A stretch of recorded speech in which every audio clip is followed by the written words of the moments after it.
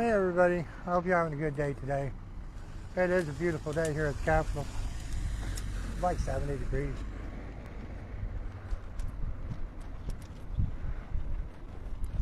There we go.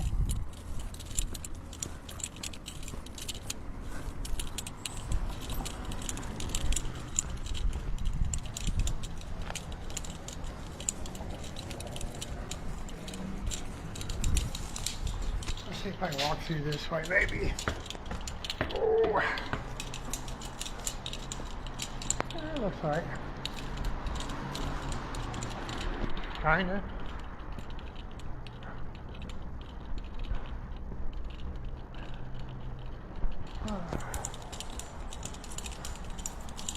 That was a lot. Alright.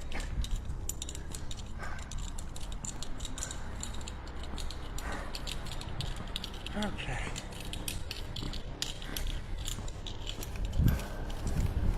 What they didn't tell us is it was a half-mile walk to the Capitol from the parking space.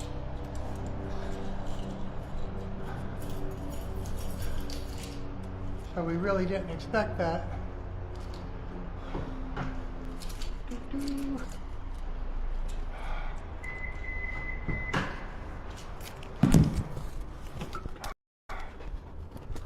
So now I get to drive, walk, drive, walk. There might be a little bit of jogging too. Whew.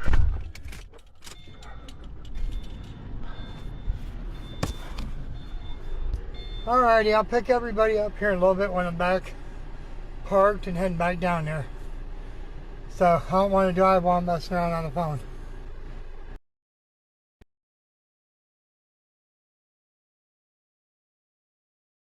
And just like that, she was gone. But I'm guessing she'll be back.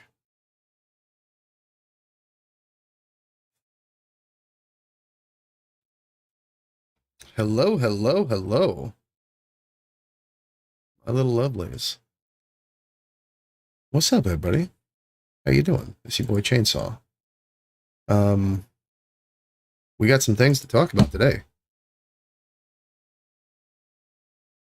I'm actually in the middle of still pulling everything up. Listen, I had to go shopping, okay? Like, I also give picture, you got picture. How's that delay, by the way? I'm sure you're watching chat like a hawk to see how quickly that goes over.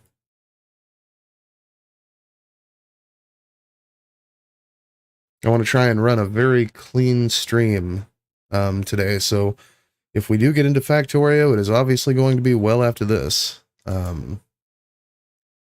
But yeah, I listed this on, here's the thing, every time I post something on Facebook, it marks it as like pending in a group, and I think that's probably because I write anything that includes the words LGBTQ or such and such, you know, those are naughty words now, in Trump's America.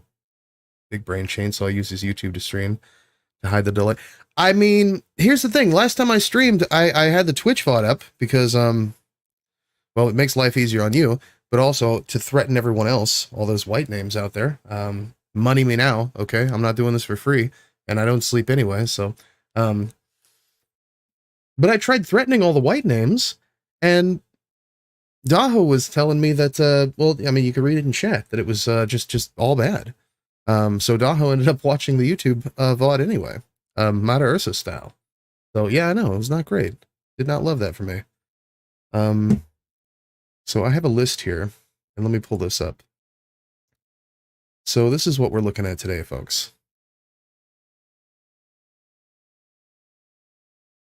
This is what's actually going on here.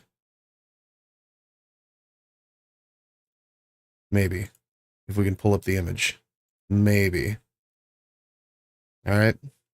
So this is, slide that over. So this is HB 35, gender transition procedures. HB 1016. This is by Brian Seitz, the racist car wash guy. You know, y'all remember him? Y'all remember him from 2022? basically added again. Gender transition procedures. Amy Gregg, transition procedures. Ben Baker, just can't leave them kids alone. Gender transition procedures. I don't actually know who Billington is. Waiting on JoJo to pop in and help you out with this. I don't know who Billington is. But participation in athletics competitions, man, I don't give a shit about sporty ball, and neither do these people. Let's be real. Justin and I have the only correct opinion on this, is that they should ban all sports for everyone over the age of 12. Okay? That's the real position. If Republicans could just ban all sports activity for everyone over the age of, 12 is maybe 11, maybe, you know? So the 12-year-olds aren't out there, like, hurting themselves, you know, getting TBIs and shit. You know, maybe pick up chess. But they got a problem with trans people in chess too now, so you fucking tell me. It's wild. Racist car wash guy also has some things to throw in on participation in athletics competition. And last but not least, our favorite, our hero, our own Beltana's ops. The egg on top of a larger egg. Benny Cook with participation in athletics competitions. And Phelps, the name is ringing a bell, but everything in this state is named Phelps. Gender designations of driver's licenses. I have so much to fucking comment on that one. The literal stalker behavior by Republican legislators on this whole gender markers thing and gender markers on their passport thing. Literal stalker behavior. The idea that they, at the federal level, are looking to prevent people from having the gender markers that they prefer on their IDs. Listen, I said this before. It harms no one, save for the people who, you know, who give a shit about this. Literally harms no one outside of them. Okay. And it's just a way, for if someone actually does use their passport to flee the country, to have to struggle in the next country. That way they can look back at it and say, I got you. Literal stalker behavior. No one gives a shit about this. It means absolutely nothing. It means absolutely nothing. The best examples that I've been given are with regard to issues that would also and only affect cis people as well. And a lot of cis people are going to be affected by some of these goofier with the bathroom laws that we see coming down the turnpike here. Obnoxiously giant Red Bull. Listen, that was my last one of those. After that, we're sucking on the Soylent. We got a good couple days supply of those bad boys. Should probably set those over here, actually.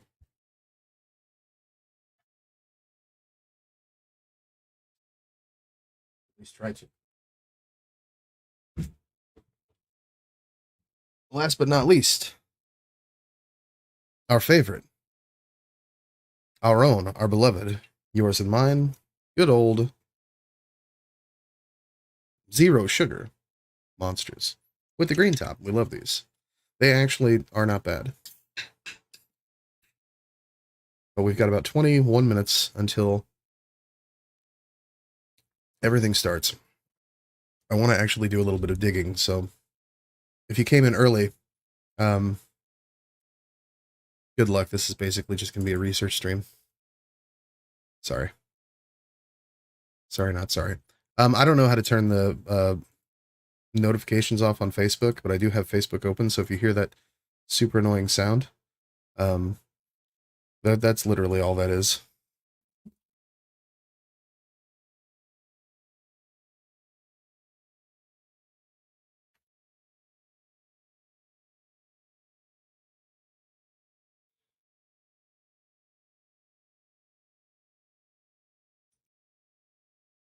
All right. I want to take a look at this. Let's see, HP 135. I do want to look at this a little bit further and closer, though.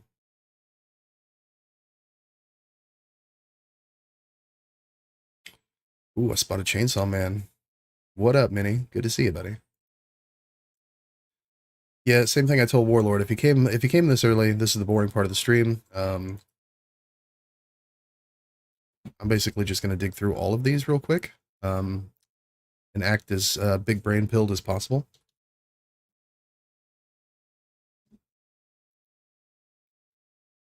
Now, granted, there are several other folks who are significantly more well versed, well read, and well studied than me on these particular bills. Listen, I touch grass and have been super busy with work, so I haven't actually had a chance. And I was shopping all day for groceries and things, buying that Soylent. The only issue is I live in a food desert, so I've actually been driving for a good portion of it. So we do love that.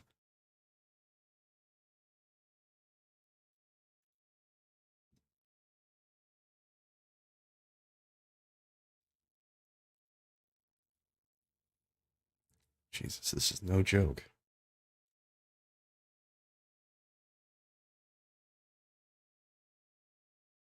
And there are 50 of these bills.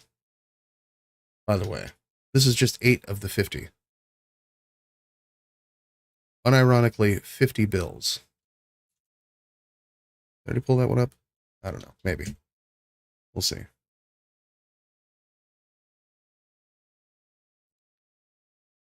Yes, we did. All right. Let's see. Let's move that over here. We'll move chat over. Come on. Where are you at? There we go. Right there. All right. The Doge delay. Oh my God. I listen. I saw our big red boyfriend talking about that earlier, and I thought, my God. I expected to be the only one with like any like insane breaking news today, but holy fucking shit. The USAID thing? Oh man. I didn't catch a lot of that, but my God. Absolutely fucking wild what they're doing. Like literal groypers in charge of the treasury. We love this. Okay, modifies provisions relating to gender designation on licenses, non-driver's licenses and permits. Okay. Oh, well. 50. Yeah. 50. That's 5 with a 0 behind it. I know. Amazing. It's absolutely fucking crazy. All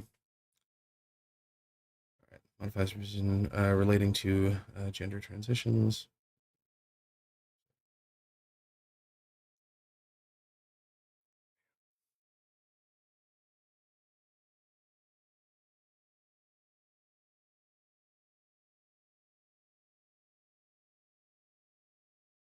Oh my God, reading.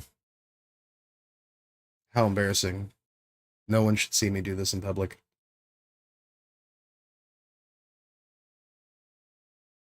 Section shall be known as, and may be cited as the Missouri Save Adolescents from Experimentation Act. Oh, we love these names, don't we, folks?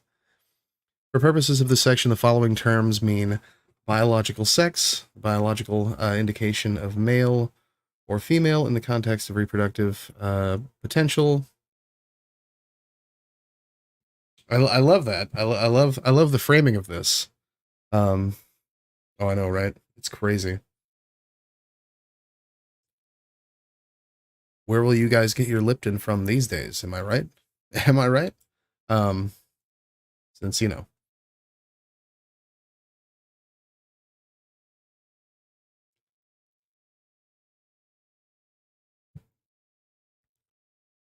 Oh, absolutely. Oh, absolutely.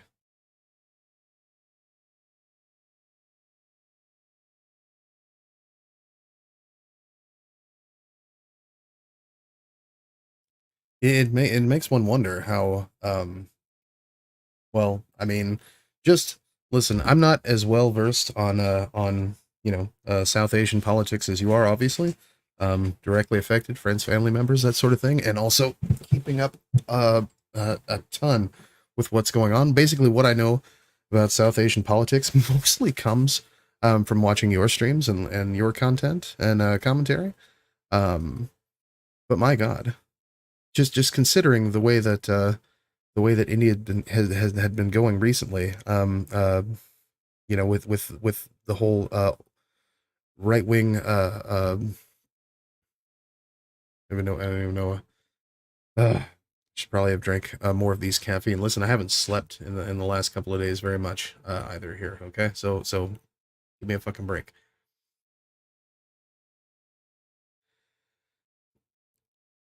But with the way that it sounds like India's been going with this whole right wing surge. That's the word I'm looking for. Trying to fight back the word purge because that is not it. Um, this surge of ultranationalism in India, it makes me wonder how they're going to deal with making India great again with something like this happening. That's actually a great point. Yeah, they do the Stop All Fascists Everywhere Act. Those things, true. So we're saving adolescents from experimentation, um, biological sex, indication of male or female in the context of reproductive potential or capacity. So I already love that framing of children and their reproductive potential or capacity. That's not super weird or anything.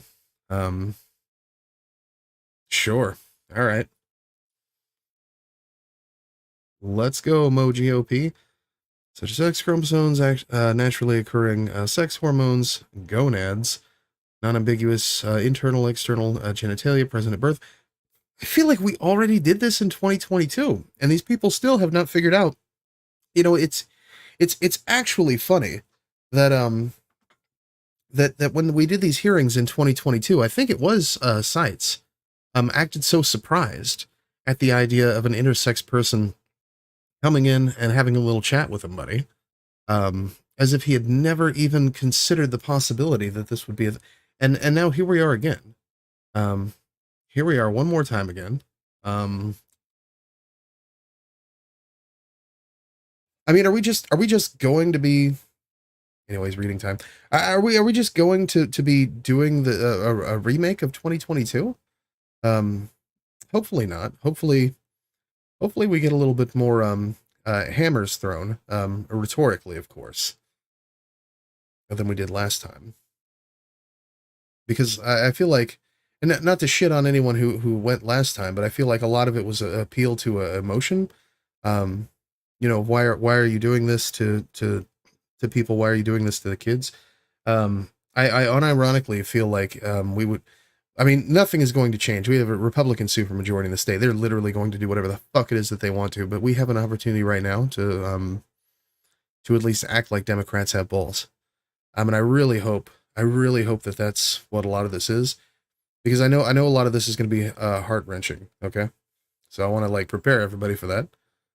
This is going to be emotional. This is going to be heart wrenching. They're going to be crying. You're going to be crying. I'm not going to be crying because I'm emotionless, stoic, Giga Chad He-Man, who does not cry ever and has never cried on stream ever. Okay, I'm not Eric Roberts. I will not ever do that. Um, that said, I feel like this is a great opportunity to try something different, to come in with some kind of strength, and I really hope for that, you know. And I know, um, I honestly, I wish I could have been there to do that. I just,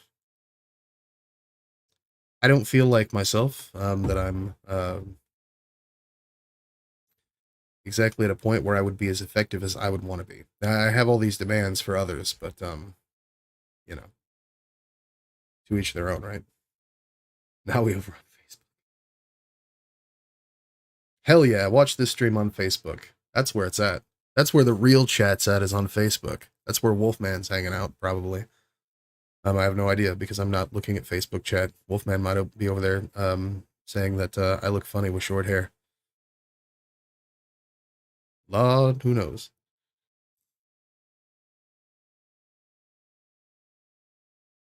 Well, Raw, good to see you, buddy.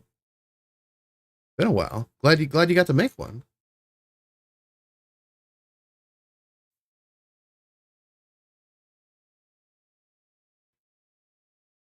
Oh wait, shit, is that? Wait, what is happening with my chat here?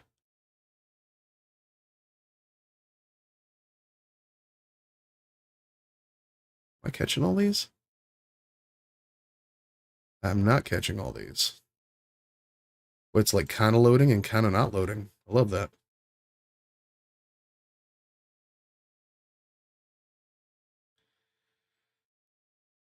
Modi won't give a shit, really. 11 years of this shit already with him and his fascist party.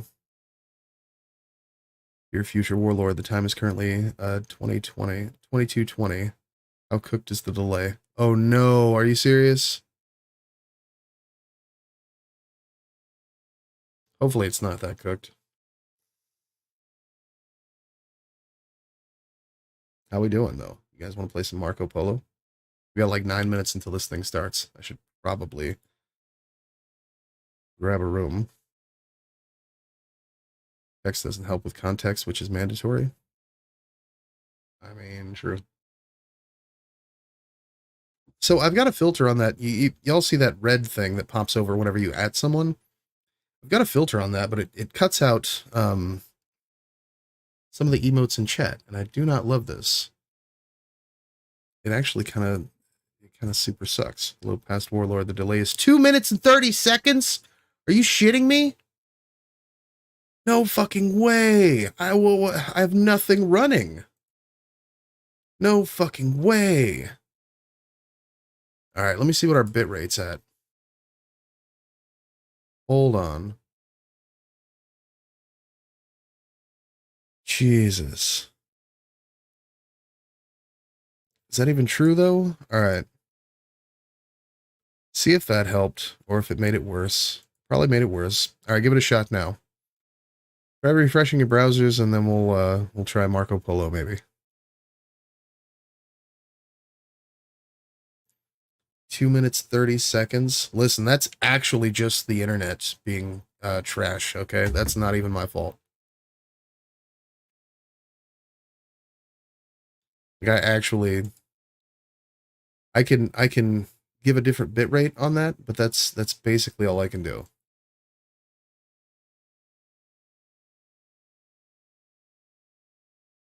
Like we are kind of limited on what our options are to an extent.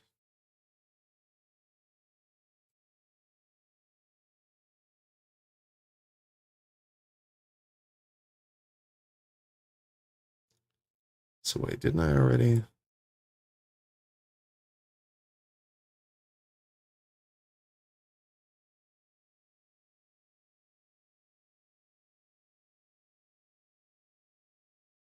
We grab all these, slide these over here.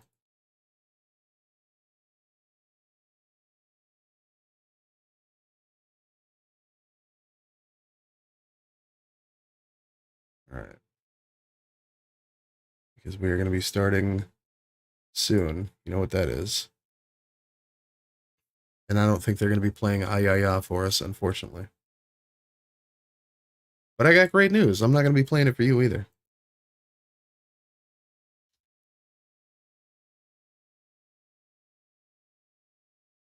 So don't we just love that?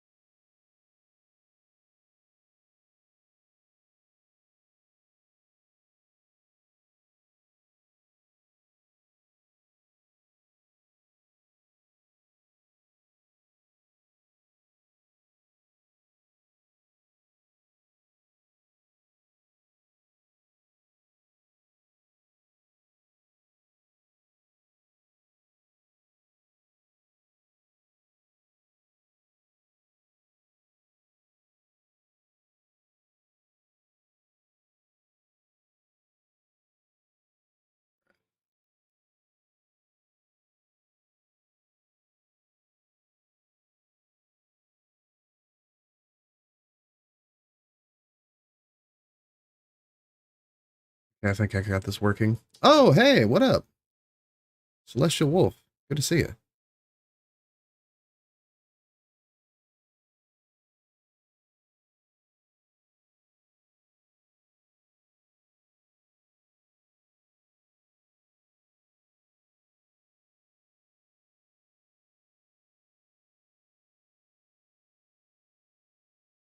True.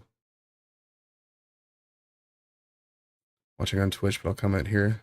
Nice to catch the stream. This is gonna be hell. Oh yeah. Oh yeah. So Celestial Wolf, you're not a celestial fish, are you?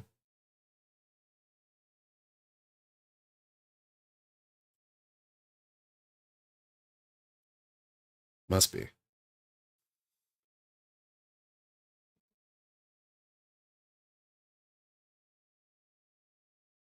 Either that or one of Warlord's apprentices that I'm not aware of.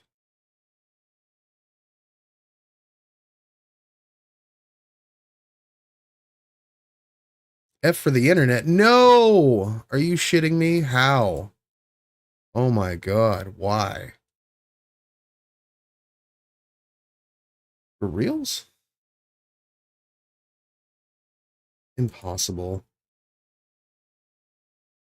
Absolute poppycock.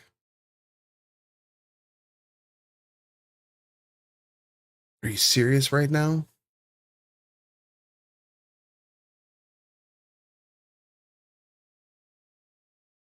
I mean,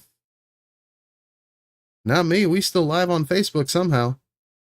So where are people still pretending like Dems care or will try and do anything, cope in denial? I mean, here's the thing. This is actually a show of some of the only Democrats who do care.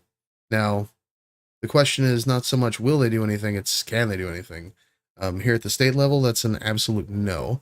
So what I'm hoping that they will do is show up with their fucking balls in hand. I have no idea what's going to happen. I didn't go because I wasn't able to get my balls in hand. So, you know, I may not be the one to pass judgment so hard, at least today. But here's the thing. The goal is true. So here's the thing. The goal is we will be improving on our rhetoric. We will be improving on our ability to iterate our positions and, you know, just kind of brush up on a few things. Because debating the regarded on the internet is one thing, and that's regarded with a hard G, okay? Debating the regarded is one thing. But when it comes to actually dealing with sitting members of, well, in this case, the state legislative body, that's a whole nother monster. Where is this fucking video?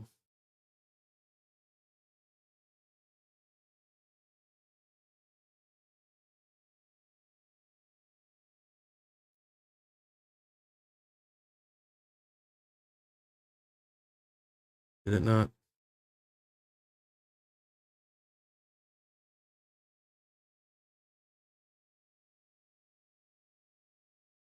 So anyway, the idea is that the next one of these that pops up, I want to be able to show up and, you know, do the thing that was asked of me this time. Because I was invited to go speak at this, but I didn't feel that I would be as effective as I would like to have been. And so we're going to be working on that. Yo, Justin found his way in. Oh shit, Justin freaking did find his way in. Why your sites suck? Why your sites suck? You know, if you paid me to work on your site, I could afford better internet for my site to be better.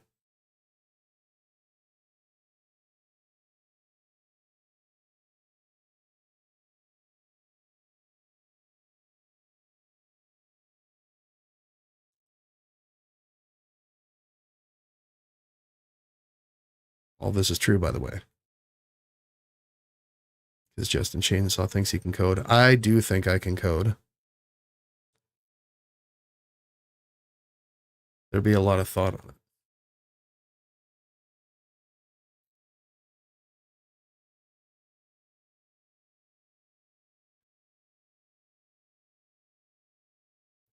Your internet has been a drop machine. I'm on fiber with a wire.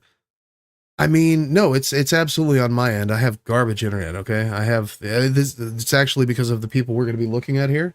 Well, not necessarily them, but their entire party is why we have the best internet that was available in 1998 out here in rural Missouri. Okay, those funds have unironically been available for 13 years, and we can't get them to run cable. What, 200 yards, 300 yards, maybe, to this location. You got to pay for that shit, yourself if you want to. Now I can pay for that shit myself if I want to, but fuck, it's just like two grand. I don't want to.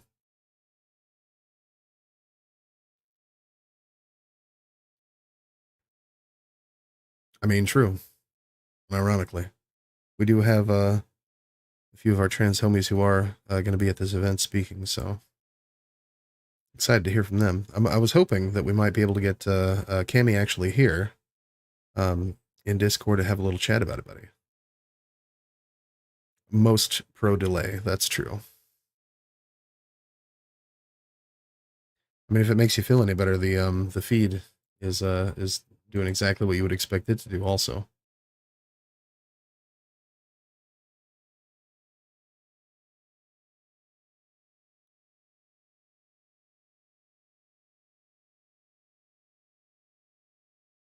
There isn't much else I can close. I can code. I mean, want to help me get these things more mobile friendly. I mean, mine's fine on mobile. Holy shit! Oh my god.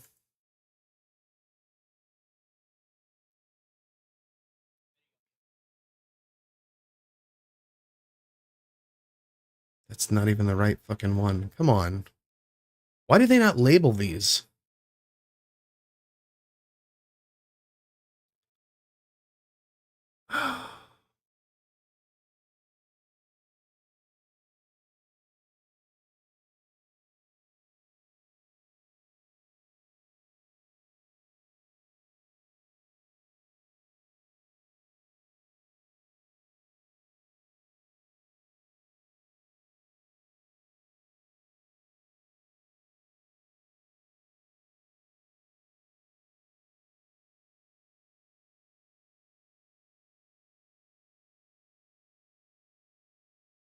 Okay, hang on.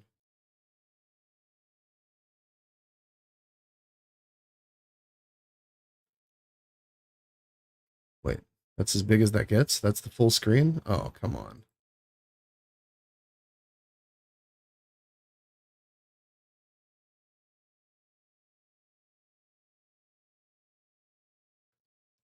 Y'all want to talk about a broken website? Look at this shit.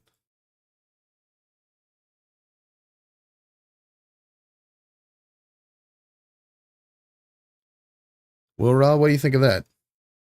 All right? You know what I mean? What? Want to say I can't code? I'm the best this state's got. Come on. What are we even doing here? This is the live button. When you hit live, or when you hit the to maximize, that's as good as that gets. Could we get a picture in picture? Oh hell no, never. Oh my god, are you fucking serious? I don't want to move me. I like where I am.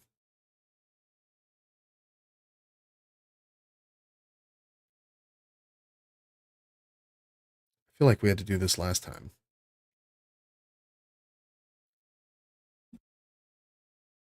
I understand rural garbage internet.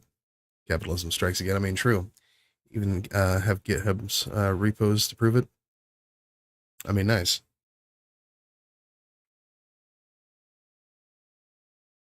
Worst part is that we pay the internet companies to lay pipe, and they only do where they can make a profit. But the funds are meant for to be for rural America. I mean, that's the thing. Like in every other rural state that's not a red state, those funds have been available since what, 2012, 2013, 2012. So 13 years ago, but that was the same year that Jason Smith took office as our representative here.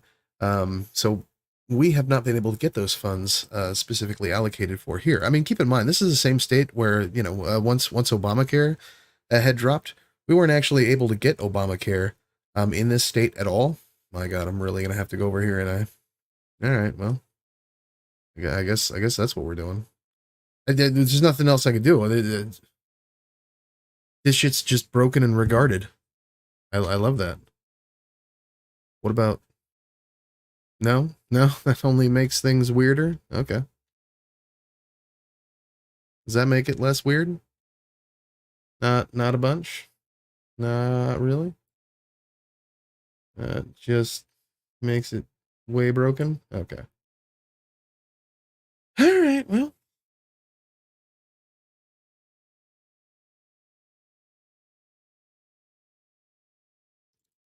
I guess that means I'll have to move this also. Alright, so if you're watching on Facebook or YouTube or Twitch and you want to join the site chat, because I don't know where else to put that. There's nowhere else to put it. It's not my fault. Justin does his editing thing. I mean, I do okay. You know, obviously I'm still learning. There's still tricks that I haven't quite figured out yet. Want to move back to an actual city? I mean, I feel that.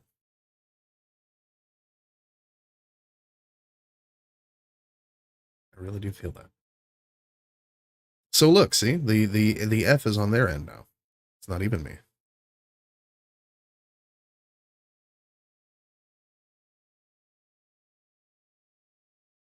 Gib content. I know.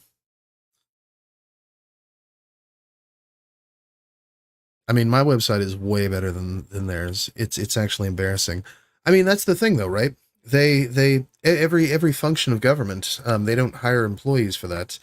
They outsource to a third party. So they hire a company to do the, you know, said work for them. It's actually pretty fucking insane.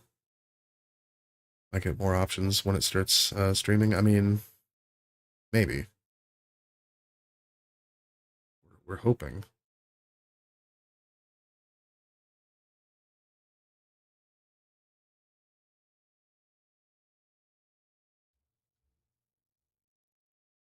It's not looking like it, but we're hoping. We've got audio, we've got video. Remember this selection. Okay, cool. I mean, this is it, right? Their OBS is on. That's as good as it gets for those folks.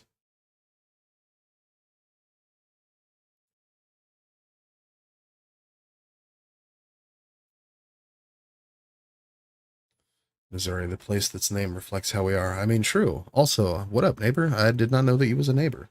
It'd be like that sometimes around here. Also, Celestial Wolf. I don't know if you noticed, but we do have some really cool and really fun emotes.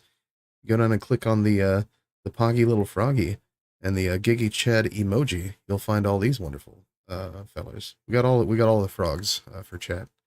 So, you know, go nuts. Have fun. Can't wait to watch a delay through a delay. I know! It's wonderful. Listen, I just appreciate y'all being here. I don't know, like I say, this is also mostly research for whenever, because I would like to attend, you know, in the future. I was invited to go to this one. I just didn't know that I would be as effective as I would want to be, at least at the current time, right? Holy shit, why is it doing that? That is not me, okay? Maybe that is me. Listen, I dropped the bitrate a little bit, so that should make things easier. Did it get better, or did it get worse, you think? Surely it got better, right? Had to have gotten better. Praying that that got better.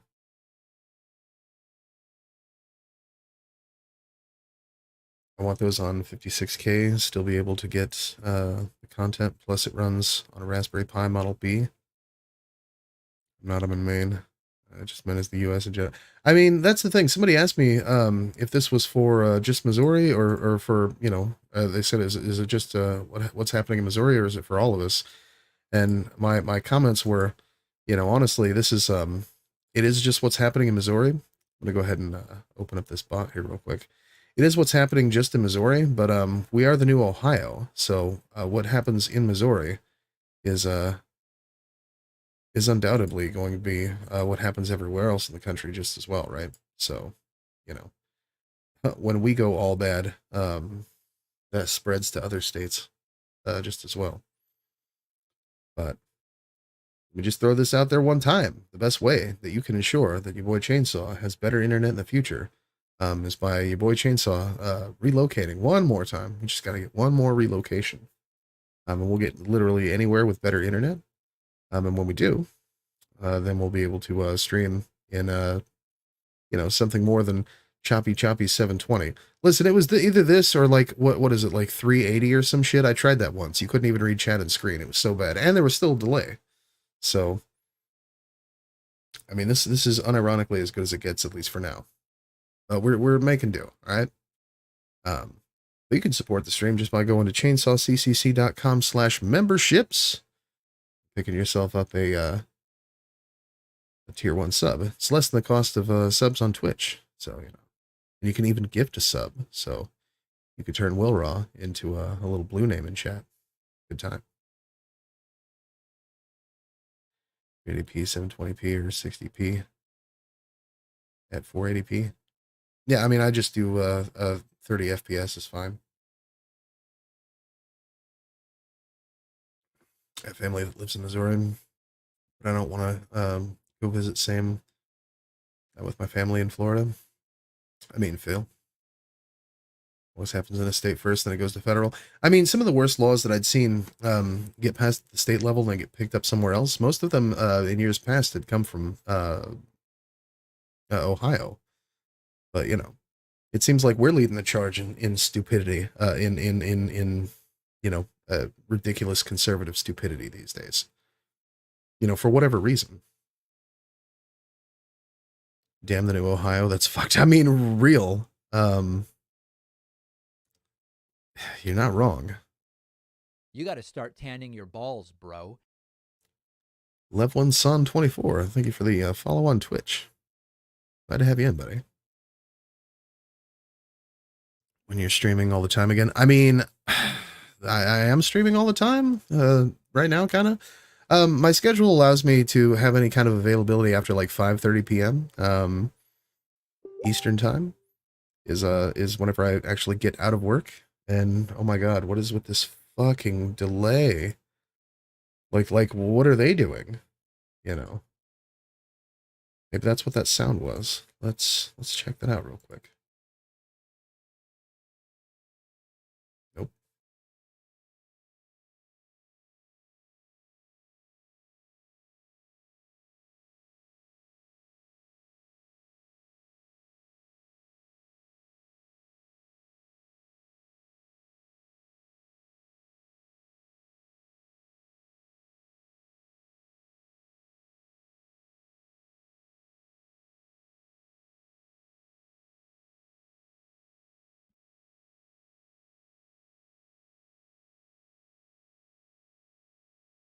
They seem to be taking their sweet ass time though, which doesn't surprise me. They are 15 minutes late.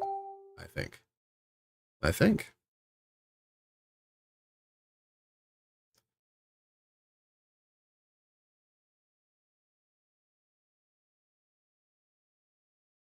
What the hell?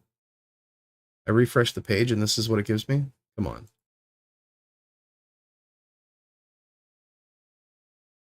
That is so bad.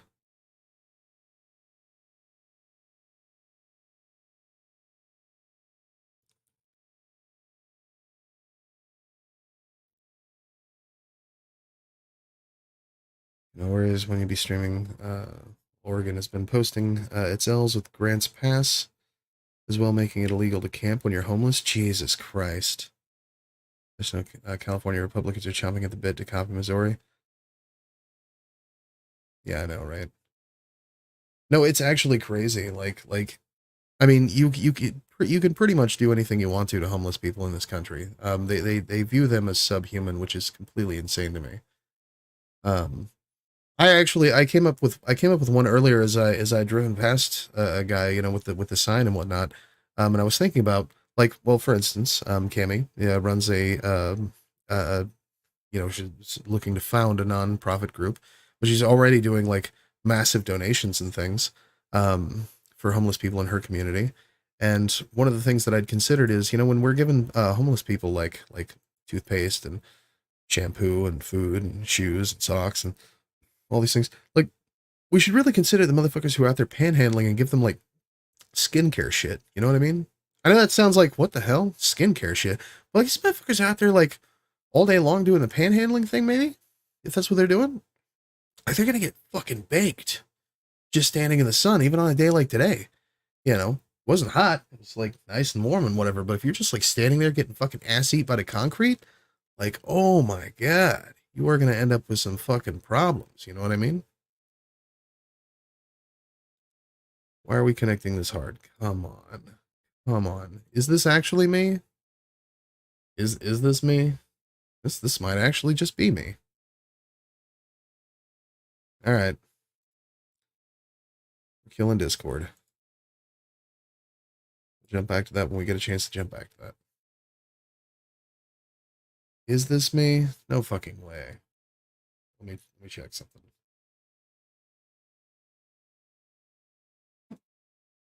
All right, Minnie. Want to check this real quick?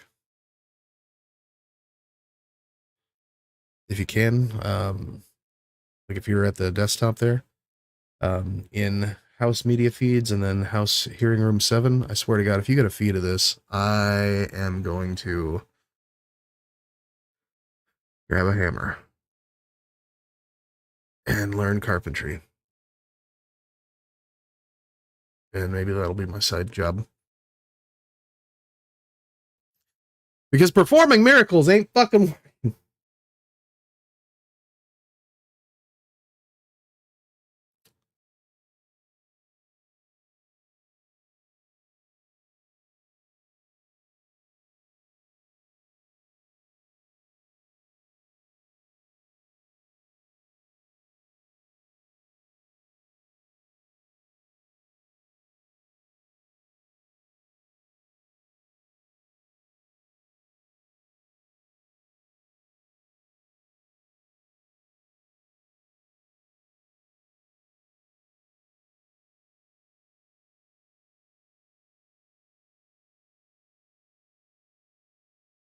Is it just me? No way.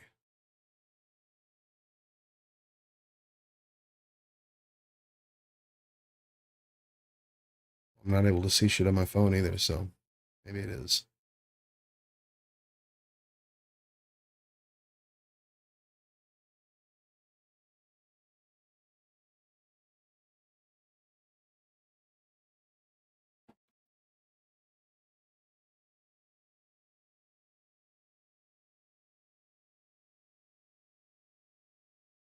It's working for me on communist West Coast internet, but the video is super small. Jesus, really? Yeah, it's not looking great. No fucking way. No way my internet is so dog shit that I can't actually run this. That would be fucking crazy, dog. Alright. Let's literally close every single fucking one of these. Every single fucking thing. Alright, bare bones, man.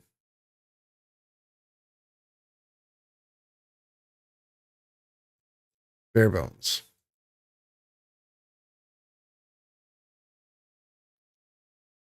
It's just not free market. Like, it's what it sounds like to me. I'm just curious. Oh, amazing. Now we got anything. Reasoning for that. Can you give me the line, Representative? No fucking way. Is yours as delayed as this? Please tell me it's just them fucking this up. Try one of the hearing rooms. I mean, that's what I'm in, is house hearing room 7.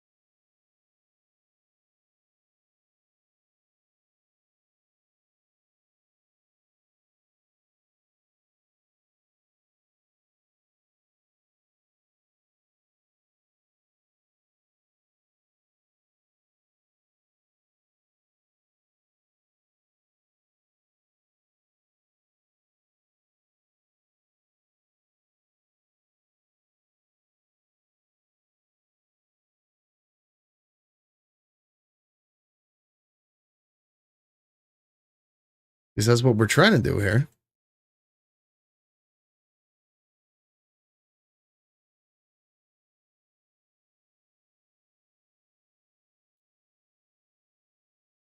Only audio? Come on.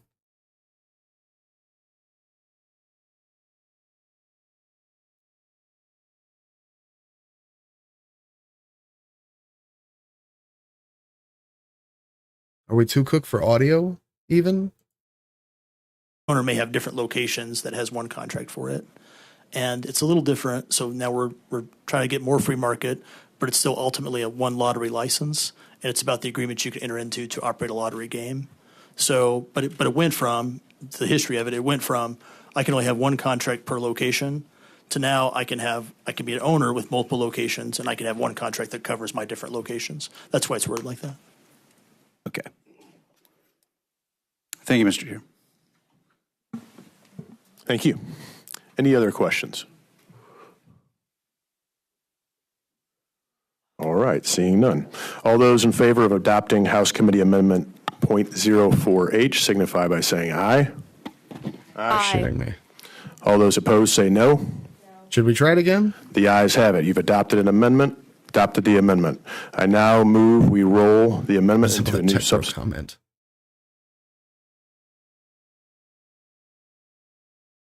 It's just their video is like super not fucking working. Why can't they just embed this on YouTube? You know what I mean? Just broadcast this on YouTube and just do it like that. Why does this have to be so bad? Aye. Aye. Aye. All those opposed say no. What the fuck was that? Ayes have it. What was that? Substitute. What was that even? Substitute. What is this still even?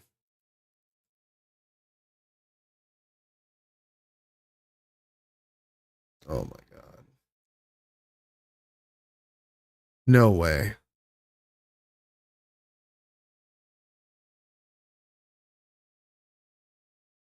There was no way to prepare for this. There was actually no way to prepare for this. Where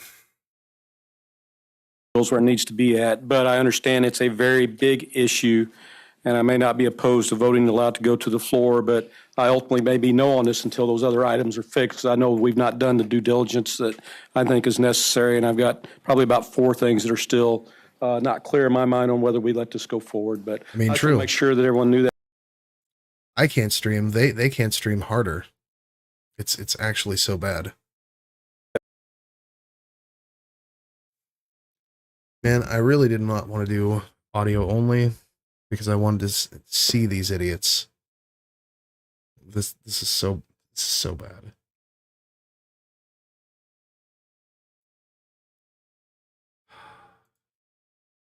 You're kidding me.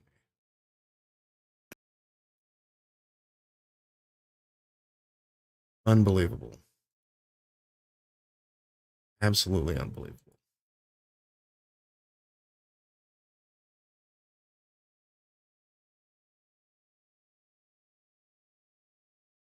I mean, listen, And so I would love think to this is an pay opportunity for the whatever legislative is body needed to get to better see internet out this and here. get their But eyes on it there is and, not an option. You make a cannot pay decision, for better signal. on how we can regulate these a little bit better. Not a fan of gambling, but I think they do need to be regulated if we're going to have them.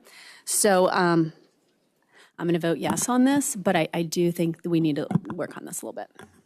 What the fuck is this? Representative Busick, To comment, please. yes, when it comes to the gambling issue, I am normally for religious and personal reasons, I do go against those, so I will be a no on this for that reason only. So thank you. Thank you, Representative. Anyone else?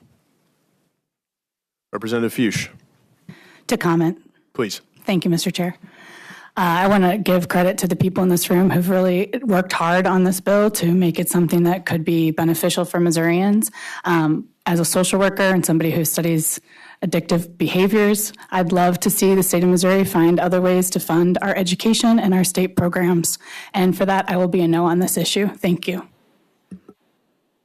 Thank you, Representative. Anyone else? Okay. The chair will be a yes on the bill. I do understand the concerns of many and agree with some of the concerns.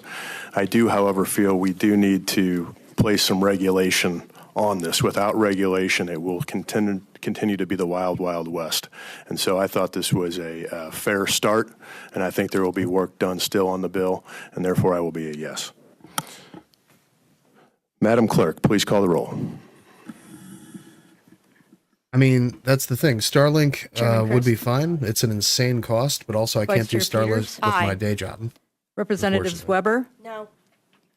Baker? I barely have enough internet to do my day job, actually. Busick? Yeah, I know. I already considered that. Has to Davidson? be a line in. Has to be Bush? No. has to be consistent Houseman? signal. Like this is not Hinman? consistent. Hovis? Cruza? Overcast? Price? Thomas?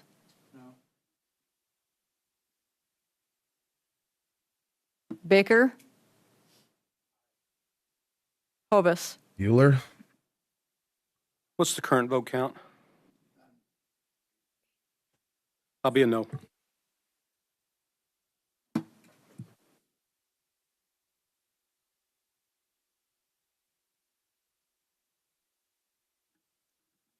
By your vote of 8 ayes, 5 noes, you have voted House Committee Substitute for House Bill 970 do pass. I wish I had 7 megabits per second upload speed. We will now hold executive session on House Steal Bill your neighbor's 875, sponsored by Representative Chappell.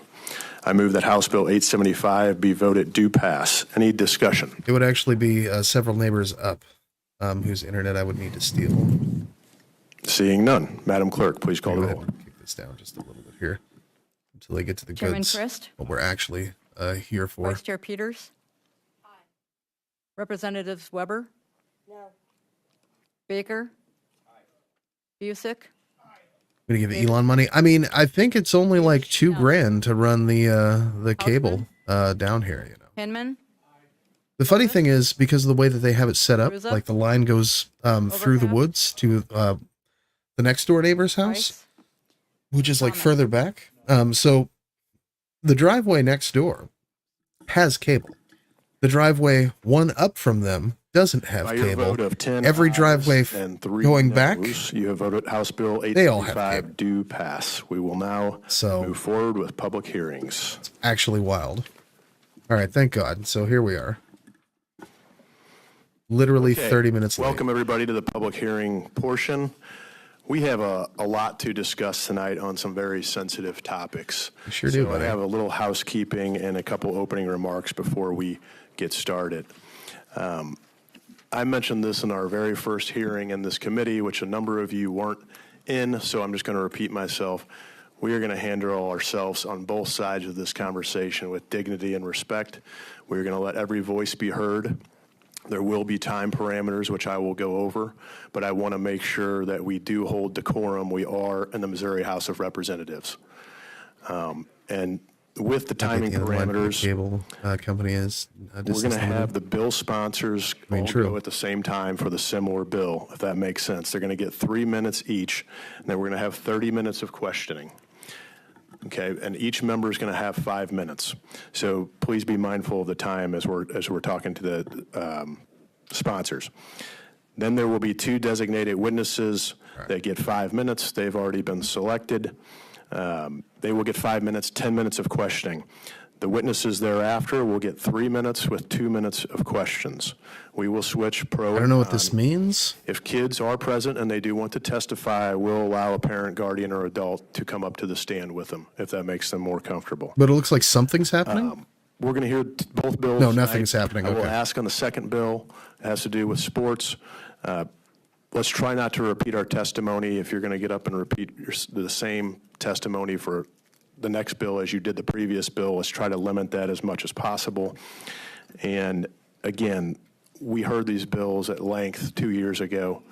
And so I am going to let everybody's voices be heard, but this is a much different hearing than 2 years ago because my understanding is the sponsors will tell you it's a removal of the sunset. Okay, if you're not a member of the media, please remain seated, even if you're taking photos or videos. We want to minimize disruptions. A lot of people like to come up, take photos. It can be very hard on witnesses.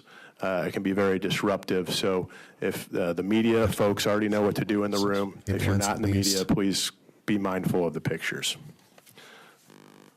I mean, the last village I lived in had 500 Okay, so we people in will it, now and hold they that had public fiber hearing on House optics. Bill 35, 1016, 1038, and 1081, sponsored by Representative Billington, Seitz, Gregg, and Baker, respectively. The fact that they haven't Sponsors are already up there, so brought please proceed cable when like ready. 300 feet is just lethargy. Chairman, member of the committee, thank you for the opportunity to present the House Bill 35, known as the SAFE Act. This bill is simple yet crucial important. It protects Missouri children from inevitable medical procedure by ensuring that individuals under the age 18 cannot receive gender transition surgery, sex hormone, or puppet blocking drug. A proper measure is our responsibility to protect a minor from medical intervention that have permanent consequences. Decisions they are not yet mature enough to make. House Bill 35 built up an existing law by removing sunset clause that will allow the procedure to resume in the future. It holds health care providers accountable by classifying the administration of the treatment to minor as unprofessional conduct, subject to law of the license. Furthermore, the bill provides legal recourse for individuals harmed by the procedure, allowing them to seek damage if they had trouble succeeding having children or lacked medical compensation as a result of the treatment. This bill is necessary for several reasons. First, there is growing evidence that many children who experience gender disability would have a natural resource than feeling by adulthood. When they get older, they regret having the operation. Yet we had seen dreadful entry, a number of minors being powerful. Listen, I know you guys can't treatment, ongoing see this, but it's surgery.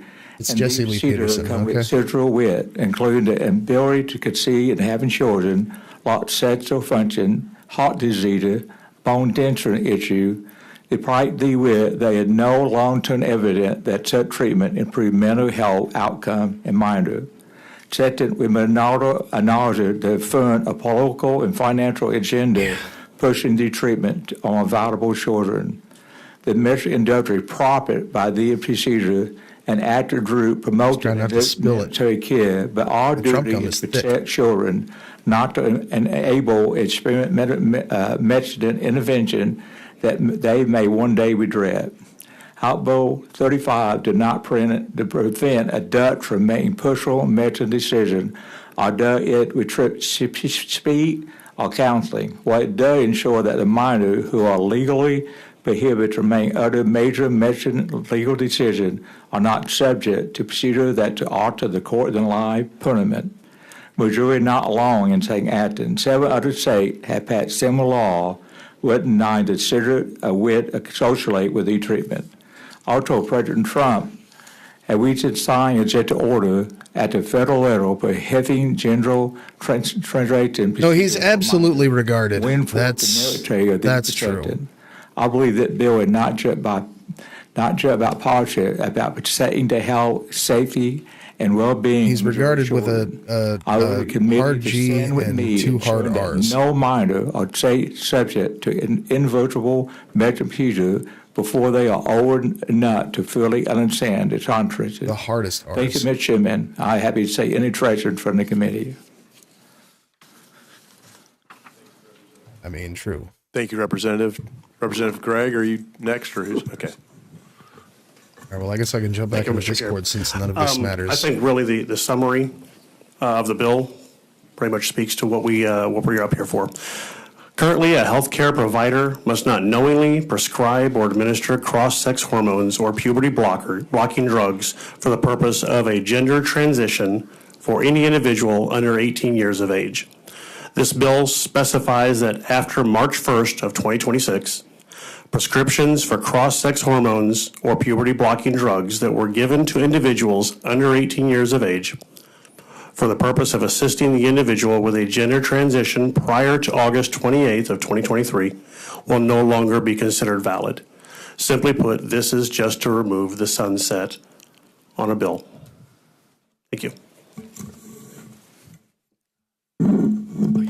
Ben. Thank you, Mr. Chairman. I appreciate the opportunity to present my bill, which is, I think, exactly the same as these other gentlemen. The number of mine is House Bill 1081, and for the record, Representative Ben Baker, the 160th District, Newton County. It's very simple to me. I think several have mentioned the unintended consequences and some of the things that we now know and the risks that are involved with these kind of drugs that are given we to tried that children. the last couple of years. We had I'll the just most mention women two running things that for office, were not mentioned as of that yet ever that I think are run for office worthy before of in the state, mentioning. And actually. one of those, to me, is the ethical concerns. The consent of minors Even to for governor undergo last year. this kind of treatment with, Missouri, I think, proven profoundly irreversible consequences from that, to me, is an ethical issue. And, there are many of them now, and a growing number, that are regretting their decisions and detransitioning from that, or attempting to. But in many cases, they can't ever get back to the place they were before. And I think that's problematic for a lot of reasons and can have a long-term trauma and effect on those people throughout the rest of their lives.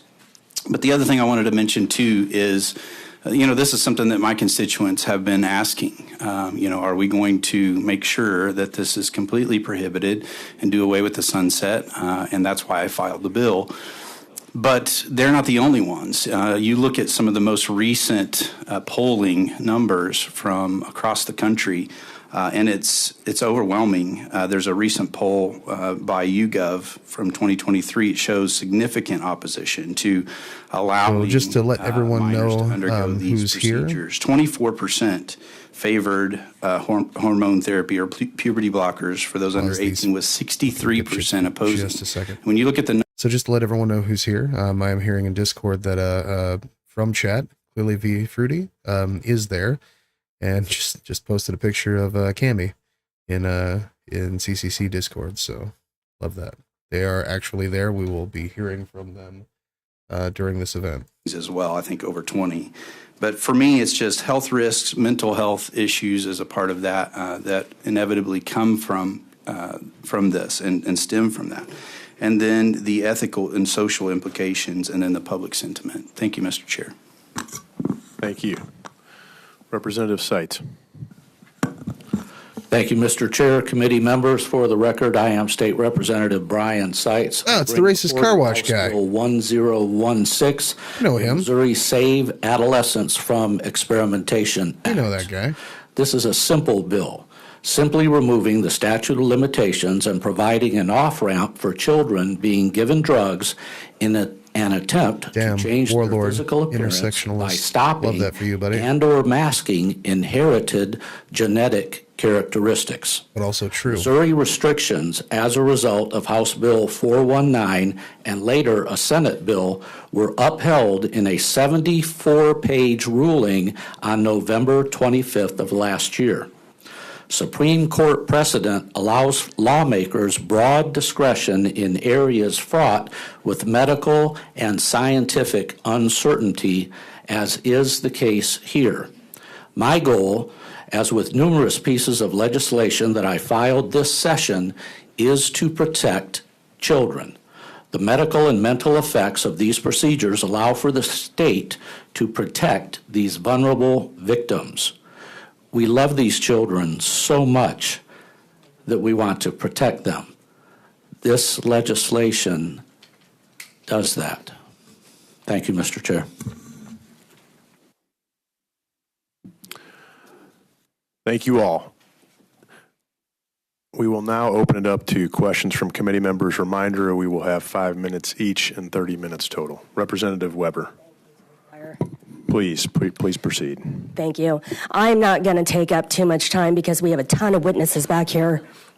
But I would like to say, when you all, representatives, say that this is a simple bill, it it is a slap in the face. Because look at the amount of people that came here to testify against this legislation. It is a slap in the face. So it is not just a simple bill. We are affecting people's lives and harming them. So yes, this is a sunset. And so I would like for each of you to tell me, why were these sunsets put in place, first of all? We'll go with you, Representative. Just go down the row. Yeah, I know. Light their asses up. As you know, I was a freshman that year, incoming, and I think that was probably week 3 of me on as a representative. So personally, I was not involved with the discussion and the bill creation. So I am not sure why the sunset was. By the way, put in. this it could have been in who's order to talking get the there? votes to pass. I'm not sure. Just so you all know. Yeah, I think this legislation, as well as the Save Women's Sports Act, the sunsets were simply put in to help the bill pass in the Senate. They were overwhelmingly passed in the House, and that will happen again. This is a simple bill removing a sunset. Yeah, pretty simple. The Democrat and the Senate were filibustering, wouldn't pass the bill, and the Republican caucus decided to let the Democrat have then a little way to put a sunset on it. Well, I think every Republican regretted that moment, and so we need to make sure that sunset we move. Oh, please stop speaking. My God. Yeah, just to echo what the other gentleman said, I think it was a compromise that was made in the Senate. I obviously was not in favor of that, but I thought it was better than what we currently had.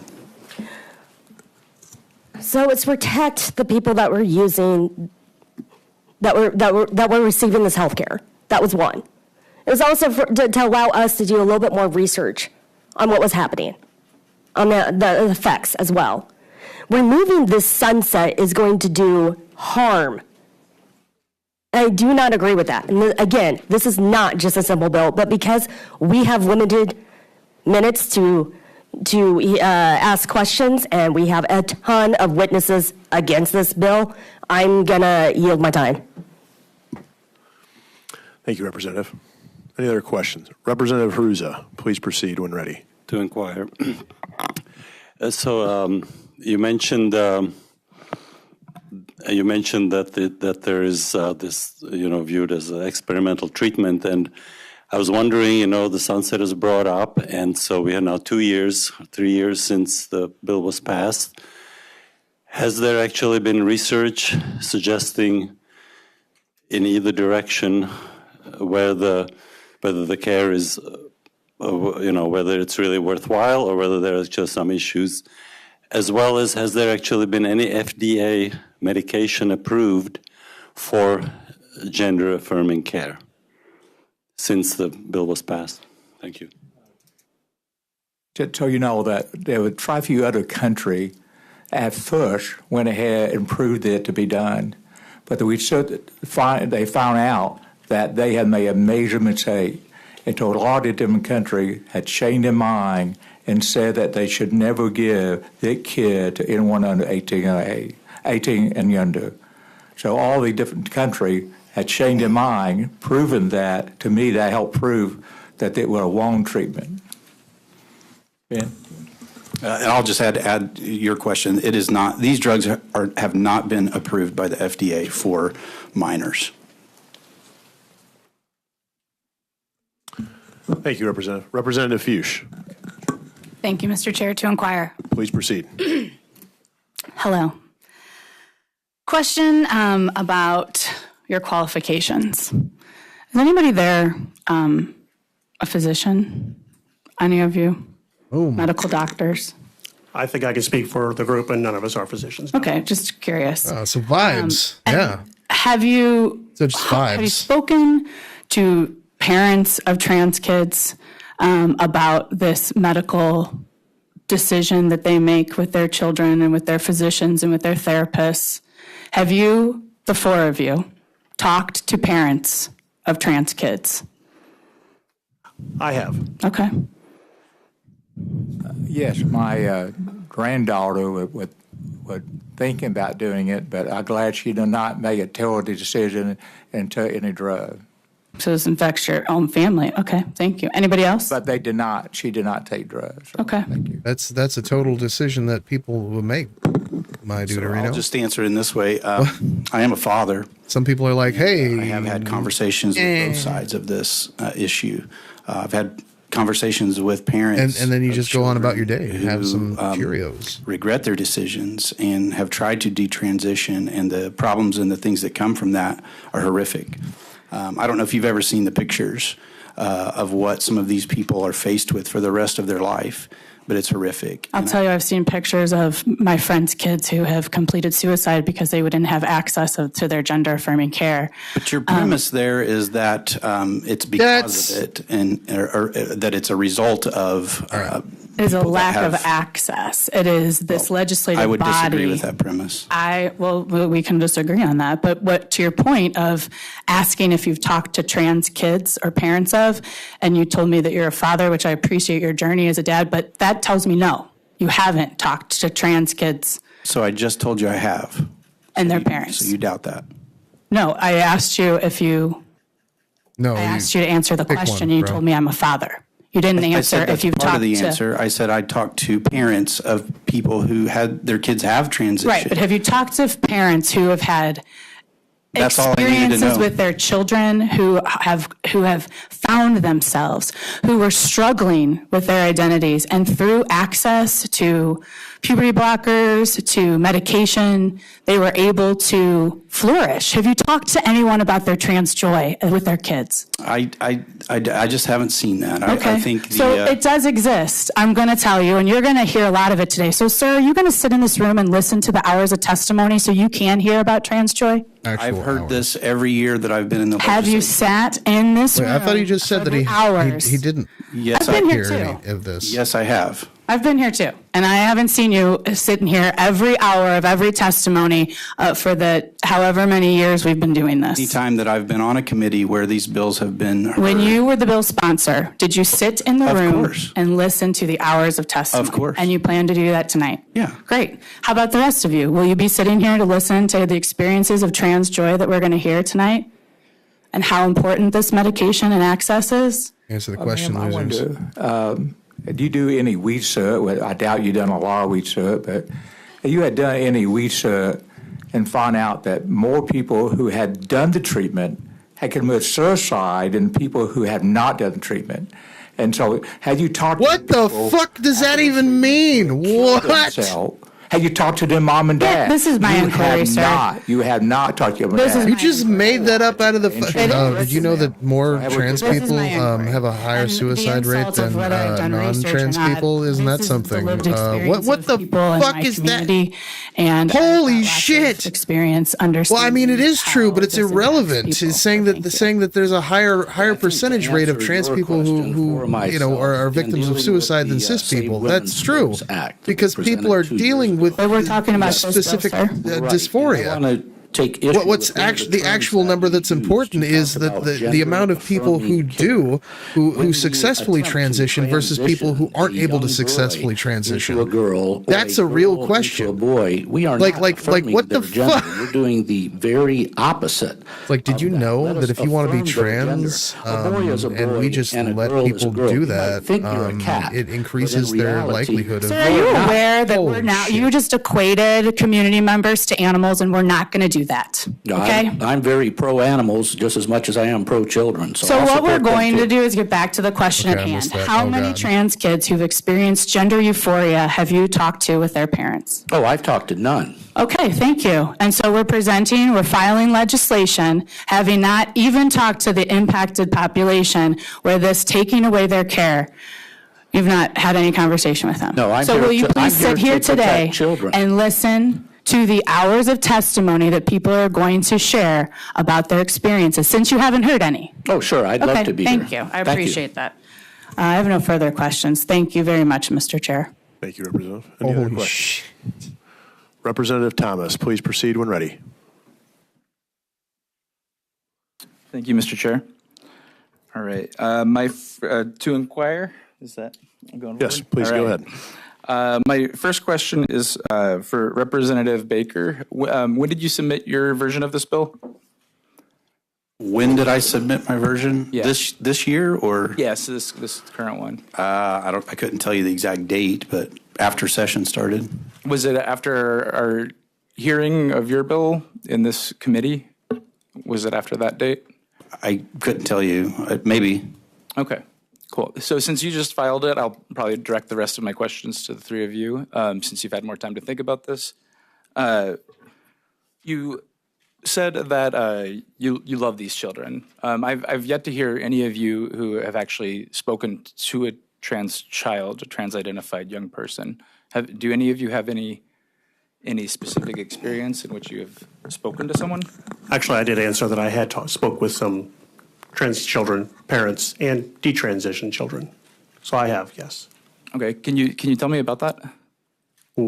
Narrow it down. What's your question? I just, you said you love these children, and I That's what's haven't heard true. much love yet. I've heard comparison to cats and just. Well, I didn't mention the cats myself personally, but Yes. but just to answer that, it isn't the term that was used is gender affirming care, and again, to echo what the other representative has said, this is not affirming their gender. This is People are not actually, watching me pick I my guess, teeth. an old term But I did have that chicken we today. don't use much anymore. judge. This is actually enabling. When you have children that are suffering from mental issues, we don't affirm those. We don't enable those. Instead, we have to tackle the issue, and by affirming the problem, you're not fixing the problem. You're just letting it grow and get bigger. So, Sorry, my question was about. I'm getting to that right now. So the love for these children comes by actually helping them, not letting them relish and live and damage themselves in the issue. So the love is actually addressing the issue and not allowing it to continue to happen. I appreciate that, and in good faith and grace, I do believe that you are trying to help children. That said, I believe I don't these bills are think very that they're harmful trying to to help children. Not In even the a little bit, comparison, actually. to cats, a cat is a cat. Well, human biology is more complicated than that, right? There's 1.7%, I believe, of births fit somewhere in the definition of intersex, right? Which many of those people go on to identify as trans at some point. This is what I was afraid of. Sorry. I just want to hear the What's numbers. intersex I just want to hear the again, numbers you said again. 1.7%, and this is something that is well known to anyone who deals with live births. That they're often it's well known throughout history, throughout all we've heard. It's I'm familiar, outdated. yeah. Okay, so we know mythology. It's come up in medical texts over and over again throughout human history. It's a fairly common occurrence, right? In which there could be chromosomal differences, for secondary sexualistic characteristics, just differences in. Yeah, no, absolutely. Do not. So Yeah, if- see, if, that's where I'm like, we need Your to. idea of not be this doing is, that.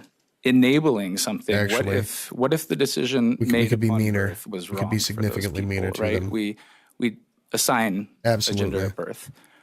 What if that is not who they were? What if we get it wrong as doctors, as medical professionals, as society?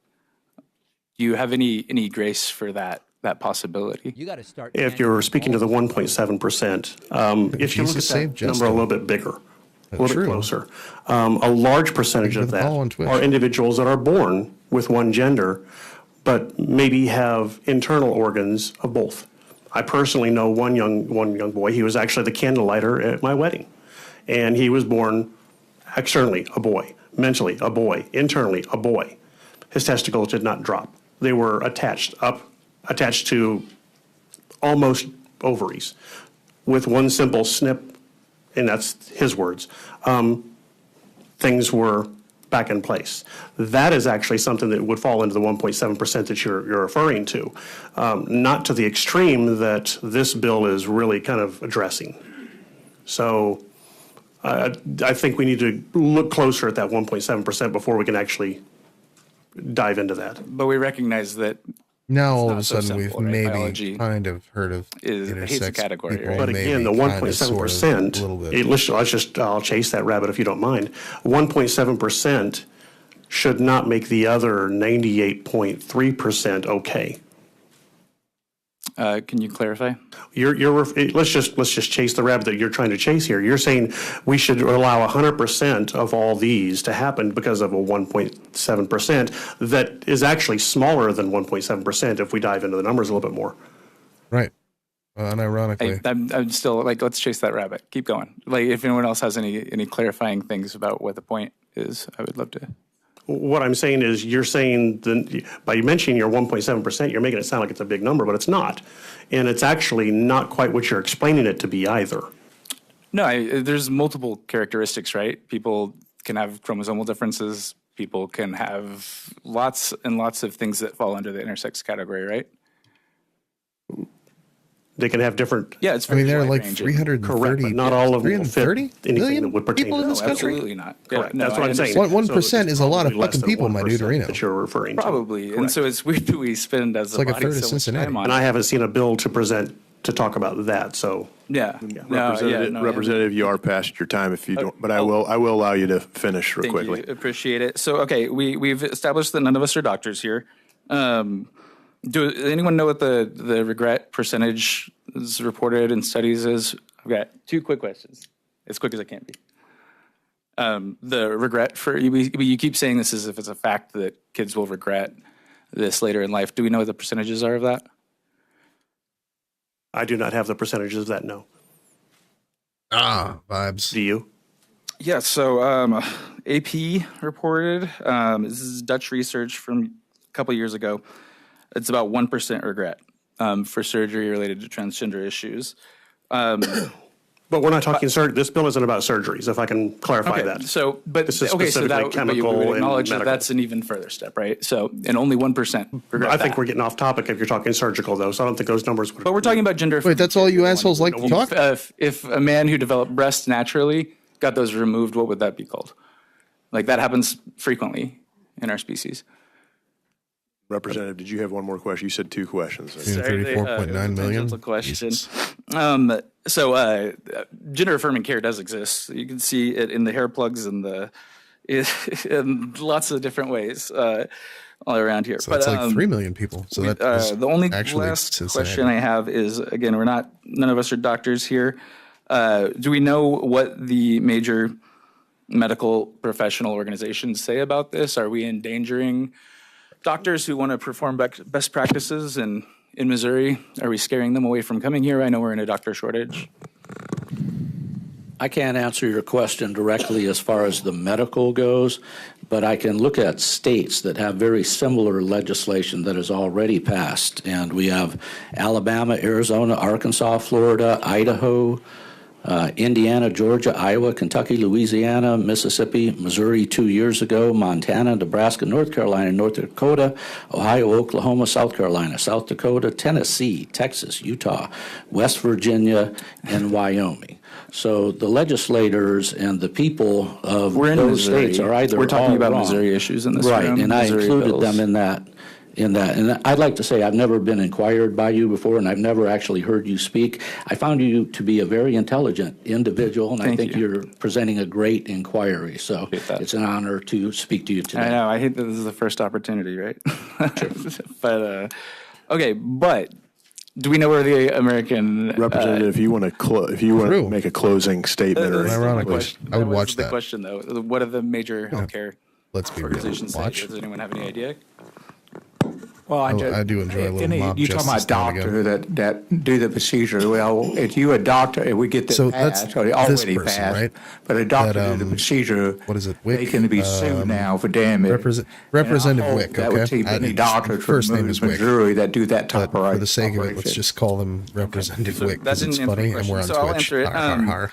So it's actually the one who the brought this. American Medical Well, I guess Association. brought this to everyone's attention. It was Cammy who Healthcare brought this to gender my affirming attention, care. but Let's call it from transgender people and youth, American Nurses okay, now it's Association, going to actually bother me what this American person's Academy name of is. Child and Adolescent Psychiatry, American Academy of Dermatology, American Academy of Pediatrics, American Association of Geriatric Psychiatry, American College of Health Association, American College of Nurse Midwives, American College of Obstetricians and Gynecologists, American College of Physicians, American Counseling Association, American Heart Association, American Medical Student Association, American Psychiatric Association, American Psychological Association, American Society of Plastic Surgeons, American Society for Reproductive Medicine, American Urological Association, the Endocrine Society, Federation of Pediatric Thomas. Organizations, There you go. Health Professionals, GLMA, the Journal Always of with that American pink Medical suit, though. Association. That's And the list goes on. I won't go through the whole list. that's like an icon So of, I'm not sure why we would Wick Thomas's think that we know brand, I better guess. than these organizations dedicated. Have you seen a lot of that pink suit? Thank you, Representative. Please, let's have some order. We talked about this. Also, the media, we talked about this at the beginning of too. You Soy need to be ass behind the hairstyle, witness kinda line. like it. And there was also someone from the stands that came up and took pictures up here very close to the members. We're about 20 minutes in Population and for we're already 2023. breaking order. I'm not So mad at you. please, I don't want to have to repeat myself, and I won't repeat myself. Any other questions from the members? Representative Price. I just appreciate you looking. To inquire. Please. 24 is one as well. My question We got, is, have any of just you about that every said 20 you had seconds. spoken to trans kids, have you spoke to any of them in the black and brown communities? Only or if do you they have a want to. voice about this? So, I mean, in my experience, it's been many different when it comes to backgrounds and race and all of that. But I'm not sure how, when we're talking about renewing a sunset, how that would apply to what we're doing with this bill. I just wanted to know if the black and brown kids had a voice about this, because some of the representatives said that y'all had spoke to trans kids, and I wanted to know if any of them were from the black and brown communities as well. I can't speak for any of the other gentlemen, I know, but again, I think we need to you didn't say stick that you to the did. bill. You said that you were a father, so it wasn't necessarily directed to you. Okay. Thank you.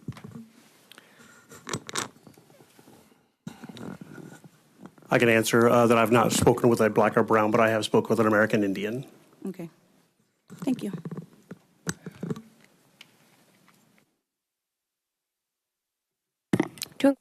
Please.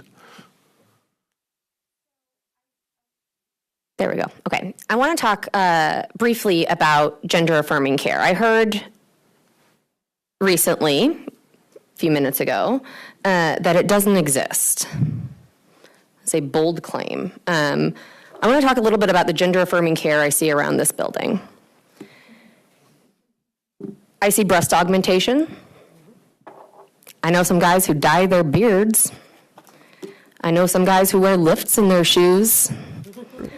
All true. Women who put lip filler. These are all gender affirming care. It affirms your gender. You feel more masculine with a lift. You feel more masculine with a dark beard, right? You feel more feminine in heels maybe and a dress. You feel more feminine with a certain hairstyle perhaps. That's gender affirming care. It exists. It's not all hormone replacement therapy.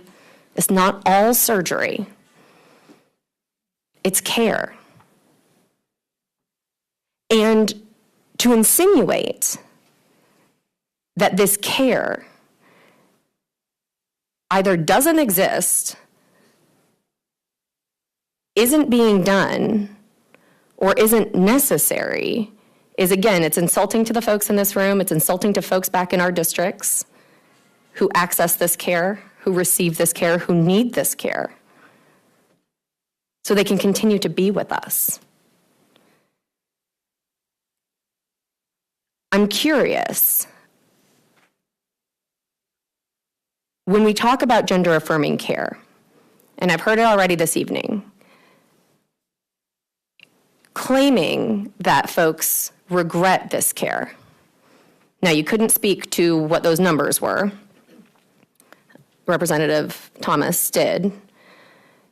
And I think I'm curious to know from each of you, what other medical treatments do we care so deeply about the regret rates afterwards? Can you guys please speak to that?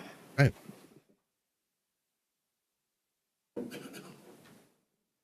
Thank you, lady, for your question. So We're talking about things that are irreversible. You know, most of the things you mentioned a minute ago are something that is easily reversed. Or you know, if you Puberty dye your blockers beard, are not irreversible. I'm sorry, what? Puberty blockers are not irreversible.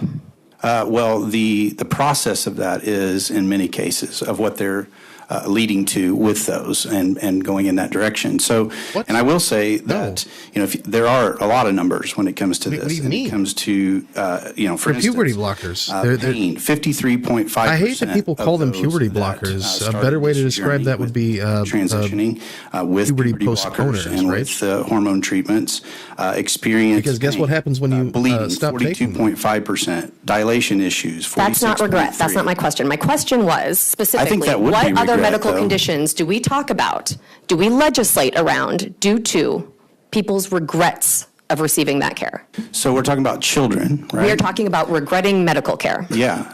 What other medical procedures, gentlemen?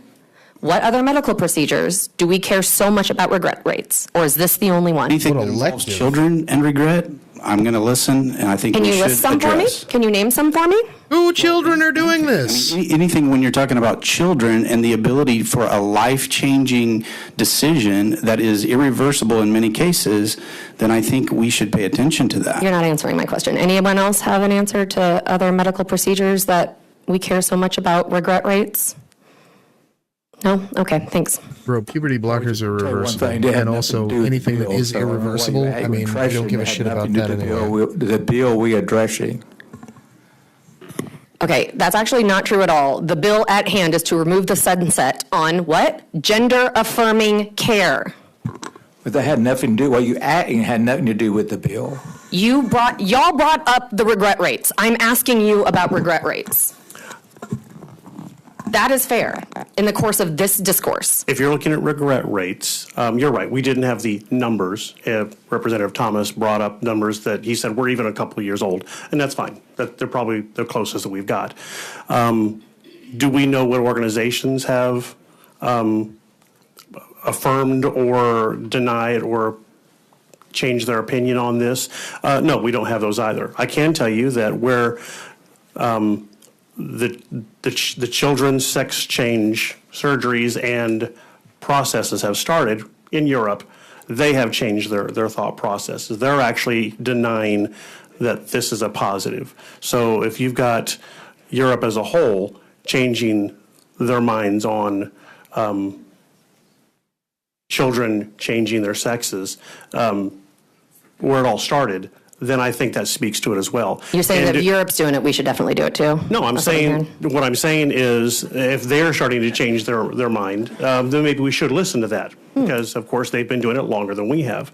And when you're asking about other surgeries or other things where there's a regret rate, honestly, Mr. Representative, I don't think there's anything greater than this, and that's why this has a regret rate. But you can't give me numbers. You can't just think that. Can you give me it's- numbers? Yes, I can. And you know what I Okay, can also then I tell would you? like to hear 7% of people regret having children, sir. There are regret rates for lots of things, okay? And the fact that y'all are bringing it up but can't back it up is a huge problem. And that's all I've got. Thank you. Any other questions?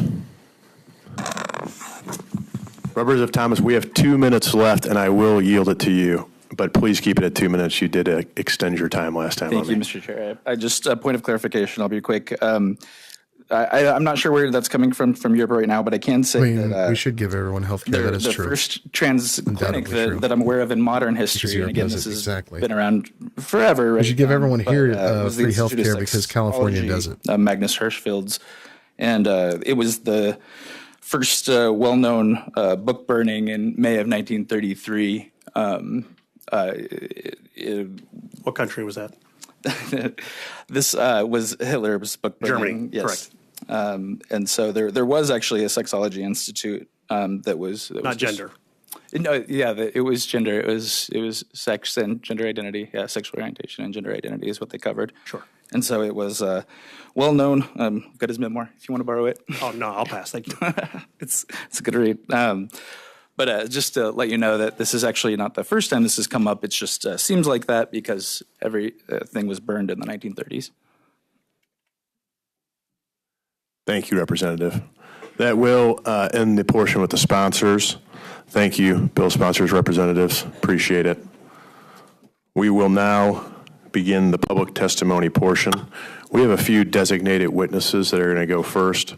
They've been allowed 5 minutes and 10 minutes of questions after that. If you are here to testify, please be sure to fill out and submit a witness testimony form. The form must be completed and signed prior to testifying before the committee and placed in the box on the witness desk, or you can fill it out online. Online submissions are due by midnight. We will now begin the public testimony on House Bill 35, 1016, 1038, and 1081. And we will start in favor. Is that correct? Please.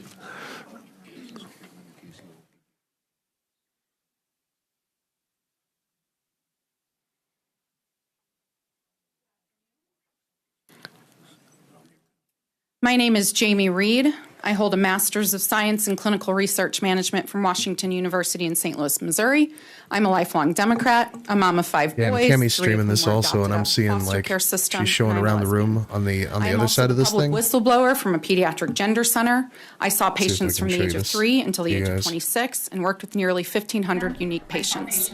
I worked in pediatric gender medicine for nearly 5 years and was once a true believer. What I learned is that these are interventions based on poor research with poor evidence and poor outcomes. Since the SAFE Act was passed here in Missouri, and this should actually answer one of the representative's questions, we have actually only seen the evidence supporting the SAFE Act strengthen. From the United Kingdom, a 4-year comprehensive study that included multiple systematic reviews concluded that the evidence supporting these interventions does not support their use, and puberty blockers have been subsequently banned. Last week, 2 new systematic reviews were published in Canada, finding that the puberty blockers and cross-sex hormones have no evidence to support their clinical use. Last week in Queensland, Australia, puberty blockers were banned for those under the age of 18. That would be preferred. This sunset needs to be removed this legislative cycle. I'm here today representing a national organization of gays and lesbians who are seeking evidence-based care for those who experience distress with their sexed bodies. I also speak on behalf of parents, detransitioners, desisters, and clinicians. In the center where I worked, I saw directly the patients who were harmed by these interventions, patients whose mental health got worse after initiation, and patients who mourned, not regret, mourned the permanent changes to their bodies.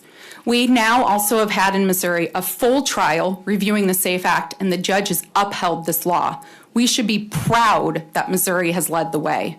For those still supporting these interventions, I implore you to actually consider the pediatric history. This started when a small group of clinicians in the Netherlands came up with this idea to transition children.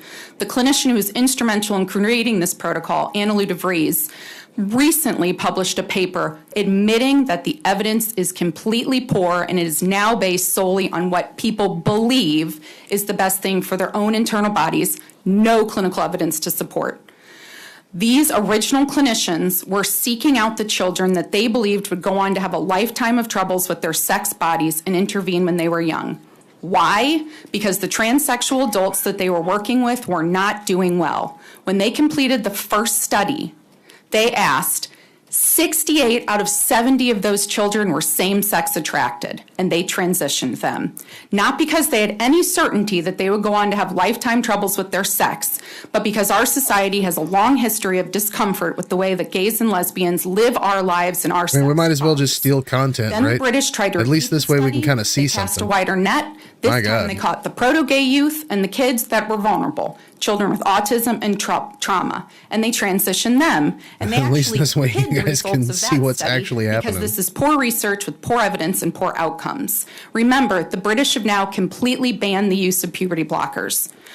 In America, we cast the widest net of all. We caught proto-gay youth, vulnerable kids, children with autism, mental health concerns, trauma. We caught the kids in the foster care system. And then we caught a group of kids, primarily young straight girls who are influenced by TikTok and hurt by COVID lockdowns, a group of straight girls with private health insurance and caring liberal parents, and we transitioned them all. The social contagion is real. To my LGBT community listening and to the young people who have been sold the line of trans, we are resilient and strong. We do not need medications to change our body. You should not have to lose a single body part, risk medical harms, or change anything about yourself to be embraced and accepted. Trans is the most homophobic idea ever considered. We were once given electroshocks to try to make us straight. We were once forcibly raped to try to make us straight. All right. We are being trans. Okay. We are perfect just the way that we are. We're And no one being needs to cut trans. off any body parts to being make you trans. authentic. Oh, Stop man. supporting your own destruction. The and victim fight back mentality with is everything so that you have. painful. Thank you. Thank you. Any questions for the witness? My Representative God. Busick, To inquire. please proceed. They're not going to let you sit at the Appreciate front of you the being here. I boxcar. appreciate you really kind of going against your own party. They're not. I think you're kind of a brave soul coming here. Would it be your contention many of these individuals are being I'm about lied to say something. I'm not going Lied to say to it. not only by the I clinicians, the shouldn't doctors, say but that, also but all of the organizations that used to it makes represent one us. wonder. So HRC, GLAD, How do you Land even Illegal, ACLU, find yourself they in a have all been situation completely to come captured by this and ideology. defend the Republican agree Party with at me this that time in many history? times You know what? Even if you hate trans It's much people, even more if you loving hate to trans tell people, your children the shut truth fuck up. than it is to lie to them to make them feel better about Why themselves. would you even show It's up to not this? only about truth and hate lies them to to kids. yourselves. What this is My about God, kids they're being not- given the opportunity to They're be not children going to fucking provide a and for space, a safe adults space to for you. take The GOP reins has no and say, interest in you. We've got this. We've got you taken care of. You are going to be okay, but you are not ever going to be able to change your sex. No one can. Adults need to step up and be adults. Well, you know, having raised 8 I don't want to question anyone's, self-identified many times, sexuality, you know, but if I were the children type, disagreed with me. this would be a good place to start. But in I order to think. be loving to them, I had to do How what about was that? right I can for say those that, children. right? That's not too. And sometimes they they acted like they hated me for it. But now as they've gotten older, they've realized how loving those situations were because I was doing what was best for them. And I think taking a child and mutilating them is just the worst thing you can do to a child. Now we're mutilating them. Now we're back at this again. Wait a minute. I thought we were just talking about puberty blockers being of the devil. Now we're at mutilating children again. Holy shit, we are in our safe space. We're in our fucking precious little hug box. Could I just have a point of clarification or order? Yeah, where did we get to that? I will get to you, Representative. We're still on Representative Busick's inquiry. Okay, but when I was correct. Representative, it's not your inquiry. I will come back to you, though, I promise. Push through them! But thank you very much for testifying today. I appreciate that very much. Thank you. And what I believe Representative Thomas was going to say is that he is going to complain about the use of the word Let me mutilate. just go to Representative Thomas and we'll Yeah, because, yeah. Representative Thomas, you have a question. Thank you, Mr. Chair. It was just that I was corrected in that this bill is specifically about hormone blockers, not about surgeries. And so if we could all stay on topic. Any other questions? All I'm fine, Representative folks. Hovis. Stop by. To inquire. Please. Thank you. Thank you for coming in and thank you for your testimony. I was listening to some of the other stuff that was coming earlier, and obviously children that go through these types of things, it can be very disrupting in their lives. And my heart goes out to those that are experiencing these type of things. I was just wondering, with you working in the medical field, and you've probably, I don't know if there's been any surveys done within the state, but one of the things I noted I just pulled this one up, and I had some from last year when I heard this bill too, under the National Library of Medicine, which is a national organization. They were saying that people that go through these changes, that the percentage of suicides goes up dramatically, I think 12-fold. Have you experienced anything like that you've done studies on here in Missouri that you're aware of? So the research is not that clear, but a lot of what we have seen is that post-op, so post-bottom surgery, is when we do see, and again, a drop in what the mental health reports are. And yes, there has been at least one study, this is not in Missouri, globally, that showed close to a 19% increase in the rate of suicidal ideations and attempts post-op surgery in adults. Right. However, for the most part, we even just saw reported in Scrimeti by the ACLU itself is that the rate of suicide is actually being utilized essentially as a myth.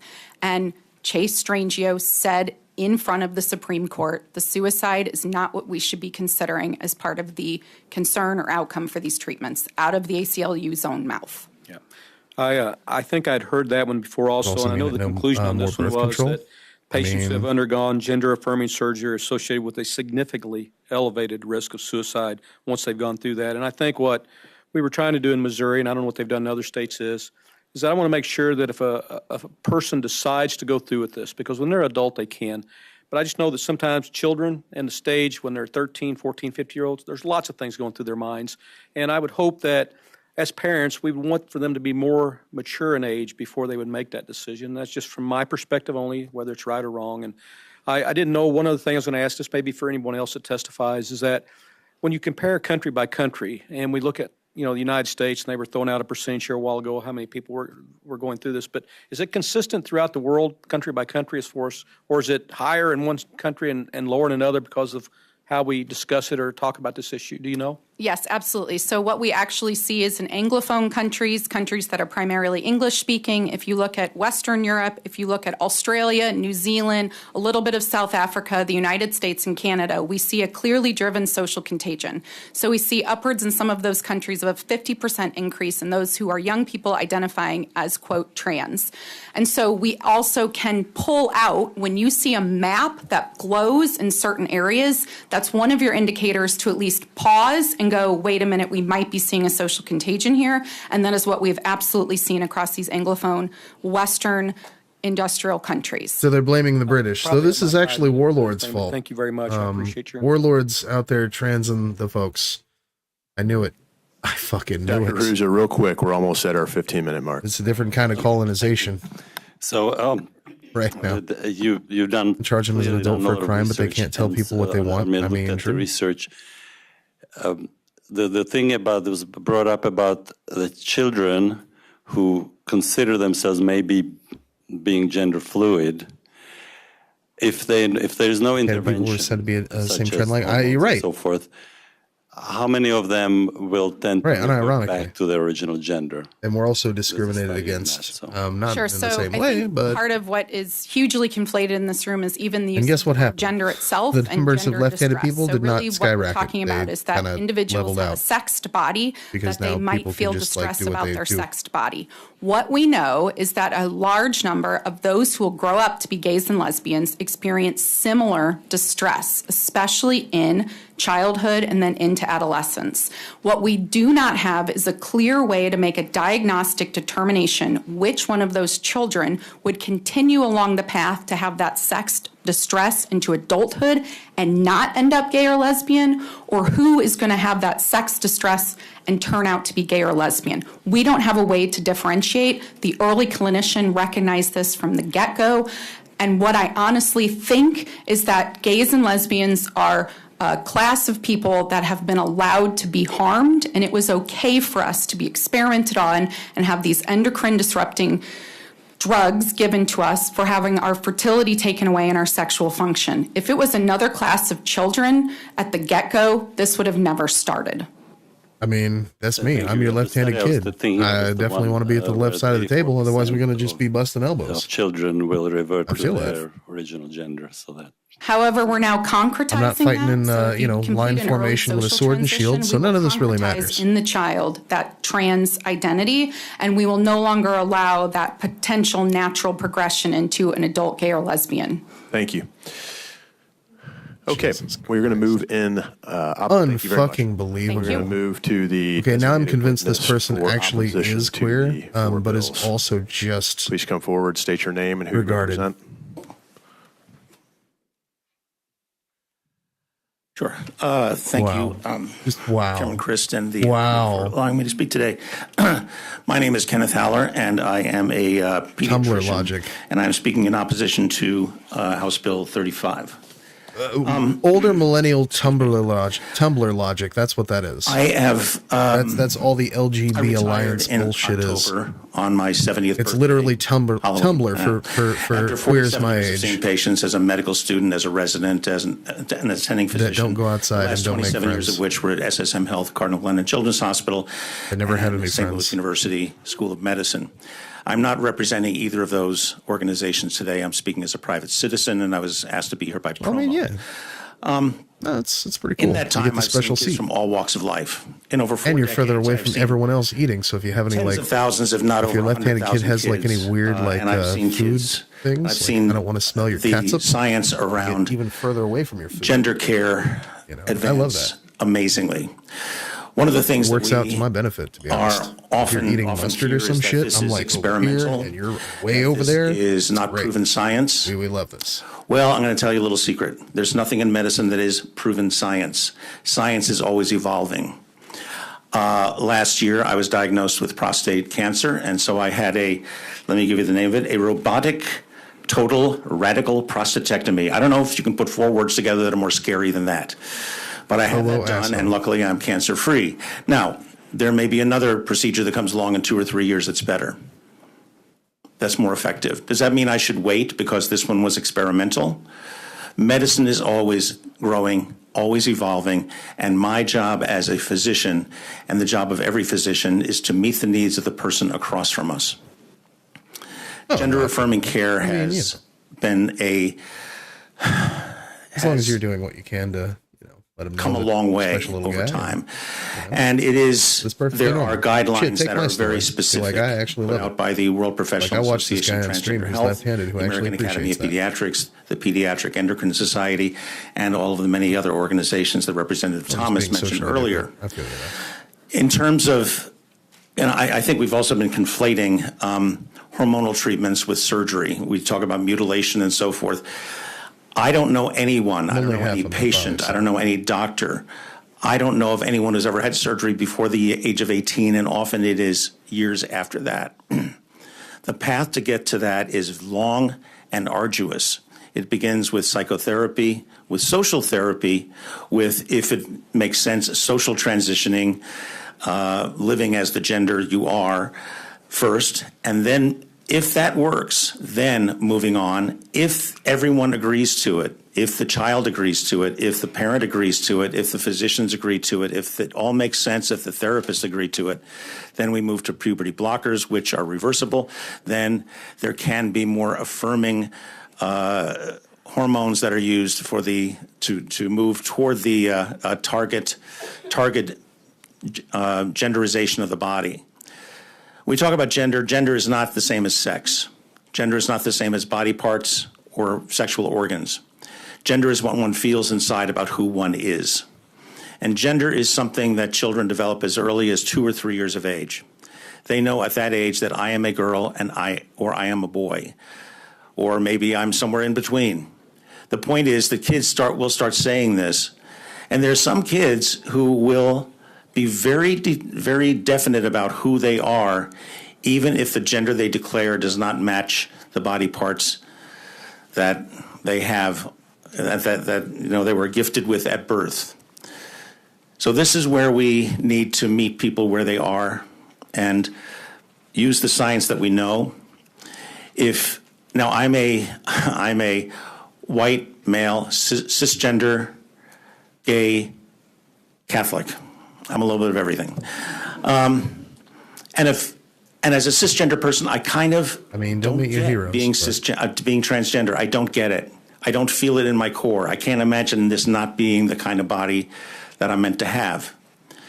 But I'm also gay, and for like over 50 years, I've been saying to people, I am going to fall in love with someone whose body is more like mine rather than a body that is feminine. Yay. And a lot of guys will be like, how can you do that? I don't get that. That's just not sense. I was like, that's gay, bro. The point is, you don't have to get it. You just have to get that I get it. True.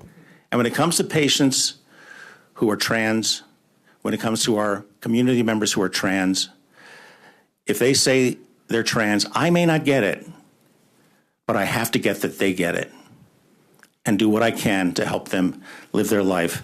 I want to conclude my formal testimony with just something that was written by a colleague of mine, Dr. Robert Garofalo. He's at Lurie Children's Hospital in Chicago, and he's on faculty at Northwestern. And he posted this on Facebook. There was a picture of a By the cocktail way, Cammie napkin does that know said that I'm on it, stealing her "Thank you, content, so you if it saved comes out his later life." that she didn't, I totally. And he wrote, "It's a simple message written on a napkin. It is one of my most prized possessions." It was 2011 or 2012, a short time before the formal formation of the Lurie Children's Gender and Sex Development Program.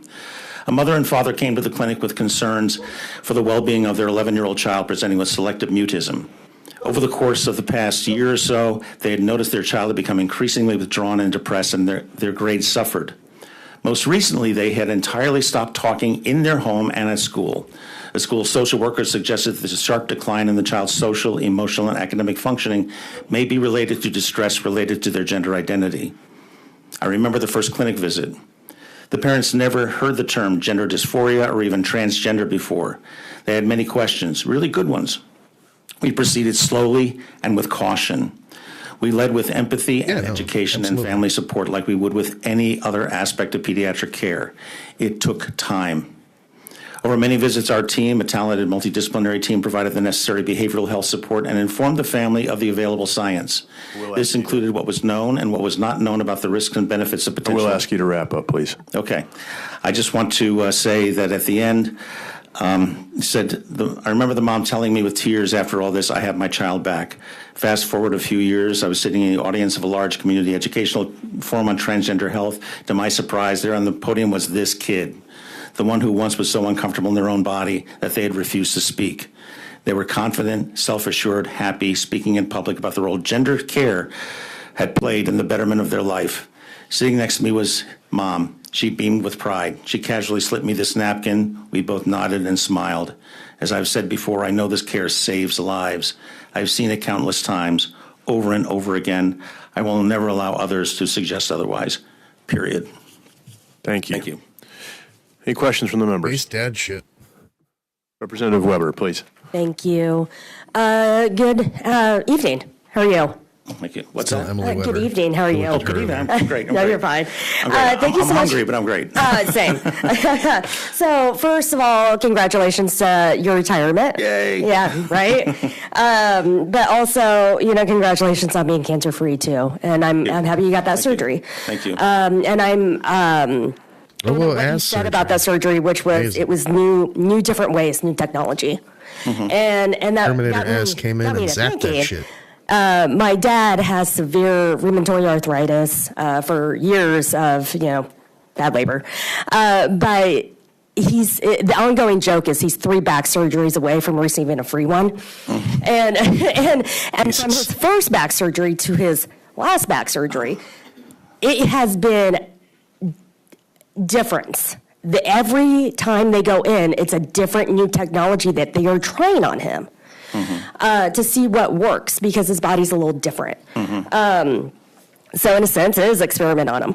But what I really want for you to kind of quickly, for those who don't really know, what are some of the very quick steps? Not quick, but what are kind of the steps?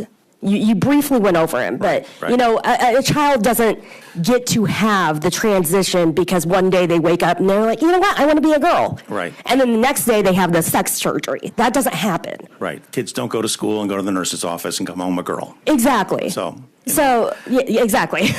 So what happens is that first they will talk at some point. The parents will know there's something going on. When they have the discussion, there's often a lot of sadness because parents have to give up their idea of who this kid was going to be when they grow up. But as time goes on, they should get therapy with people who have been trained to work with children around gender issues.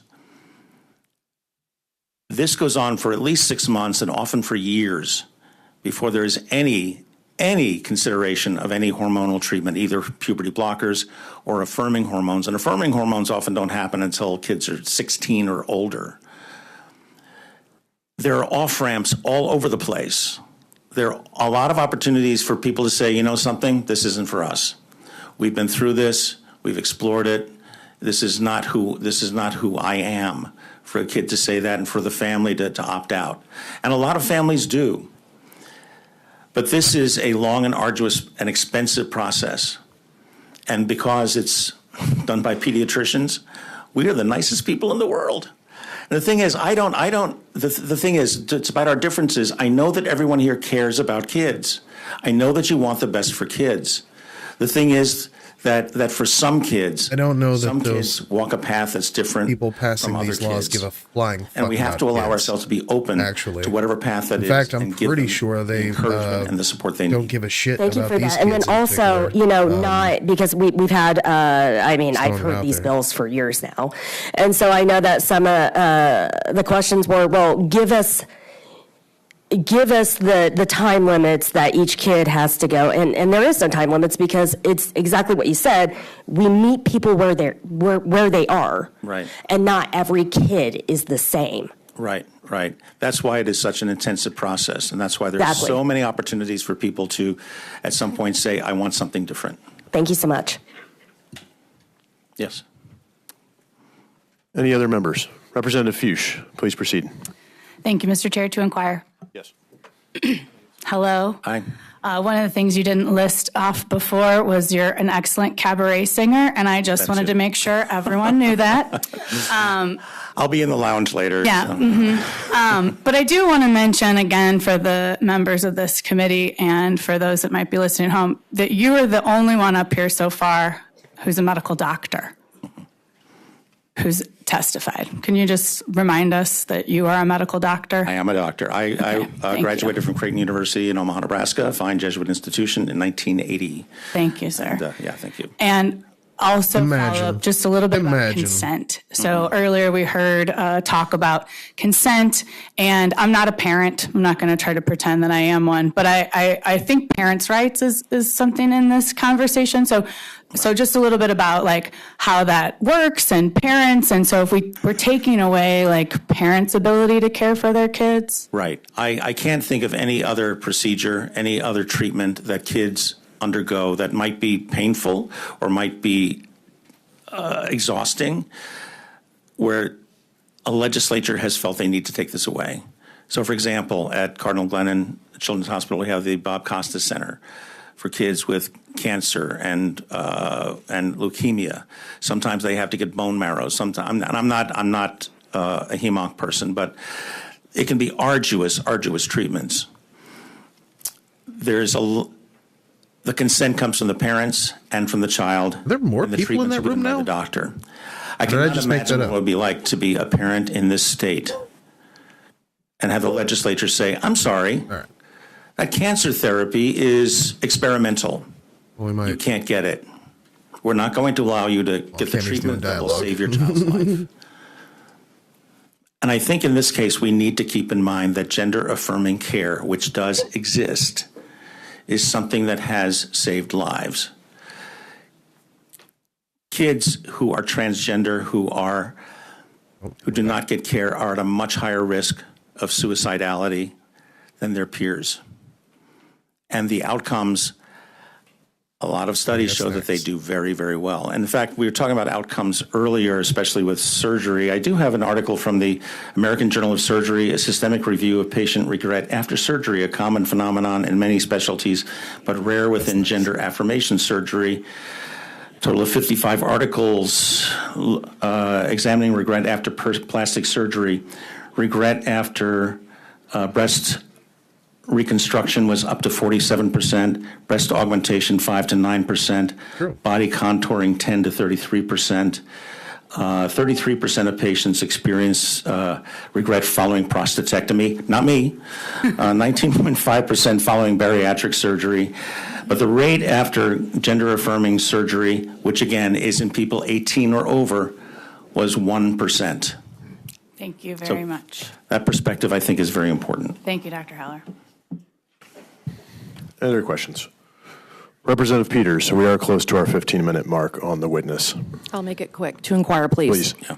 So I'm going to pick on you a little bit because you are the first physician that's up here. So I just want to ask you a couple questions. So we have laws in place that deal with age limits for drinking, for smoking, for driving. What, in your opinion, do you think that those laws were put in place for? They were put in place to protect children and to protect those around them who might be affected by this. Okay, so as a two-tier to that, then I'd like to ask, I guess what we're missing in this whole conversation is that we're not saying that you can't do it, we're just asking you to wait till 18. So a couple things that you mentioned were that 16 or older before affirming care. So what's a couple difference? I guess I'm not understanding what the urgency or the hurry is. If you wait till you're 18 to make the decision. That the age of 18 is for surgery. Hormones can be started before that. And the thing is, the difference between this, drinking, driving, smoking, all those things, is that those are things that that person does. That's a decision they make to do something, whereas that can wait. But gender-affirming care is very time-sensitive. In what way? For a kid who is starting to undergo puberty and is in Tanner stage 2 or 3, which there are 5 Tanner stages going from before puberty to full adult manifestation of biological sex. There is a once you reach Tanner's 2 or 3, that's a point where you might consider starting hormone blockers to prevent puberty from going further. Because if someone is their gender is female and they have male body parts, they may not want to gain that much muscle, they may not want to gain that much height, and so forth. So starting puberty blockers earlier, maybe 11 or 12 or 13, that's a time when that would be appropriate. If those blockers are stopped, then puberty kicks right back in again. So again, it's a multi-stage process, and that's why, again, that's different from the things you mentioned, which, again, I support all of those things. But it's really important that we are mindful that when we are dealing with a population that has specific medical issues that are time sensitive in terms of physical maturity, that we are mindful of that, and that we have professionals, dedicated professionals, who can work with families to make sure the kids get the care they need when they need it. Thank you. Thank you, Representative. We are out of time on this witness, but we will have plenty of time to deliberate. Okay. Thank you very much.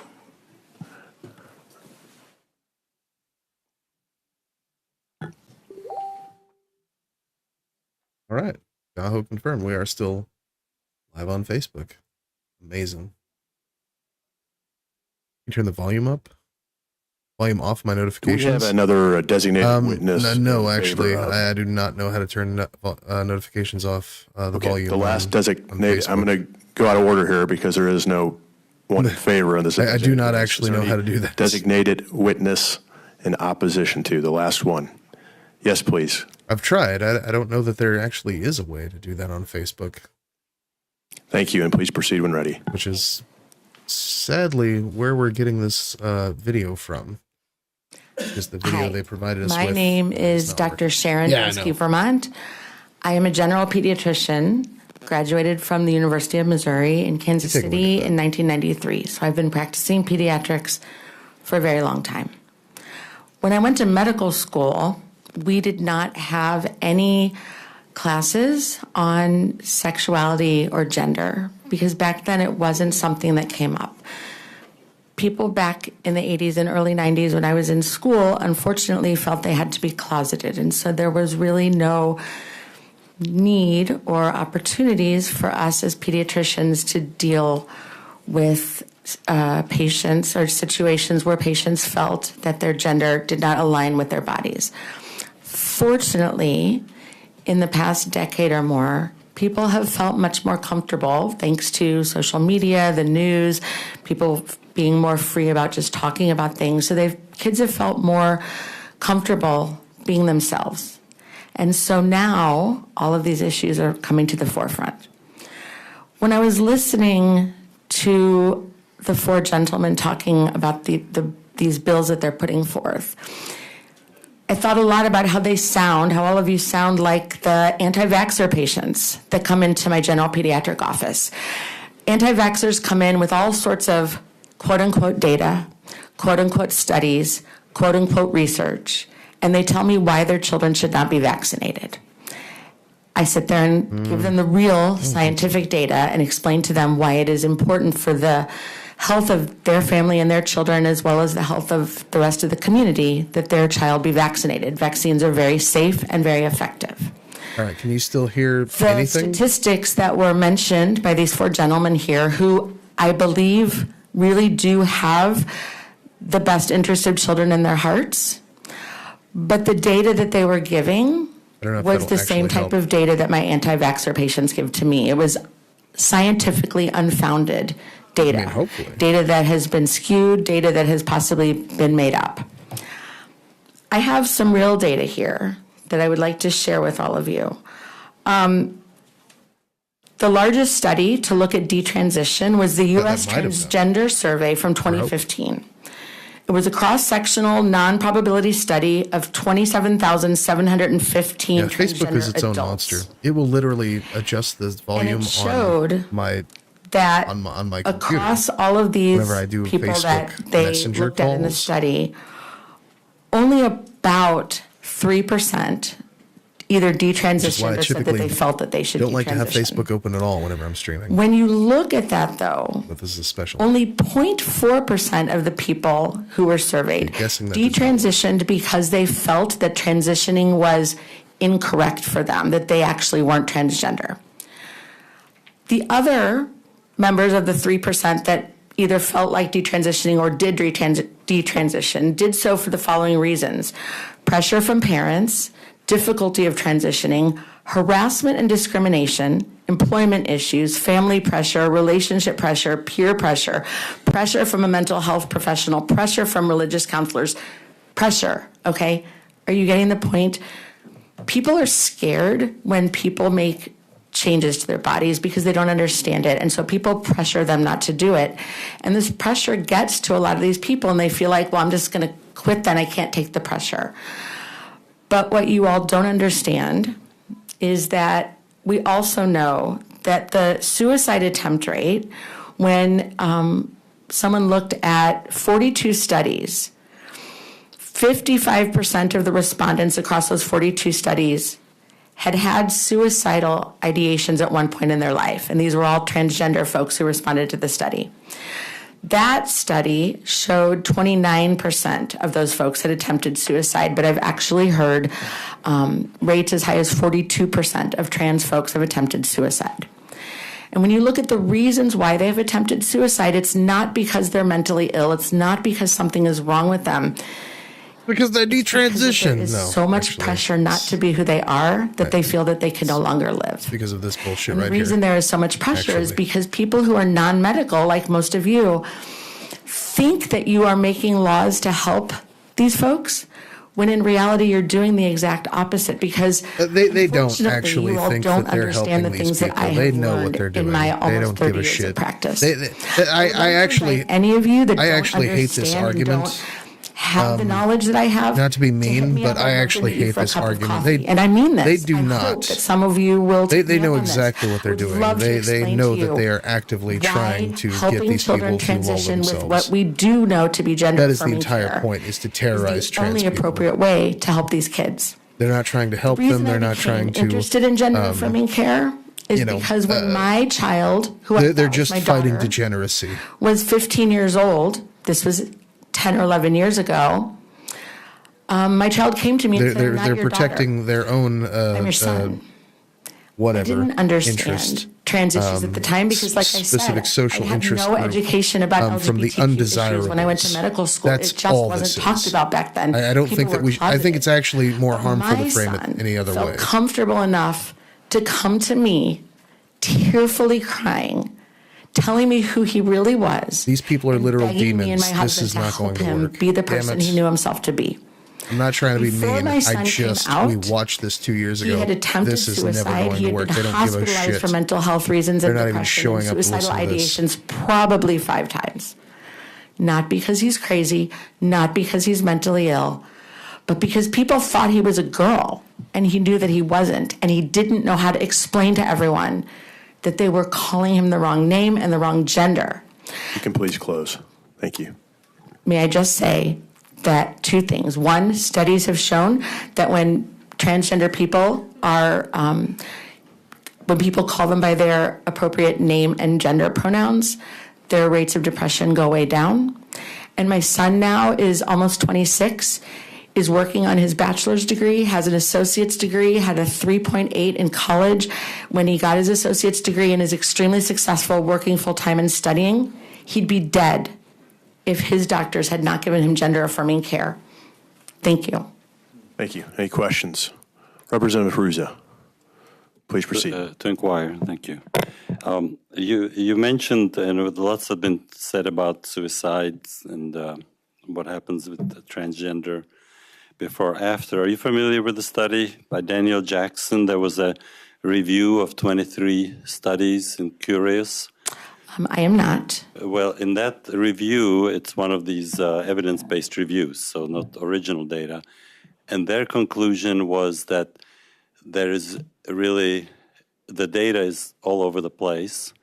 They were looking at what happens, what the suicide rate is before undergoing gender surgery or transitioning, and after. And as I said, it's all over the place. Both, sometimes it's worse before, sometimes it's worse after. So, but their conclusion was that we don't have the data to make statements either way on this. So I just kind of wanted to. So Dr. Haruza, as a dermatologist in Chesterfield, Missouri, who went to medical school a long time before I did, how many transgender patients have you provided gender-affirming care to? Because I worked at the St. Louis Children's Hospital Transgender Center, which you all voted to get rid of a while ago. I worked there for 4 years, and I can tell you that I saved lives, and my physician counterpart saved lives. We did not have patients who regretted what we were doing for them. In fact, just like the doctor that testified before I did was mentioning a parent sending another doctor a napkin that said, "You saved my son's life," I got phone calls and emails and texts like that from patients all the time. So, sir, as a physician to physician, if you have not treated transgender people, I won't tell you how to treat Mohs surgery and acne. Please don't tell me how to treat my patients. Thank you. Thank you so much. I can respond, hopefully. Absolutely.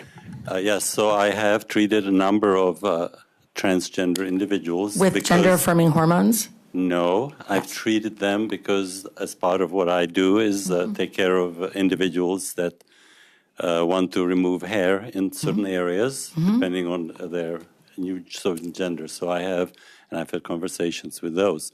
However, my question really dealt with, not with that, it dealt with the suicide rates. That is what I was talking about. Right. So we know through studies, actual studies, that the suicide rates drastically decrease and the rates of depression and anxiety drastically decrease when children are allowed to be I just who they know commented on themselves to Cammy's be. stream. These people are literal when they demons. I hate this receive kind of argument. They do not care. gender-affirming They are not trying to cure the trans social contagion. They're trying to Anything protect else, their Representative social Ruza? interests from degeneracy. Thank you. Appealing to the Representative heartstrings of these people is what we did in 2022. It didn't work because they are not people. How are you? Literal demons. I don't know how I am. How are you? Yeah, I feel you. I get you. First, I want to say, Unironically. It didn't work then. It's not going to work really now. happy They don't care. that your They do son not was able care. to talk to They you. want these people dead. Thank and you. that he's still there. Yeah. So, I mean, that's great. Me too. In and I don't out know what of I would do if he Minecraft. hadn't told me and he had succeeded in suicide when he attempted. Because how many stories have we heard? And it's not just stories. I mean, these are from people's faces. These are from their lives. So, we talk about these studies all the time and things like that, and we talk about suicide rates among the LGBTQIA community, but also the trans community as well. Yeah, I actually just tried that. And I You think it's still stated a few popped up that with the there are sound. actual studies out there. Can you just cite a few for us? Windows 10 is, I feel like I'm it's sorry, not I caught you. No, no, it's okay. like OG Windows, I can tell you But I that did try there to do that is, just now. A Dr. Olson, who's a psychologist in Washington State, that has done studies that have shown that It's when literally just a Facebook youth are allowed to socially transition and when people use the appropriate name and pronouns for youth, that their mental health risk drastically decreases, and then their rates of anxiety and depression are on par with their cisgender counterparts. And I can tell you that there's a study out of Austin, Texas, University of Texas at Austin, that also showed rates of depression going way down in trans folks, where they were called by the correct name and pronouns in work, school, and their social Stolas was their social lives. and Evie were in you know, Twitch chat at some part point. of transitioning Elvis and part talking of about it. allowing these children to be who they are is to allow them to undergo gender affirming care if they, their parents, and their doctors agree that this is appropriate. I would never tell you, sir, how to be a lawyer, and I don't appreciate you all telling me how to be a doctor. These decisions should be between myself, my patients, and their parents. I don't want you guys in my exam room. And it sounds to me that we need to leave this sunset alone because we are still gathering information on things like this. Absolutely. And if we force children to detransition by not allowing to get their desperately needed gender affirming hormones, we are going to see more suicides and we are going to see more depression. And it's going to be on everybody in Jeff City who voted to get rid of their care. I agree with you. Thank you so much. Representative Overcast, please proceed when ready. To inquire. Please. So I hear you mention suicide quite frequently and some other members of the committee. So would you agree that psychology with regard to transitioning is an important aspect to consider? When a patient has any sort of illness or has any sort of... Is it not an important aspect of transitioning? Mental health is important in anything that a patient goes through. Fantastic. Let's talk about some stats. However, we know that being transgender is not a mental illness. When I'm going, I'm just talking about psychology at the moment, okay? So I want to read you something, and if you don't mind, just hold off until I get through the stats and we can talk about it afterwards. This is from the Journal of Homosexuality, okay? So ideally something that would probably align with the ideologies that we're talking about, okay? What kind of journal is that? I've never heard of it. It says the Journal of Homosexuality. I don't know. I just Google it for you guys. It looks to be peer reviewed by some interesting individuals, but nonetheless, here's some stats for you. Okay. So it says of the 300 participants, 84%. It sounds like a good name for a thing, right? Experience both social and body dysmorphia. 45% of the whole sample reported not feeling properly informed of the health implications of the assessed treatments and interventions before undergoing them. Psychology needs appear to be the most prevalent of all, with only 4% of the respondents reporting not having any. Learning to cope with the feelings of regret from the transitioning, 60% of the respondents. Followed by learning to cope with the new physical or social changes related to detransitioning, 53%. How to cope with the rejection from LGBT trans communities and how to deal with the aftermath of leaving manipulative groups. There's also some percentages there. So, since psychology is an important aspect of both transitioning, I mean, it's even in taking, these drugs, should it not be an important consideration, in the context when, where you have youth that are still developing mentally, emotionally, physically. I mean, I have a little cousin, right? He loves to have his hair done by his female cousins. He loves to be dressed up. He likes that attention though. But are we ready to allow him to make that decision that he's a girl? I mean, I can't even go and get a stomach surgery, which is, I'm an adult, because I have issues losing weight, right? Without first going through a full psychological screening and then having it be signed off by the psychologist. So what I'm asking here is it not important for us to consider protecting kids in that aspect of development from making a decision that has irreversible consequences? So I'm not sure where you got the information that we don't care about psychology with our children. I never said that. Yeah. Okay. So first of all, I don't know where those statistics that you mentioned came from, but I can tell you that the statistics that I gave, where there's a 0.4% regret rate, is much closer to what I saw with my patients than the statistics that you have mentioned, so I would argue that your statistics are incorrect. I will also tell you that when I worked at the St. Louis Children's Hospital Transgender Center for 4 years, we always required our patients to have a very thorough psychological evaluation with a psychologist or similarly qualified mental health professional before we would ever even consider writing a letter or writing a prescription for puberty blockers or hormones. So yes, mental health is important, which is why we take that very seriously with our patients, and we don't just write a prescription the second they come in the door. Fantastic. When are we getting that cup of coffee? Because I would love to give you more information. Seriously. I am down for that anytime. Cool. So All right, afterwards, I'll get your card. Data is always very skewed. You can, I could find 100 studies for every one that you have, right? But I think what we can all agree, though, is that protecting the individuals when they're in this stage of development is important. Yeah. If you if you want to do something later in life, that's on you. That's your decision. But protecting youth is very important. Protecting youth is important, which is why I believe that we need to allow youth to transition when it is agreed upon by their doctor, their therapist, their parents, and themselves. Thank yes. you. Thank you. We do need to move on. We are at the 15-minute mark with the designated witness. Thank you. We will now move into the witness testimony. Other than the designated witnesses, we're going to do in favor of, and we are going to do 3 minutes, again, 2 minutes for questions, and I am going to be pretty strict on the timing on this portion. Oh, by the way, are we getting any better on the drop frames or worse tonight? The longer you take, the longer you are pushing off other people's voices as well. So please proceed when ready. Representative Christ, may I ask a question of you with respect to the protocol?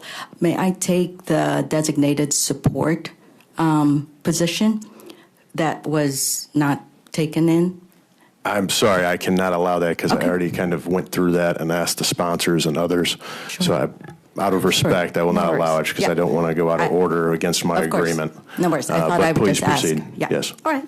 Well, good evening, Chairman Christ, Vice Chairman Peters, and committee members. Thank you for allowing me to be part of this support for HB 35.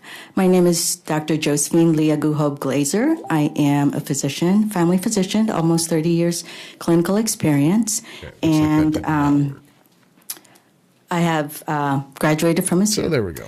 I believe that Missouri legislators got it right to pass this law to stop the harm done by gender transition hormones and procedures on at-risk and vulnerable youth with gender incongruence. You would be right, again, to make this a permanent law to promote human flourishing and protect Missouri's vulnerable youth from experimental and unproven hormonal or surgical gender procedures that have led to permanent harm. Transition treatments and procedures are not the standard of care for youth with gender incongruence. I get it, others will disagree. Transition procedures and treatments are not proven effective, not proven safe, and do not reduce suicides. Multiple high-quality comprehensive scientific literature reviews are driving international pushback against gender transition procedures in youth in favor of intensive psychological evaluation and support, i.e., avoid social contagion or transition. In the U.S., the lawsuits over the harms of transition interventions have begun. HB 38 and its cousins is a step in the right direction to promote human flourishing and protect Missouri's vulnerable youth from irreversible harm. Insane. Thank you. Completely insane. Thank you so much. Any questions? Seeing none. Anyone in opposition, please come forward.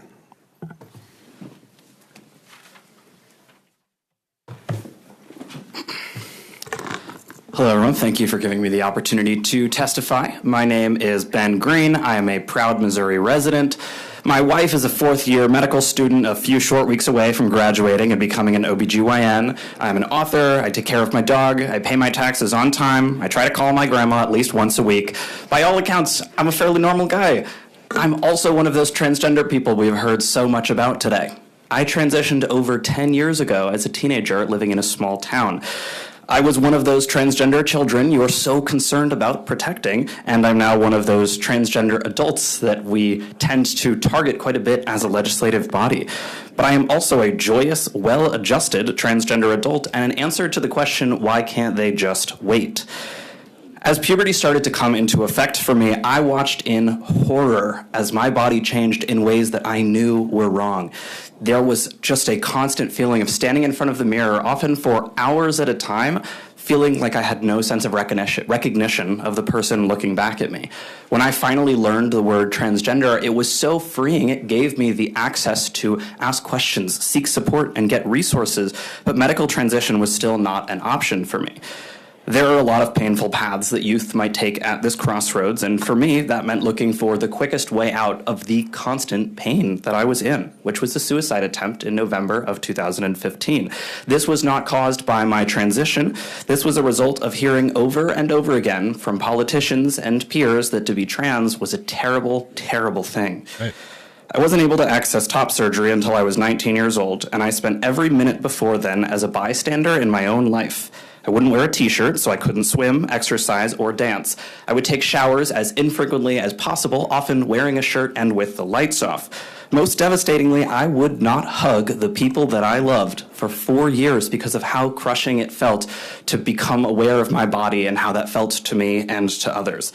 By the time I was able to start hormone replacement therapy at 21, many things were too late to change. My height, my shoe size, I have to special order my shoes because my feet are not that big, the width of my hips. In short, I had to try my best to undo a puberty that I shouldn't have had to go through. Waiting meant a transition focused on repairing the damage of a puberty that did not feel right to me. The only thing about my transition I regret is that it took me so long to access the care that finally allowed me to live as a participant in my own life. One thing I also briefly want to point out about the ways we talk about regret, our worst fear, our worst case scenario is that these kids are going to wake up one day and say, oh my God, what have I done? My body does not match my identity. I am so uncomfortable with the way my body looks. This is terrible. Our worst case scenario is already happening. That's what these kids are telling us. My body does not align with the way that I feel, with the way I know who I am. I spent years begging the people around me to see me, to say, okay, you're Ben, I get it. Thank you. Thank you. Any questions? Seeing none. Thank you so much. Thank you. In favor of the bills? Good evening, Mr. Chair, members of the committee. For the record, James Harris, I'm a registered lobbyist for Do No Harm Action.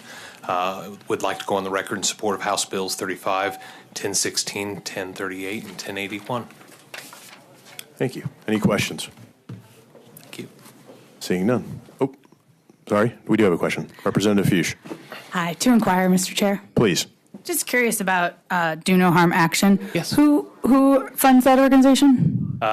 Members all across the Missouri and the country, a lot of healthcare providers, current, many retired, doctors, nurses, other individuals like that. Just curious about membership and if we're able to access like a list. I'm just curious. I don't believe they disclose their list. I know Okay. we have a few physicians here in Missouri that I talk to often. Okay, thank you. Thank you. Thank you. Opposition.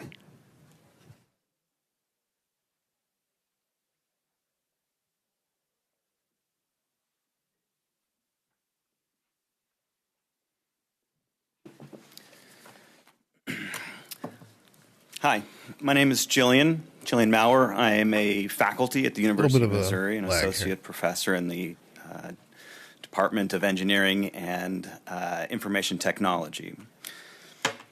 I wrote out this big thing like I was going to talk about it, but just like with my students, I feel perhaps maybe a more direct approach would be appropriate. Let's go! We talk about suicidality, right? You guys have been mentioning it here, and I've got a quote here. Data indicates that 82% of transgender individuals have considered killing themselves, and 40% have attempted suicide, with suicidality highest among transgender youth. Now that sounds a lot like an argument for this bill, right? Except for it's in a study called Suicidality Among Transgender Youth, elucidating the role of interpersonal risk factors, of which I can provide you the DOI number, which of course is a peer-reviewed academic study, not opinion, not pseudoscience. But I figured after listening, I mean, there's a room full of people who are going to tell you personal stories. I don't need to tell you my personal story. They've got personal stories. They're going to tell it to you. So let's try to argue something maybe a little bit more logical. Let's fucking go. Here we go. All right. Let's consider appealing to your logic. Right. All right. I can make my argument within the confines of categorical imperative. This is the idea that what you believe for you should be done for everybody, or for those of you who are religious, do unto others as you would do unto yourself. If I force you to confront these universalities of these laws and far-reaching implications set before us in this bill, if this committee is to legislate that gender is immutable, a fixed point determined solely by biology, then they must be willing to accept the maxim as law for all, that identity in all forms must be dictated not by the person's personal experience, but by the rigid definition of the state, which in this case is all of you.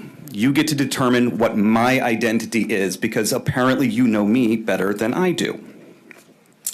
Consider that for a moment and what that means for you, because what this bill is, and if we're going to go ahead and say it's just the extension of said bill permanently, what does that do to you, and what door does that open to all aspects of your life?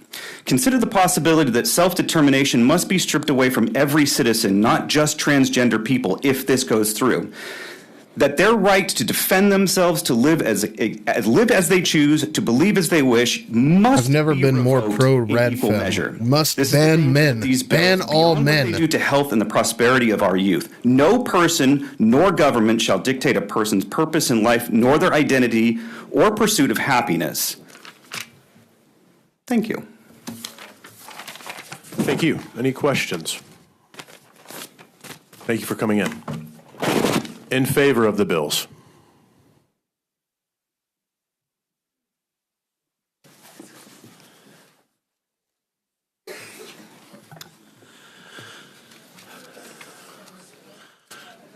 My notes say good afternoon, but I guess it's good evening. Thank you for allowing me to address this issue with you today. My name is Timothy Faber. I'm here to speak in favor of House Bills 35, 1016, 1038, and 1031. Allow me to begin with some excerpts from an article published this past December, written by Joshua Arnold. The British government indefinitely banned puberty blockers as a treatment for minors with gender dysphoria on Wednesday. That was a Wednesday back in December. After embracing gender transition procedures for minors before the U.S., European countries like the UK are now reversing course as evidence of the harm that they could cause has mounted. We need to act with caution and care when it comes to this vulnerable group of young people and follow the expert advice, declared Health Secretary Wes Sterling.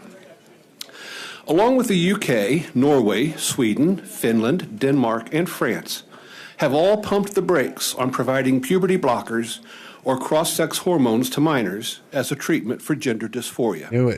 These are all progressive democracies with nationalized healthcare systems that retreated from gender transition procedures for minors, not out of ideological opposition to transgenderism, but out of safety concerns based on extensive evidence. Along with the United Kingdom, Norway, Sweden, Finland, Denmark, and France, all have pumped the brakes on providing puberty blockers or sex hormones to minors as treatment for gender dysphoria. In recent months, many anti-trans activists, Republicans, and witnesses have cited a Swedish study alleging that transgender individuals faced a 19 times higher suicide rate after receiving gender-affirming care. Dr. Jennifer Bowens mentioned this study in a congressional hearing on gender-affirming care. Recently, Chloe Cole, a political detransitioner, referred to the study in a lawsuit against Kaiser Permanente. Even Elon Musk cited the study, suggesting, everybody likes to talk shit about the Swedish study. Typically, when an anti-trans activist refers to the Swedish study, they're citing a 2011 study done by a research team led by Cecilia A medical research doctor specializing in gender identity. The study looked at 324 transgender people who had received sex reassignment surgery between the years 1973 2003. The purpose of the study was to analyze all-cause mortality among the patient's population historically in order to assess transgender health in that time period. Specifically, the study says that it does not address whether sex reassignment surgery is an effective treatment or not. Importantly, the study does not compare transgender people who receive gender-affirming care with transgender people who did not receive gender-affirming care. Instead, it compares transgender people who received care with general population of cisgender people, which is what that one fucking, don't say it, idiot said earlier.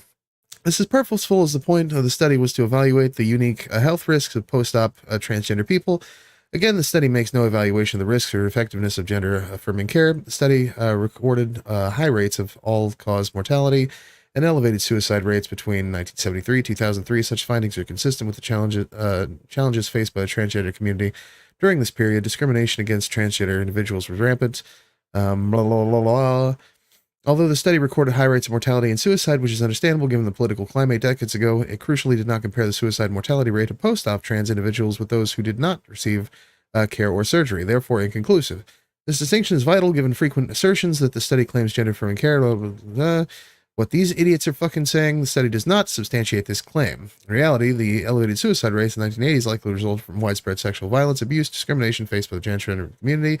In that era, it's likely suicide rates were even more pronounced among those who did not access care. The author of the study has specifically come out against those who use the study to claim that gender-affirming care causes suicide or that gender-affirming care does not lower suicide rates. A direct quote from the doctor of this study that these fucking morons keep talking about. People who misuse the study always omit the fact that the study clearly states that it is not an evaluation of gender dysphoria treatment. If we look at the literature, we find that the several recent studies conclude that WPATH standards of care, compliant treatment, decrease gender dysphoria, and improves mental health. Okay, just wanted to throw that out there. Representative Hovis, please proceed.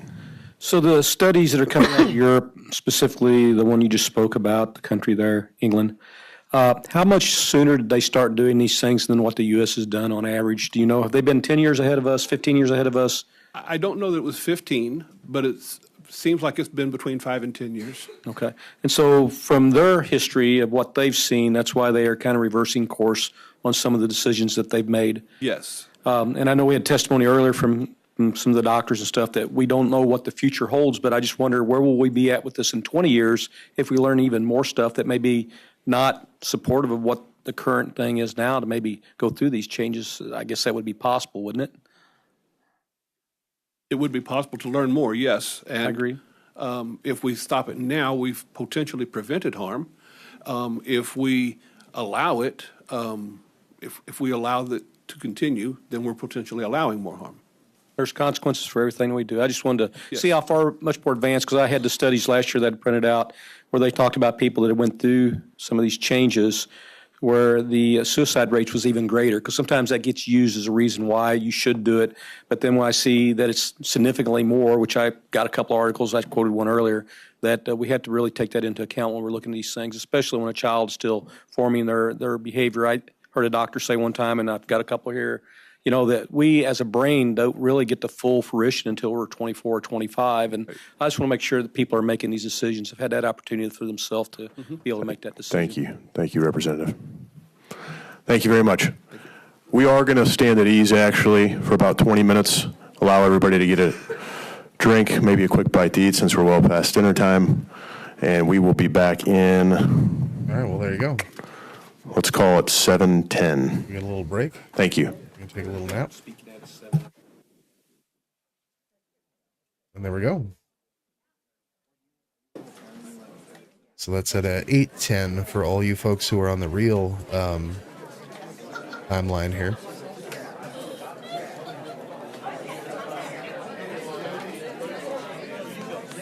Yeah. So, unbelievable. Absolute fucking poppycock. Not even real, so unrealistic. You know it.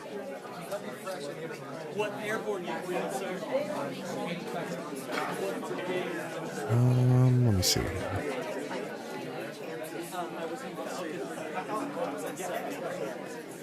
What is happening elsewhere?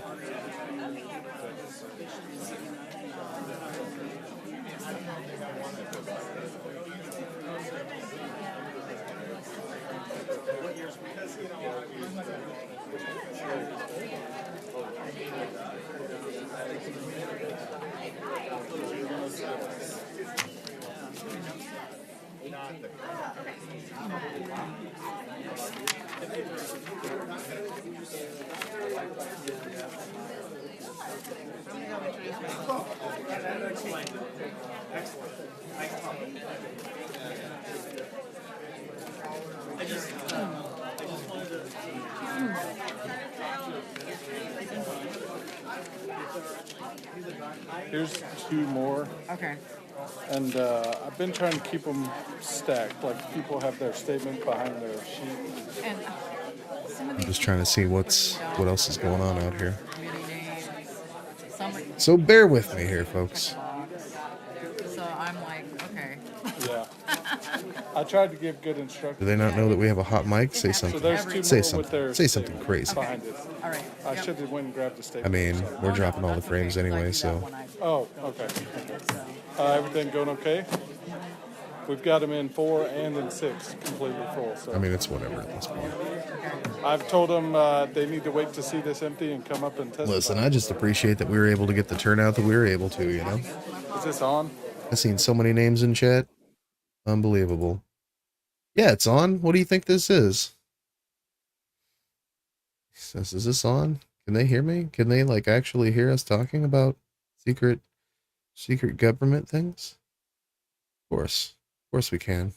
Creepy Creepington.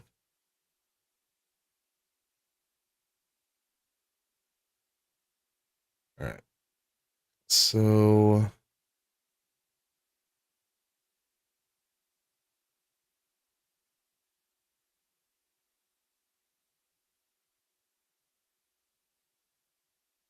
let's see.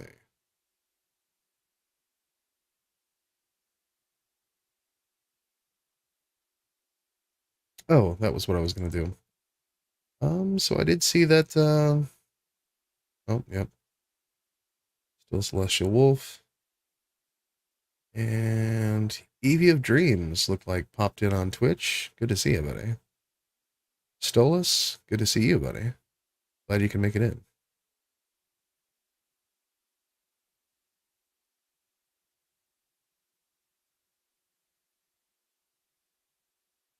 And who was in? Oh, Justin Freakin. All alone on YouTube chat. It's actually wild to me that anyone still will pop in on the YouTube chat. I mean, I assumed everyone knows that I don't use it or look at it or pay any attention to it whatsoever. So I'm sorry if you jump in on the YouTube chat. It's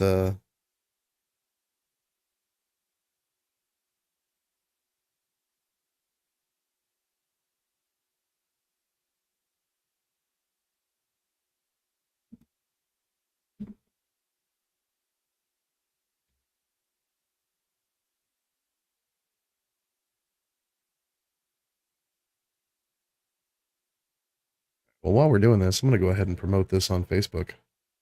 Might as well, since we're streaming over there too.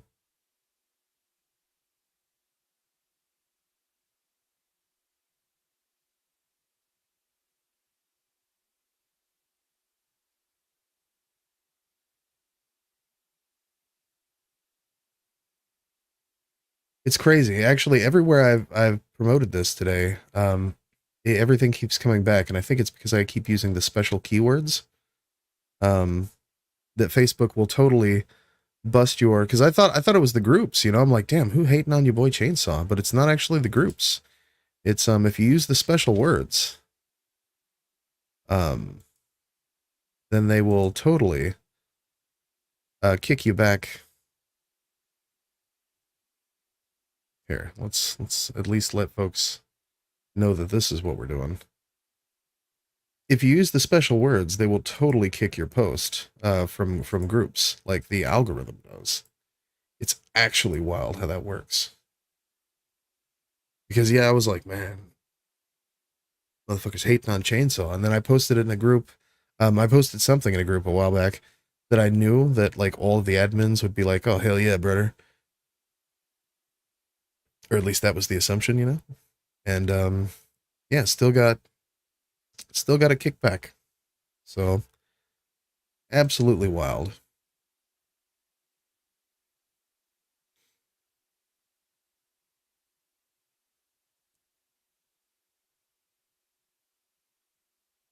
Let's see.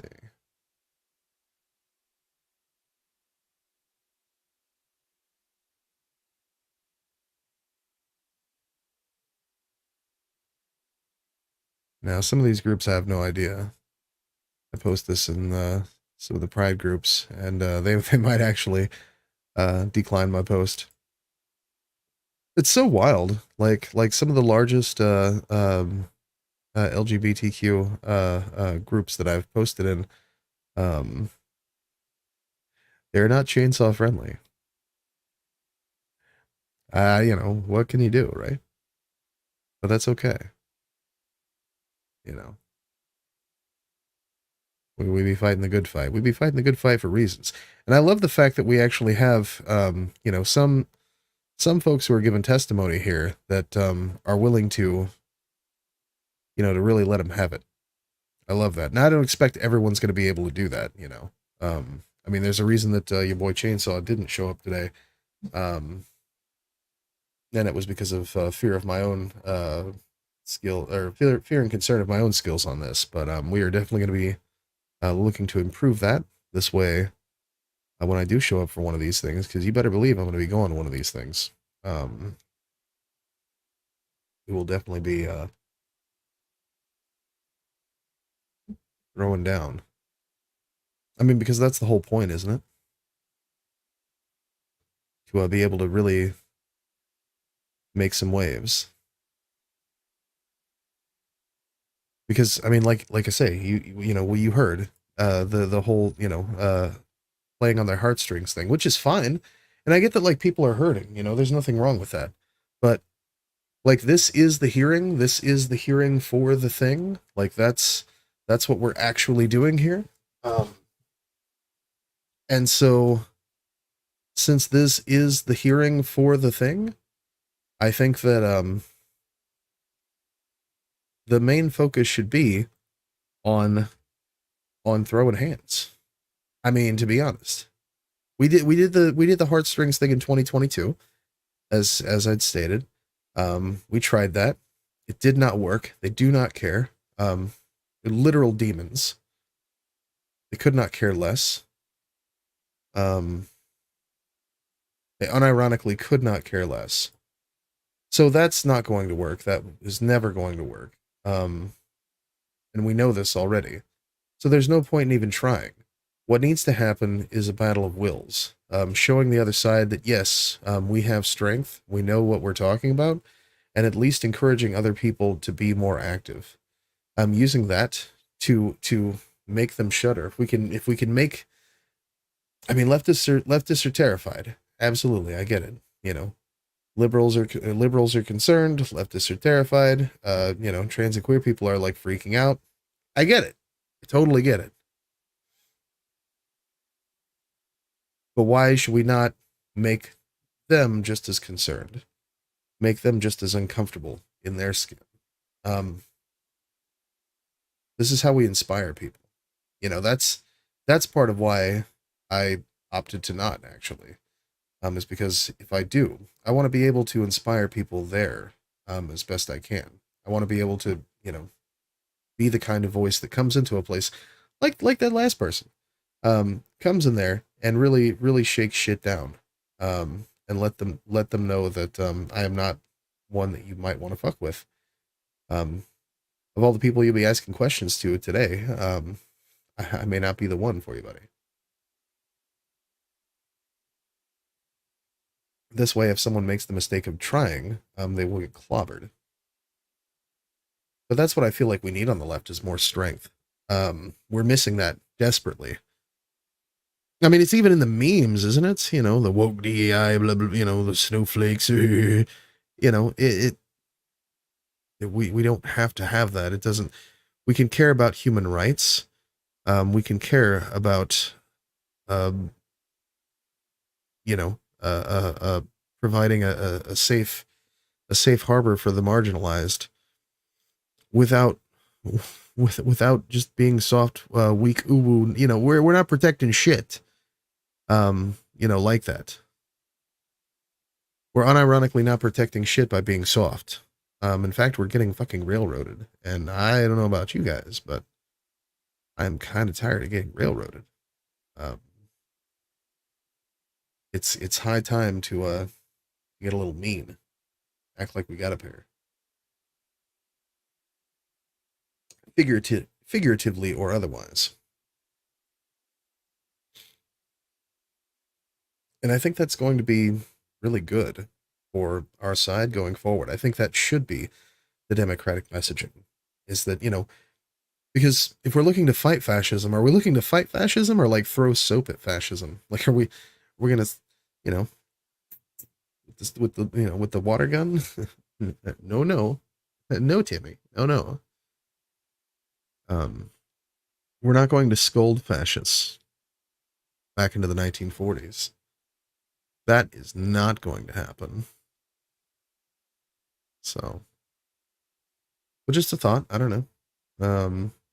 You know, who am I? I'm just a silly little guy on your phone, buddy.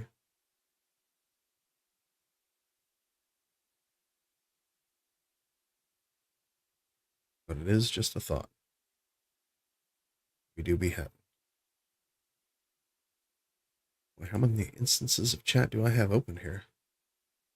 All of them. That's great. Love that for me.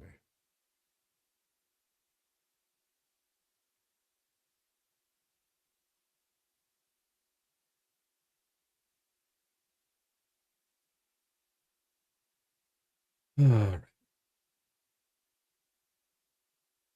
Is this still doing what it's doing? I guarantee it. Absolutely guarantee it. Yep. I mean, and why not?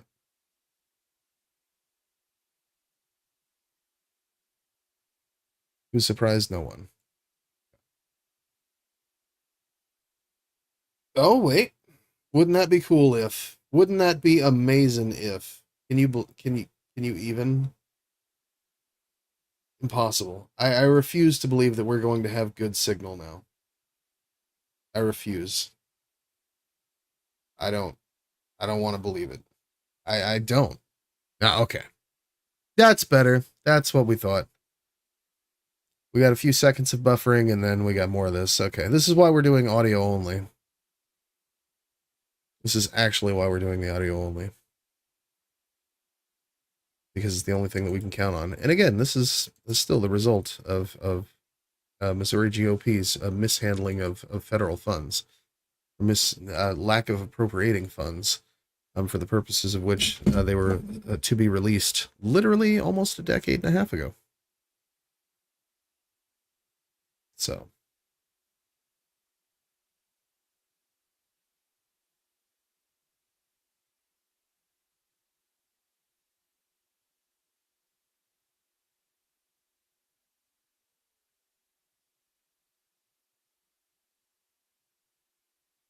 That is actually a thing.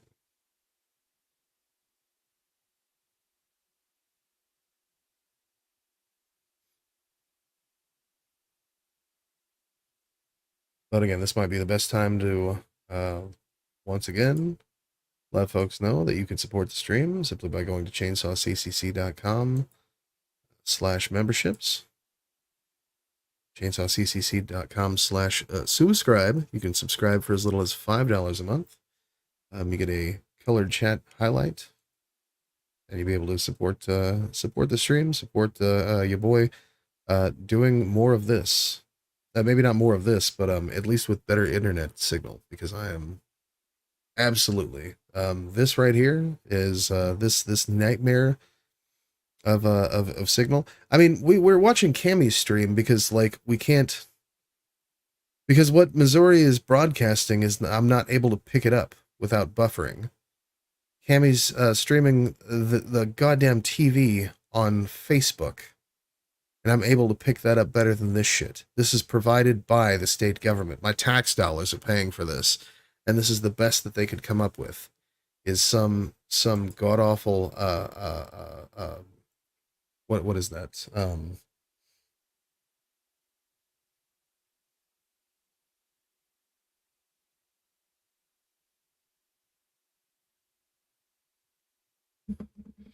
Like VLC player broadcast. It's like I mean just awful. So bad. Absolutely so bad.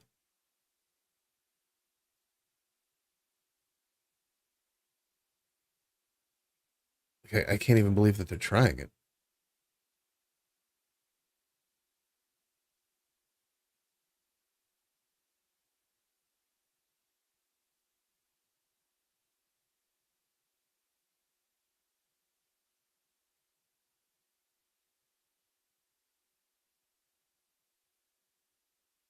It's just so bad. Ugh.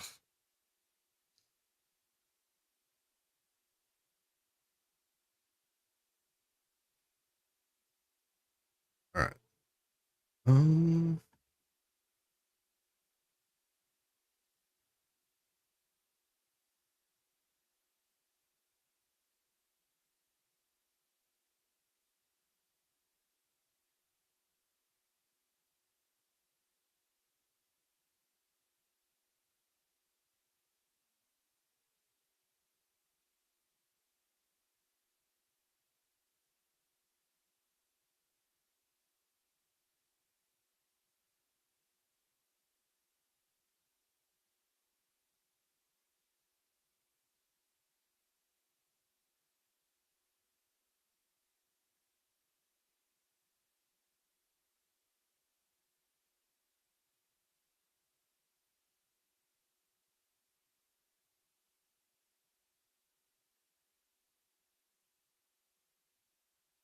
What was that? HB 1016?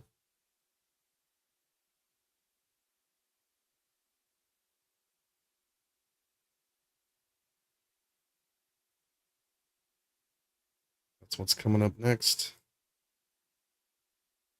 Oh, man. We are nowhere even close. And it's already 8 o'clock. I mean, I would say I wonder why they got started so late, but we know why. We know why. We know exactly why they started so late.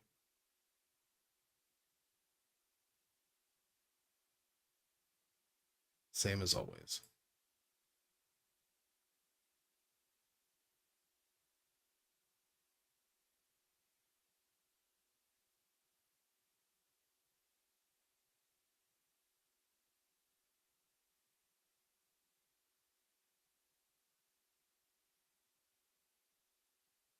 It'd be a better idea than that if we just imagine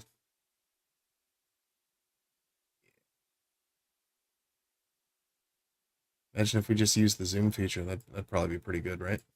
Yeah. All right.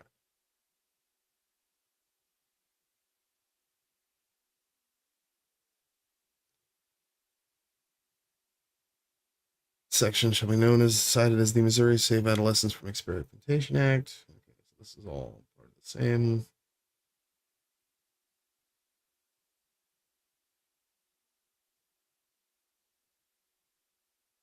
Transition surgery, surgical procedure performed for the purpose of assisting individual gender transition, but not limited to surgical procedures that sterilize, including but not limited to castration, vasectomy, hysterectomy, oophorectomy, orchiectomy, and penectomy.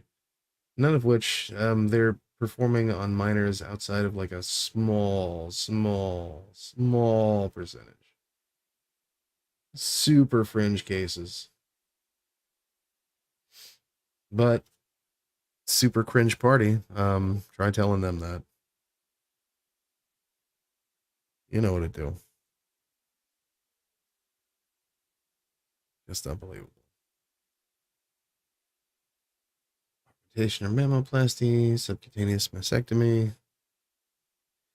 Healthcare provider, an individual who's licensed, certified, or otherwise authorized by the laws of the state to administer healthcare, the ordinary course of practice, profession, blocking drugs.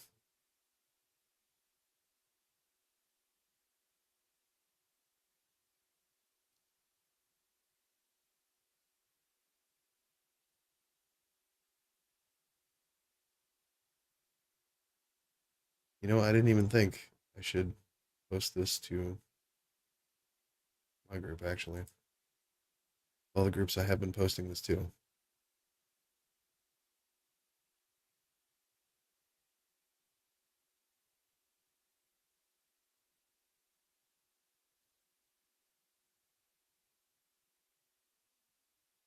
I need to add more people. I mean, we're at over like 1,000 followers on Facebook. I guess I totally could, you know. I just never think to.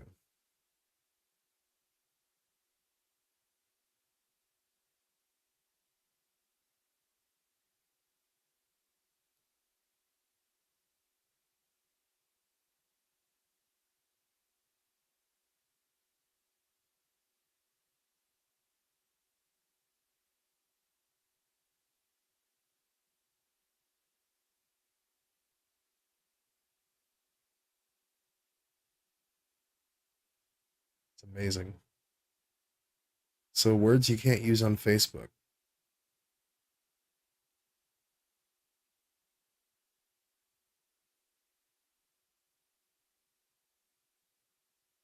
Apparently it's the trans word. If you use the T word, not the T slur, just the regular old T word, and you post that in a group, that shit gets just kicked right out. I got 2 posts that got removed from published to pending now. And it probably shows as deleted or blocked or some shit on the group side. I'm guessing. So you can't use that word. We're gonna have to talk about trains. I mean,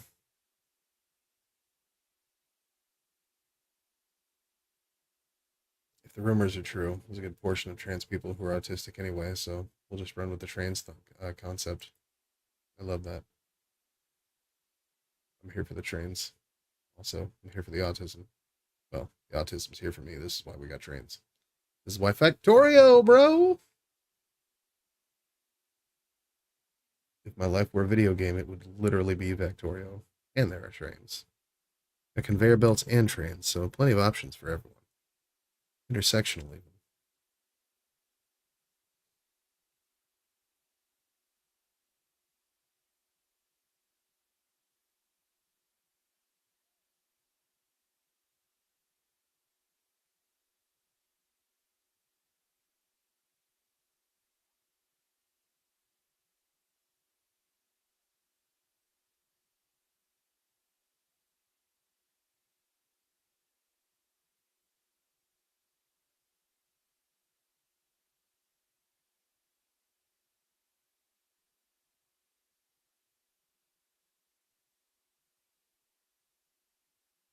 Imagine if we could get the whole video. No way. Possible. I mean, we're streaming at 30 frames a second right now. We're only dropping like 80 frames, 120 frames.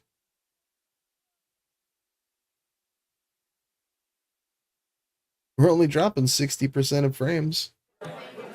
It's not bad, right? Okay, we will come back into public hearing, please, and we will resume the witness testimony on House Bill 35, 1016, 1038, and 1081. Late.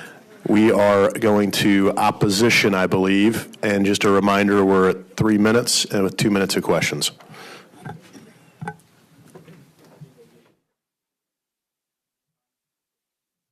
The green is on. There we go. Thank you. Yep. All right. Good evening, members of the committee. My name is Kate Smith. I am from Kansas City, and I am the director of LGBTQI+ policy at the Center for American Progress, a nonpartisan policy institute dedicated to improving the lives of all Americans. Fucking go. You've heard today and at previous hearings that this original ban on best practice medical care for trans youth is a harmful bill. We know that trans medical care is supported by every major medical association in the country.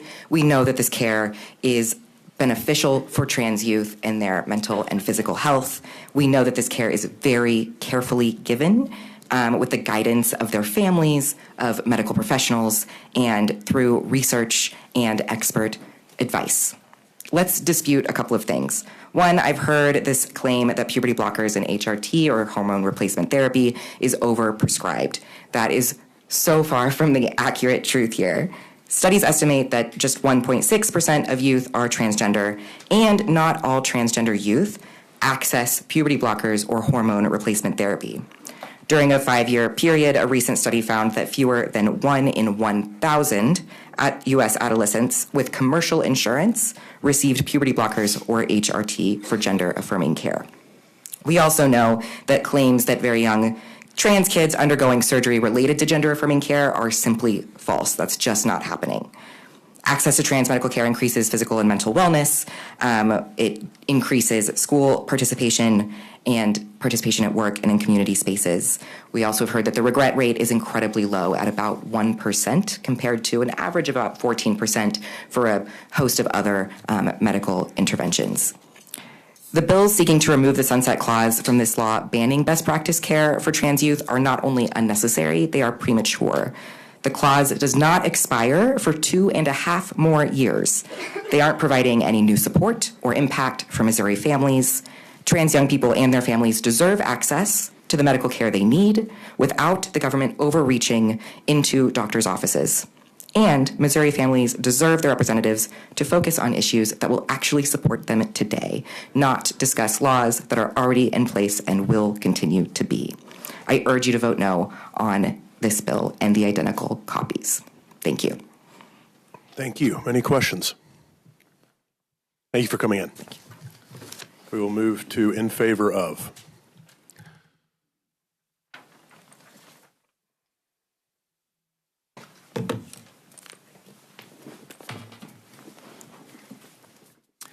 Well, good afternoon, Mr. Chairman, members of the committee. I'm Dr. Guillermo Villatrueba for the Missouri Catholic Conference, representing all 4 Catholic dioceses in the state of Missouri. And we would like to go on the record in support of all these 4 bills, 35, 1016, 1038, and 1081. And we commend the representative that sponsored them. We support these bills because they would ensure that minors continue to be protected from life-altering cross-sex hormones and puberty-blocking drugs that, based on a false understanding of human nature, attempt to change their sex. Furthermore, we are concerned that minors are not capable of giving truly informed consent to dangerous treatment that could lead to reversible consequences, such as infertility and lifelong dependence on costly hormone therapies with significant side effects. Medical and surgical treatment for gender dysphoria denies the fundamental truth about the human person being created male and female in the image and likeness of God. As Pope Francis states in his encyclical letter, Laudato Si, learning to accept our body, to care for it, and to respect it to its fullest meaning is an essential element of any genuine human ecology. Also, valuing one's own body in its femininity or its masculinity is necessary if I'm going to be able to recognize myself in an encounter with someone who is different.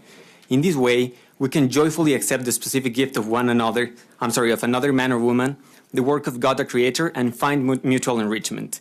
Young people struggling with gender dysphoria are loved by God and possess the same inherent dignity that old persons do.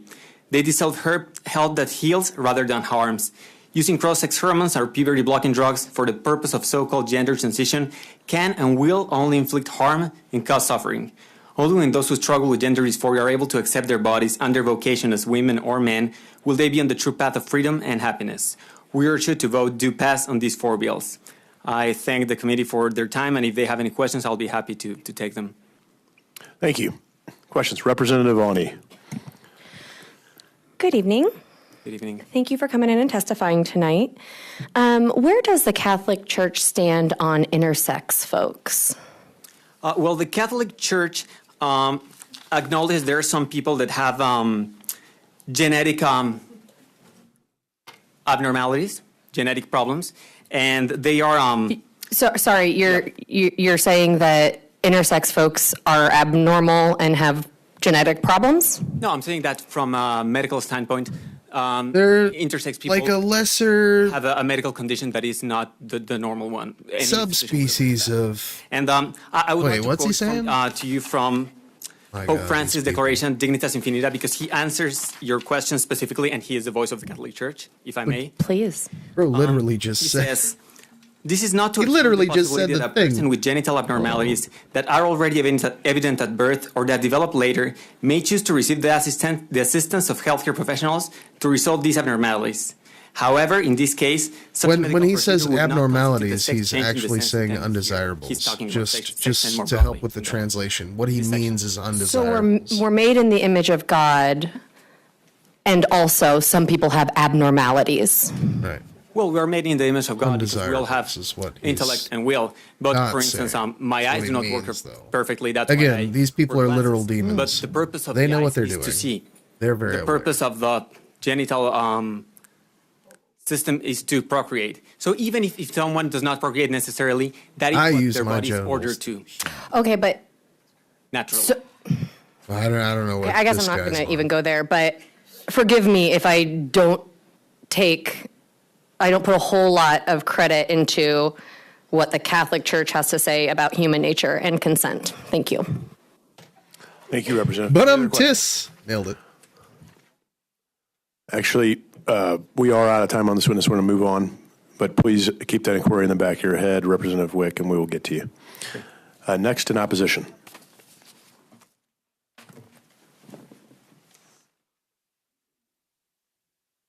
What if I did this? Could we get away with this? Hello, Chairperson Chris and thing that committee we could get away with? members. My name is Corey DeWald. I'm from St. Louis, and I'm here today to oppose bills 35, 1016, 1038, and 1081 that are trying to remove the sunset clause for gender transition procedures. I came out as transgender when I was 14 and started my social transition. I did not begin taking testosterone until I was 16. During those 18 months, I did a lot of soul searching and got a lot of information from different people in my life. I talked to my parents and my friends, and I had multiple appointments with at least 5 different medical professionals. I even went to weekly appointments during that entire time with my therapist. I did not begin taking testosterone until I knew that what it would do to my body. As you can see, I did not enter this process Why didn't we lightly. think of this before? I talked to all the was all right broken. people and followed all the rules. Even when I was ready for the medication, it still took me 6 months to actually get all the approvals for it. I started taking I gotta I've been tinkle. taking testosterone for I know, I should have 3.5 went years before. now, Sorry. and I've It's not never my fault. regretted It's my your fault. decision. Since taking it, my life has improved a boundless number of times and ways. My story would have been a lot different if I had waited until I was turned 18. I'll be right I tell back, people that I'm very close to that taking testosterone has saved my life. If I would have waited until 18, I don't know if I would have been here right now.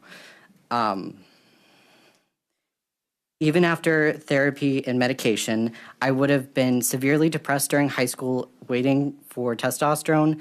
It was the hormone replacement therapy that I began to feel like myself, and I felt like I could express myself how I wanted to. I oppose a general ban on gender-affirming medicines. There are minors that absolutely need this medicine. Many ways to ensure that we are informed and can make these important personal decisions. Medical professionals. If you are truly worried about saving adolescents, you access this critical medicine safely while being informed. Thank you for your time. Thank you. Any questions? Thank you very much. In favor of? There's no one else in favor. Thank you. In opposition?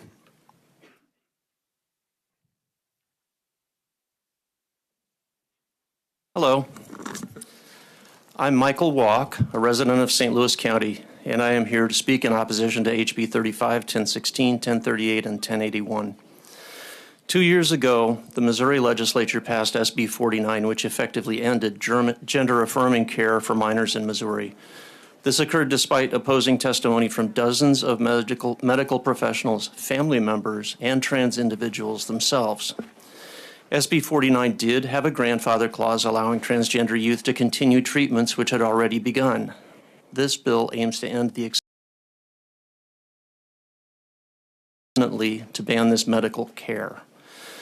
My representative is Dr. George Hruza, who I'm very much looking forward to meeting. He's a dermatologist, and I've heard he's very good. Cancers on my forehead. I'm sure Dr. Hruza would have recommended treating those too. But what if the person at the intake desk in the doctor's office had decided there were too many people being treated for precancers? Would such a person's judgment or whistleblowing be sufficient to override the judgment of actual doctors who examine actual patients? But as my son has found a joy and happiness through her treatments, which never could have happened without access to psychological counseling, testosterone blockers, and hormone therapy. She lives her life to know who she really was. Gone is her self-loathing, gone are the antidepressants, all because she is allowed to access to the treatments she needs to feel like who she is. This should be the reality of any and extend the misery of young people denied access to care approved by doctors and parents. Daughter would endure if she were required to stop her treatment. No person should be required to endure this. These treatments were responsibly and carefully administered. It takes a long time just to get approved for treatment. Have been frequent buzzwords in this building. Parental rights and personal freedom are exactly what is being denied by this bill. Transgender people are real. They are a small minority, but they need to very personal health care decisions.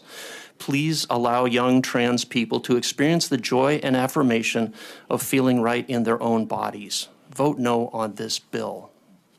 Thank you. Seeing none. Thank you for coming in. Anyone in favor? Opposition?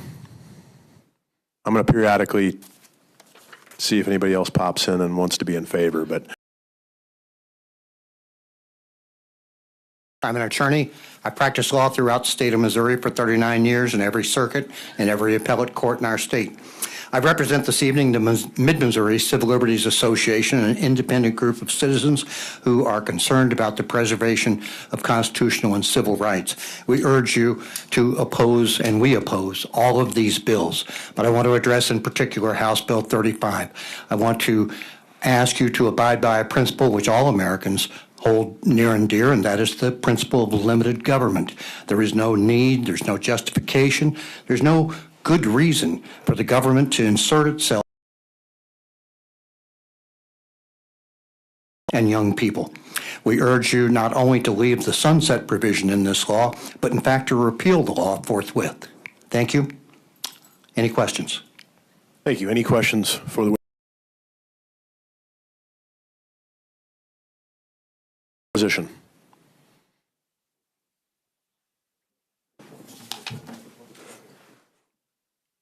Thank you, members of the Emerging Issues Committee, for allowing me to speak. My name is Stacy Kay. And despite some people asserting that trans kids don't exist, I can assure you I did.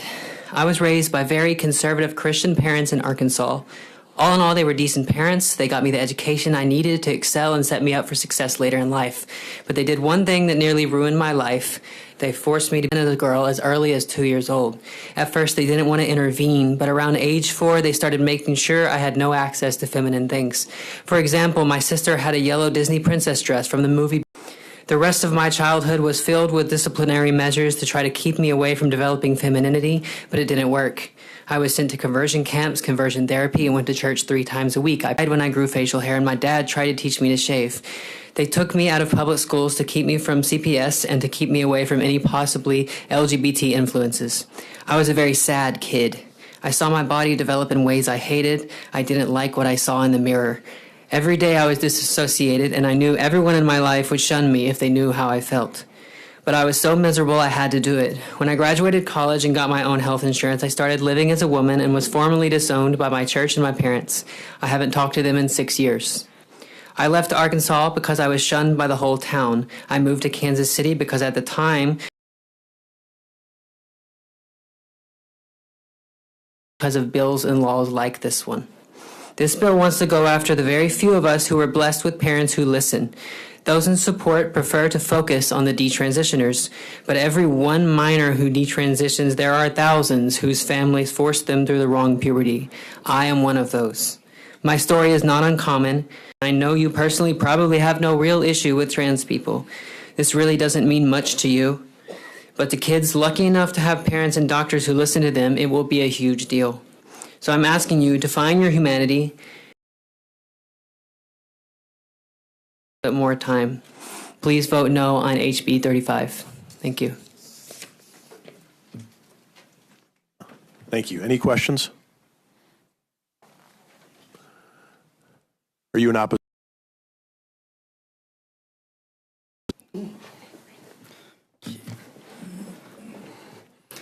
Hi all, my name is Charlie Adams. I am a 4th-year medical student applying to emergency medicine residency currently. I'm going to be a physician in just 3 short months here. I'm also an out and proud transgender man. So I wanted to talk a little bit about some of the science and some of the facts that have been claimed that are in opposition to what we're taught for medical boards. Puberty blockers are GnRH antagonists, which means gonadotropin-releasing hormone antagonists, and they are used to treat prostate and breast cancers. Among a ton of other things, but it's been claimed that these medicines are extremely dangerous for youth. Cisgender youth with some of these conditions of the same exact age of transgender youth are given these until now because people don't understand trans people. Something that's been safe for so long is not suddenly unsafe, just because maybe it makes some people uncomfortable that they don't understand trans people. Any medication, we've all seen it on TV, it can be made into something that sounds very dangerous or intimidating, but find me a single medication that doesn't have at least 10 side effects, if not way more. Medications affect patients' bodies in all different types of ways. Why do we need to hurry so much? Why can't we just wait till they're 18? We can't wait because we'll lose and have lost a lot of them to suicide, and I easily could have been one of those people. 56% talk about these things, the more the national hotlines for suicide among trans people spike every single time. A Harvard study published in 2025 looked at health insurance, and they found that only 18,000 of them had been diagnosed with gender dysphoria. That's less than 0.1%. And of those 18,000, less than 1,000 had access to So this idea that we're just willy-nilly throwing out these drugs at everyone, statistically is completely false. So why do we care so much? Why are all these people here? And why have the vast majority, even those that don't even really do gender-affirming care? Because of the research. Because it's what's right. We can easily choose 1 to 2 fringe studies on absolutely any issue. I believe this person right here, any study that will tell you a different thing. And that's why you get experts together to review all the data. Representative Weber. I'm going to, it sounds like you had a little bit more thoughts, so I will yield my time to you. Another thing that was alleged was financial benefits.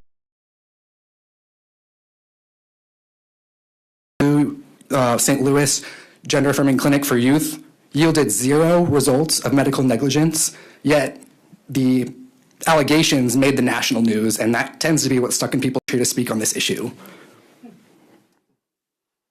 And again, you can come up with fringe journals like the Journal of Homosexuality, which also is fringe and I've never heard of, or you can listen to the major medical organizations, the American Psychological Association of Family Physicians and the American Medical Association.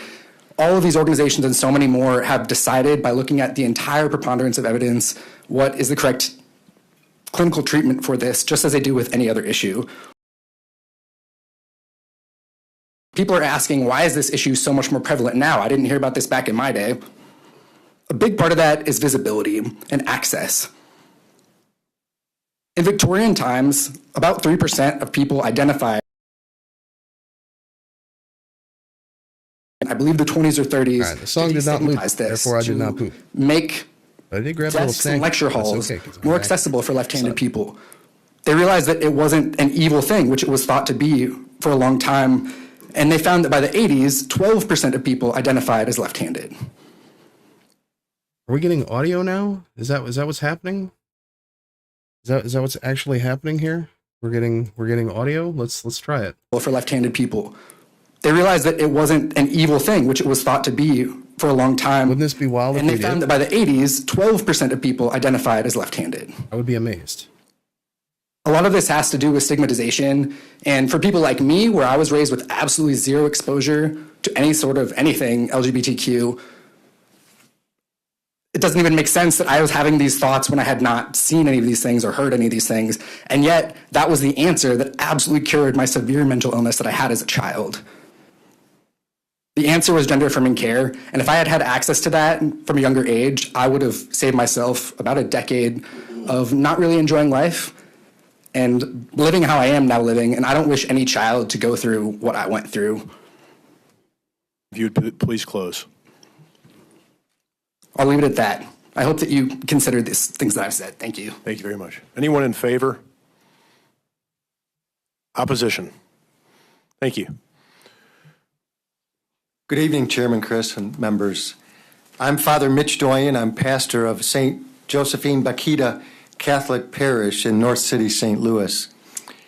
My testimony today pertains to House Bill 35, but it's really to all of the bills before the Emerging Issues Committee pertaining to the lives of transgender youth, their parents, their doctors, and all who love them.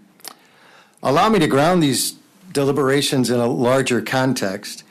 In 1857, not really so long ago, while meaning no harm, the Supreme Court of these United States ruled that Dred Scott, and therefore any human being with an ounce of black blood in their veins, could never be a citizen of this country, and indeed would forever be an enslaved person. Thus, the social construct of race, which had already been used to oppress an entire people, the people who are the backbone of our nation, already had been oppressed for centuries, was now set in the stone of our laws. Even now, the notion of race is used to divide the one human race, such that by our laws we can strip our brothers and sisters of their humanity. We may all agree the fateful decision of that Supreme Court was in error, yet we live with the tragic consequences of oppression even to this day, today. These bills which you contemplate today are dehumanizing our brothers and sisters. I have had the privilege of knowing and befriending transgender youth and adults and their parents and their friends and their brothers and sisters. I have listened to their stories and the stories of their doctors and their counselors. Their desire to live fully human, authentic, grace-filled, and gifted lives in our community is a profound blessing for us. I'm especially mindful of Beth an immigrant woman who was born intersex in Venezuela. She lived the first 9 years of her life as a boy, then discovered when her breasts began to grow that she has a womb and breasts. She has found her way into life as a courageous woman amidst tremendous suffering. She found her way here as an immigrant escaping abuse and persecution. She has taught me more about the profound complexity of the human person. I believe in a loving God who has fashioned each human person as a unique reflection of God's love in the world. I am not afraid to imagine a world more profound than male and female. And I trust the parents, the families, the Father. doctors, the counselors, all who love our transgendered youth to make these decisions more than you.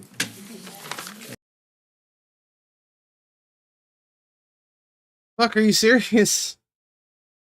Where's the disconnect between the Catholic Why? Church and you Oh my God. in opposition to these bills?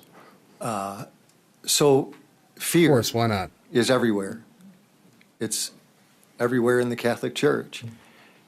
I loved the doctor here who invited you all to a cup of coffee. If you could have a cup of coffee with each bishop in the United States, there's a disconnect among them, which means, and I'm not saying change church teaching, right? But I don't think the church has anything to say about these bills, right? It's too intimate among the lives of families, right? Church teaches chastity. Church teaches the dignity of the human person. The church teaches the value of the sacrament of marriage and the beauty of the love between man and woman that reveals God's love in the world. All of that is true. But why then, because all of that is true, do we have to say that nothing else can be true? It's a lack of imagination, and it's really a failure to trust God's promises to us. So I think the church is still learning, still growing, and we're going to have to dialogue among ourselves because it's kind of embarrassing that all the divisions everywhere in the world also show up in our own families and in our churches, right? We got a lot of work to do to understand. It's very difficult to become a human person for any of us. Anybody on this journey of becoming a human person, it's very difficult. And we need grace and compassion and connection more than we need to be dividing and pretending that anyone has all the answers. And it was Father Moyen, correct? Doyen, with a Doyen. D, yeah. A little bird told me Representative Butts and you know each other. Oh my gosh, great guy. I will welcome a What cup of beautiful coffee with you, and family, yeah. I will welcome a cup of Oh, coffee with great. Representative Yeah, we'll Butts. talk about his brother Tom. There's a great story there. All right, thank you. Okay. Thank you, Father.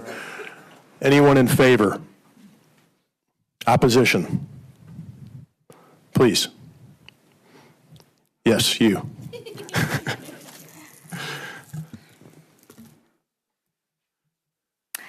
Hello. I'm Reverend Megan McLaughlin, and I'm pastor of Christ Lutheran Church in Webster Groves, Missouri. I'm a Christian, having grown up in Catholic churches and schools, called to be pastor of a Christian church. Many of you say that your faith calls you to support anti-trans legislation, and these 7 bills and many other bills that would keep trans people and their families from living their lives through sports, medical care, talking freely about their families and themselves without fear. You say this is about faith and protecting women and children. And so as a pastor, as a Christian, as a woman, as a lesbian, I have 2 messages today. The first is that we have a God who is abundantly creative. In Hebrew, binaries like light and dark, morning and evening, male and female are not so much distinct, set categories as they are a way of bookending all of the infinite expressions of creation that exist. There's evening and morning, but there's also high noon and midnight.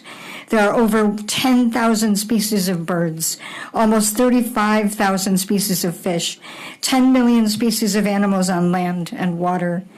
And within each of those species, there's incredible diversity. We have a God who is abundantly creative.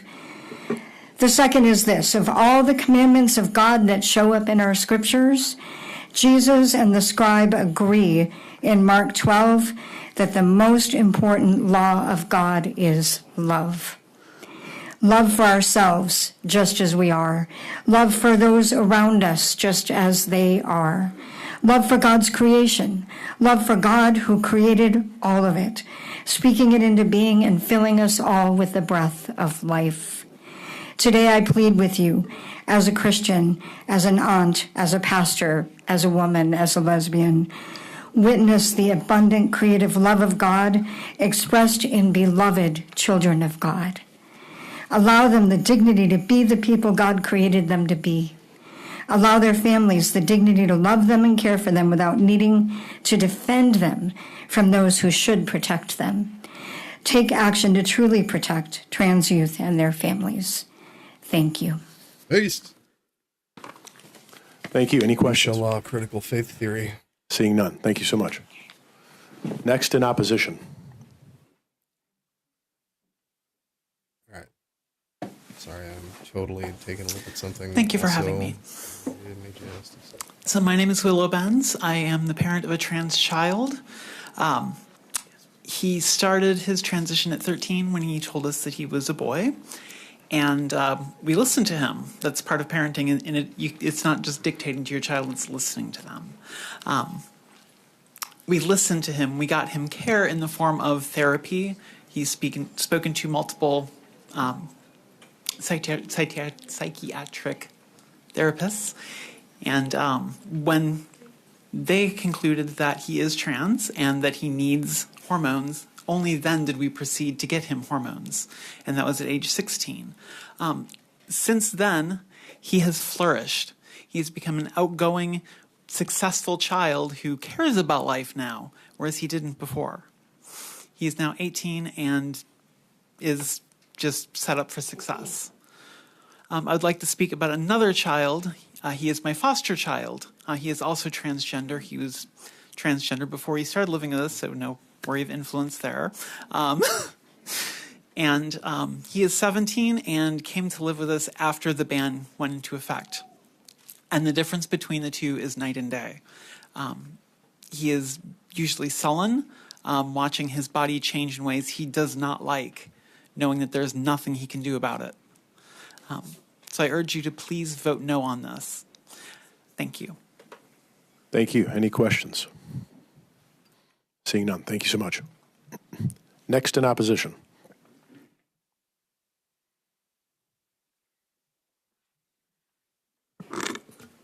Good evening. My name is Teddy Waldo. I am a resident of St. Louis, Missouri, and I am an 18-year-old transgender man. I am here to testify against HB 35, HB 1081, HB 1038, and HB 1016, which are all invasive attacks on transgender youth. I ask that you listen and that you do not disregard me, for I am not a buzzword on a malicious bill, but a human person. When I was 15 years old, my family and I began the long, complicated process of hormone therapy. I speak from experience. The stories of doctors simply handing out hormones to young children are false and peddled by dog whistlers who are motivated by hatred and fear. I had to obtain a letter of recommendation from a listed therapist. I had to see a dietitian. I had to get a regular blood work done. I had to sit through session after session of endocrinologists discussing side effects, potential risks, dosage plans, etc., all with a parent present. My mom and dad's support was not only appreciated, but required. For real? I could go on about just how thorough and lengthy the process was to get access to testosterone as a teenager, but I must stop and ask myself why I feel obligated to share the inner workings of my private medical history with lawmakers that do not understand my gender identity and do not care to. They will use the excuse that these bills were created to protect our youth, but it has been shown time and time again that restricting transgender adolescents' access to health care results in higher suicide rates, higher rates of depression, self-isolation, and self-harm. These all simply seem like buzzwords, so let me make it clearer.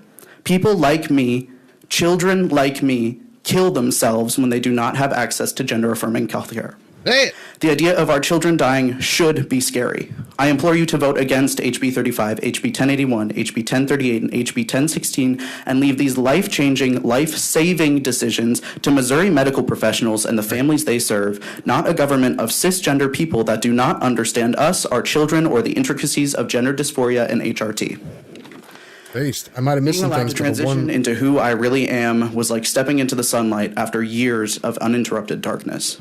The euphoria I experienced when I finally received my first shot of testosterone is something I wish Missouri lawmakers could understand. It's something that I wish my younger transgender siblings could understand. Instead, because of bills like these, there is a terrifying chance that they never will, and there is a terrifying chance that you all will never make an effort to understand. To my transgender siblings affected by these bills, know that there will always be allies and transgender adults like me that will never stop fighting to bring you a little bit of that sunlight. Thank you. Thank you. Any questions? The one doctor they had in there was... Seeing none. Next in opposition, please. In opposition also. Love that. So there's a delay in video because this video does not want to My play, name is May so Hall. we're not watching I'm the a video. resident of Columbia, and I'm here to oppose these bills. To give you some background context, I was one of the people who helped spearhead the queer sanctuary ordinance in Columbia, meant to protect people in my town who I care about from people like you. Because I'm going to speak frankly, I have heard a lot of talk of everyone wants what's best for the kids, everyone wants to do what's the most safe for children. And given the voting record and words that I've heard in this building over the last 3 years that my gay little self has been wandering around advocating for the people I care about, I have not seen that. I do not believe you. Intent is conveyed through action and words. In terms of words, I've heard people laughing at trans children. I've heard people laughing at children begging for their lives. I've heard dog whistles that have their origins in the Nazi Party, such as the Frankfurt School, or, social contagion.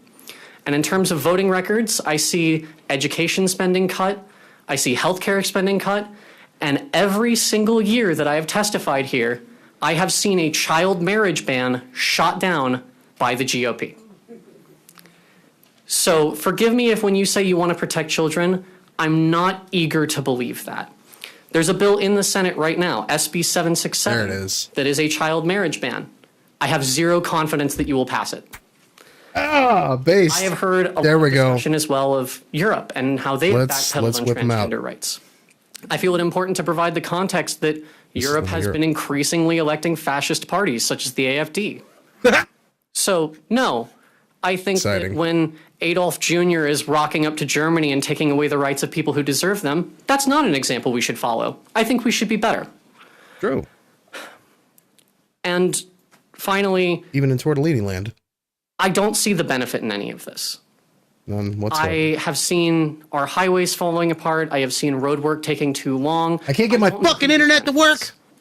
Every year you focus on this, and last year or 2 years ago, you couldn't get the whole thing pushed through, so now you're making an issue of it again. I can't even stream the goddamn video. Or loser, not actually caring about any of these issues. True. It's the same as with the voter referendums and their ability to overturn laws, such as with legal marijuana or abortion. Yeah. It just reeks of you didn't get an answer you like, and so you're going back on it. So I would encourage you to We'll just do it encourage again. your colleagues Again, to again. do better. And I would encourage you to, instead of looking down at your phone or to Get, continue over to be frankly terrible to the people you see in here, Right. I would encourage you to listen with empathy and be a human being. Because these aren't just stories that are being told to you. These aren't speeches that are written ahead of time purely because people like the clout. These are people begging you for their lives. And I have seen half of you either not pay attention, a couple of you are missing, and I'll give them credit. While the sponsors stayed this time, this is the first time I've ever seen them do it. Also true. I've had my own abuse as a child thrown back in my face by your party in hearings like this. So frankly, if you are here to protect kids, prove it.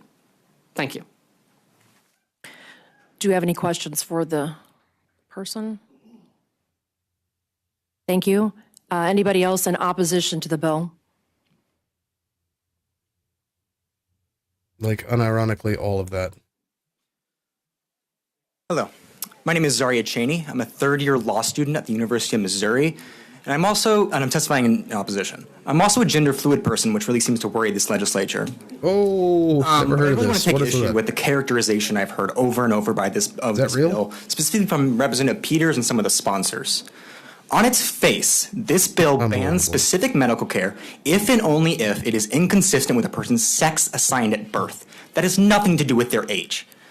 If an adolescent wants to receive certain medical transitions like puberty blockers and hormones and to live as a boy, if his birth sex is male, that's completely fine. But if their birth sex is female, that is absolutely not allowed.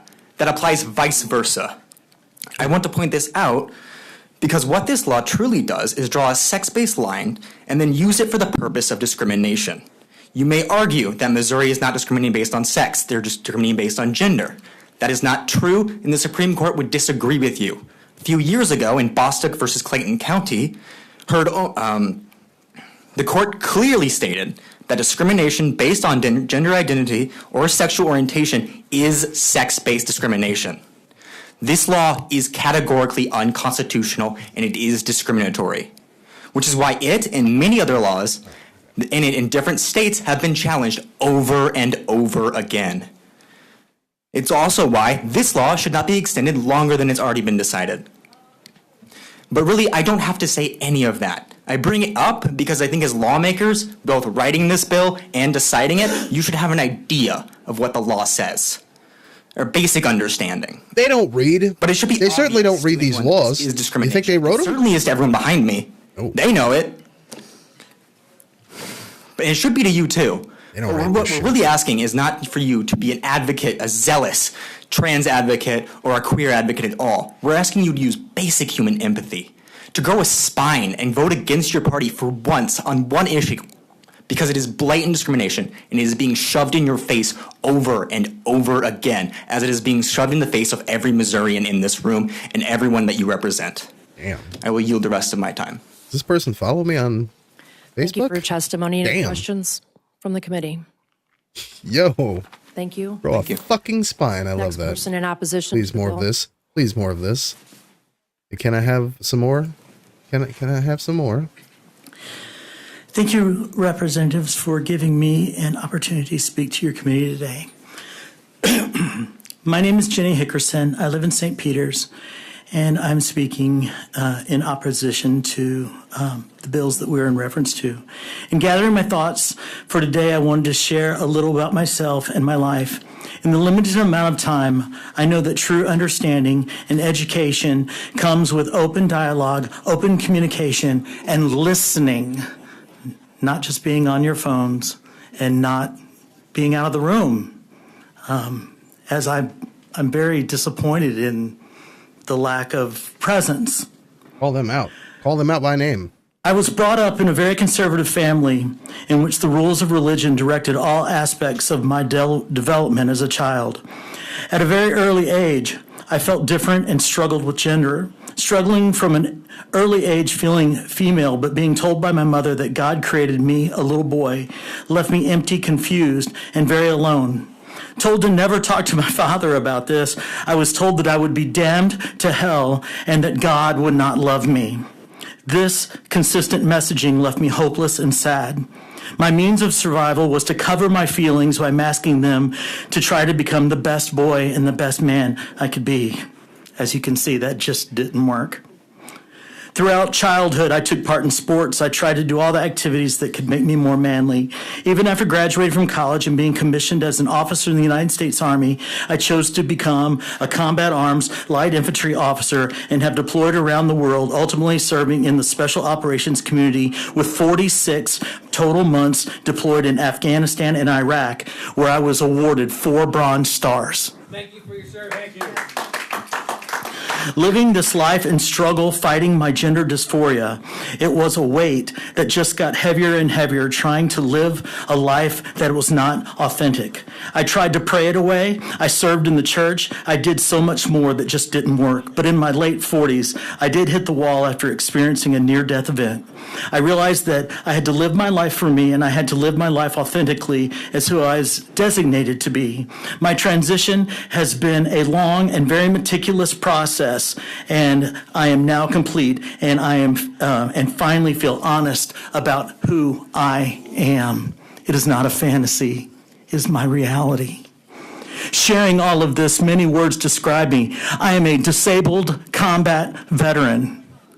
I've been blown up, I've been shot, and I've been stabbed in my 46 months in combat. I'm a parent, I'm a grandparent, I'm actually a recovering Southern Baptist ordained pastor. I was a college football coach at WashU, and I'm a person who happens to be transgender. I'm defined by all of my experiences, and I am not defined by me being transgender. Thank you. If I am please me. Close. Can I just say one more thing? Please close. Yes. In reference to the subsequent bills, it is really hard for you to address transgender affirming care if you omit especially mental health care for children. Had I dealt with wanting to end my life as a child, but as you know, those of us in our 50s, we weren't allowed to show our emotions. And the thing is, kids today, they are dying. I've talked many kids off the wall. This is real. This is true. And it is important. So if you truly want to take care of kids, listen to people like me who lived this. I've been on both sides. I was a card-carrying Republican. I was a Southern Baptist pastor. Open your mind up. I will tell you, in my life, there's been a lot of things cut out of my life. Thank you. Not just half my pay. Just trying to be respectful of everyone else's time. Thank you. Damn. What are your questions? Any questions? Based. Thank you very much. Next in opposition, please. Thanks for your service. 3 minutes. No questions, cowards. Honorable representatives, my name is Robert Thies. I stand here before you today not as an activist, not as a politician, but as a father. Y'all know who that is? A father who, like every good parent, wants one thing above all else. For his child to be safe, healthy, and able to live a life full That ponytail in the front, we know who that is. My son Luca is transgender, and I am so proud of him. He has always been the kind of person who sees someone in need and steps up. On his very first day of kindergarten, there was a little girl named Polly Ann. She sat alone crying, overwhelmed, scared, unsure of how to take those first big steps. Luca, just 5 years old, himself walked over and sat right next to her and took her hand, and without a word, they stood up and walked into school together. Throughout all of their life changes, they have remained friends. That is who my son is. He sees people in need and he helps them. And yet today, this legislature is telling him he doesn't deserve help himself. President Ronald Reagan once said the 9 most terrifying words in the English language are, "I'm from the government and I'm here to help." Well, here you are. Legislating medicine, legislating parenting, legislating doctors out of care. Doctor, what happened to the party of freedom, of keeping government out of private lives? What happened to the belief that parents know their child better than the state? This law is not about helping kids, it's about control. True. Be careful. Today it's my family standing here, pleading for the right for my child to get care. Tomorrow it could be you. Maybe not on this issue, maybe not today, but the government overreach you set in motion now will not stop with us. And when the day comes when you or someone you love is targeted, when it's your family, your rights being debated, your ability to make the best decision for your child under attack, will you stand alone? Because let me tell you something. Luca wouldn't let you stand alone. Even after everything you have done to him, if you are the one in need, he would reach out his hand. because that is the kind of man he is. And that is why I am standing here today to urge you, please vote no on these HB bills. Trust parents, protect families, because someday you may need someone to stand beside you. Thank you very much for your time. I appreciate it. Thank you. Any questions? Thank you very much. Next in opposition. Oh shit, here we go. Here we go. Good afternoon. My name is Cammie Storm, and I live in West Plains, Missouri, and I'm a proud transgender woman and an advocate of human rights. I'm also a survivor of abuse, both as a child and an adult, because of my identity. A lot of that abuse is because of belief systems like what lead these bigoted bills that reach out to attack transgender people. I would like to point out how many empty seats here of our legislature that just didn't want to hear our stories, and I do have a question about that. But my main point here is to talk about the fact that the American Academy of Pediatrics, the American Medical Association have affirmed that gender-affirming care is safe, effective, and often life-saving treatments. The very laws that you have passed that set this sunset that you're backtracking on, there was a reason for that sunset, because it's so detrimental to just jerk these meds away from these kids and this treatment away from them. There's a confusion in me that I just don't understand why the secondary attack to come back instead of taking care of the things that we need taken care of in this state. You choose to attack transgender children and transgender people, and there's no real sense in it. Our doctors, our psychologists, and the people that you trust to take your children to treat your children, you don't trust that same judgment to treat our children that are transgender. And that confuses me that you would trust them to treat your children the way you want them, but because you have hard feelings about transgender people, you don't want them to treat us. And at that, I'm going to yield my time, because it seems to me that these are just attacks to harm and erase transgender people as a people. I yield my time. Do you have any questions? Thank you. I will let the record show there's 14 members on the committee and they're all present. Any other questions for the members?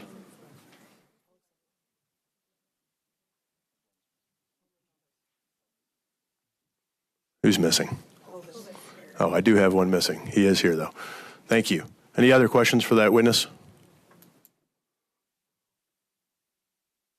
Thank you. Next in opposition. Hi, my name is Charlie Saunders. I am 17 and a junior in high school. I come from St. Louis and I go by he, her pronouns. And I am scared of you. And I am terrified of you. Already, I cannot get the hormones that would help me feel like myself. I cannot get rid of this voice that sounds like someone else is talking through my vocal cords. I cannot flatten my chest. That makes me avoid looking into mirrors. Now you're trying to take away this freedom of gender-affirming care from the kids that you let keep it? Taking kids off of these treatments can cause irreparable physical harm, to not even mention the physical decline that will happen. It's not an if, it's a will and a when.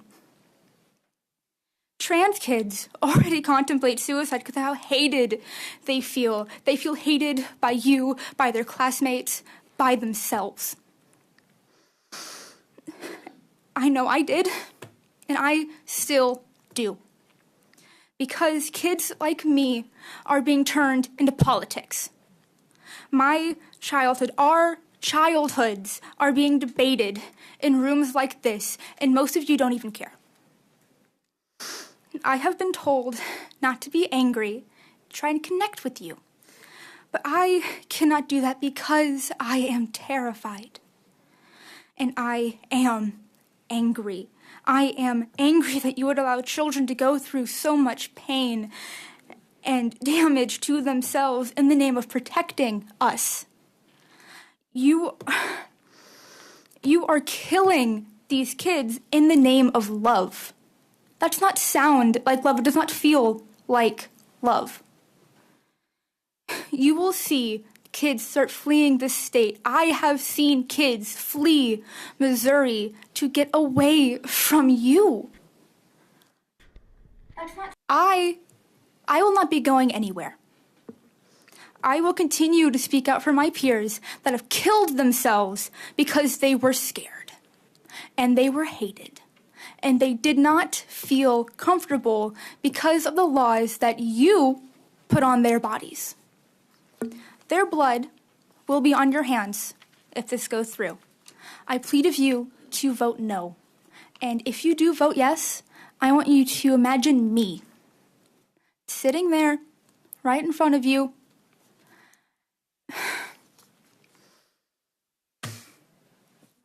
Please vote no. For my sake, for my classmates, for my friends' sakes. Please. I beg of you. That is all. Thank you for coming in. Any questions? Fucking Representative haunting, Weber. bro. Good evening. Thank you so much for being here.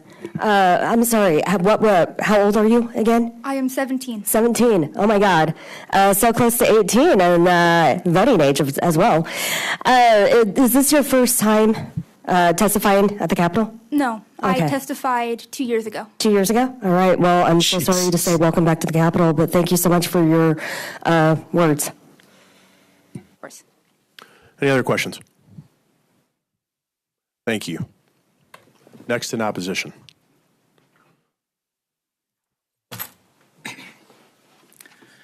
Hello, my name is Verity Tatum. I go by another name as well, Nicholas Joseph Tatum. My voice has not always sounded like this. In fact, right now, my voice is where it should be if I've gone through the entire process of puberty. And it's going to be that way for the rest of my life. I served in the United States military as a combat engineer. I did one tour of duty in Iraq, and I was very proud to do so alongside my brother, Daniel, who was a Marine. Daniel served 2 tours of duty. I was a combat engineer, so that meant that I had to go in and clear landmines. He was a truck driver, which meant if I didn't do my job, he got hurt.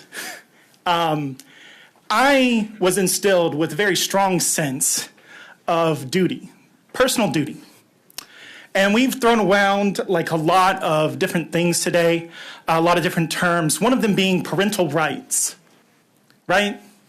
And I feel like one of the parental rights that we should be upholding is the duty that parents have to their children, right?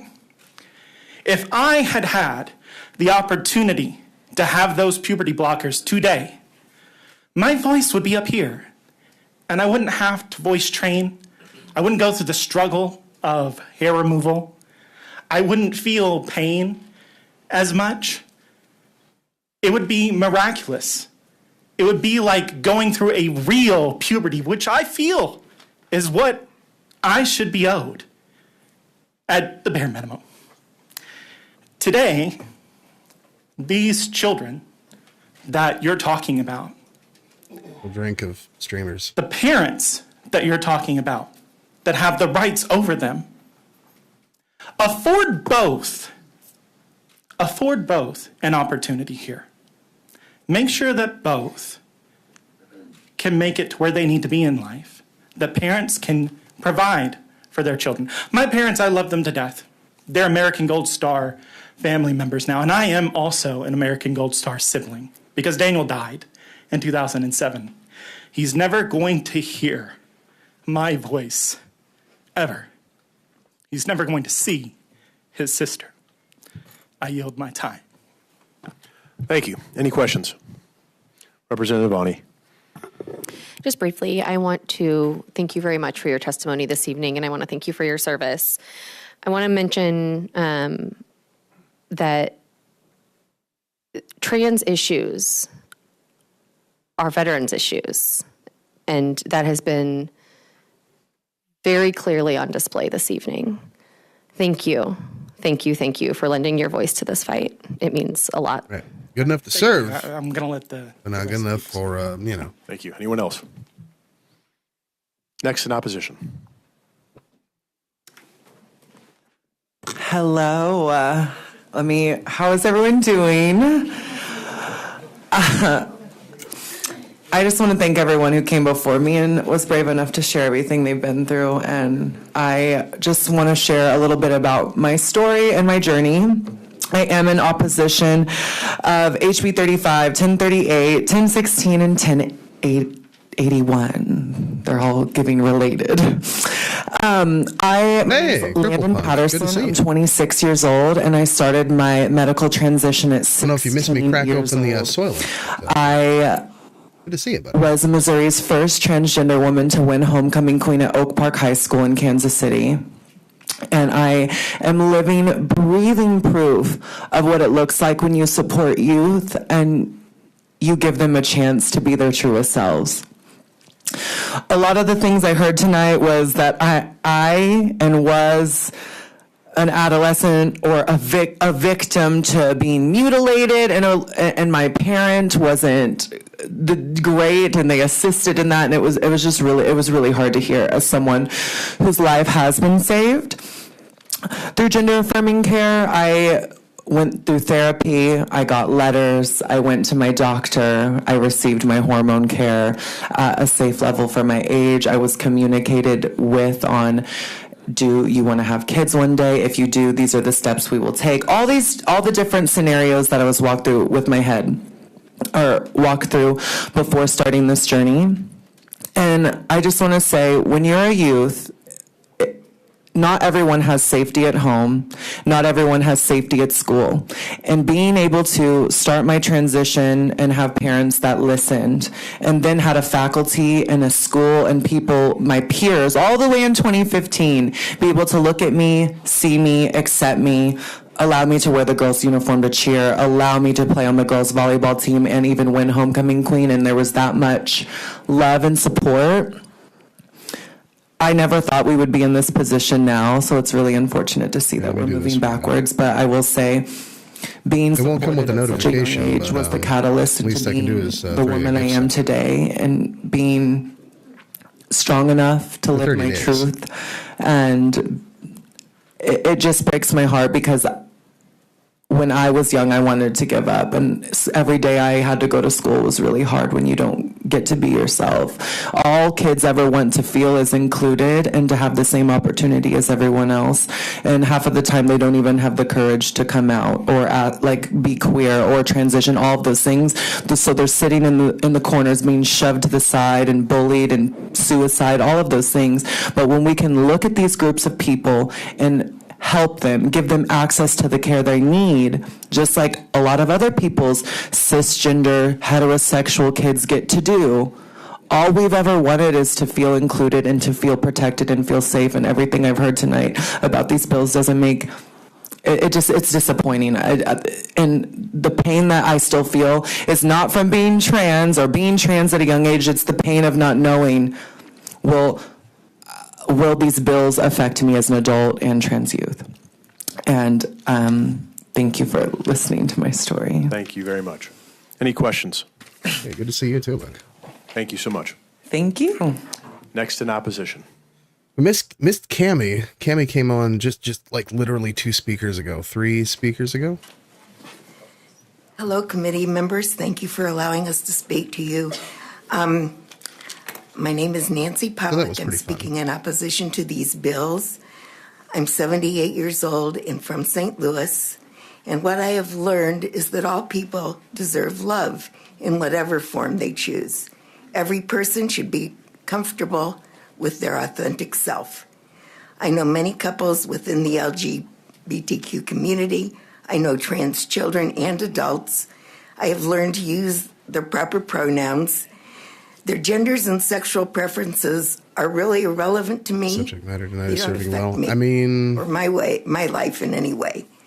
What matters is how kind people are, how thoughtful they are of other folks, and how there have been a committed few they are to speakers who I really enjoyed. Unfortunately, and to my fear, a lot of it has been hitting the feels, which is like fine, because I understand that people have feelings, but like when speaking to a legislative body like this, and we did this in Pursuing 2022, we them, tried to hit threatening him with the the parents heartstrings, and I've said this like 3 or positions 4 of times trans already, I kids, feel. seeking to We tried to hit him with the impose heartstrings these back in views and 2022. restrictions These people didn't even on show up. people They you didn't even give a shit. obviously Most of them walked don't out know, and don't didn't even try hear to the witness understand, testimony. So they were don't just care basically about. talking to It's like, a retrogressive you know, policy choice. Emily Weber I would think and all of these people who have God, who was even spoken there today back in 22? I don't certainly even have remember. imparted information Weber's that should here now. make you understand a little again. better what they've gone through. Hashtag winning. I thank you for your time That and seat. attention. But there have been a few who have Thank you. gone Any balls to questions the for the wall, witness? and I really appreciate that. Thank you very much. Next in opposition.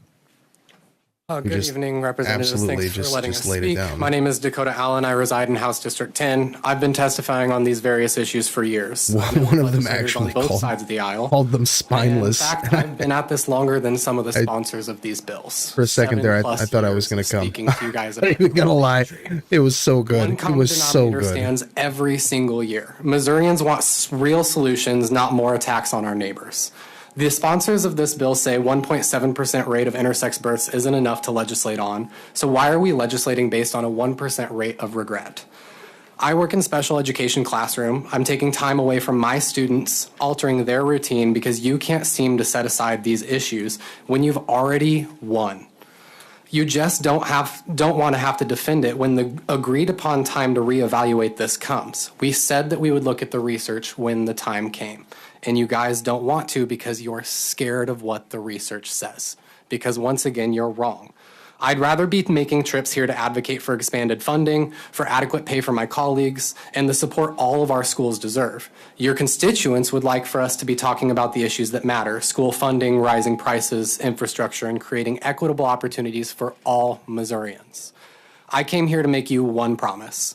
I vow to make it my very life's mission to find it in every single one of your districts the one person that will unseat you, be it Democrat or moderate Republican, that actually cares about the issues that matter, because you guys are not doing your jobs.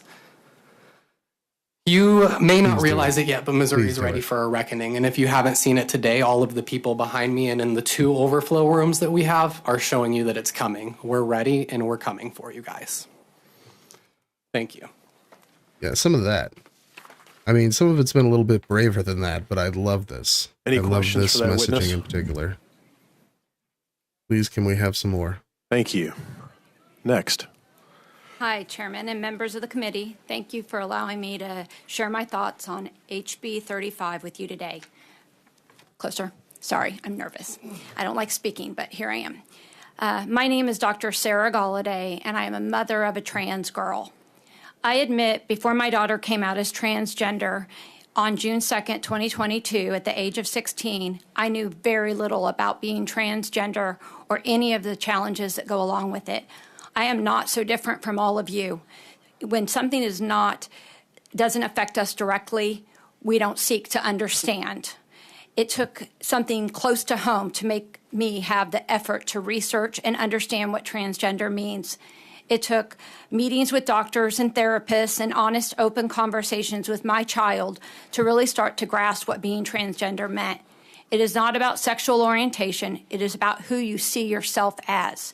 Gender dysphoria, which is a common condition that's associated with transgender, is a medical diagnosis.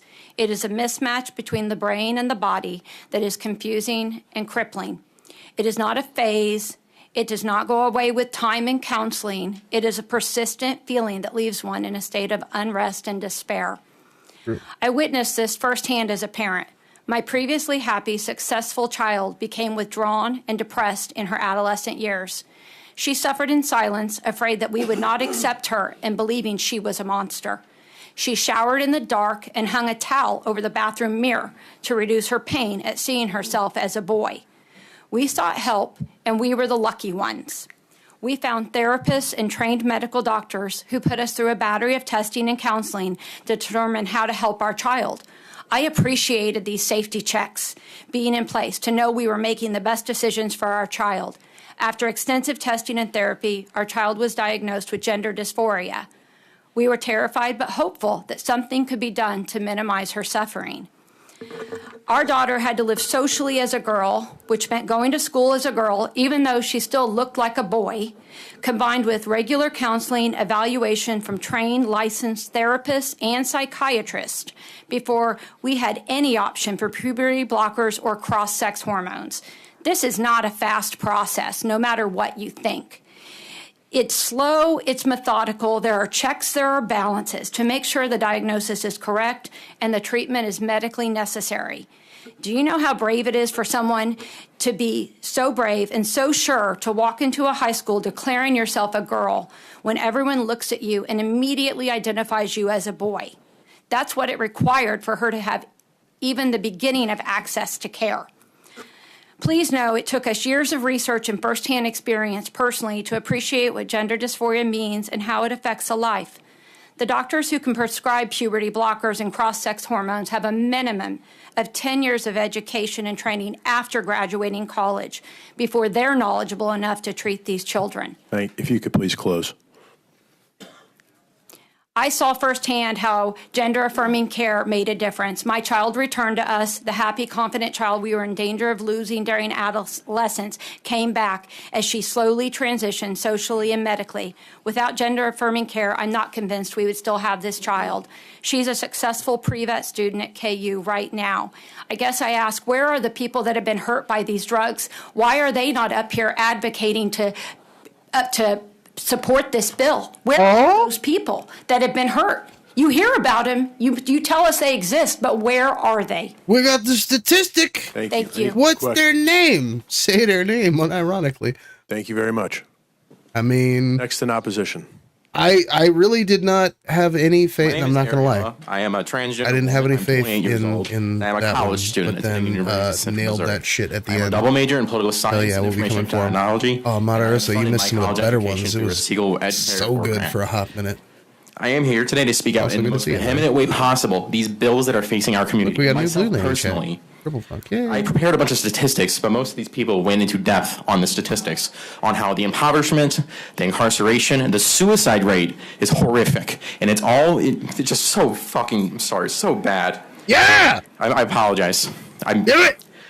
But I had a bunch of statistics prepared, but I want to hit the note that we are your fellow Americans. We are your neighbors, your therapists, your workers, your IT workers, your Starbucks baristas. We are your neighbors, and we're being made and scapegoated into something that we're not, that we're a Machiavellian villain when we just want to exist as a human being, and you are preventing that. This is not about bathrooms. This is not about women's rights, and this is not about children. This is about just something much more systemic. You're trying to erase trans people because you don't believe that we exist any more than Mount Everest exists.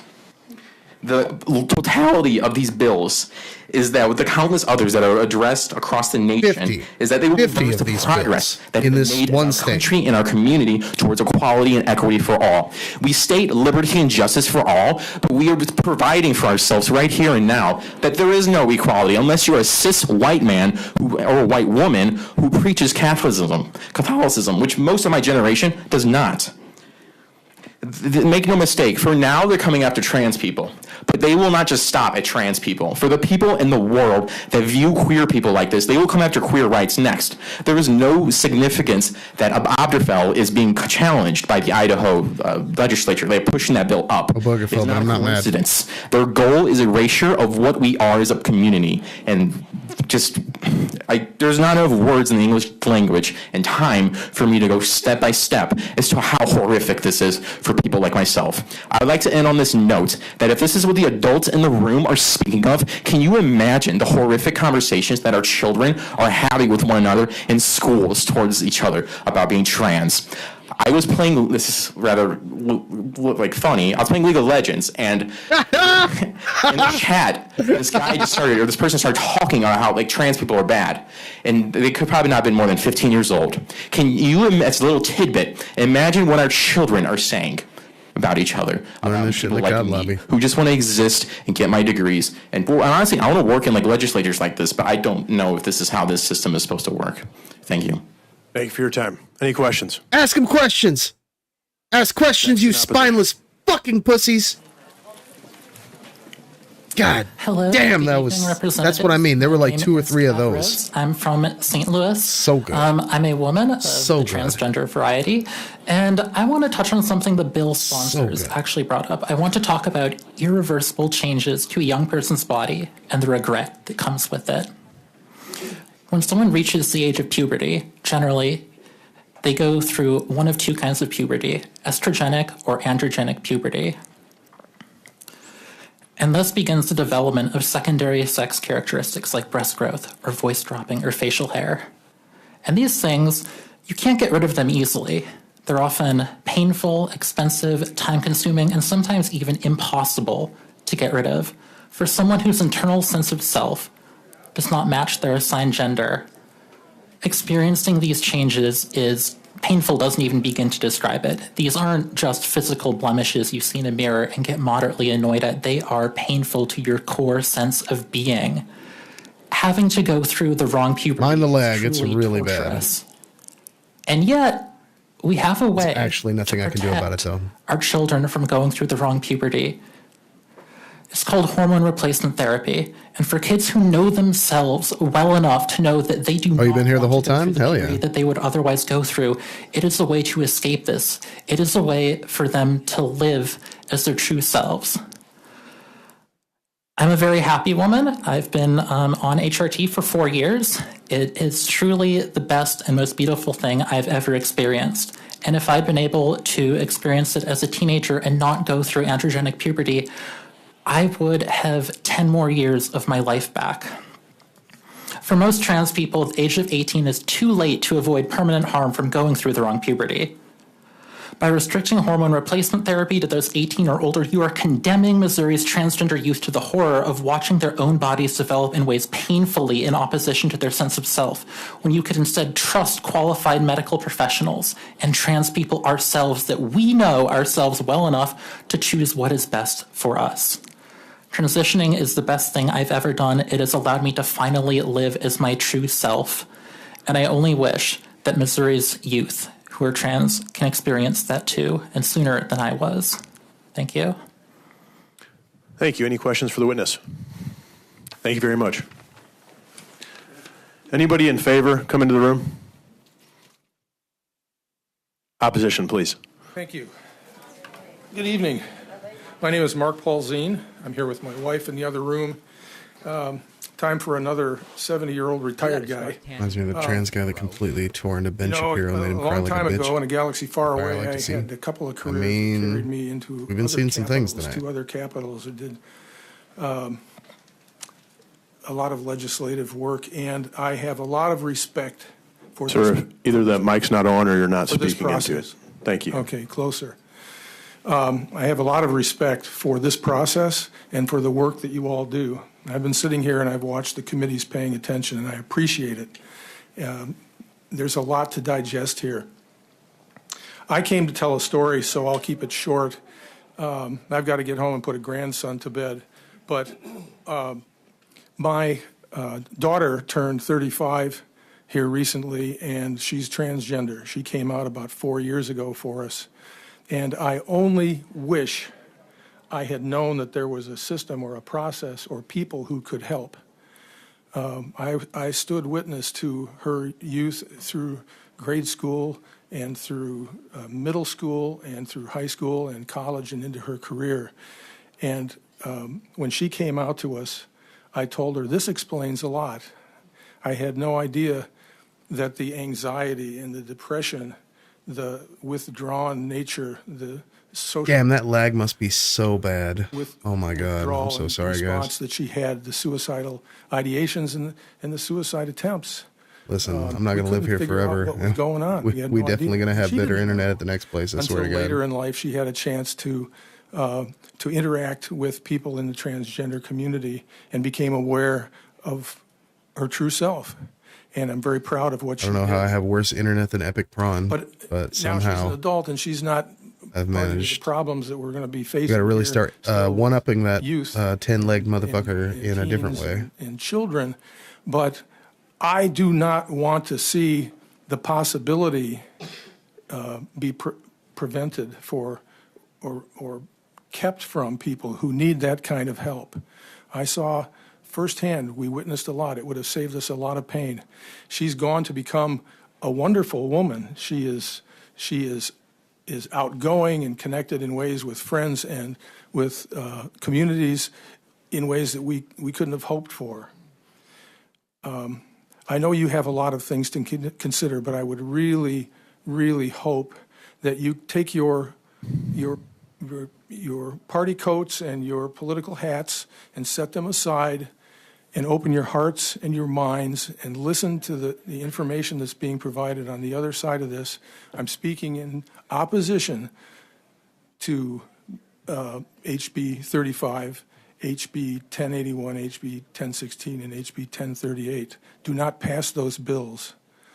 Let the process work. Let people live their lives. That's all I got to say. Thank you. Any questions for the witness? Thank you for coming in. Leave Next people the in fuck opposition. alone, you creepy shits. Good evening, everyone. Thank you for having us today. I'm Shania Crowley. My pronouns are she, her.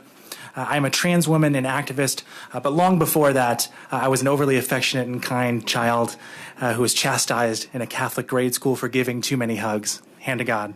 Actually happened. Damn. As I matured, I knew something didn't fit, but I lacked the language to name it. I spent my teenage years battling depression, coping through self-harm and substance use. I sleepwalked through life until I found the words to free myself. That knowledge, paired with a loving Kansas City community, set me free, and I have never looked back. We all want better for the generations that follow. When I see young people today finding joy and self-acceptance far earlier than I did, I am filled with hope. But I know that this care and joy could be stripped from them, and it fills me with sorrow, and it fills me with rage. I am called to stand for those children who cannot stand for themselves, who should never have to plead for their peace and beg for their lives. I carry a message from my transgender and gender nonconforming siblings, Vinny, Sage, Hazel, Birdie, and so many others that I can't name here today. To all of the young ones and their families, no matter how many laws they pass, they will never erase us, they will never silence us, we will never stop fighting for you. You have taken enough from us. Let these children live in peace. Stop legislating away our rights. Where is the proud GOP history of small government? Where is this newfound over-regulation? This liberal over-regulation? What is happening to your party? How did you get here? Let us have our freedom. Let us live our lives. Let us pursue happiness on our terms, because we know ourselves better than any of you. Thank you. No, that'd be way too much like right. Thank you so much. Next in opposition.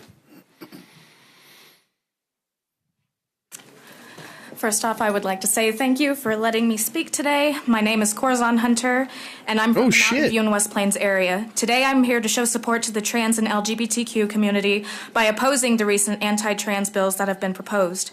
I cannot tell you how terrified I am for my friends and family as a Missouri citizen.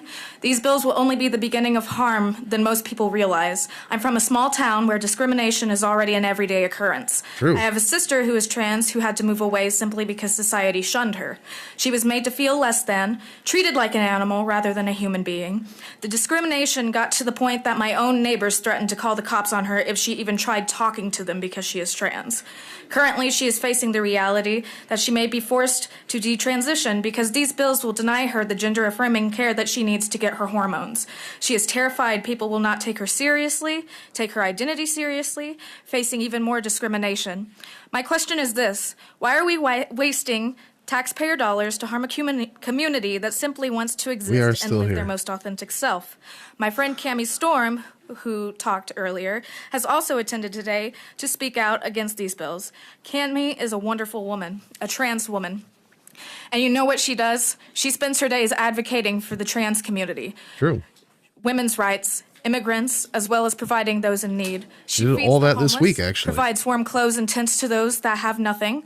She does And far shoes. more good in our community than most of our local churches, and yet people threaten to throw very rocks at true. her, scream at her, tell her to kill herself, calls her slurs, and told she doesn't belong. calls And me yet she slurs keeps when a I'm smile up on there. her face and continues to help despite being treated so poorly. Why must we show so much hate to those who are just trying to exist? There are far more important matters to worry about, but taking away human rights shouldn't be one of them. I urge you to oppose these bills. Be the change. Listen to the individual stories. Have compassion and be on the positive side of history. Thank you. Thank you. Any questions for the witness? Thank you very much. Next in opposition. Hello, my name is Kate Robbins. I'm from Columbia, Missouri. I am not transgender myself, but my girlfriend began transitioning in October of this year. And that may sound like something of a scary proposition, having a partner who is changing their gender. But I can tell you from lived experience that it's great.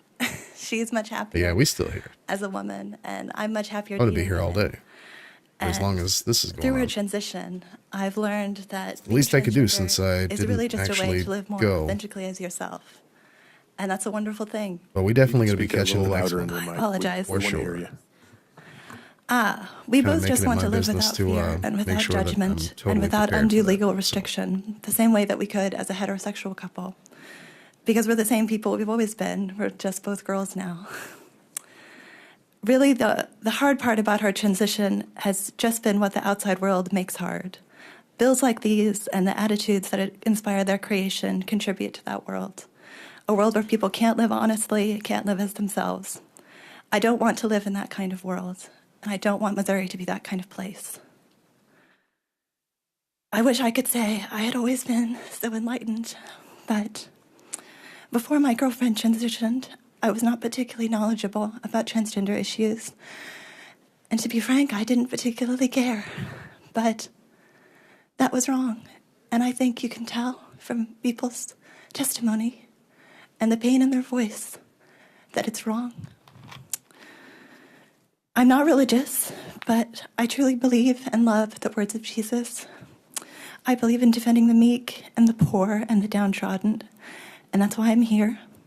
It's my privilege to be speaking here, even though I have to tell strangers my business, and I am almost certainly going to cry. It's my privilege because I know that this is easy compared to what trans people go through. Speaking here is genuinely the least I can do.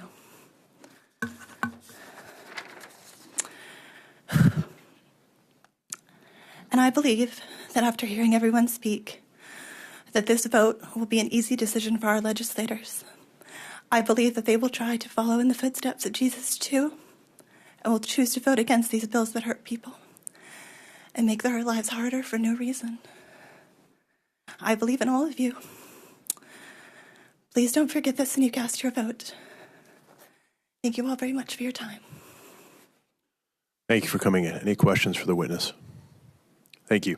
Yeah, that's what I mean. Next in opposition. I get the whole concept of like the soft feel stuff, but like the only one like Hello, really my getting name is their Malcolm heartstrings Gerhardt, and I tongue is like oppose HB 35, me 1016, and our side. 1038, and 1081. Children deserve The to ops have are the same fucking access to health care that we subhuman, adults do. literal We demons. would not restrict We're a the only person ones for who receiving care. life-saving care simply They're not even there to because of the fact listen. that they are under 18 years old. And gender-affirming care is life-saving care. Oh, Lord, the Trevor welcome back. Project released a study stating that children who have access to hormone replacement therapy medication have lowered rates of depression and are at a lower risk for suicide. Various other studies have also found that transgender children who have access to puberty blockers have an upwards of 70% drop in a risk of suicidality. Think about that, 70%. I believe I can speak for pretty much everyone in this room that we don't want children to die. We want children to live happy, fulfilling lives. We want children to turn into beautiful, thriving adults, and in order for this to happen, we need to allow children to advocate for themselves. They know more about themselves than anyone else ever will. Over the summer, I had the privilege of working with trans kids. These kids are just that, they're kids. All they want to do was to play with their friends and to read like every other kid. One of the hardest things to do was not finding a way to wrangle 10 middle school boys to go where we wanted them to go or to shower every night. It was instead to overhear them talking about how worried they were to receive gender-affirming care, to be seen as who they are. That is what hurt me the most. That was the most difficult thing, was having to sit there and look at them in their face, and when they ask, will it be all right, will we get through this, and have to lie to them. Because there's no other choice other than to lie to them. Because how can you tell a kid that the adults in their lives don't care for them, that they want them to suffer? And that is what you guys are saying when you vote yes on bills like these, when you even propose bills like these, that you don't care for them, you don't care for their lives. And I also want to applaud, I'm equally proud and hurt about the fact that there are so many kids here today begging you to think about them, to care for them. It is a wonderful Monday afternoon. It was like, 50 degrees today, sunny. They should have been outside playing with friends. They should have been doing their homework. They have school tomorrow, and they're here at 8:50, and when they have to drive 2 hours back home to go to school tomorrow morning. But instead, they're here begging you guys to think about them, to think about their peers. That shouldn't have to happen. Again, they should only have to care about their friends, their families. And I just want to say that trans Missourians were holding out hope that this bill would eventually end in 2027. That the fear of existing and losing access to this care, we would be able to survive until 2027. Lifting this ban is getting rid of that hope. Or not lifting this ban, sorry. Getting rid of the ending of it will get rid of that hope. I urge you to vote no on these bills, and I'm here for any questions that you may have. Thank you. Thank you. Any questions for the witness? Thank you very much. Thank you. Is anyone here and here for informational purposes by chance? You already spoke in favor of, but thank you. Anybody else for informational purposes? I'll allow an informational purposes if you'd like to come forward. Oh shit, there's Stevie. There's Stevie. Whoop, Stevie. See you, bro. See you, bro. Hello. My name is Jenny. I'm from St. Louis, in opposition to these House bills, 35, 1016, 1038, and 1081. I'm sorry, did you say this is for informational or in favor or in opposition? Well, it's in opposition, but I wasn't going to say anything. I'm a mental health professional, so I don't know if that counts. But all right, let's keep it to informational, as that's what I asked to come up, please. Thank you. We just do what the fuck we want. You know, whatever. Anybody in opposition? Please come forward.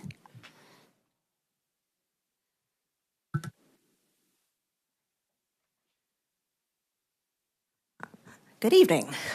Thank you for letting everyone have a voice this evening. I appreciate your commitment to this process. My name is Amy Hammerman. I'm the state policy advocate for National Council of Jewish Women. We're an organization grounded in Jewish values with the mission to improving the well-being of women, children, and families. We've heard a lot about the question, why can't they wait? And maybe I'm going to bring some big suburban mom energy here, but I would ask you, as a body, why can't you wait? There was a sunset provision negotiated into the original bill banning transgender care for youth, as well as a grandfather clause. And the reasoning that we were given, and I will say that I was here 2 years ago, the reason we were given for that negotiation was because this body cared about data. This body cared about research and wanted more information. It has been barely 2 years since this bill passed. And most people know that studies and data collection and processing takes time. Why can't you wait? I am concerned about the rush to frankly end care before hearing the research and the data that we were told you all wanted. And I'm also really concerned about this trend for when you see problems, and perhaps if we grant that there may be legitimate concerns about transgender care for youth, that rather than seek to fix the problems that you claim you see to the process, there's a wholesale axe taken to it, an immediate ban. And frankly, we've seen other ways that this body has chosen to regulate healthcare, and I can't say that I love that, but I am concerned that it is easier to destroy something, it is easier to end something, it's easier to just do away with it than do the really hard work of trying to figure out what really are the problems that you think there are, and then to try to fix them. And I think that as Missouri residents, that's what we entrust you to do, and you're not doing it. So I urge you to vote no on this, frankly, drastic measure. Thank you. Any questions? Thank you very much. Just to clarify, because most folks don't come to a hearing in the House or may have not been to a hearing in the House in this room. Usually we go for, against, and then informational purposes goes last. I know we have a lot of testimony, so I asked for informational purpose. Informational purpose is usually a person or group that doesn't speak in favor or against, just wants to share information. So apologize if there's any confusion on that last one, but I just wanted to see if there's anybody sticking around through all the opposition for informational purposes. That being said, is there anyone for informational purposes only? Thank you. All right, we'll go back to opposition.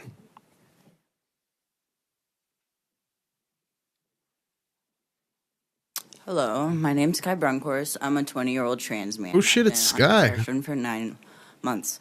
I have to say, throughout my whole entire life experience, I know that transness. You can please speak in. People being transgender is not a virus. It does not spread.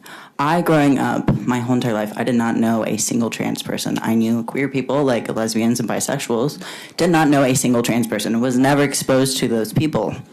But please do tell me by the age of, I don't know, the age that children start dressing themselves. I started dressing myself in very baggy clothing that barely fit my body. When T-ball was transitioning to softball, I cried and shook for hours, and my parents could not figure out what was wrong. High school time, my sister got married, and I was one of her brides, whatever they're called, and I had to wear a dress and wear makeup, and that whole entire time, I wasn't even present at my sister's wedding. A thing that everybody's supposed to enjoy, but I was not. I was fully out of my body. I was not there because I was so uncomfortable with how I was forced to present at that wedding. And throughout all of my high school, it was the same way. I was like, why do I have to sometimes be in separated gym classes? Why do I have to use the girls' restroom just because I have a menstrual cycle, just because I had a menstrual cycle? And when I tell you, I've tried to kill myself like 3 times. I started with choking in the shower. I tried to drown myself. I tried to cut with razors multiple times. And the only thing that has helped me with this is the testosterone. I have felt tremendously way better about my life. I don't have thoughts of going into my kitchen when I go home and cutting off my boobs with a butcher knife. Nobody should have to have those thoughts. And those thoughts that I was almost consuming my whole entire every day of my existence, every thought, every day, those definitely have lessened by me going on testosterone. Now, when you talk to people that care about me and they're around me every day, like my family, my friends, my boyfriend, you can actually see I have a smile and a life behind my eyes. You actually see my full smile. You don't see me staring off into space because I don't want to be perceived, because I hate everything about me and how everything is perceived around me just because of how the sex I was assigned at my birth. So I'm wanting you to vote no against these bills simply for, I don't think anybody on this planet should have to deal with those types of thoughts and those feelings every day, and those feelings of, why do I want to kill myself and I don't know why? I didn't know. I didn't know what the word trans was until high school when I started doing my own research. Simply because one of my friends had a trans friend and I was like, okay, what is that? Like, I was curious. And That curiosity is not people brainwashing me. That curiosity was, hey, I find this thing interesting, and it happened to so be me. I was that thing, and there was no thing to make me that thing. Me being trans is as much as you know your eye color, as much as you know your favorite food. Like, it's a thing that I cannot control, but it is here, and it is how I am. And please take into consideration when you are looking at these bills and how they will actually affect the transgender youth of Missouri. Thank you. Thank you. Any questions? It's our boy. Seeing none. Next in opposition. Get him.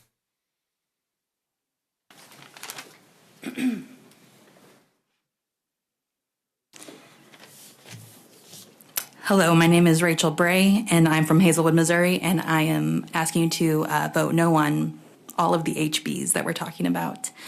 Like I said, my name is Rachel Bray. I'm proud to work for both the Jewish Community Relations Council of St. Louis and another prominent faith organization in St. Louis. I'm a longtime member of a conservative synagogue and the parent of a first grader at a pluralistic Jewish day school. While my testimony today is personal and does not necessarily reflect the official positions of those institutions, I mention them to underscore how deeply engaged I am in the Jewish community.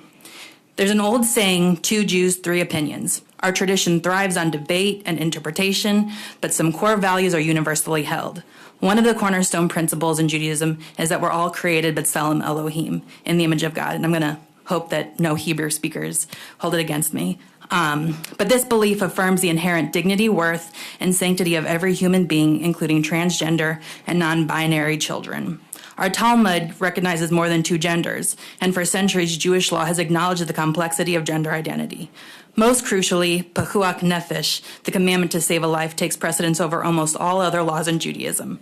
Studies show that gender-affirming care saves lives, significantly reducing suicide risk and mental health struggles for transgender youth. When it comes to the bills limiting or removing medical access rights and freedoms of transgender individuals, the saying 2 Jews, 3 opinions does not apply. Across denominations, from Orthodox to Reform, secular to observant, Jewish institutions, leaders, and communities overwhelmingly support the rights of transgender individuals. The denial of medically necessary care and legal protections contradicts our most sacred values and the teachings of Jews across Missouri and beyond. These bills are not only a violation of individual rights, they are a violation of the moral and ethical imperatives at the heart of Judaism. I urge you to oppose this harmful legislation and instead affirm the dignity, autonomy, and well-being of all Missouri trans youth. Thank you. Thank you. Any questions? Next in opposition.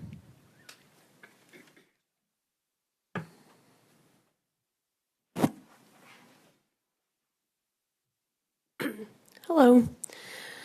I would like to say, first of all, thank you for giving me the time to speak about this. I am in opposition to these bills.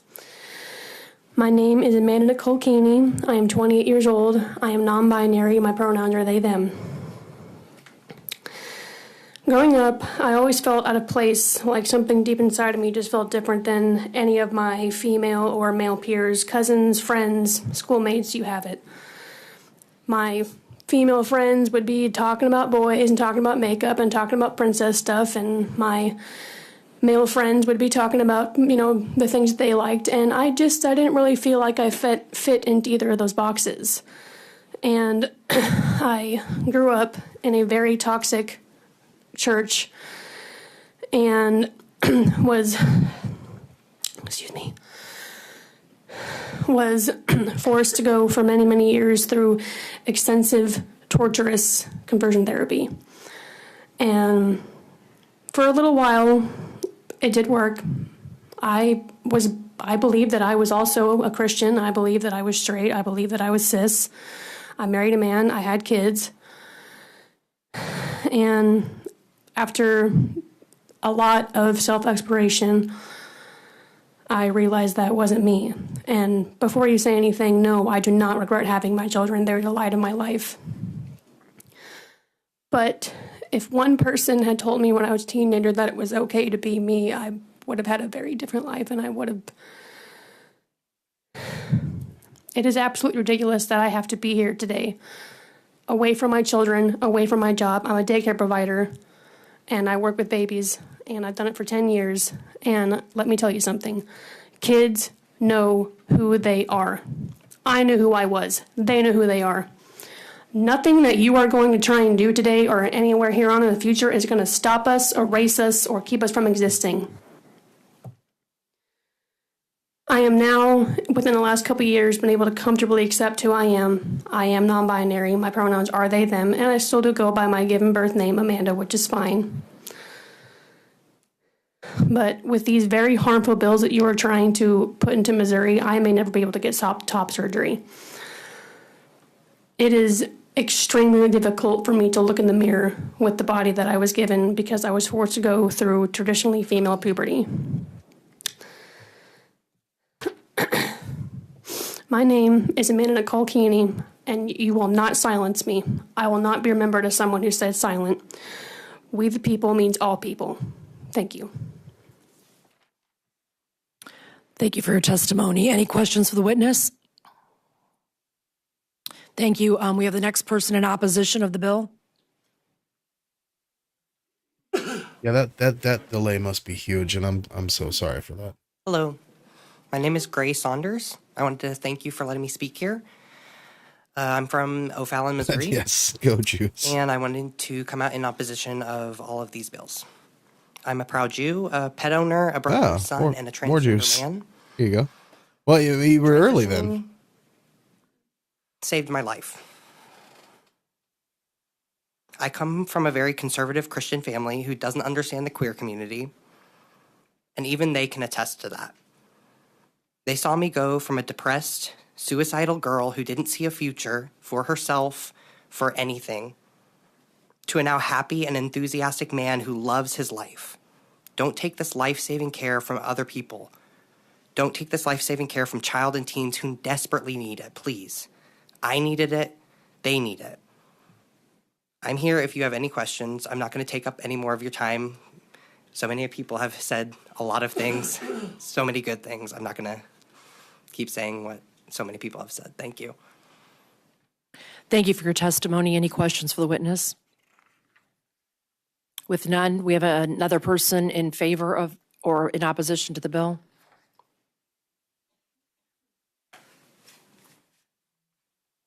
Please state your name.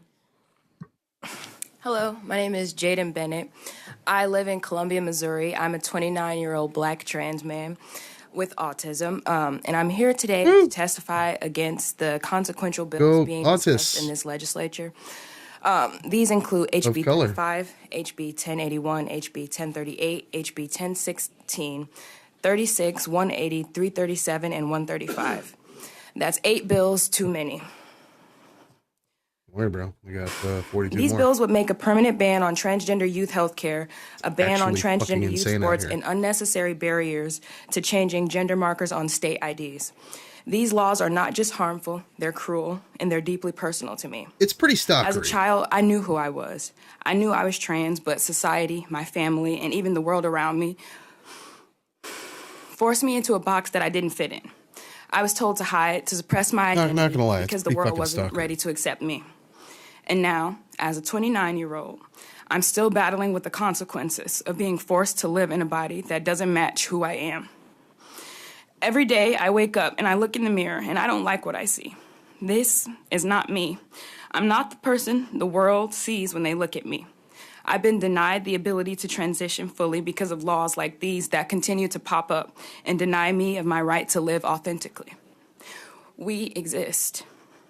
Transgender youth know who they are, and we can't continue to keep telling them otherwise. When you block access to health care or ban them from playing sports, you're telling them that their identity doesn't matter, that they don't deserve the same dignity, respect, and opportunity to live a healthy and happy life like everyone else. Children are humans, and they deserve the freedom to grow up and be themselves without government interference. We all do. Missourians deserve better. We are not numbers or political pawns. We are your neighbors, your coworkers, and your family. We're not going away. But if these laws pass, we will continue to be harmed by a government that claims to stand for freedom while stripping it from so many. I urge you all to vote against HB 35, 1081, 1038, 1016, 36, 180, 337, and HB 135. We need leaders who are committed to protecting all people, not just some people. And I would like to end by saying intersectionality matters. Thank you for your time and consideration. Woo! True. Thank you for your testimony. Any questions for Very true. witness? Let's With fucking none, go. do we have someone else in favor and opposition to the bills? Oh, in opposition? Yes, thank you. Yeah.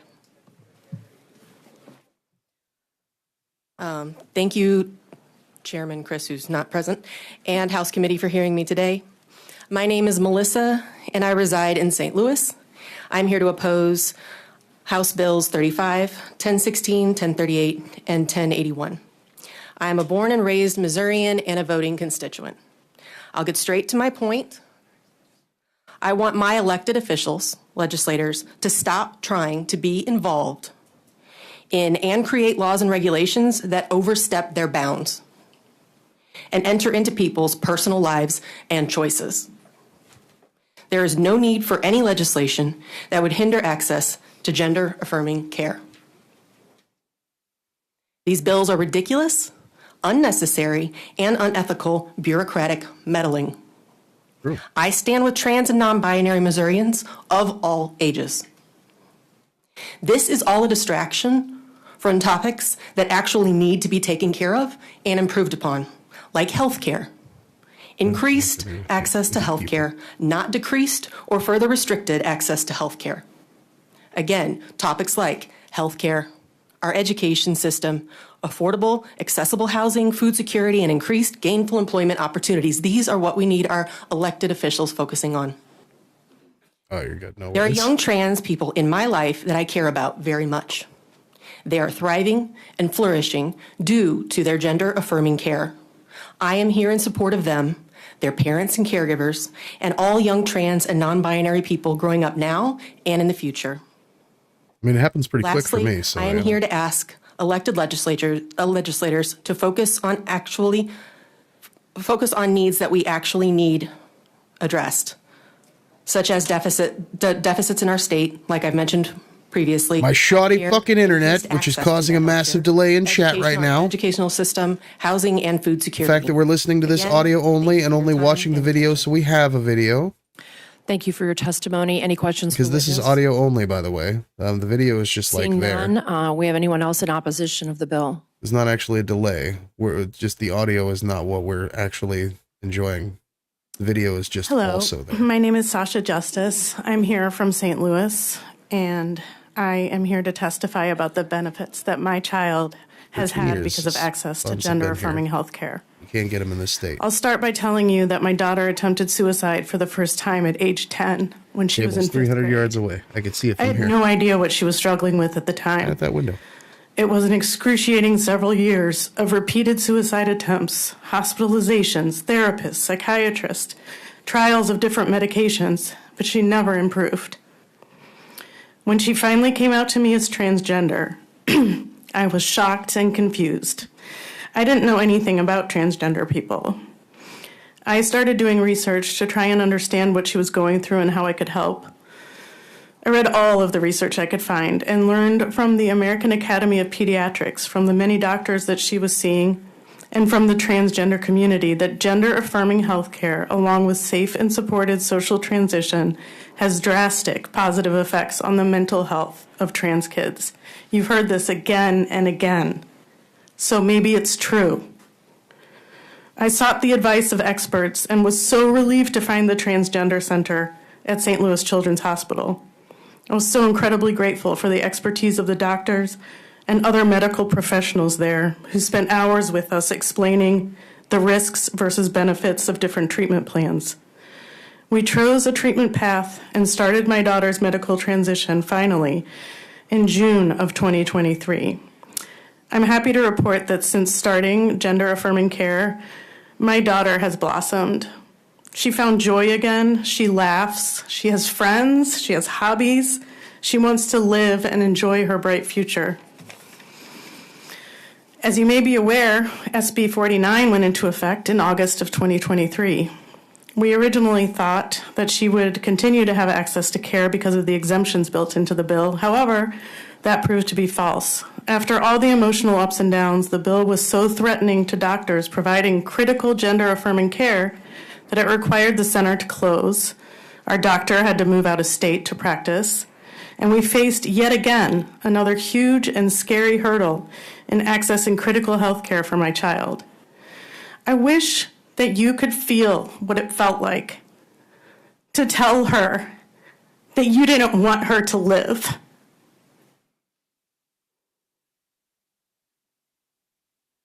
It felt like just the biggest betrayal. I spent years protecting her from bullies and bigots, only to be thwarted by the Missouri legislature. True. I always thought that you were hardworking people that came to work for barely nothing to provide freedom and basic rights to the people of Missouri. We need to protect and support our transgender population, especially our children. We need the freedom to access any and all medical interventions that will keep our most vulnerable kids alive and thriving in Missouri. Gender-affirming care is life-saving care. Please, please, I beg you to vote no and save lives. Please. Thank you. Thank you for your testimony. But the degeneracy, Any questions for the you don't witness? understand the degeneracy. We have to root it out. We have anyone else in You know, if opposition to you- the bill? If you know, you gotta crack some eggs to make the cake, to make the Hitler cake. The cake, Hitler. I'm Ellie Dupre. I live in St. Louis County. I'm a teacher. My husband is Cake. too. Our trans kid is almost 24 Hitler cake. and has, we've known they were trans for 10 years. They've probably known for longer. Unironic This Nazi isn't a Bund. phase. I have something written here, but Cake. I think you can read it later. What I'd like to do is just hold a little space for everything you've heard tonight. So you have heard from so many kids, and I'm a teacher, not just a parent of trans kids. Trans. You have heard from so many young people who have begged you to care about their health and safety. You've heard from this mother right here. What I can say about my child is they fled the state after what this legislature did in 2023 when they were 21. And I asked them where they planned to go after college graduation because they were a college senior. All right, speaking said of somewhere Jews, where there's a reason I will that have the human Rabbi Ben rights. Bogart isn't here for this one. I moved here to build my adult life, and it breaks my heart that this Pretty state sure him and his family isn't took off. habitable for my children. And what it means to me is that my adopted state, where I've lived since I was 23 and where I've done my whole working life, and where I was planning to retire, spend my retirement time and money, no longer feels fully habitable to me either. I also ask you to think, if we zoom out on this, because we've been looking at this for several years, See, fascists don't give a shit about the rhetoric that is cut and paste rhetoric from state to state to state is now declining upon us at the federal level. I want you to imagine the horror, the terror of trans people nationwide right now. And then I want you to think about youth and their ability to handle being terrorized in that way. I want you to think about what's at stake really for you in supporting a reneging of a good faith agreement to sunset these bans. What's at stake really? And is it worth the human cost? Thank you. Thank you for your testimony. Any questions for the witness? Fields. Seeing none, do we have anyone else in opposition to the bill? And if we may ask, I know that a lot of people that are coming up are nervous, but if we could make sure we're articulating our first and last name, our workers up here are having a hard time putting that in our computer. So thank you. Go ahead. Awesome. My name is Samantha Fomera, and I am a youth development specialist, which requires a master's degree from St. Louis. I am a Mizzou alumni, and glad to be here with you all. I know you all have had a long night, but I need you to oppose HB 35, 1016, 1038, and 1081. This issue is really passionate and it has a lot of stories, but some of the stories are also tangent. So for me, I didn't find out that my sister was trans until she was well into adulthood. I should have known the signs. I could tell when she wanted to be just like me that she literally meant that she did not feel like she needed a penis, like that she felt female through and through. The problem is that now she has had to go through voice therapy. So since she has an Adam's apple, she's highly discriminated against because she's already gone through traditional puberty. And all of this would have been prevented if she had had access to gender-affirming care before 18. She is one that does not feel necessary, that she needs any surgical alterations, but that's not everybody. The risks are definitely inherent, and she is an adult now and can make those decisions. But that doesn't mean that we need the legislators in every single therapist office or doctor's office. And at that same point, too, faith absolutely helps us to inform our values. But when my sister felt like she couldn't come to me and tell me she was trans because she knew that I was a faith-based person, I was going to be a pastor, I mean, there's something wrong, right? So we don't need to instill any more fear into our politics. I think the other thing is, too, is that I come from rural Missouri, and so not having access to healthcare and medical providers because they're getting scared and they're running out of state because there's so many other legislation moves that are happening is terrifying. So I would urge you, please make sure that you just let this sunset clause just be in there for a bit, oppose this rush, and let's see what the research says. Because I have a feeling we won't find as many discouraging stats when it comes to gender-affirming care. The care is in our favor, and it's in the favor for all of us economically. My sister makes 6 figures. She waves it in my face every single time because she pays more in taxes than I make year to year as an educator. So my fear is that if all of these smart, intelligent, transgender people are leaving Missouri for care, where is our economy going to be? Yeah. This is one more reason people are leaving Missouri. I don't think we need any more. Let's keep our people here. Thank you. And keeping people from Thank you for your testimony. But, Any questions again, they for don't care witness? about that. They do not give a Seeing shit none, about do we the have money. anyone else in opposition of They'll the just get bills? their money from Elon Musk or something. I don't know. My name is David Lee Brush. I'm with the Missouri Equity Education Partnership, and I'm going to be super fast.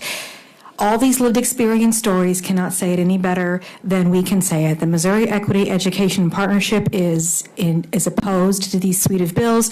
We would like the sunset that was negotiated in good faith to be honored. Thank you. Thank you for your testimony. Any questions for the witness? Seeing none, do we have anyone else in opposition of the bills?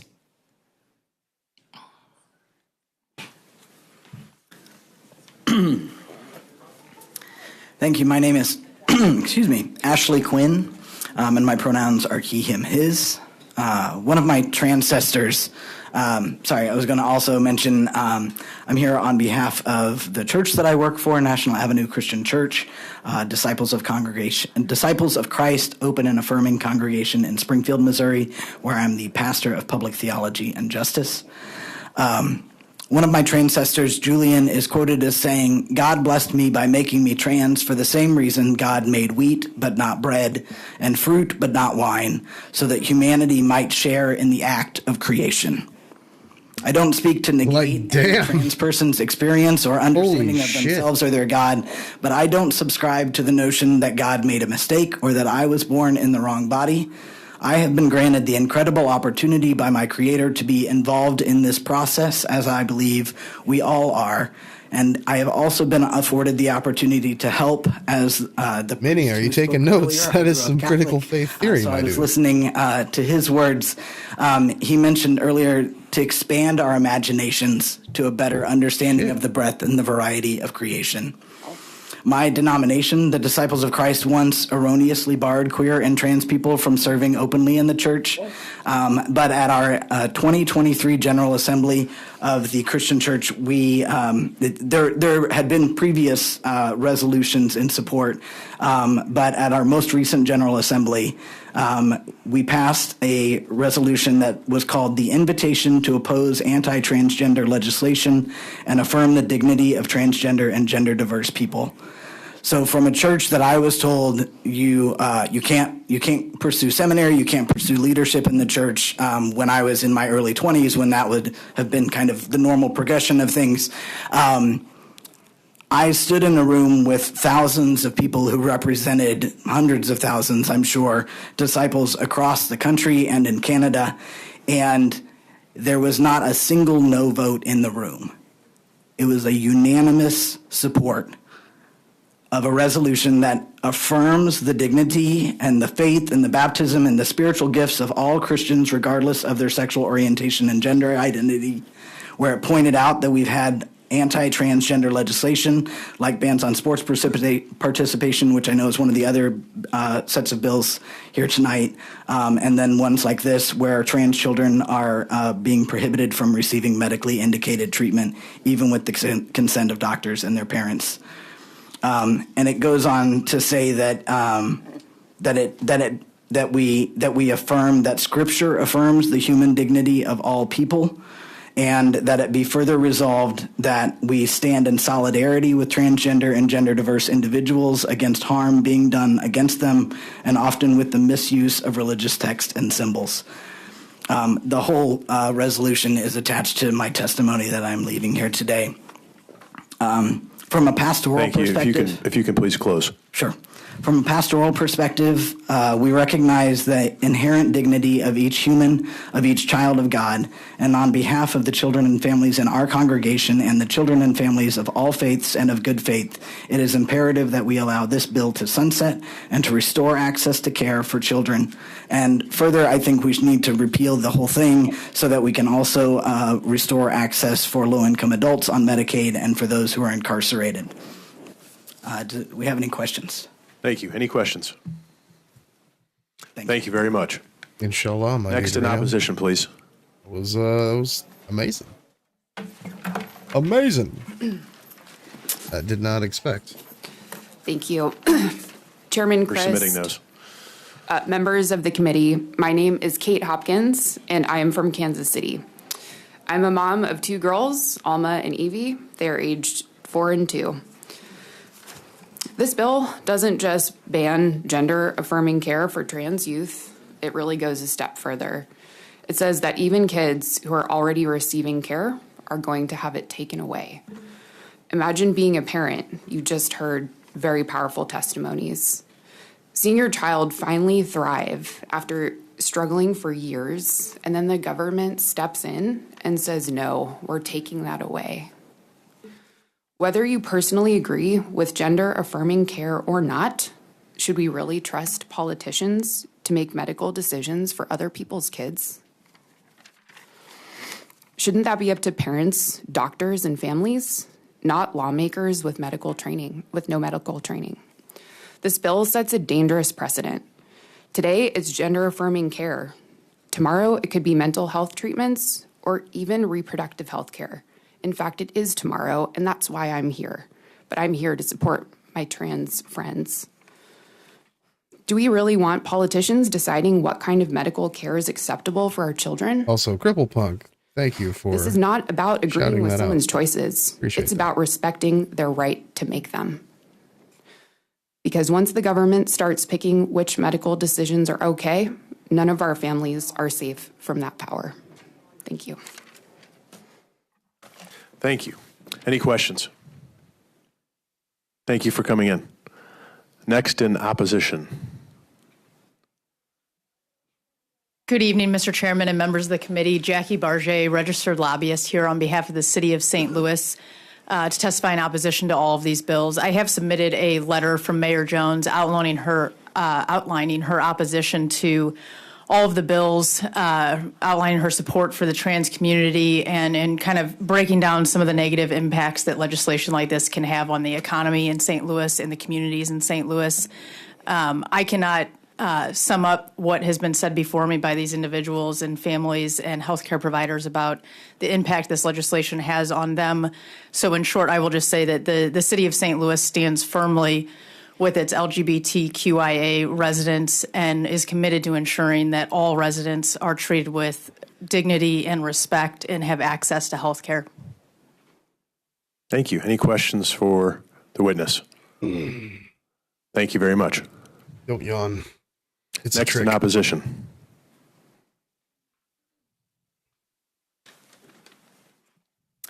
Hi again. My name is Jenny Kerr. I'm from St. Louis in opposition to these bills, focused on limiting health care to a small percent of the population, 1% to 2% to be exact. I'm actually a mental health professional who holds an MA master's degree in psychology.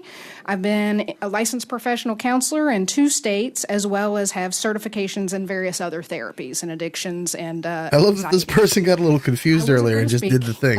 You know what? Whatever. Down while I was sitting here kind of listening to people, I came in to support a friend who was going to speak on the gender marker issue, but that was switched around. You can tell they're overqualified for their job because they're fucking scatterbrained as fuck, and I love that. States since about 2001, absolutely adore that. Specializing in anxiety and diversity issues. I've only had one patient out of thousands of underage kids, Amazing. a 16-year-old, who wanted my stamp of approval to approve their transition. They had not yet come out to their family members. So ethically, I told them, I'm sorry, I would need your parents' approval and permission to do that. Kind of said, you know, whenever you're ready, if you want to bring them in on a family session, we can talk about it, that sort of thing. That never happened. This patient, I also cautioned waiting until they were 18. Actually, to consider medical interventions. This kid was scared and they were often suicidal. I moved out of the state, so I don't know what happened to that child, and I often worry about that. Sorry, this is a reason why I kind of got out of therapy, because I have a heart. Since moving to Missouri in 2020, I have worked within 2 local hospital systems, who shall remain nameless because I'm not there in an official capacity. But I assess patients in about 10 local St. Louis area hospitals who come into our emergency rooms presenting as a danger to themselves or others. Since 2021 to 2024, these are very loose statistics that I tried to add up, 52 weeks times however many patients I see a week. I would say I've personally seen about 2,500 patients within 2021 to 2024, of which about 1,500 were suicidal. So others would be psychotic or homicidal. Only about 20 of those would have identified as transgender. So 20 people out of 1,500 people who are suicidal presenting to the emergency rooms in the St. Louis area. None of those cited regret over transition as a reason for wanting to kill themselves. None. 0. Many had anxiety or depression as a result of societal or relationship pressures. I would say probably 80 to 90% of them would say it's societal relationship pressures by their family, by their loved ones. Thank you. If you could please close. So just to close, I would just want to say that, to legislate health care on gender expression goes against the APA, the American Psychological Association, that separates biological sex from gender. And this should be between patients, providers, and their parents. And that's really all I have to say. Thank you. Any questions for the witness? Seeing none. Thank you very much. Thank you. Next in opposition.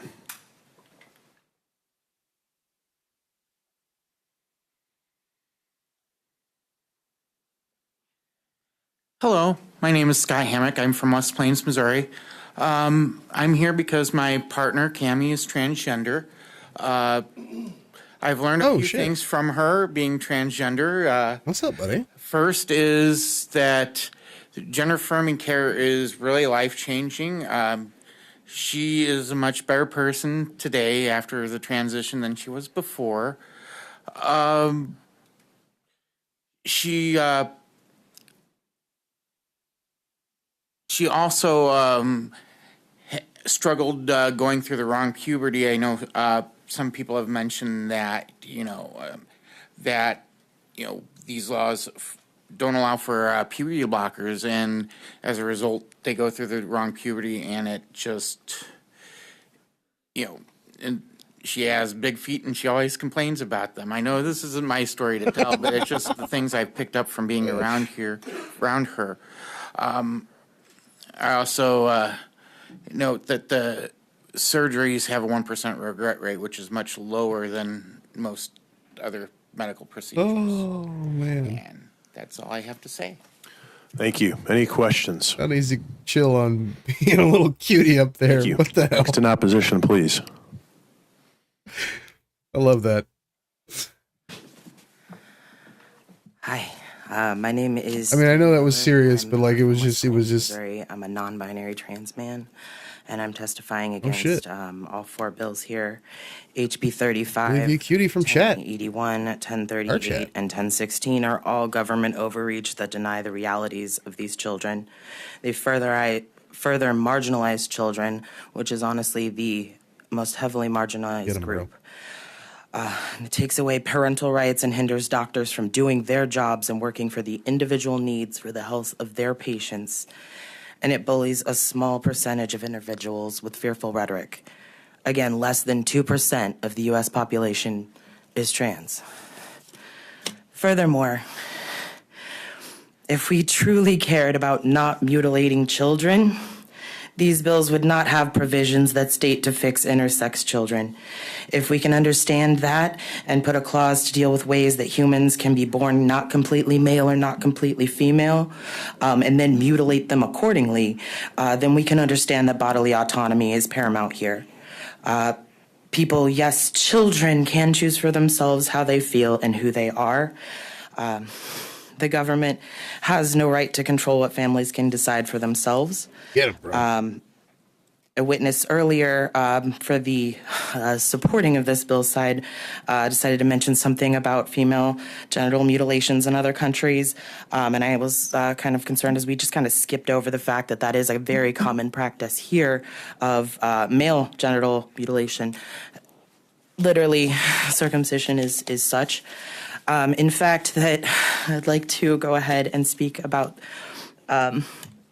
queer history that we don't know much about.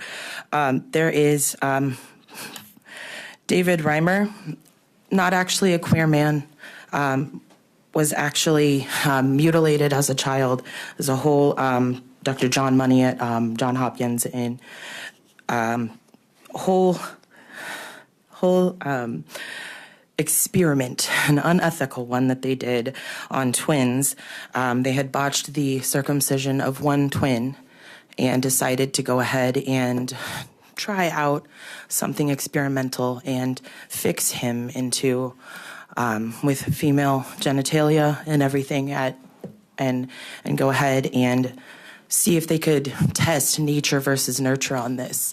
That experiment failed because David knew he was a boy. The experiment failed when he was 14 because he said, "I knew all along I was a boy.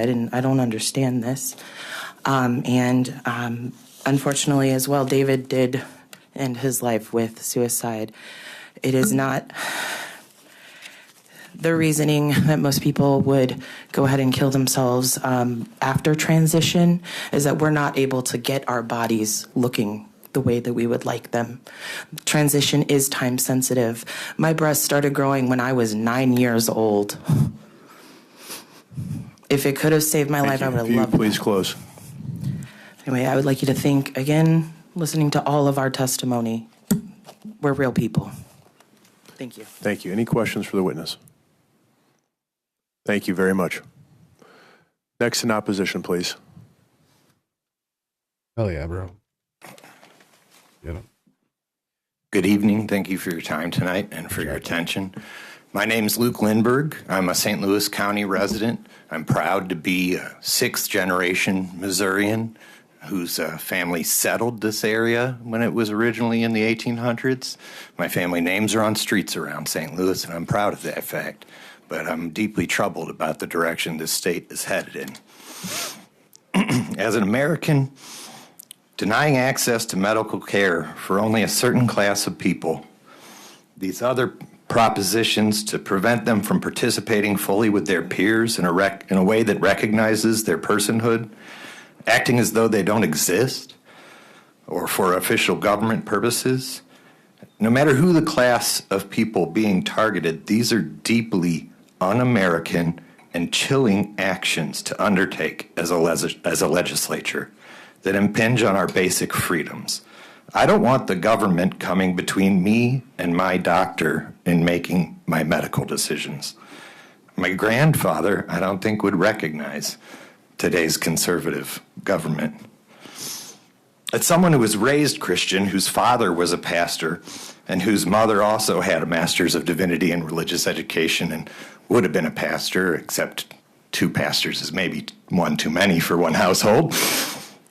This reminds me a bit of the parable of the Good Samaritan. When pastors teach this parable, they typically focus on the Samaritan, and they talk about how they were considered a lesser caste, treated as unclean, and yet this lesser person was still compassionate enough to care for this man that had been beaten on the side of the road. But tonight I find myself thinking about the other side of the coin of that story. The priest and the Levite in that story. I think a lot of times we forget about the priest and the Levite that passed by the beaten man, so assured of their piety and their purity. Though they considered themselves in such a way, their actions spoke differently. They acted without compassion. They did not stop to give care. Why is it so often those who most boldly proclaim their moral superiority, or who so strongly say that they're acting in compassion and care for others, take actions that actually contradict those words? As a father, I've considered how I would respond if one of my children were to come to me and tell me they felt differently on the inside than how they feel on the outside. I know my job as a dad. I'm here to support my children. I'm here to love them unconditionally, and I'm here to help them become the most fully realized version of themselves they can. I think that's what we all want for our kids. Self-actualization. If you could please close. I don't need a government legislature to step between me as a parent and my child and to try to make these decisions for me on how to raise my child or how to best support them. I see this as a direct affront to my parental rights. The bills proffered here make me not just sad for my state and disappointed in its leaders, but outraged at the imposition on my parental rights and my family's freedoms. Thank you for your time tonight. Thank you. Any questions for the witness? Thank you for coming in. Anybody in favor in the room? Back to opposition? Thank you. Hello, my name is Yuri Spear, E-U-R-Y-S-P-E-I-R, because I know that the spelling is a little unusual. I'm from Columbia, Missouri, but I was born and raised in Springfield. I've lived in Missouri my entire life. My education has been here. I'm now getting my PhD at Mizzou, where I'm hoping to be a rock doctor. Not a medical doctor, but I have a fond passion for fossils and education. I'm a Missourian, a taxpayer, an educator, a paleontologist. I'm also a trans person. I've known I was trans for quite some time, and being able to explore that part of me has been probably one of the best things for me. If I had had the words for it when I was a child and had a supportive environment, I probably would have pursued those changes earlier in my life. But instead, I pursued them as an adult. And, it has been a very rewarding process. It's really interesting that we choose to legislate this type of healthcare when we don't legislate other types of healthcare. I think about my niece who today was taken by air ambulance to Washington, D.C. to receive a multi-organ transplant. She is 10 or 12 years old. That surgery is going to be absolutely life-changing. She is going to have to deal with the effects of that her entire life. But she wanted to have that surgery. Her parents wanted her to have it. Her medical providers wanted to have it because it is life-saving care. If she didn't have it, she would die. Gender-affirming care is life-saving care. It saves people and allows them to transition into adulthood from childhood when they are able to receive the care when they are young. When they receive it as adults, it allows them to live long, fulfilling lives. And that allows our Missourians to continue paying taxes, which allow you all to sit here and spend your time listening to all of us, maybe texting on your phone in the long hours of the night. I know that you all would like to go home, but unfortunately, there are a lot of people here today that think very strongly on these issues. And so I hope that you will vote in opposition of these 4 bills and think about the Missourians in this state and do what is best for them. Thank you. Thank you so much. Any questions? Thank you. Next in opposition. Hi, good evening. My name is Andrew Vera. I stand before you as a resident of St. Louis County. I had no intention of speaking this evening, much like many of the others that came here to support our siblings or our loved ones tonight. I plan to just be here in solidarity. I'm before you this evening as a son, a husband, a father, a Catholic, a member of my Catholic church. I serve on the Catholic Church Council. I'm active in Catholic Charities St. Louis. I donate freely of my services and my faith to my community and those around me. I wanted to make sure to go on record because you made a statement earlier of we heard from the Catholic Church, and I want to be careful to correct that. We heard from a member who represented a select few members of the Catholic Church. True. We did not hear from the Catholic Church in its entirety. I drove several members of my Catholic Church down here tonight who stand in opposition of all of these bills. We heard from another clergy of the Catholic Church who stands in oppositions of these bills. This week, we just be out here saying Gregory shit of Washington said, "There is no room for religious bigotry that is largely fueled by lack of knowledge and ignorance on part of people who may call themselves religious, but whose behavior violates the basic tenets of most of great faith traditions of the world." I presume that a lot of you support these bills from some measure of faith. I really do believe that. What is the Catholic Church's position on chromosomes? Let's ask this one guy. As Father Mitch shared, we are seeing that there is more complexity to our faith and what it means to show human dignity. Cardinal Gregory went on to say, and I want to be clear, I want all youth of Missouri to hear this, to understand that not all Christians and not all Catholics are against them. The Cardinal went on to say, I apologize from the heart for the hurt that has resulted in the loss of so many of our family members who belong to God, no less than I do. I apologize not only for those past actions that have scandalized and wounded these men and women.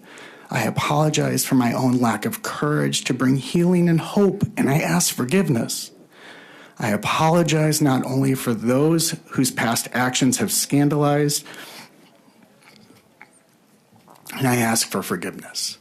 I just felt that it was relevant and important to make sure that all those that are listening to rhetoric that has weaponized various forms of faith understood that there's just as many of us in these hallways that come from a tremendous deep faith and understanding of what God was and what Jesus has taught us that are in opposition of these bills. Thank you. Thank you. Any questions for the witness? It just totally reload itself? All right, wonderful. Next in opposition. Inshallah, my dude. That's how bad the internet is. Hello, my name is Keith. Keith. Oh, I'm forgot. from St. Peter's, Missouri. I want to say thanks to Mr. Baker. I was in your office about a year ago. We discussed a data privacy and warrant issue, and I'm still on your side on that. You were doing good work. I came out 3 years ago, just about, at 43, which is very, very old. I'm 46 now. In that time, I became very involved in the support group, peer-led support group community for trans people, because there's a lot of great allies, but nobody understands us like ourselves. And nobody supports us like ourselves. And the allies are great, but we need ourselves. And in that time, what I've learned, I've met now hundreds of trans people. And when I meet older trans people, we click right off the bat. And we have a shared experience. And that shared experience is pain and loss and misery, wasted time, poor decisions, and a life lived not caring about ourselves. When I meet people that transitioned young, when I meet people that transitioned and were supported as children, I don't understand them, because those people had normal, supported, authentic childhoods and lives. And I can't relate to that. And I'll never have that. And that's fine. That's fine. That's what you're taking away. You're taking away people's abilities to have a normal childhood. Yes, they're trans. If you don't make that an issue, it's not an issue and they'll have a normal life. You're the blocker in that. And I want those kids I don't want those kids to end up in their 40s looking at all the things they lost, all the things they left behind, all the things they threw away, the families they had that they're leaving broken because they finally had to come out, the destruction and the loss and the waste of lives that comes from transitioning later. I want to stop that. And care for children and supporting children in their transness is the way we deal with that. Thank you. Thank you. Any questions for the witness? Seeing none, thank you very much. Next in opposition.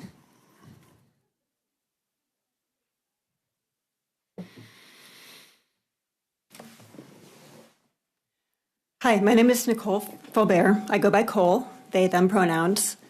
I'm from St. Charles, and I'm not here on behalf of myself, but on behalf of the children that you don't believe should be able to speak for themselves.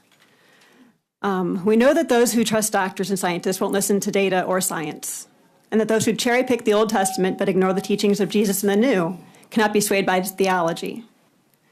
So I'm going to appeal to you in the method that has proven time and again to be listened to instead, anecdotes. I taught science in a middle school for 17 years. That's age 12, turning age 13. I had a classroom of respect, compassion, and free of judgment. And my students knew that they could be themselves in my room. And they would come to me with problems. I can't be myself. I don't know what to do. They'd come to me crying. They knew who they were. They knew that they were not who everyone else said they were.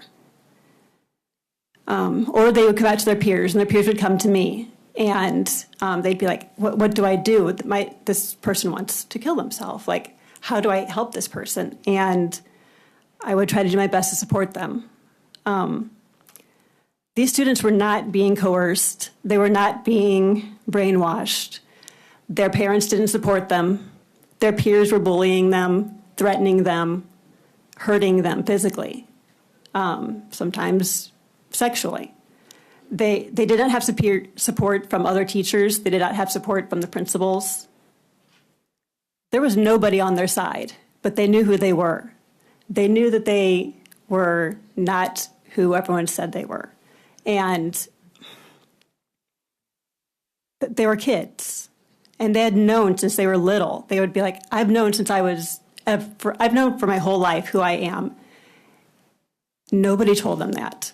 Nobody just took them aside, and I didn't take them aside. I didn't go searching out kids going, oh, hey, are you trans? Are you trans? Are you a boy? Are you a girl? I didn't do any of that. They came to me, and their friends came to me.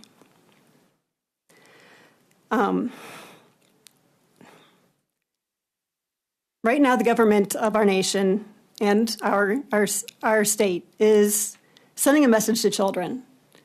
And this is the message they're getting, the message why these kids are trying to kill themselves, because they're being told by adults in their lives, by the government.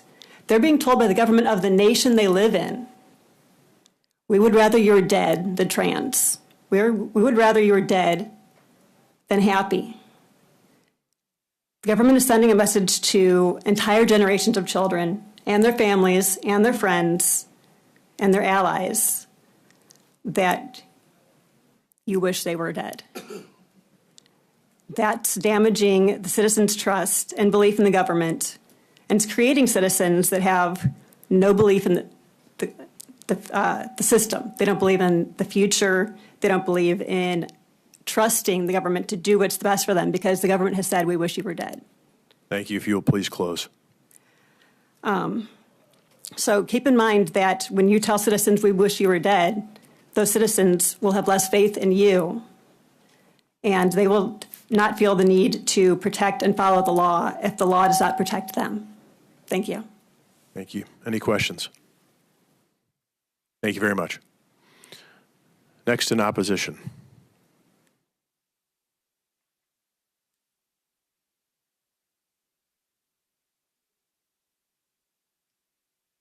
Is there any more opposition? In favor of?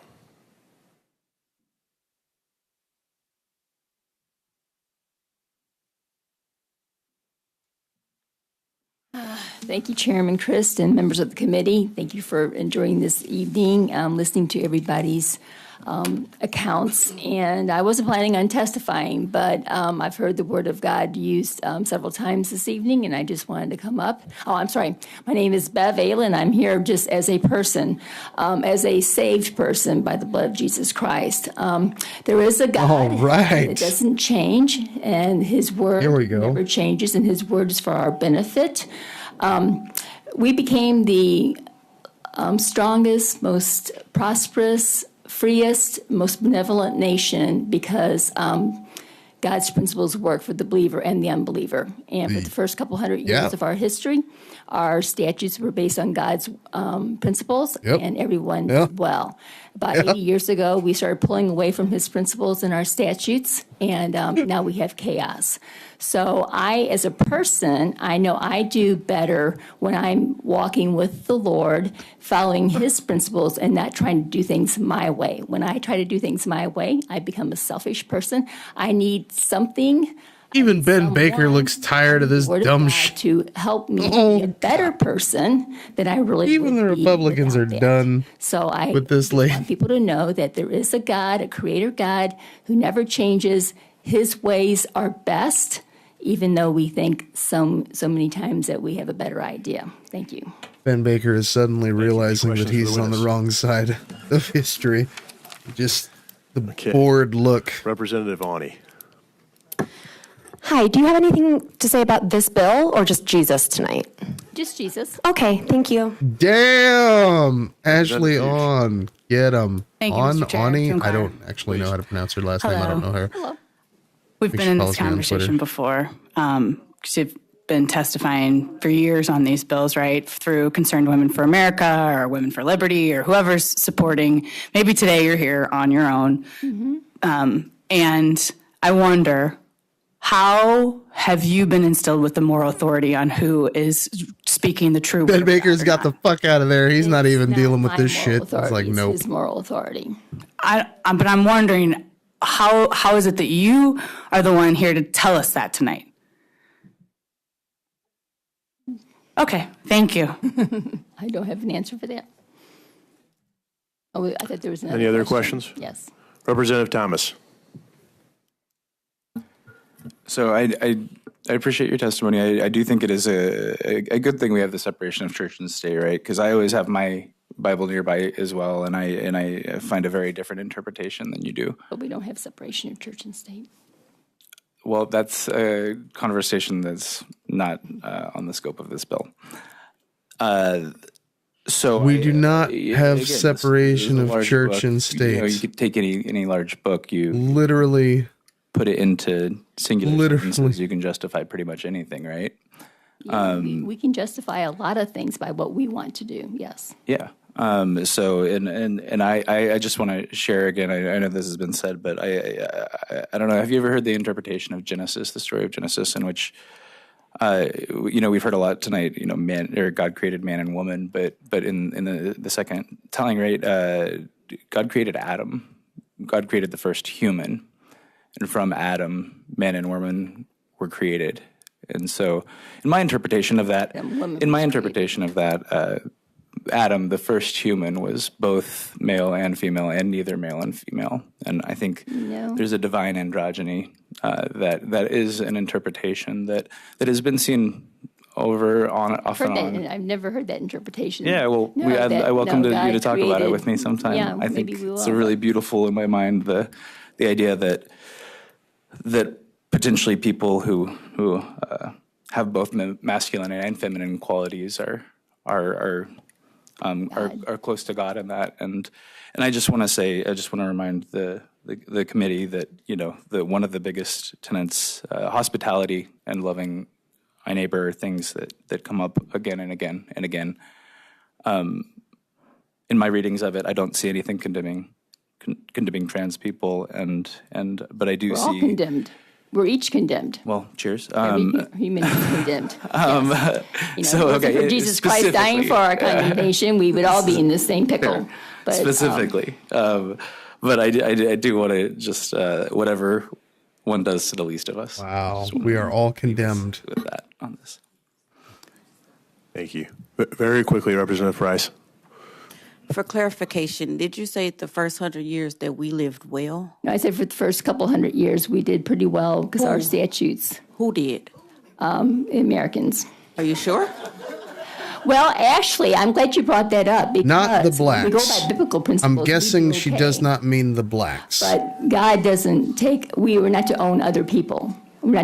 He's very much into private property.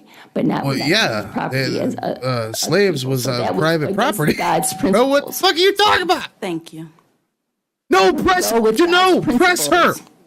on that. Okay. Don't let her go. Press her. We're going to move on to the next witness. Press her on that We point. have gone off the subject a number of times this year on both sides of this bill. So, again, given the sensitivity Make her of answer. the bill, I've allowed it to go off topic on both sides of this.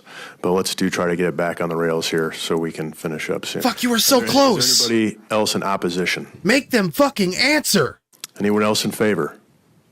Like, that was so close. Oh my God. Make them fucking answer that stupid bullshit. Seeing no further witnesses, that will conclude the hearing on House Bills 35, 1016, 1038, and 1081. We are going to stand at ease for 5 minutes for a quick break before we head to the next bill. And let's make it a quick 5 minutes. Oh my God. Why? Should not have let that go. Should not have let that go. That's a pile right there. What we did. Oh man, should not have let that go. Make her fucking answer that We did with shit. the last bill because we can't all get in camera range after we present. You want to switch? I do not love that. Get one from up there. Oh, Give out. that would have been a perfect opportunity. Yeah, I know. This is getting a little bit. What they want for all trans people, true. And also, Prancing Goldfish, feel free and jump into a side chat there, buddy. Should have a link pinned post, link in the description of the VOD. We got a bit of a delay, so sorry if there's a bit of a delay. I told them, they said, are you going to listen to all this? And I said, yeah, I'll stay and listen. I'm not promised. My son brought me a steak. So I'm just kidding. Oh, well, that's good. Yeah, I saw that. I was like, that's nice. Yeah, he went to that. Wish my son worked up here. He went to the co-op thing. He went to the co-op thing. Mr. Cook, I'm Timothy Faber. Glad to meet you. I've heard your name a lot. Oh, well, good to meet you, sir. In good contact. Yeah. Yes, I hope. Oh, sure. Yeah, I hadn't seen Becky. Yeah, I saw she was one of the last ones to come up there. Now, you're from Lakefield? Okay.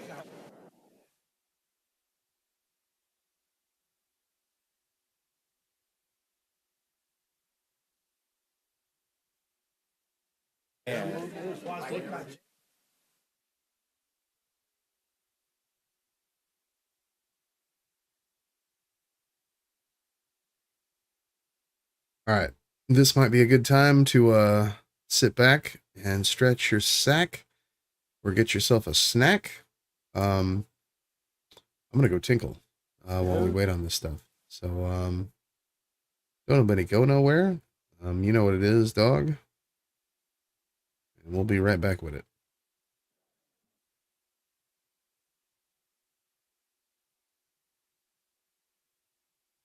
Let's see, we're gonna kill this one and then this one. And we're gonna mute me. And actually, before we mute me, I'm gonna go over here. We're gonna pause that and put it right about there. Everybody knows where we at. Just so everybody knows where we at. There we go. They say, how do I find the site chat? Oh, well, you just go to chainsawccc.com. If you go to chainsawccc.com/memberships or chainsawccc.com/subscribe, you can subscribe for as little as $5 a month and get a blue chat highlight.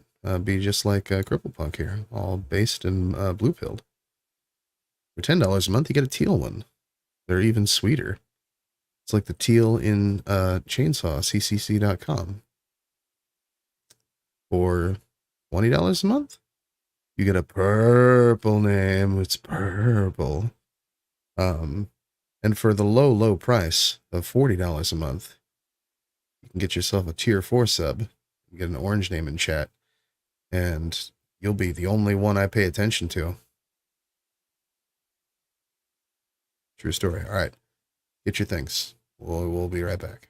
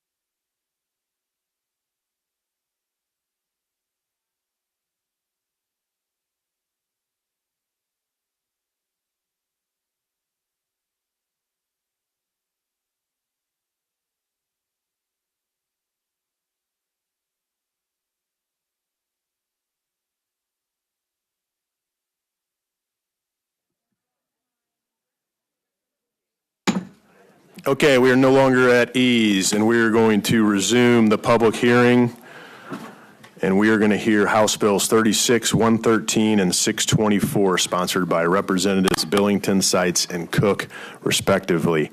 We are going to utilize the same rules as the last hearing, so each bill sponsor will have 3 minutes each. We will have then 30 minutes for questions from committee members. We will have one designated witness that will receive a little more time than the other witnesses, and then the other witnesses will receive the 3 minutes with 2 minutes of questions. Please proceed when ready, representatives. Mr. Chairman, member of the committee, thank you for the opportunity to present the House Bill 36, a bill that upholds fair and sport across Missouri. House Bill 36 assures that sport competitors remain fair with trying to kids compete in sport catalog that align with the ball to say at the time when they were born. This bill is based on fundamental truth that bars the difference between male and female give undeniable advantage to competitive sport. It will have a responsibility to ensure that female athletes continue to have equal opportunity to compete on a level playing field.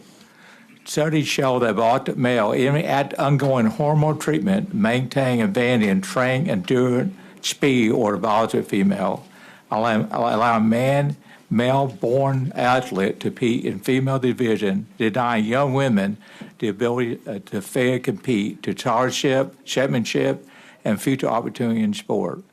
And we all know, when you're born a man, you got an advantage over a female. And we have fought for 20 to 30 years for women's sport. And so here we are, hey, men pay women and get a championship and just being able to go to college. And so we should, I can't mad at anyone here that do not want to fight for women's sport. So I would appreciate your support of that bill, and we can ensure. I swear I heard someone say my what we're son. doing today. Ago, until we need to remove the sunset, to that bill that law would become law forever. Thank you all. Thank you, Representative. Representative Seitz. Thank you, Mr. Chair. Committee members, for the record, I am Brian Seitz. I represent the 156th District. I bring before you House Bill 113. I am the racist This car bill wash guy. simply removes a sunset. I wish someone's son 2 would years bring me ago, a the steak. Missouri House and Senate, and subsequently the governor, made a decision to protect girls and women from unfair advantages in women's sports. When scientific biological differences between the sexes are ignored or not taken into consideration, women and girls suffer and become less than rather than equal. Years of training, practice, and even hope are extinguished as biological men or boys take away our daughters, granddaughters, or nieces' victories and achievements. This is the removal of a sunset from Missouri statute, and it continues to allow women and girls to compete with one another and continues to level the playing field. I ask the women on this committee to agree with your mothers and grandmothers who fought so hard for equality to support this legislation. I ask the men on this committee to once again save women's sports, as we did 2 years ago, for future generations. Allowing biological males to compete in women's sports destroys fair competition and women's athletic opportunities. We need to remove the sunset permanently to save the future of women's sports. It's the right thing to do. Just end women's sports. Mr. Chair and committee, thank you for hearing this bill.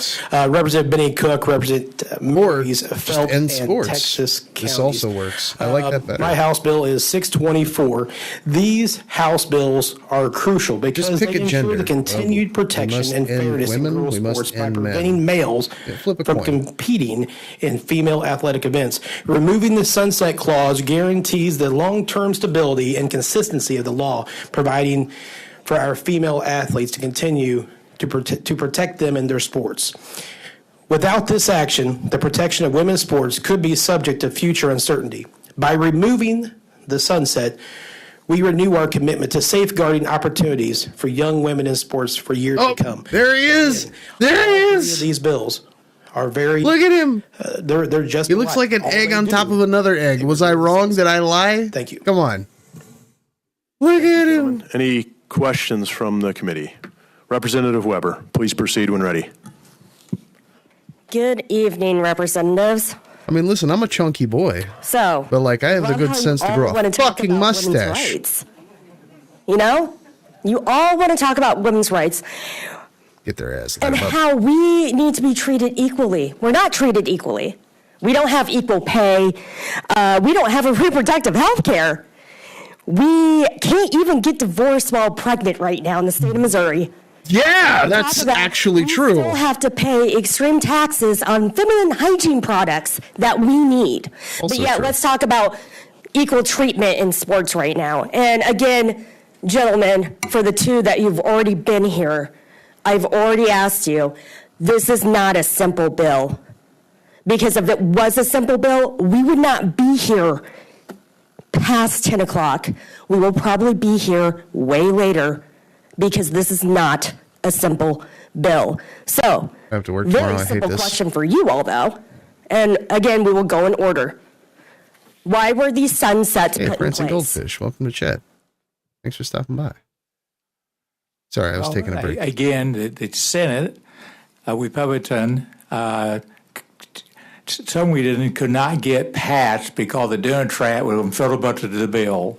So to get it passed, they compromise with the Democrat, and I don't know why that you all do not want men to play women's sport. I just don't want to say that. All right, next, But Representative Seitz, my inquiry. Representative Seitz, gentlemen, my inquiry. Representative Seitz, your turn. Thank you. The Senate's weak. I'm ironically We tired have of to hearing have you a speak, more productive bro. Senate this session. I can't speak to that. I was not there in those negotiations. Thank you. So the sunsets were put in place to make sure that we can have education and research on what was going on and what was happening. It wasn't just because the Senate was weak. It wasn't because of the Democrats. It's because we needed to have more evidence. We needed to have time to have conversations. But you all want to jump the gun before these sunsets even expire, and then come here and talk to us about treating women equally. There's a ton of witnesses that I want to hear, so I yield my time. Could I answer the I know she yielded her time, the inquiry's over, but I appreciate if another member wants to inquire of you, that you have that ability. Absolutely. Representative Ani, To inquire. please. I'm curious if any of y'all played sports as kids.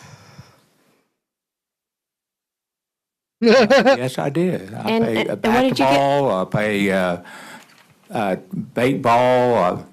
I played Newpin. You probably don't know that yet, but anyway, I played a lot of different games. Yeah, What did you get out of that experience? I got out of the experience and dedication to hard work. But so back then, we taught to work hard, but today, not too much, I don't think. The young generation don't work as hard as we did back then.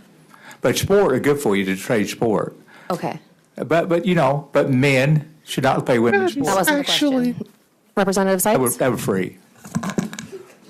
Yes, in high school, He actually said the thing. Wrestling, and I was a pole vaulter on the track team, and I did some college wrestling as well. And what did you get out of that? I killed in college, but that's basically why I retired from that sport. I learned to compete, and I think you may have asked me this question when we were dealing with this issue 2 years ago. The other guy is unironically regarded. To learn how to win. Seitz is trying to be effective in that sport, so that answer the question in a way that against another person, especially in wrestling, we compete Seitz against is actually people of our trying. own weight and basically I'm our own shocked. size. In a sense, it would have been unfair of me to compete against a woman. So your experience with sports is simply I play to win, full stop. I do everything to win, full stop. You didn't engage because you were learning to be on a team or work well with others? No? Nothing like that? Fuck everybody. Fascinating. All right, See them Representative driven Cook? before you. That's it. Oh my God. Yes, I played So you're an actual unironic sociopath. Well, now we know that about you. Teamwork. That was actually. Obviously, I want to win. But I did, one of the things on there, we... you know what? I take back half of the mean things I said about Dr. Eggman. With all of that vitriol should be dedicated toward Brian Seitz. He's an actual demon.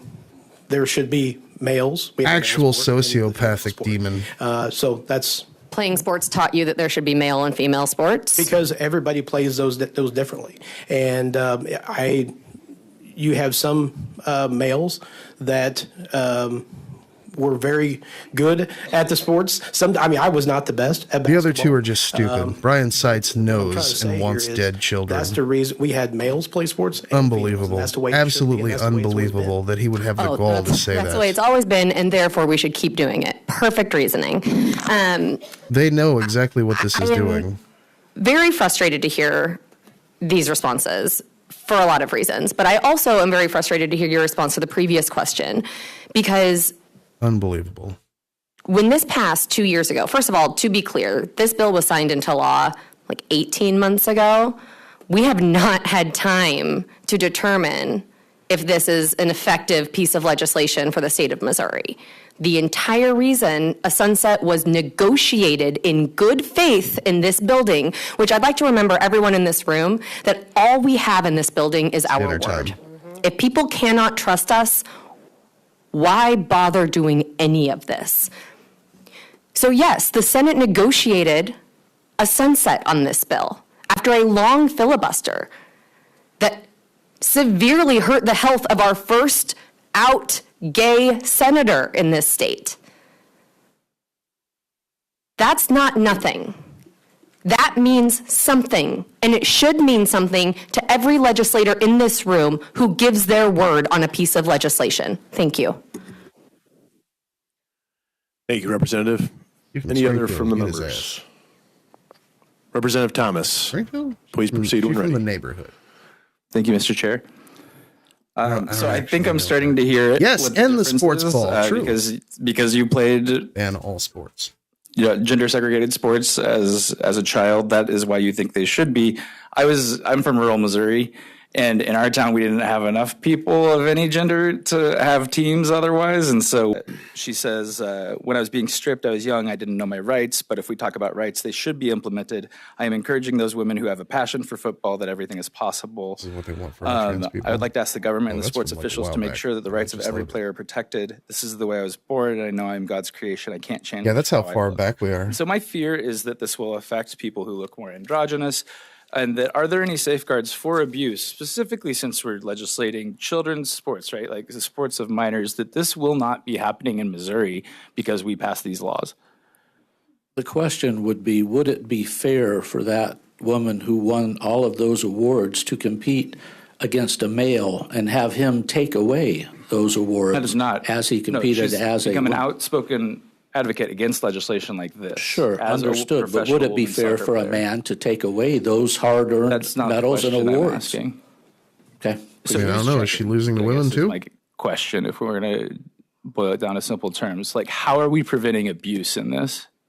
I think we're just simply removing a sunset. In the larger law that we're removing the sunset from, how are we preventing Representative abuse Thomas, of we do children need in to this? wrap it up. It's mainly you're going by your birth certificate. Well, on your birth certificate, you're born a male, then you're a male. If you're born a female, you're a female. Do you have your birth certificate on you? Well, if you're going to They let him sport, talk you when gotta they don't show want to it. say anything Your birth important. certificate at the locker room, at the match, at the Well, meet? before you play, you got to show, you got to have, you registered to go into high tour or junior high. They got that information. So it's pretty simple. If you're born a male, you pay male sport. You pay a woman, you pay women's sport. And if a rival team challenges it because a player is androgynous? Representative, if you'd like to close, please. Is there any final things you'd like to say? Yeah, answer I that just fucking would like question. you all- I would ask that you all think about the questions that I've asked. Thank you, Representative. None of those guys know what that fucking word means. Androgynous. Stop it. I've got 3 daughters, 5th grade, 4th grade, 2nd grade, son who's in preschool. I don't even like my preschool son playing sports with my older daughters because his aggression is such a higher level than my daughters that are 5, 6 years older than him. So this is a pretty black and white issue for me. That being said, and I think it is for most in this building, it's probably going to be a party line vote, right? Did bro just admit to Have like any raising a Democrats come to you fucking? to try to find any middle ground on this to say, okay, there's some common sense here on your side. All right. We have some disagreement with it. Has there been any conversation like Bro, that? don't raise your fucking I haven't children had to be any of those psychopaths. conversations. And again, this is a matter of fairness. And I think I mentioned grandmothers and mothers and things like this who fought for women's opportunities back in the 1960s and early to mid 1970s. And there was great achievement to be had by having women's sports available in high school and colleges. Are we going to take that away by allowing them to be all co-ed or have men compete as women and take away the fairness of the issue? I think it's wrong in so many ways, and we need to protect those hard-earned victories of the 1970s for women. The glass ceiling was broken. Yeah, I just want to comment. Yeah, not too many didn't talk to me for some reason.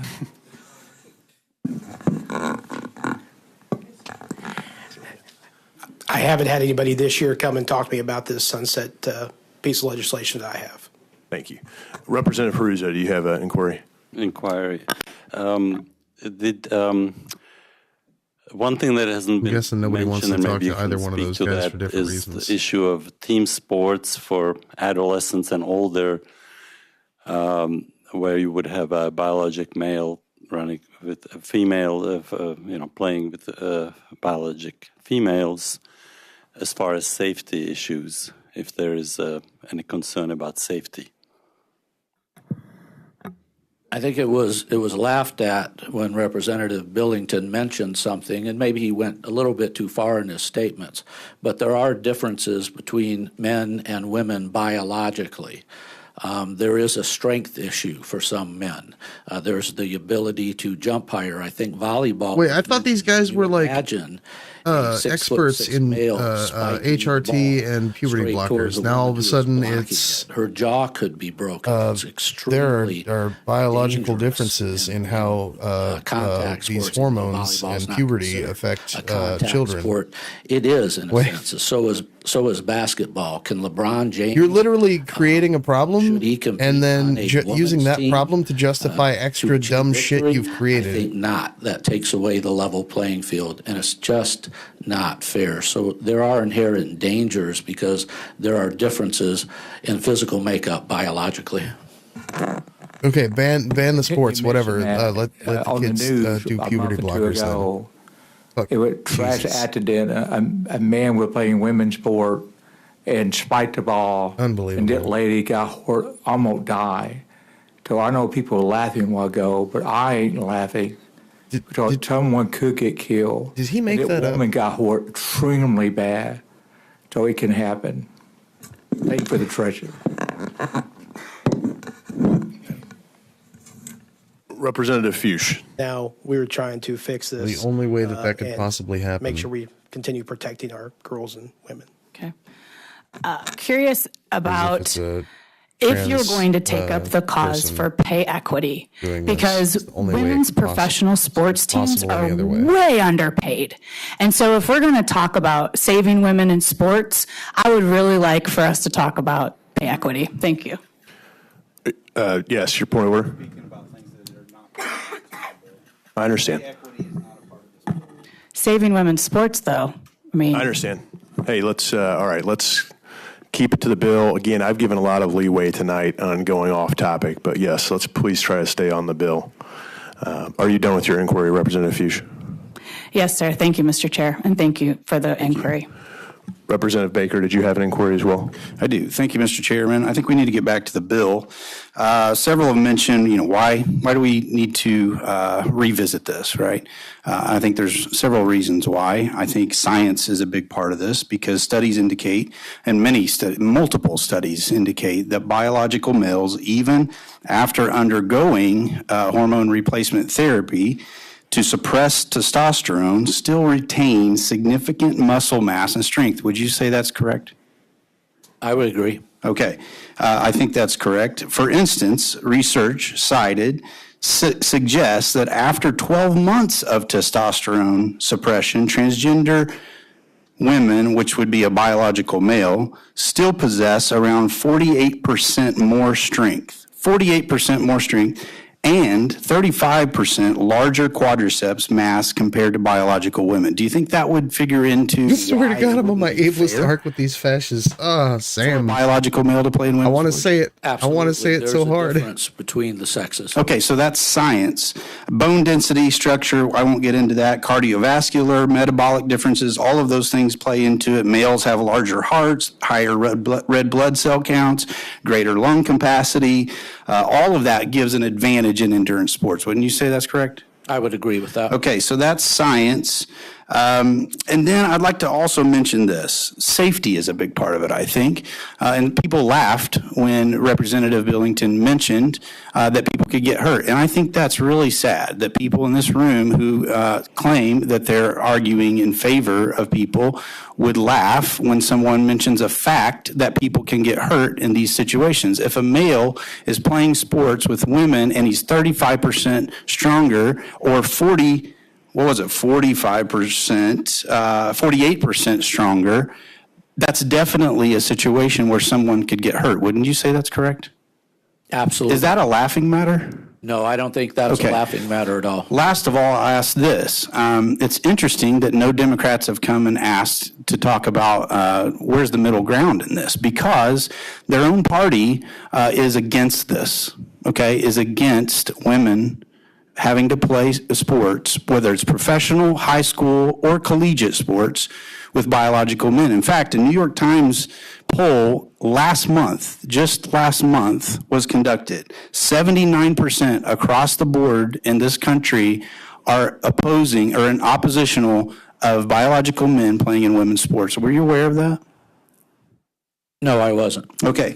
67% of Democrats are in opposition to biological men playing in women's sports, collegiate, high school, and professional. Were you aware of that? No, but it makes sense because the U.S. Department of Education recently, I think it was just in January, has returned to enforcing Title IX protections. And I've never seen that the U.S. Department of Education was made up of conservative Republicans.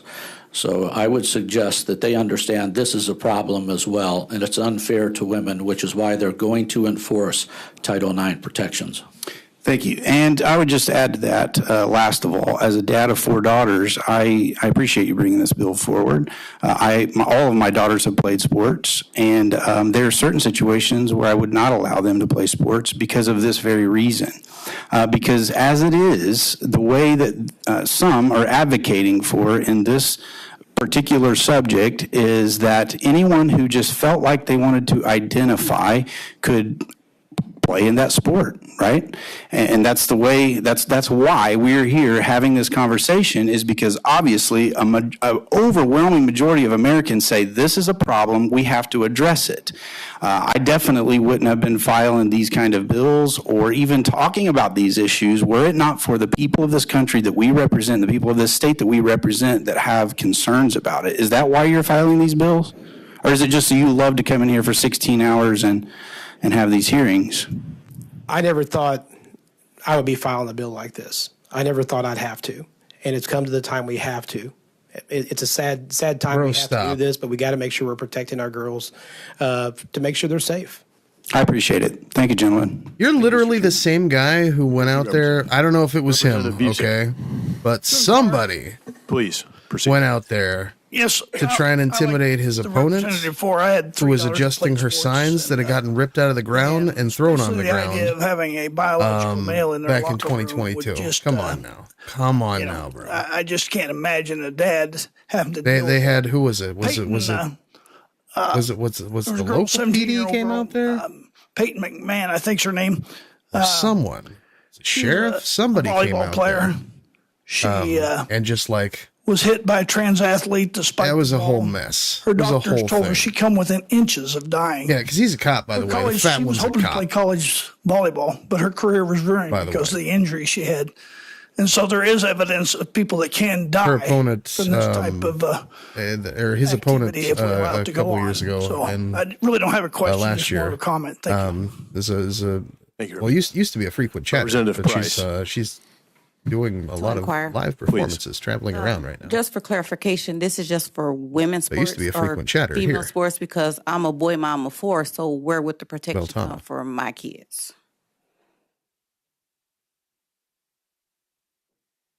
You're a mother of 4? Boys. 4 boys, and you're talking about possibly women competing in boys' sports or something like that? Or coming in the locker room and things like that, just the other nature. I hear everybody saying protect women, which I'm all for protecting women, but as a boy mom of 4, where's the protection for my children as well? Right. I would agree there should be protections for your sons as well. This legislation doesn't deal with locker rooms. I think just about any teenage boy would just as soon have a girl come in, but it's for the wrong reasons, and the boys need to be protected as well. Okay. Thank you. Thank you, Representative. Literally, everyone was waiting for Thomas. I did give you some time already, and we're at the 30-minute mark. But if you want 30 seconds, I will give it to you because I have cut you short a few times today. How do you enforce I appreciate it, Mr. Chair. To inquire, please. I just have one quick question. How many? This law is a Missouri law. How many kids in Missouri does this actually affect right now? How many trans women are playing sports in high schools? How many students are affected? Like specifically, I don't have those numbers for you because it can't happen because this is already in place. So, but I don't know how many it impacted when it passed. I don't have that information. It was like 12. I don't know of any. So if anyone knows of any and could send it to me, I'd appreciate that. Thank you, Mr. Chair. Well, it cannot happen because the law have already been passed. I think it actually was we like 12. Make sure that we want to make sure by the movement sunset that not happening will happen again in the future. I'm going to surprise the fat, bald, bloated egg. I appreciate everyone waiting so long today. Thank you all. I mean, thank you. He looks like a cop that's Thank you, been like gentlemen, for coming in superimposed on top of a slightly larger testify. cop, doesn't he? We will now move into the public testimony phase. We do have, again, a designated witness from the Democratic side who will get 5 minutes and 15 minutes of questions if they can come forward. Oof. Just Give me 1 second. Is this...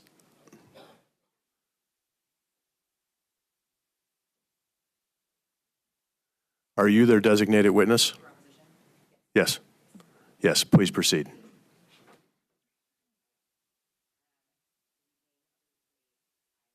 So we lost the Facebook feed, just as an update. Is your microphone on? Thank you. Thank you. Sorry, long night. Hi, y'all. My name is Kate Smith. I am here to speak in opposition to HB 36 and the other two identical bills. As I shared before earlier, I'm from Kansas City, and I am the director of LGBTQI plus policy for the Center for American Progress, a nonpartisan policy institute dedicated to improving the lives for all Americans. I grew up playing sports. I participated in golf, in soccer, and co-ed competitive martial arts. Those like myself who are athletes, were athletes, or love athletes know that sports teaches us valuable lessons like discipline or how to work on a team. Research has found that sports and participating in sports may lead to lower risk for anxiety and depression, and it's also associated with increased self-esteem, self-confidence, and community connectedness. In addition to being an athlete, I'm also a researcher. It's important to me that we follow the science and get the real facts about important issues, like the inclusion of trans folks in sports. In 2021, the Center for American Progress published their report, Fair Play, on this very issue. After extensive research and analysis, here's what we know. While those who support excluding trans folks from sports promote anecdotal stories, I think this one story about volleyball, for example, happened a couple of years ago, and we all know it because there are so few of these stories that exist. Anecdotal stories, what we see when we look at the data shows that really, on a global scale, trans folks are not negatively impacting women's sports. For example, while the Olympics have allowed trans women to compete since 2004, no transgender women have medaled.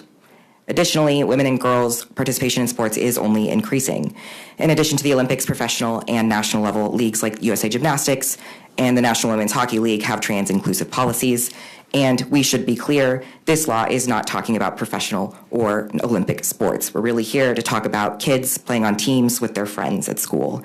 And that is who will feel the impact of laws like these. The good news is that local schools and college sports associations already have policies too. At the college level, the NCAA, for example, has allowed trans students to participate in accordance with their gender identity since 2011, although individual sports and schools can set their own specific policies. These specific policies are often tailored to their sport and community needs, as they should be. Decisions about what works best for a given school or sport should be made by the school and sports associations, not by politicians. In 2023, SB 39 was passed and signed into law, which bans trans students from participating in sports on teams that align with their gender identity.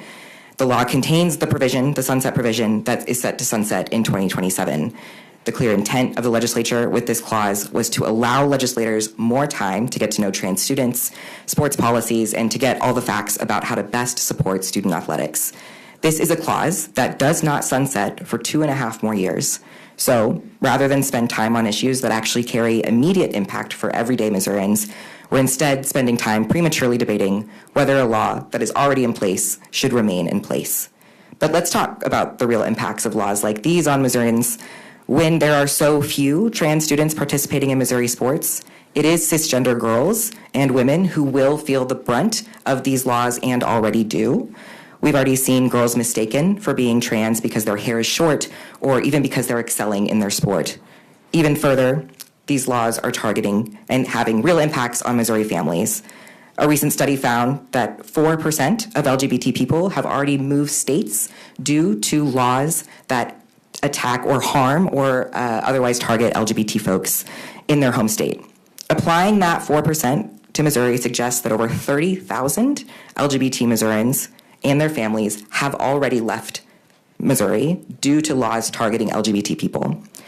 That is taking an estimated $879 million in household income with them. Women's sports are so important, and I'm really, truly so glad that people care about supporting women's sports, students, and athletes. Equality is an issue in women's sports, but trans people aren't the reason why. Women's sports are underfunded and under-resourced. We can encourage women and support girls and women playing sports, and better yet, we really do not have to exclude athletes to do so. Thank you. Thank you for your testimony. Any questions from the members? Representative Baker, please proceed. To inquire, Mr. Chairman. Please. Hi, how are you doing? I'm good. How are you? Thank you for coming.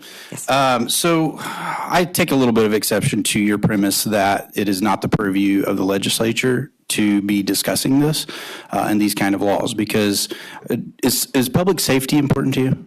Sure, absolutely. Okay, so public safety is under the purview of the legislature. We consider hundreds of laws every session regarding public safety.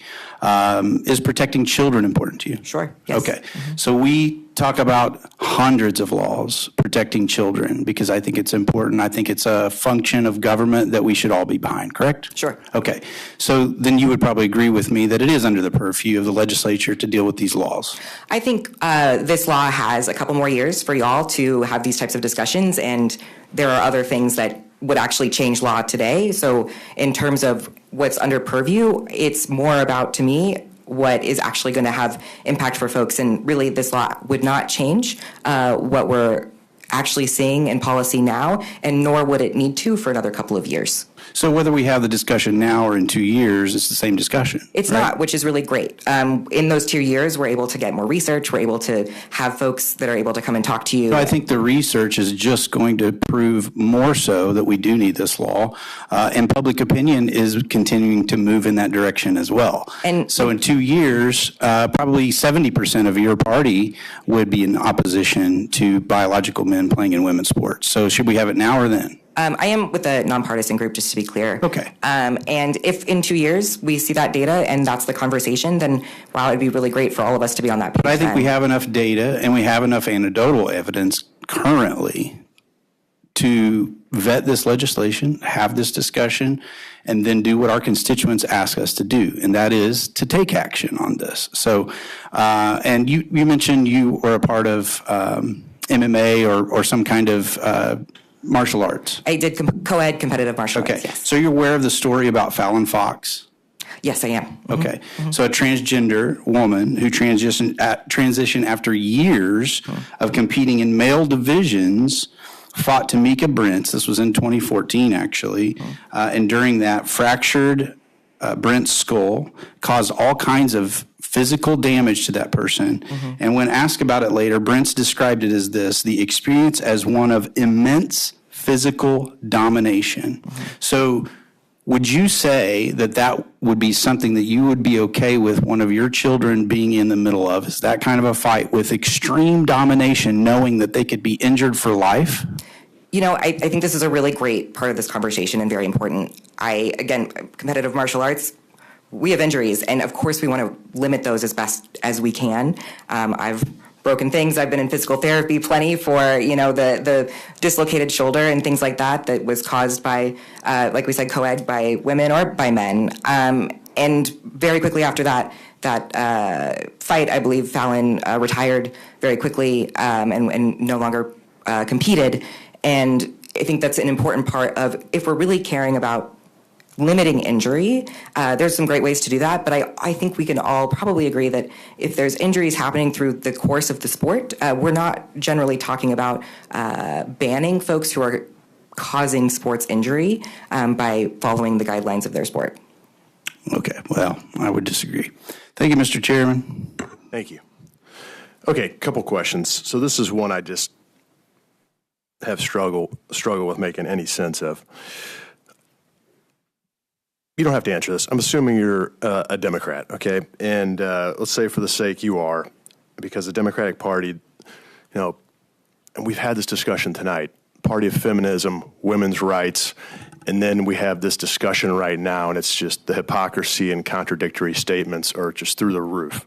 And so I just struggle with that. You know, it's one of these issues where it sounds like everybody's talking out of different sides of their mouth, and you're all trying to say the same thing, but you're not. And so either we're going to protect women's rights or we're not, and I think it's pretty clear with this bill. Do you have any, can you clear this up for me in any way? I can certainly attempt. I really do pride myself on being part of a nonpartisan organization. I have a long history of doing that. I know that when we're talking about trans women in sports, this is always, I think, a hard part of this conversation is to talk about the fact that we're talking about women in women's sports. We're not talking about boys, we're talking about trans women. And that is a part of what it means to be a feminist for many, many of us. And we're all learning and growing in terms of how we define protecting women. And the sometimes difficult part of that is learning that there's maybe more folks who are identifying as women than we originally considered. So what do you say to the women that adamantly support this bill? That adamantly support passing this bill, because again, Democratic Party makes it sound like all these women are on board with this. I speak with more women on the Democratic Party that support this bill than are against it. Sure. I think I do have conversations with folks all the time about this issue, and I think there's a lot of shared understanding in that we really deeply care about young folks having access to sports and feeling safe, feeling excited about participating in those sports. What I say to them is, I think maybe there's some misunderstanding about really how few trans women there are in sports. I believe I saw an estimate about 5 in Missouri before the original bill. So there's, like I've said before, many ways that we can work together to ensure that we're really bolstering women and girls in sports. And really all of these laws for 5 girls in Missouri is, to be clear, I'm pretty sure it's 5 trans folks, not just girls, is not the efficient and helpful way to do that. Thank you. Any other questions? Democrats, the party of feminism? Yeah. Representative Thomas, maybe that's proceed. why you fucking idiots are fucking this Thank up. you, Mr. Chair. To inquire? Please. Imagine. So I've tried to avoid any party stuff as much as possible. You said you're a nonpartisan witness. Yes. So did you state whether you were a Democrat or a Republican, or was No. that stated about you without your testimony? That was stated about me, correct. Okay, so that is not your sworn testimony, no? Correct. So I just want to point that out. This is not Democrat equals opposition, Republican equals support. And just I just want to say that, like, I when we talk about speaking with women, or right now for women, that I don't believe that this body, with the news articles I've seen prior to my arrival here, should be the thing in Missouri speaking for women. And I would offer that there are several Democratic women here who could be called on to speak for themselves. So thank you, Mr. Chair. Any other questions? Thank you very much. Is there a designated witness on the Republican side of this? I don't believe so. Okay. We're going to move into the public hearing section without the designated witnesses. Again, we're going to do 3 minutes for and against, and I will do for in favor of the bill first, please. Thank you. And again, just for the witness, I said this in the first hearing, but in case we have different folks here for this hearing, if you are here to testify, please submit the witness form in that box. If you haven't, do it online by midnight, which is approaching. Please proceed. Thank you, Mr. Chairman. I mean, my name is Midnight Timothy Central, Faber, by the way. and I'm here to speak I'm gonna in favor of the bill clean this to chat remove box real the quick. sunset clause. First of all, you may or may BRB. not have heard of the San Jose State University women's volleyball team. Their record this year was 6 wins, 6 losses, and 7 no contest, because 7 of their games were forfeited by other schools who did not want to play because of fear of injury. And we've already discussed another instance where a girl was injured.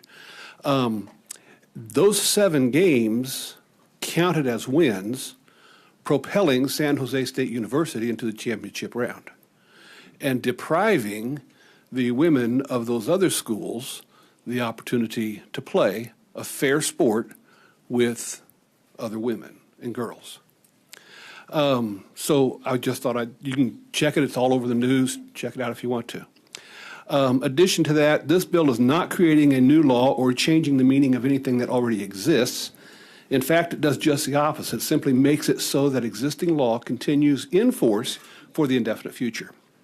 In other words, doing nothing means that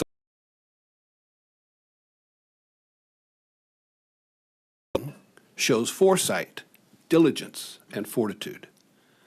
To do nothing is to vote no and allow this statute to expire in 18 months, and allowing girls and women's sports to be compromised by those who are not biologically female.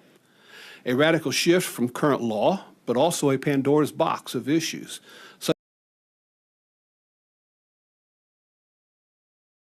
since biological males are instinctively more aggressive and also have the physical strength to cause harm, as we've already discussed this evening, and creates a cloud of intimidation and a host of other issues that the current law prevents.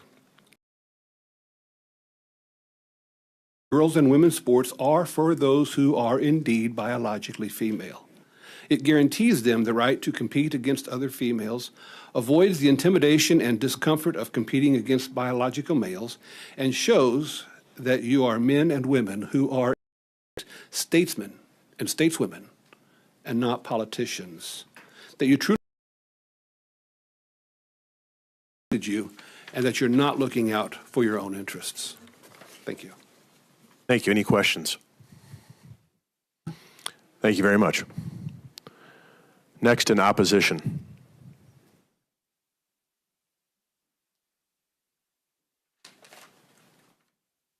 You're too slow back there.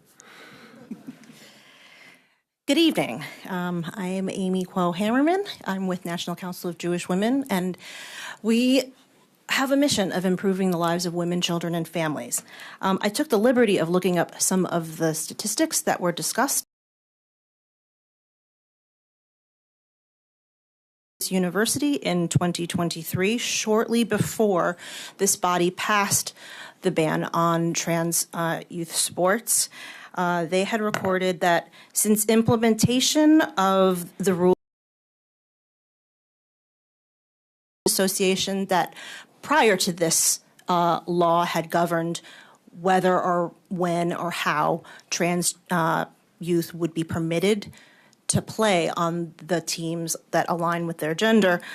There were, since 2012, 9 trans boys and 4 trans girls who had been approved to play. Misha, who governs all the rules regarding sports in our state, I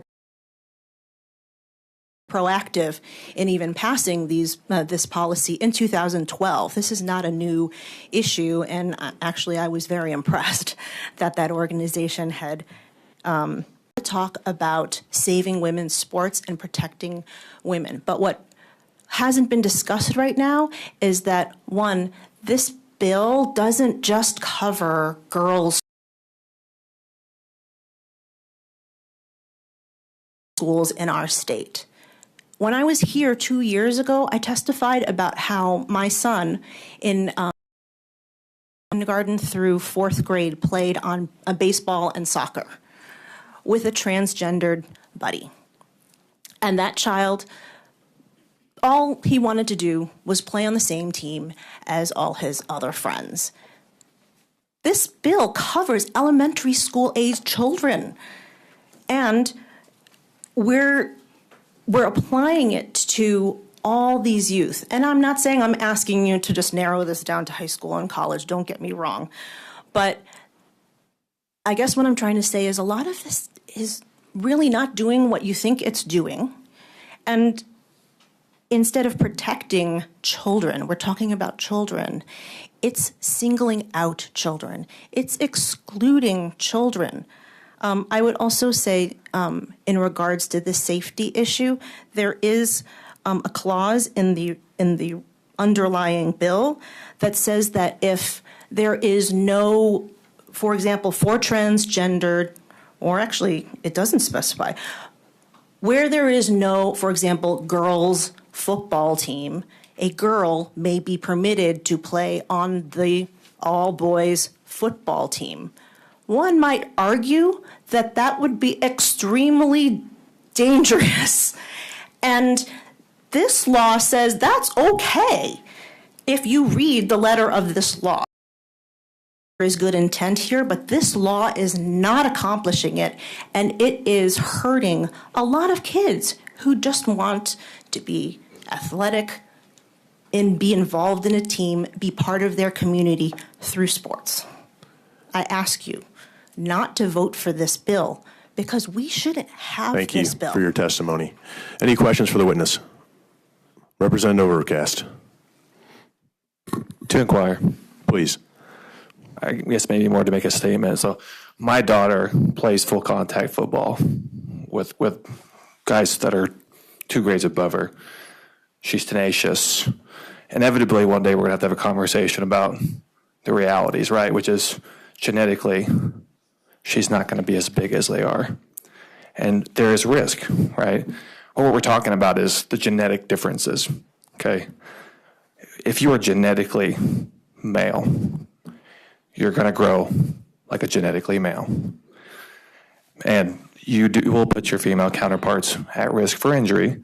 So whether you're a trans female who's genetically male, you still put your teammates at risk, even if they're on your same team, right? Basketball gets aggressive. I played with boys and girls on co-ed teams.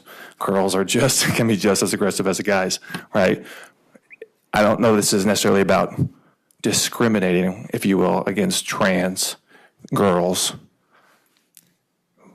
It's more about the genetic difference that puts them at a advantage over their female counterparts. My daughter does not have a genetic advantage against the boys she plays football at. Now, she is super talented, and I'll pit her against any boy. But like once again, where we'll probably have to go to learning how to kick. But that is what this bill is aimed at. So I just want to clarify that's the intent. I know you said you just wanted to make a comment, but if it was a statement and not an inquiry, and I have another member I want to get to. Representative Hruza. To inquire? Please. You mentioned something that caught my attention. You mentioned something that would affect, children in kindergarten or elementary school. Based on my reading of the bill, maybe you can clarify that, is that this is intended for when the sport is intended for one sex, so male sport, female sport. It does not speak to co-ed sports, and it's been already mentioned. If it's a co-ed sport, then this bill does not apply. That's at least my reading of it, unless you read I it appreciate otherwise. that that's how you read it, but if you read the actual text of the bill, it doesn't differentiate, and I guess that's fundamentally the issue that I have with this bill, is it makes no nuance for the fact that children are different, people are different, and frankly, genetics can differ within a sex or within a gender. I would have to compete against Serena Williams, and that would really stink, but we're both women. So was like lines 14 through 17, where it talks about that you're going to limit it to competition that's to compete in athletics competitions that's designated for the biologic sex opposite to the student's biologic sex, as clearly stated on the birth certificate. So it's talking about sports that the school has determined there's going to be a girls' team and a boys' team, not for sports where it can be co-ed. So at least I don't see anywhere in the bill that. Thank you. We are going to move on to the next witness. We're past the witness time. We're going to go to 4.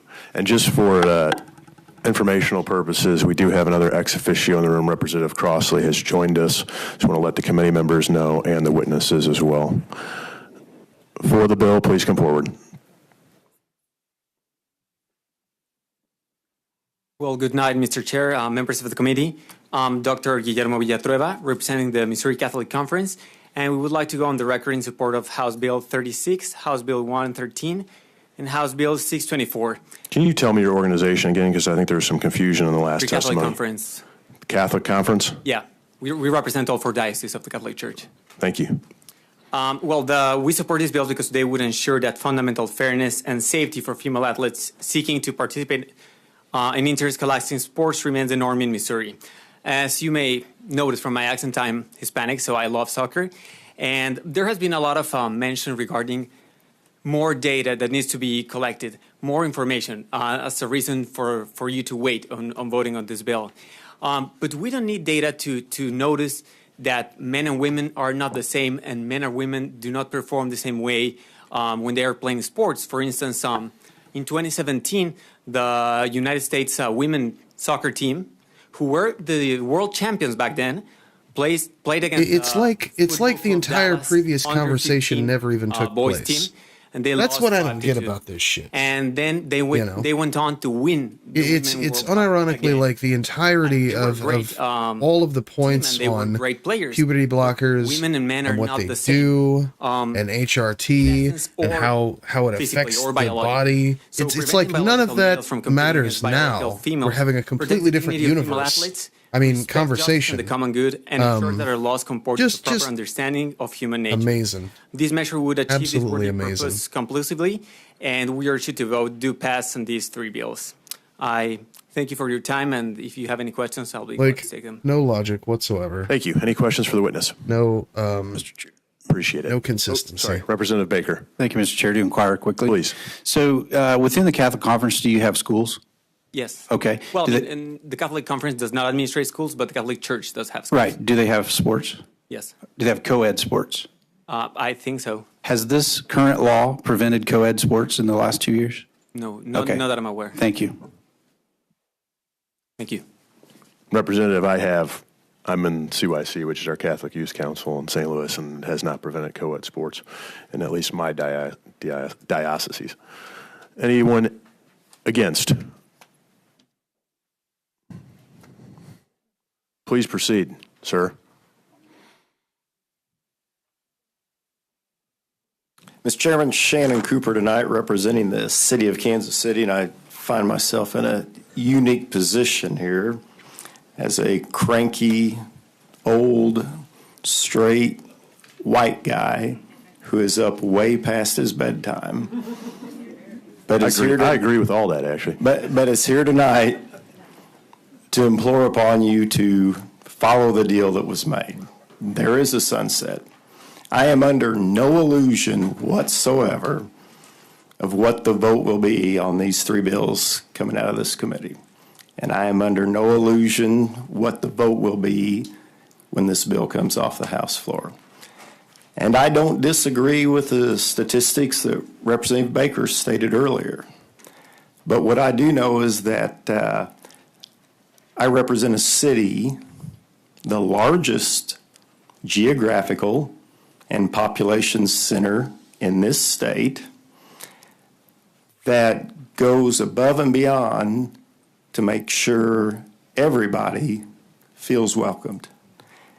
And when you spend going on 7 hours on an issue that I know you're going to win, what kind of message does that send, particularly to a bunch of adolescent kids that I don't understand, I will never understand, they probably don't understand, but they just want to fit in.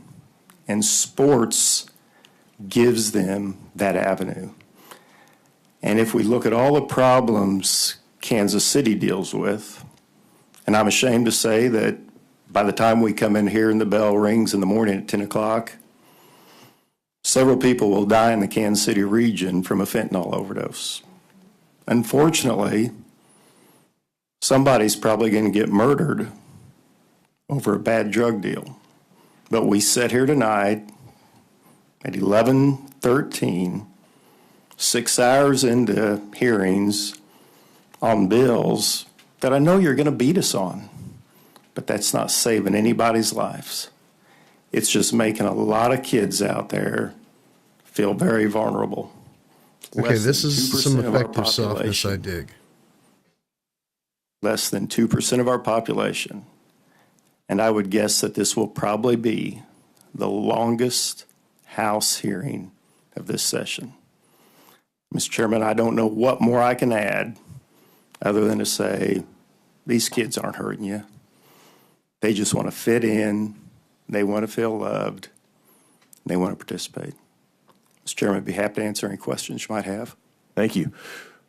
The 7 hours is out of respect. This is the only time the public has any input into the legislative process, and we've been very respectful of giving mainly the opposition of these bills that time. You have been extremely fair, Mr. Chairman. I apologize if you think my comments about Thank the you. length of We this also are have fair. a number of bills to solve the crime and fentanyl issues in Kansas City that I hope you'll come and testify in support of. You better believe it. Thank you. Any questions from the committee? Representative Weber. Good evening. Good evening, Representative. Almost good morning. Thank you so much for coming again. I'm pleased that Kansas City comes here I love that. every single time for these hearings. So thank you again for coming here. When we talk about these kids have families. They have parents. They have relatives. There's an estimate out there that we are losing almost 30,000 people who've left Missouri due to anti-LGBTQIA legislation that gets filed every year. I wouldn't disagree with that. And those families, they pay taxes. They're employees or they're small business owners. They're concrete to our society because they're providing, but yet they left Missouri. With that, I mean, we are also losing out, and I don't want to talk about money, but I mean, we're talking about probably about millions of dollars that is taken away from Missouri and given to another state because they left because of these anti-LGBTQIA bills. Representative, you know we struggle in the Kansas City region to attract employees, and legislation like this, and again, I know the outcome, but legislation like this persuades individuals to either leave the state and go somewhere where they feel wanted or more comfortable. Or safe. And it also persuades people not to come to Missouri. And we, in Kansas City, we pride ourselves on having a very vibrant community. And whether you care about the arts or entertainment or the Chiefs, which I wasn't going to say because I don't want to jinx anybody, but the fact of the matter is, the headline tomorrow morning will be that the House Emerging Issues Committee spent 7 hours talking about less than 2% of the state's population. And folks that are thinking about coming to Missouri might Creepy, stalker say, you know shit. what? I don't want to be there. And that's a shame because we've got a lot to offer, whether you live in Kansas City or Clinton, Missouri, or Springfield or Tightwad, Missouri. Trust me, it breaks my heart. And as somebody who represents the Midtown downtown area of KC, I love that city so much. So thank you so much for being here. Thank you, Representative Baker. To inquire. Please. Thank you, Mr. Chair. So I always get a little bit perturbed when people talk about money over the safety of my daughters or your daughters or anyone in this room or anyone in this state. And so, again, back to what we're talking about here is public safety and protecting our girls from injuries. So last year there was a basketball game, a girls' basketball game that happened, not in the state, but it was forfeited because there was one biological male who identified as a girl that played on the opposite team and injured 3 of the girls on that team. And so they ended the game, forfeited the game, and cited that the biological differences and the strength of that one player on the opposite team was not worth any other of those girls getting injured in that game.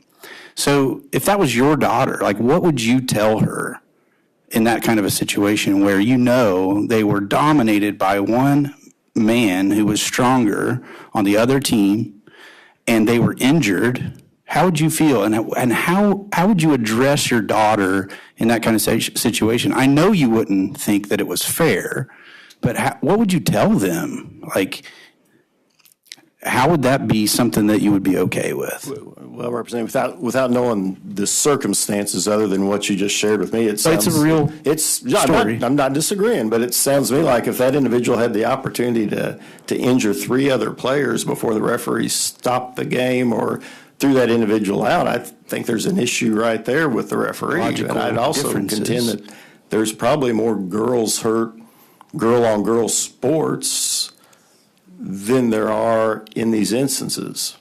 But I don't disagree with you. I would not like that, but I just question the fact that this individual was allowed to continue to injure one player after the other. So I don't know if it was the policy or the fact that the referee just wasn't obviously, paying I attention. think the policy was a part of it, right? Because, again, you can have someone who is completely...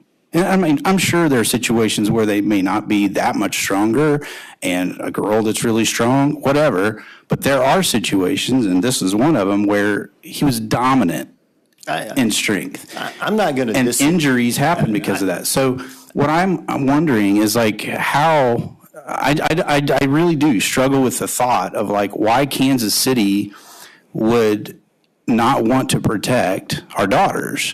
And also, I also wonder why they don't pay attention to the overwhelming majority of their constituents who oppose these bills.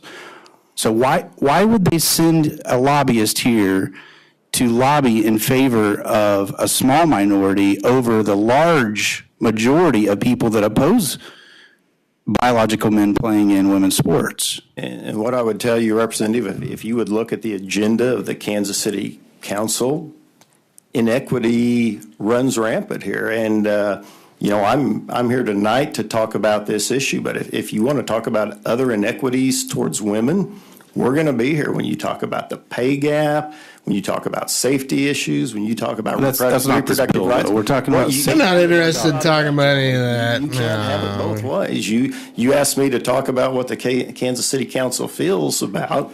I'm here on this bill, which the chairman's not going to let me waiver. But also, there's other issues where we're happy to stand for women, and we'll continue to do Just that. not this one. Gentlemen, I think we are. Okay. Well, we disagree. Appreciate you. Have a good evening. We are going to move on to the next witness. God, ex it's officio just Crossley. easy. We do Just- have, just- you might not have been here with the time constraints. Just but say I'll the give you thing. dibs on the Just- next witness.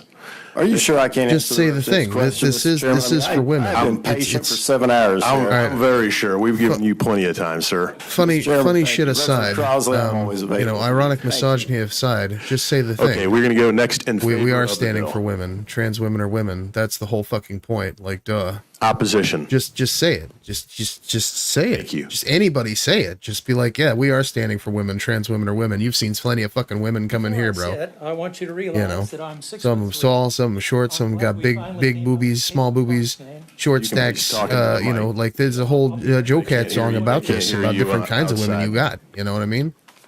But like trans women are women. Just that we are standing for women. You guys are worried about soft ooh fifis. All right, the light is on. and Can you hear me? I didn't want to be dumb rude with the bitches who reason go we on have the the mics Daily because Wire. a ton of people That's your listening definition of show women. in other Okay, rooms. I it's understand. Megyn Kelly. Okay, like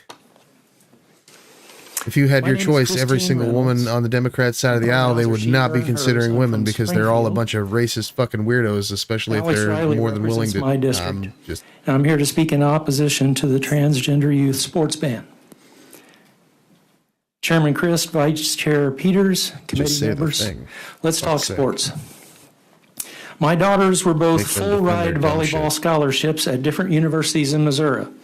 One at SEMO in Cape Girardeau, that's Division I, and the other at Lindenwood in St. Charles, that's D2. you do or support was at women, the bro. time. A lot of women just came in They here each telling have you a about chip it all on their themselves. shoulders. You know They your have shit. no problem What do you with mean? young trans women participating in college athletics. They welcome the challenge of playing with or against anyone. They held this position before I transitioned. Their mindset is bring the best you got. We have confidence in our ability on the court. They have played against Big 20 teams and Pac 30 teams, or however many teams are in each of those conferences now. and they've played against and acquitted themselves well against cisgender women who were 6'5" and could hit a volleyball 80 miles an hour. There are women, cisgender women, competing at all major colleges who can hit a volleyball 80 miles an hour. And there are girls, cisgender girls on the other teams who are being hit in the face and the head constantly. They shake it off, they laugh, they go on. No one is being seriously injured, at least at the collegiate level, by a volleyball. Trans women athletes were trans before they were ever athletes. They've known who they are since childhood. For me, I did not have that option. I am a woman of a certain age. But I would have welcomed the opportunity to participate as a girl, since I've known I am a girl since I was 3 years old. No trans girl athlete is trying to compete across gender regimes to gain an advantage. They just want to play. They want to have an opportunity as a student athlete to compete at a higher level. You have listened to testimony in the first transaction this evening. The emotional and psychological and medical cost of transition keeps nearly all trans girls from athletic competition. Look around this room and you can see how the size of the crowd decreased when we switched legislation. Allow me a couple of rhetorical questions, if you would, please. Why, on the one hand, do we tell these young athletes... If you could please close with those questions, too. Thank you. I'm sorry? If you could please close with those questions, too. You're at the 3-minute mark. All right, thank you. Why, on the one hand, do we tell these young athletes that they cannot compete because of some perceived advantage? And on the other hand, also tell them that they cannot take the medical interventions to delay puberty or block hormones that would make them acceptable in women's athletics? And why are these bans constituted as to eliminate trans girl athletes while enacting no measures barring trans male athletes from competition in men's sports? That's the last of the rhetorical questions. Thank you. Any questions from the witnesses? Representative Crossley. Thank you, Mr. Chair. Glad to finally have the mic. Good evening. I know that it is difficult to come share your personal experience, and so thank you for coming to do that tonight. You are welcome. You kind of touched on this, and I've heard in previous testimony throughout the night, just kind of some tones around that there's this feeling that there's this nefarious nature why trans kids would want to play sports, that somehow it's because they want to overcome girls playing sports. Yes. I guess, could you speak a little bit to the motivation? Do trans kids want to play sports because they want to overcome the girls? Is there a nefarious nature to their motivation? I don't see how there can be if they are allowed to transition before puberty. Yeah. I mean, I know trans families, a lot of trans adults as well. A lot of them have moved out of the state over the last couple of years and even moved out of the country. And thankfully, we're able to stay in touch through social media and email. But, I think overall, this is just another example of the government sticking its nose where it doesn't belong.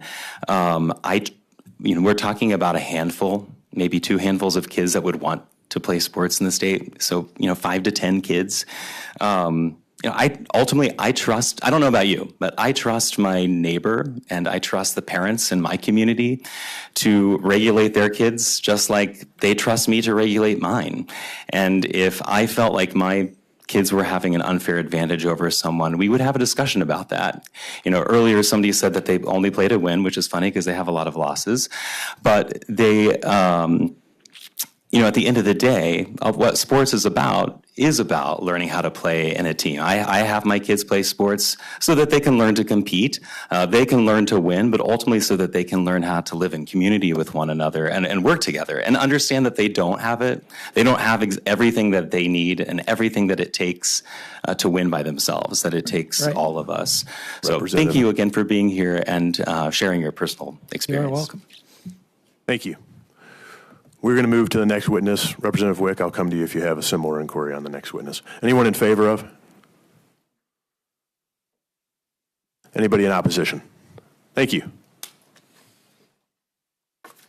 Nothing from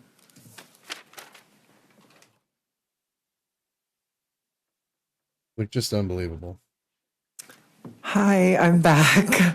Hello again. Hi, I'm Landon Patterson. I am a proud born and raised Kansas Cityan. And like I said a little bit earlier, I started my transition in high school and I was allowed to play on the girls volleyball team. And I also was on the girls cheerleading team as well.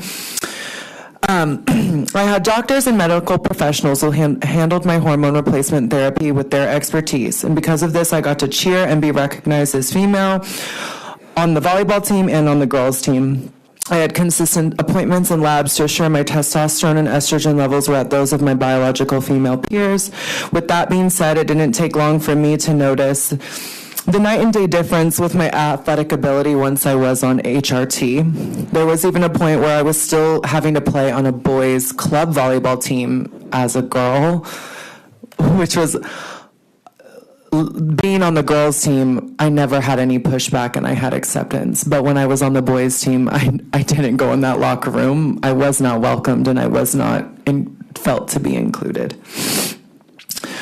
It was awful. I was the odd one out, and I was the freak. And when I got to cheer with the girls and play volleyball with them as well is where I belonged, and I found true sisterhood and understanding and wasn't made to feel different. Unlike when I was playing on the boys' team, I got to be normal like every other kid, which is all anyone wants, trans or not. It was liberating. It was getting to be involved in school. It was getting to have community like every kid deserves.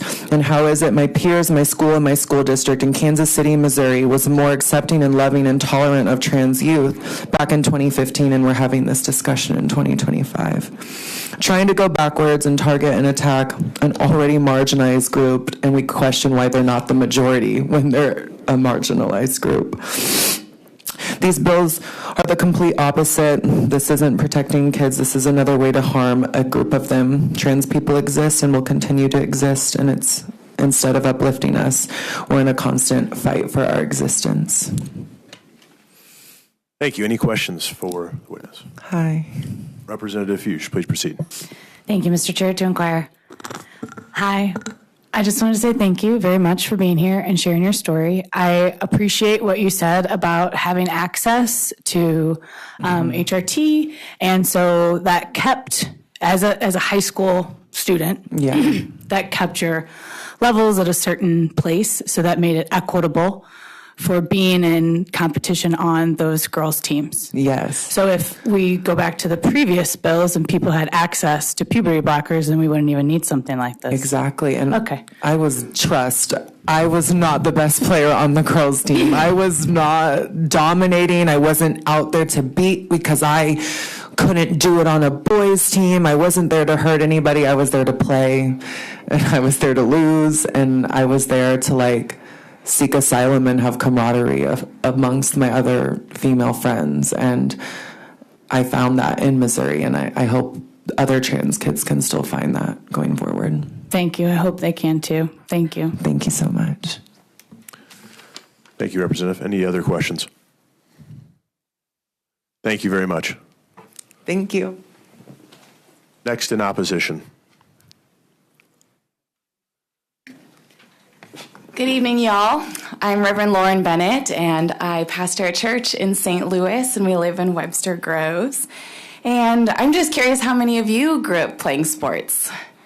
You can just raise your hand a little. Yeah, I grew up playing sports too, and for me, I didn't become an Olympic athlete. Did any of you? We're not talking about those kinds of places where people are competing on the Olympic level or professional level. We're talking about kids learning what it means to be a part of a team, to be able to lose together, to be able to win together. I grew up cheerleading too, and I grew up dancing, and I grew up knowing what it was to carry my weight on a team, and it made me a better person because of it. It gave me so many tools that I have for being an adult now, and I reckon that y'all who grew up doing sports and doing that kind of thing did too, and things that you hopefully lean on now in the way that you lead us. I learned that work behind achievement takes a lot of work, and there's beauty in belonging to a team and to a common goal. Denying someone access because of the gender on their birth certificate, not aligning with who they are, takes away the ability for kids to grow up with those essential lessons that being on a team offers. Not only that, but it sends a harmful message about who belongs and who doesn't. Other governing bodies, like it's already been raised tonight, like NCAA and even the International Olympic Committee, have found a way to promote fair competition in professional sports, but we're not talking about that. We're talking about a few trans kids who want to participate in their school's basketball team or swim team or volleyball team. For those trans kids who want to compete, sports can offer them a place of belonging, a place to build confidence and maintain overall wellness. And we heard over and over heartbreaking stories tonight of kids who don't have that. Sports can offer that for the kids who want to participate. As a pastor, I have plenty of kids in my congregation, a lot of trans kids, mostly LGBT kids. Most of the congregants that I have are LGBT and in the community. And none of them are interested in sports, to be honest. They're all doing other things. But it sends a message to them when they can't be in sports. It says, you're not welcome here. And like it's been raised, people are moving out of our state because they don't feel welcome here. So I encourage you to give kids a chance to learn those essential lessons that are built as being a part of being on a sports team. There are so many kids who need to know that their life have meaning, and if they can find meaning on a sports team, they should be granted the ability to do it. So many trans kids are being bullied by their peers, and we as adults don't need to be a part of that. We need to be a part of building them up so they can be a part of society and know that they are worthy. Thank you. Thank you for your testimony. That's the crux of it, and I've heard it a few times tonight. We are talking about kids, and that's why this is so important. Yeah. So adults can make this decision whether they want to play sports with men or women. We play pickup basketball here in Jeff City. I offer it all the time for women to come. They don't come because we have collegiate athletes that play with us and are men, and they choose not to come play with the men, okay? Kids don't have that choice. And if this bill doesn't pass, they won't have the choice. And then I keep hearing, well, it's only a few kids. It's only a few kids. Well, what about the few kids that are hurt? Okay, so this argument that it's just a few kids and that it's just kids, I don't see it. It's not a question. It's just my comment. Does anybody else have any other questions? Representative Hausman, please proceed. Right to inquire. Please. I'm from St. Charles County, not too far from you. Yeah. And most of our high schools, I have 5 children, and our sports, most of the time you got to be in a club sport in order to go on to high school. So whenever a lot of people saying they were just playing for fun, many of these kids go on to college, and it helps them to, go and further their goals. Sure. And so whenever we say there's only a few today, but as we see the statistics, they're growing. And so in 5 years, I think those, what did we say? There was 7 kids, 14. It's going to double and increase. I have a middle school daughter, and I am consciously watching whenever she plays volleyball, are there boys playing? And I think that is a conscious thing that we have to do, because she's probably thinking, oh, I can handle that. I'm big, but mom's not going to let that happen. I would stop that and say, nope, you're not playing, you're out. And so I think we do take, as parents, we have to protect our children. And I think as legislators, that's all we're trying to do. And so we're not trying to hurt other children, but we have to protect women. We have to protect our girls. And as a mom of 3 girls that's played sports with boys, not against boys, but like trained with boys, I see the huge difference. And I think we need to respect the differences. And so, I don't want to take away from sports or opportunities that women could have with, taking away that opportunity. And I think that's the biggest issue that I feel like we're kind of forgetting, is the opportunity. Sure. I'd love to know what trans woman has taken a scholarship from a cisgender woman. I've never heard that kind of testimony. I've never heard of that happening. You haven't heard of, what was her name? Riley Gaines. I know that whenever she went to college, she had to compete against a transgender man. And whenever she competed, they tied, and they gave it to him. And that bitch lost to 4 other fucking people. 4 other fucking cis women. Who gives a shit about her? We can't take away from She tied for 5th place. She's a fucking loser anyway. A few people choose. Well, what do you mean? Stop. Women too. And Stop. we need to fight for them too. They should be able to belong What a in a ding team dong. and be able to compete as well. All of this is true. You have Agree, told no but lies probably so not far in tonight. the same arena. I support that. Maybe we should have, if we could have like Speaking of extra, ding-dongs, maybe this another motherfucker right here, this opportunity little for trouble- trans women. I mean, that'd be great. If trying there to were be enough adorable trans on women to street. make their own team, that'd be great. You want to be cute. I mean, if we could do that, maybe someday there will be. Maybe. But I'm saying right now, we have to protect the women. We have to protect our daughters, and I think that's important. Did you see Thank that? you. She licked Thank me you. right on the nose. I say, Thank good you. We're kiss. going to move on to the next witness. It's very sweet. We call them baby kitty keys. Against, please. Because she is baby kitty and she gave keys.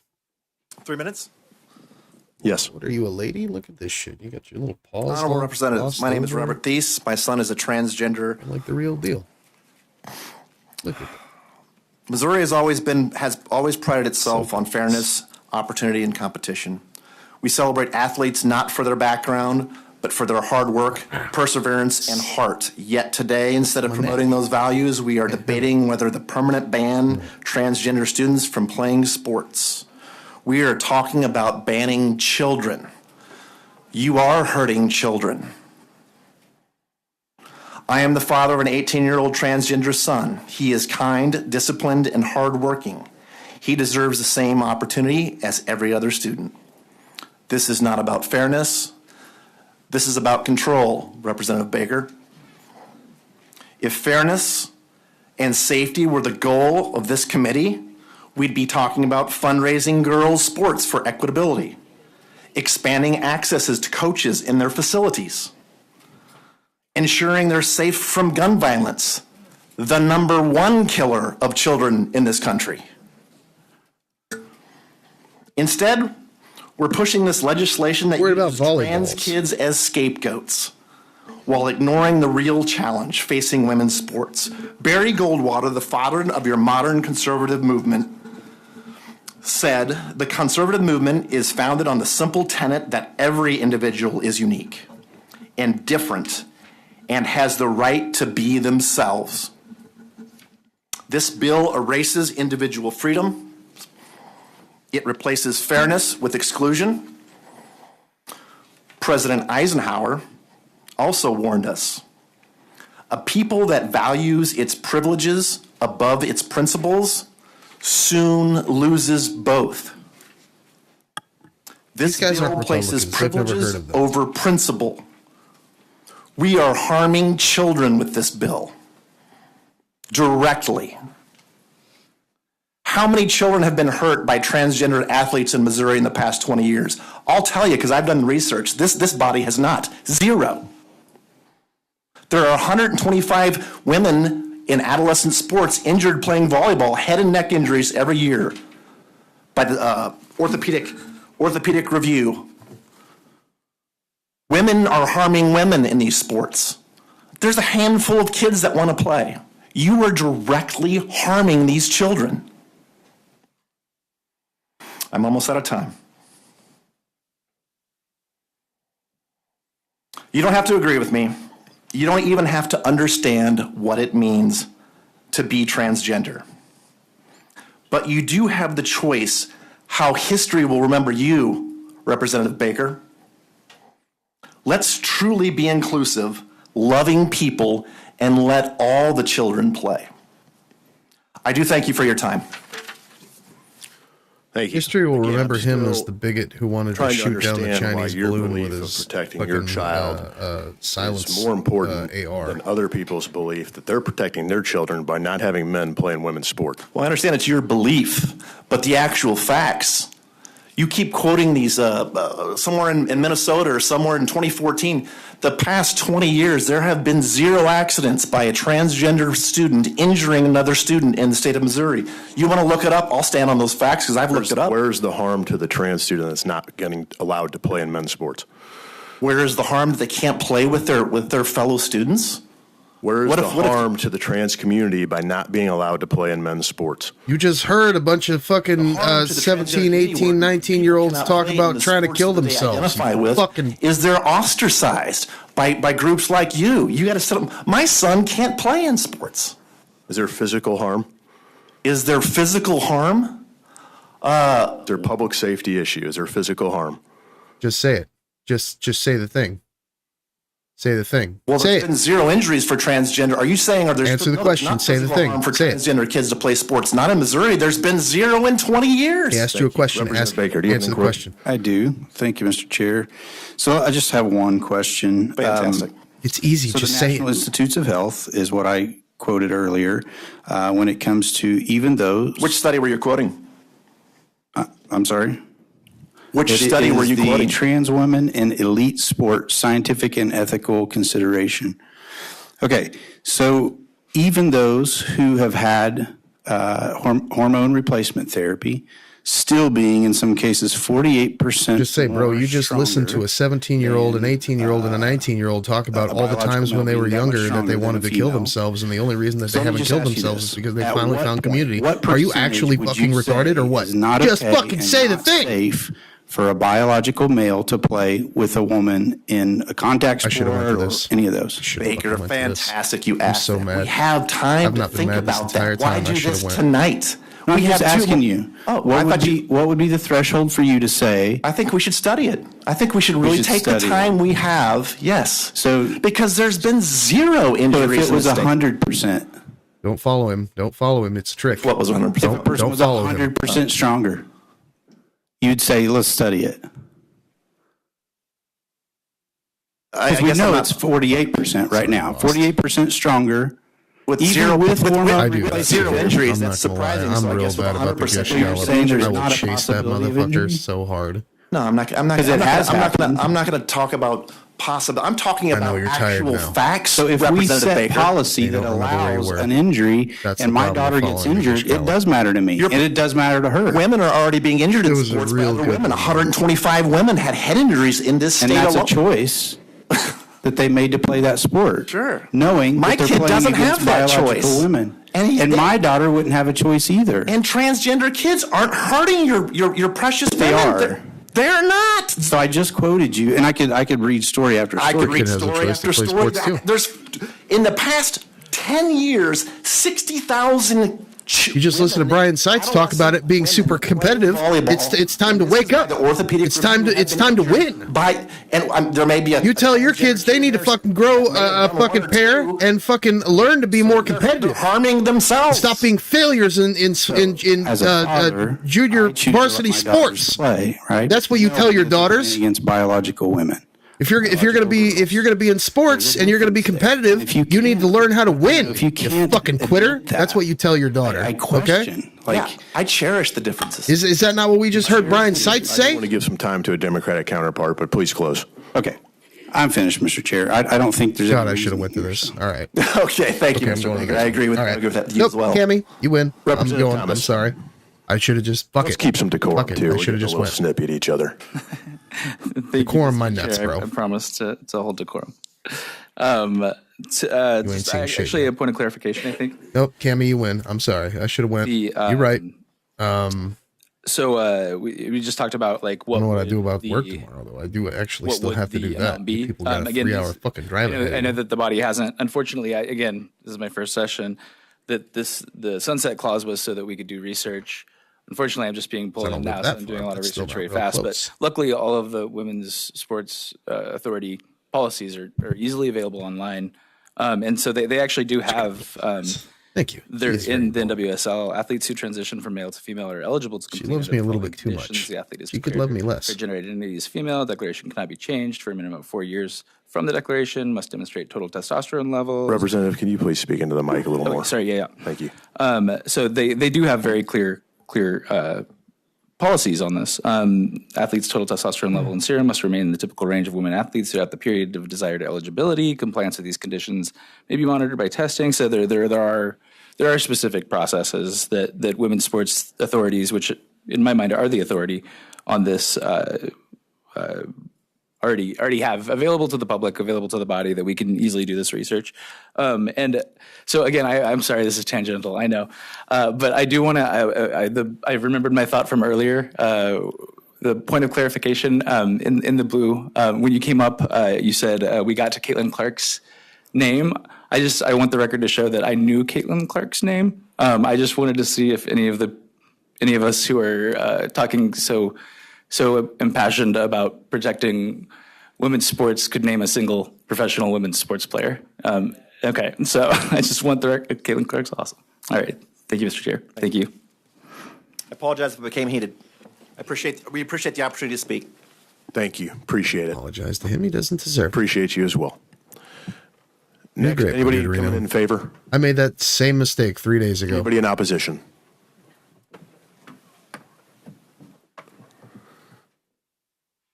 Do not chase the Gish Gallop. Do not chase that. My name shit. is David They Lee will Brush. I'm with fucking Missouri lead you Equity around. Education Partnership, and we are here in opposition to this bill. We understand the importance and power of athletic competition. Many of us in MOEP are former or current educators, and we know that these activities, whether it is at the fun level or the elite level, bring confidence, foster leadership, forge friendships, and keep youth active. We opposed the ban in 2023, and because MISHA already had, and other governing bodies had procedures in place that would address the actual incredibly low numbers of students that are directly impacted by this legislation.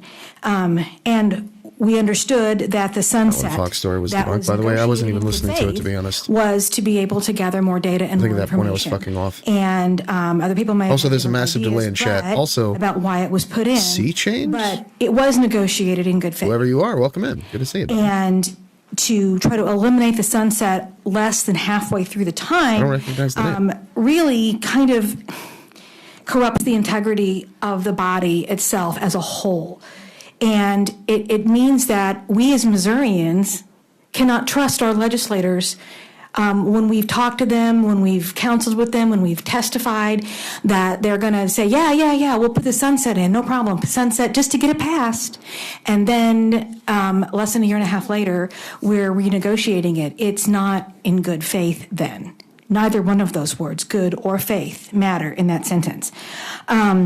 We were supposed to be given time to be able to look at things and address it, find out how many people are even being affected by this. In other words, is this even a problem in the first place? Probably not. And so we are asking the legislature at this time to stand behind your collective word. You said that we would have a sunset for 4 years, and we're asking you as Missourians to stand by your collective word in this. And that I did a quick review of the votes that came through because I like data. And the people on this dais voted for the bill with the sunset. People that are sponsoring this bill voted for the bill with the sunset. And now it feels almost like a bait and switch. On another note, I'd like to say that personally, I'm a sports mom. My son played baseball. God love him. He did not like soccer, and I'm so grateful for that. He wrestled for 13 years, from kindergarten through high school, and played pee-wee sports. And also as an educator, I watched, I don't even know how many intramural 7th grade basketball teams. I'd like a medal. But these kids are playing for belonging. They're not playing to win all the time. They're playing for belonging. It's simple Maslow. They want If you could belonging. please close. Yes, I will. But as a wrestler, they didn't have girls wrestling in 2016 when my son graduated high school. So all through K through 12, he wrestled other girls. He wrestled girls. Allie Hauk from Blue Springs won third in state his junior or senior year in high school against boys. So it is possible to have girls play in boys sports and boys play in girls sports. Okay, I know I'm done. Thanks. Thank you. Any questions?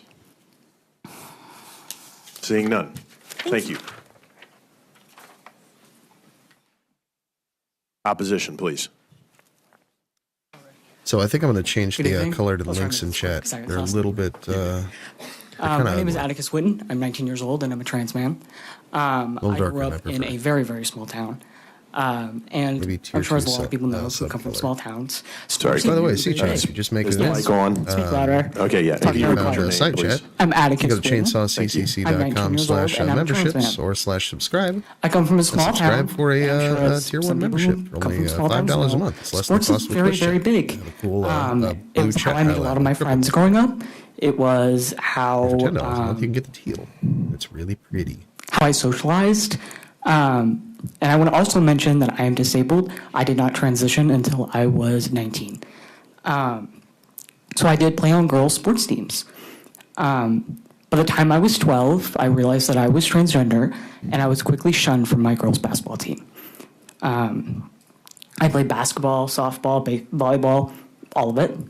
I loved these sports. I felt connected to my peers in a way that was difficult to Twitter do in wouldn't be everyday able to life. handle this idea of trans men and trans women I coming eventually together found to out talk that about there was trans not a issues spot for me together. on the girls' team, nor was there a spot for me on the, Twitter couldn't on the handle boys' it. team. Tumblr certainly couldn't handle it. However, the one thing that I do remember was that there was a team on my basketball group that we could never beat, for the simple fact that one of the girls was 6'2" at 12 years old. We could never win. And besides the fact I was disabled, I'm severely hard of hearing, and yet that never hindered me in terms of playing against these other teams. That's all I have to say. Thank you. Any questions for the witness? Seeing none. Thank you. Thank you very much. Show of hands, how many more are in opposition? Okay. Anybody in favor? Anybody for informational purposes? Next in opposition, please.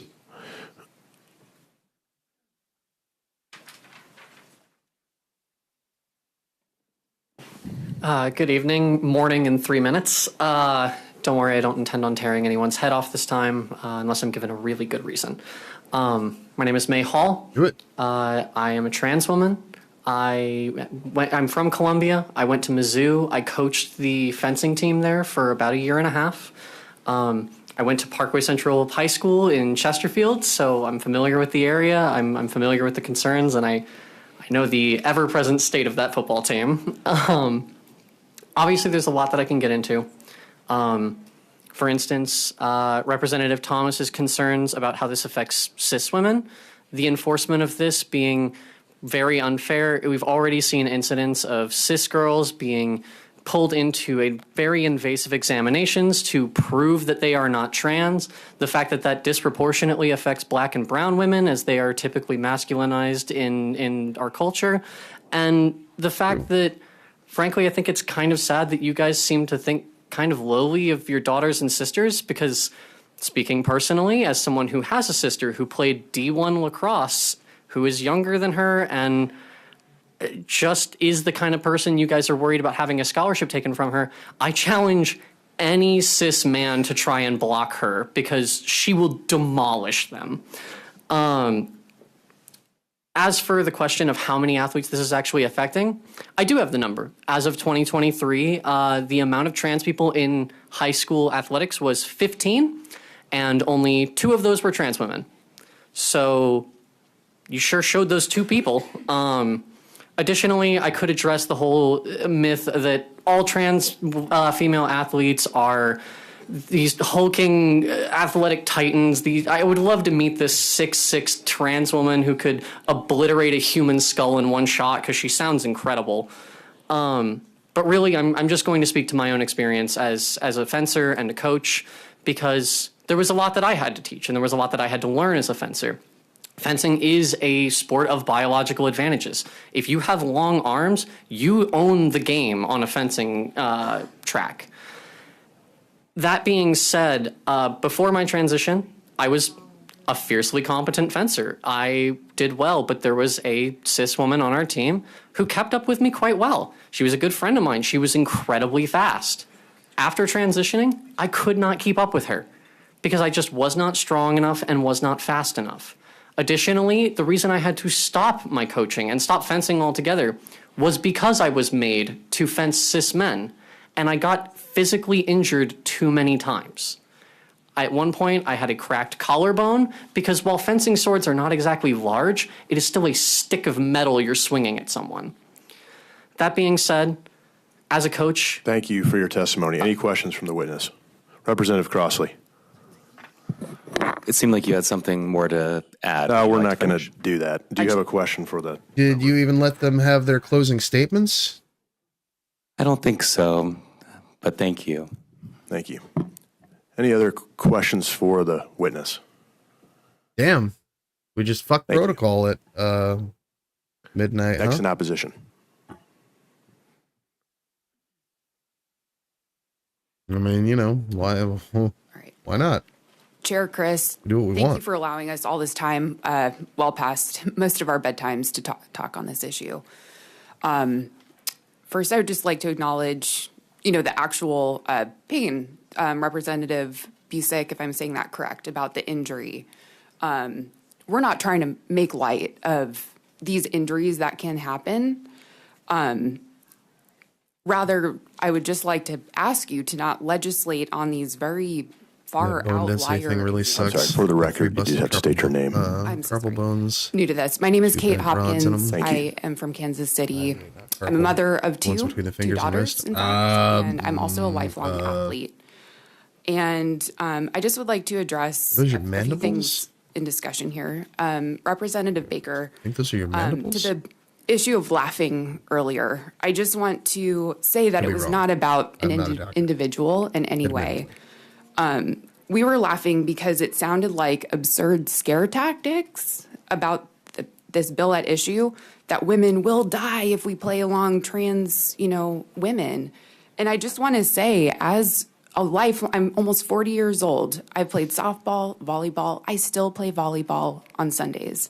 I would love to play alongside trans women. I'm not scared. I'm not scared on behalf of my daughters who are playing with these kind souls that you heard so much from this evening. I would just like to also address Representative Hauptman. Yeah, no, that's what I was thinking. Like, Chairman I Chris was really surprised and at that. Representative Baker on this issue of you must step in Like, what an and ass, save. what a piece of shit. Yeah, it's true. Right now, schools are Exactly. already handling I was sports about to say this. eligibility with input from coaches, parents, and athletic associations. This bill takes those decisions away from them. Wouldn't you rather make that decision at your level, with your coaches, with your community, and with your neighbors? You guys don't have to do it at this level.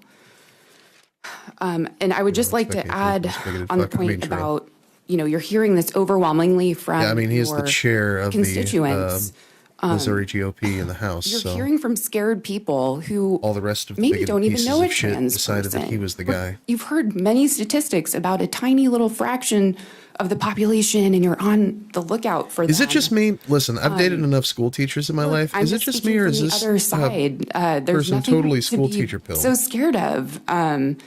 And perhaps it's a result of the shrinking population in your state. Yeah, not to be weird about it. The 30,000 people that have left. I feel like the presentation Well, is now very you're all you're hearing are from familiar. scared people. I have 15 seconds left. Metacarpals? I will just say, I don't want to make it about money either. Sounds better I'm than a mandibles. multi-six-figure energy executive and a mom of two daughters. I'm very scared to live in this state. If my daughter shows signs of being trans, you're going to kick me out. Please don't. I like it here. Thank you. Thank you. Any questions for the witness?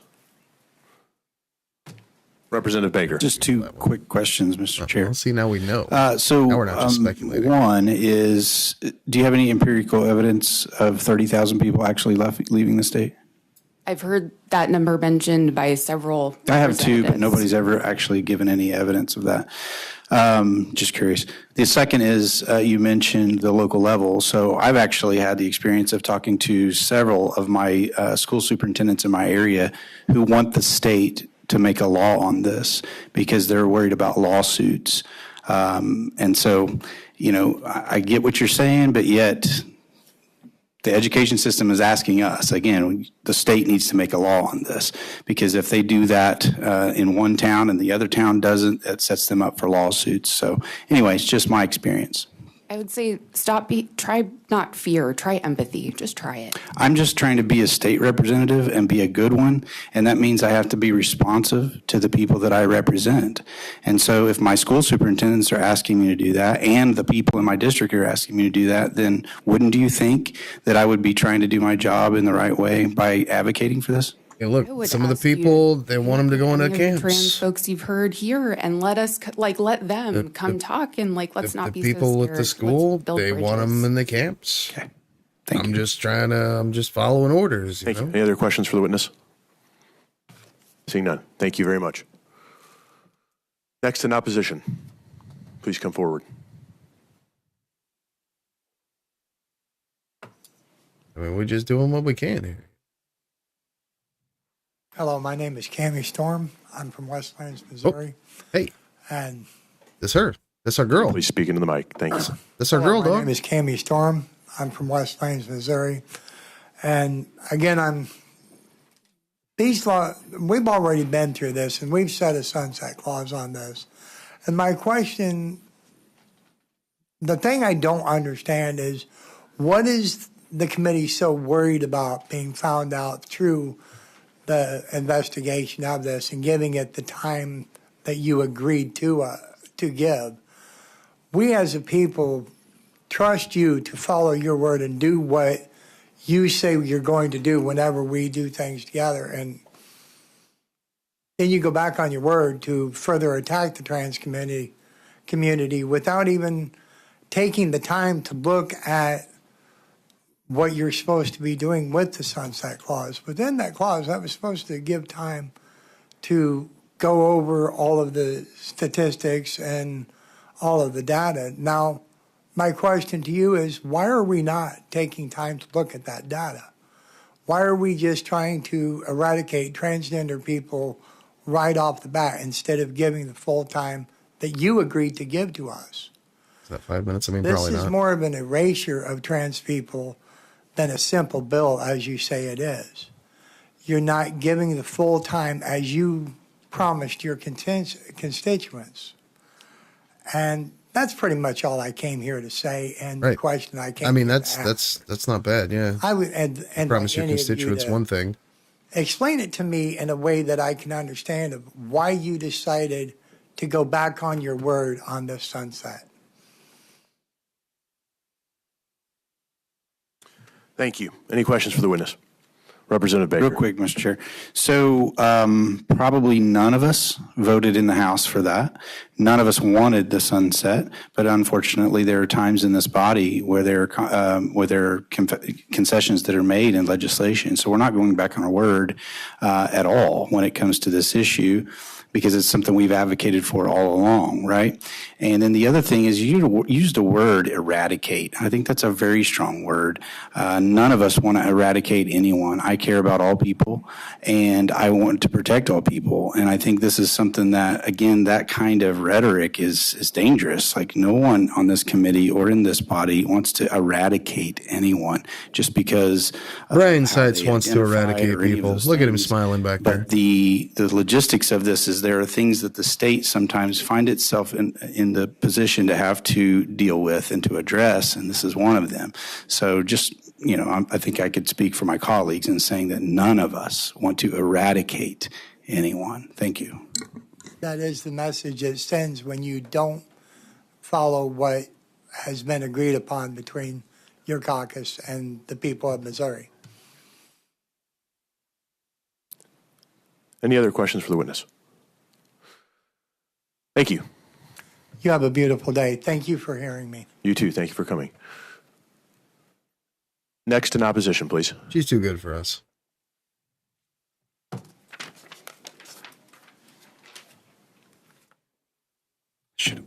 Should have went. She tried to convince me to go. I should have went. Hi, my name is Perrin Dowse, and I am here to testify I didn't know they were against going to make this it this bill. easy. I'm a former coach of a youth swim club, and I was a swimmer for years prior to that. So let's talk about what I know, youth sports. The goal of youth sports is to teach cooperation, communication, and other key skills that will serve them in their lives outside of the sport in a fun and engaging way. Believe it or not, it's not all about the competition sometimes. It's about the life skills that these experiences convey to our youth. This ban devalues these incredibly important aspects of sports and locks the trans youth of Missouri out of these important formative experiences. In addition to this, trans athletes are not exactly prolific in Missouri. According to statistics from the St. Louis University, between 2012 and the start of this span, there were less than 15 trans athletes in Missouri. And the majority of those were trans men, not the trans women who have been the target of most of the debate on this bill. This non-issue is not one that should be such a priority for the Missouri legislature. I'm about done, but before I get off my soapbox, I'd like to make an anecdotal observation. You fucking fuck. Young men and boys are not. No, and unironically, I mean, aggressive sides for sure. He's like kind of open with domineering. it, right? Like, if the young men and boys he's in actually your a life psychopath. are, I would encourage you to analyze Baker your own is influences just- on their behavior. Thank you. well, he's also a psychopath. I mean, let's just be real. Thank you. Any questions for the witness? I think that he actually none. is Thank you very convinced much. that he's correct, though. Next in opposition. Like he's twisted and evil, but he believes the bullshit. He's a true believer. Hello, my name is Ashley Quinn. My pronouns are he, him, He's his. like he's I'm not the like pastor Nick of Public Schroer. Theology and Justice at National Avenue Christian Church in Springfield, Missouri. Brian I'm also an Sides. Nick Schroer is transgender man, and I actually played sports in Sides, grade school and high school. At the time, I played on girls' teams or co-ed teams, as the case may be.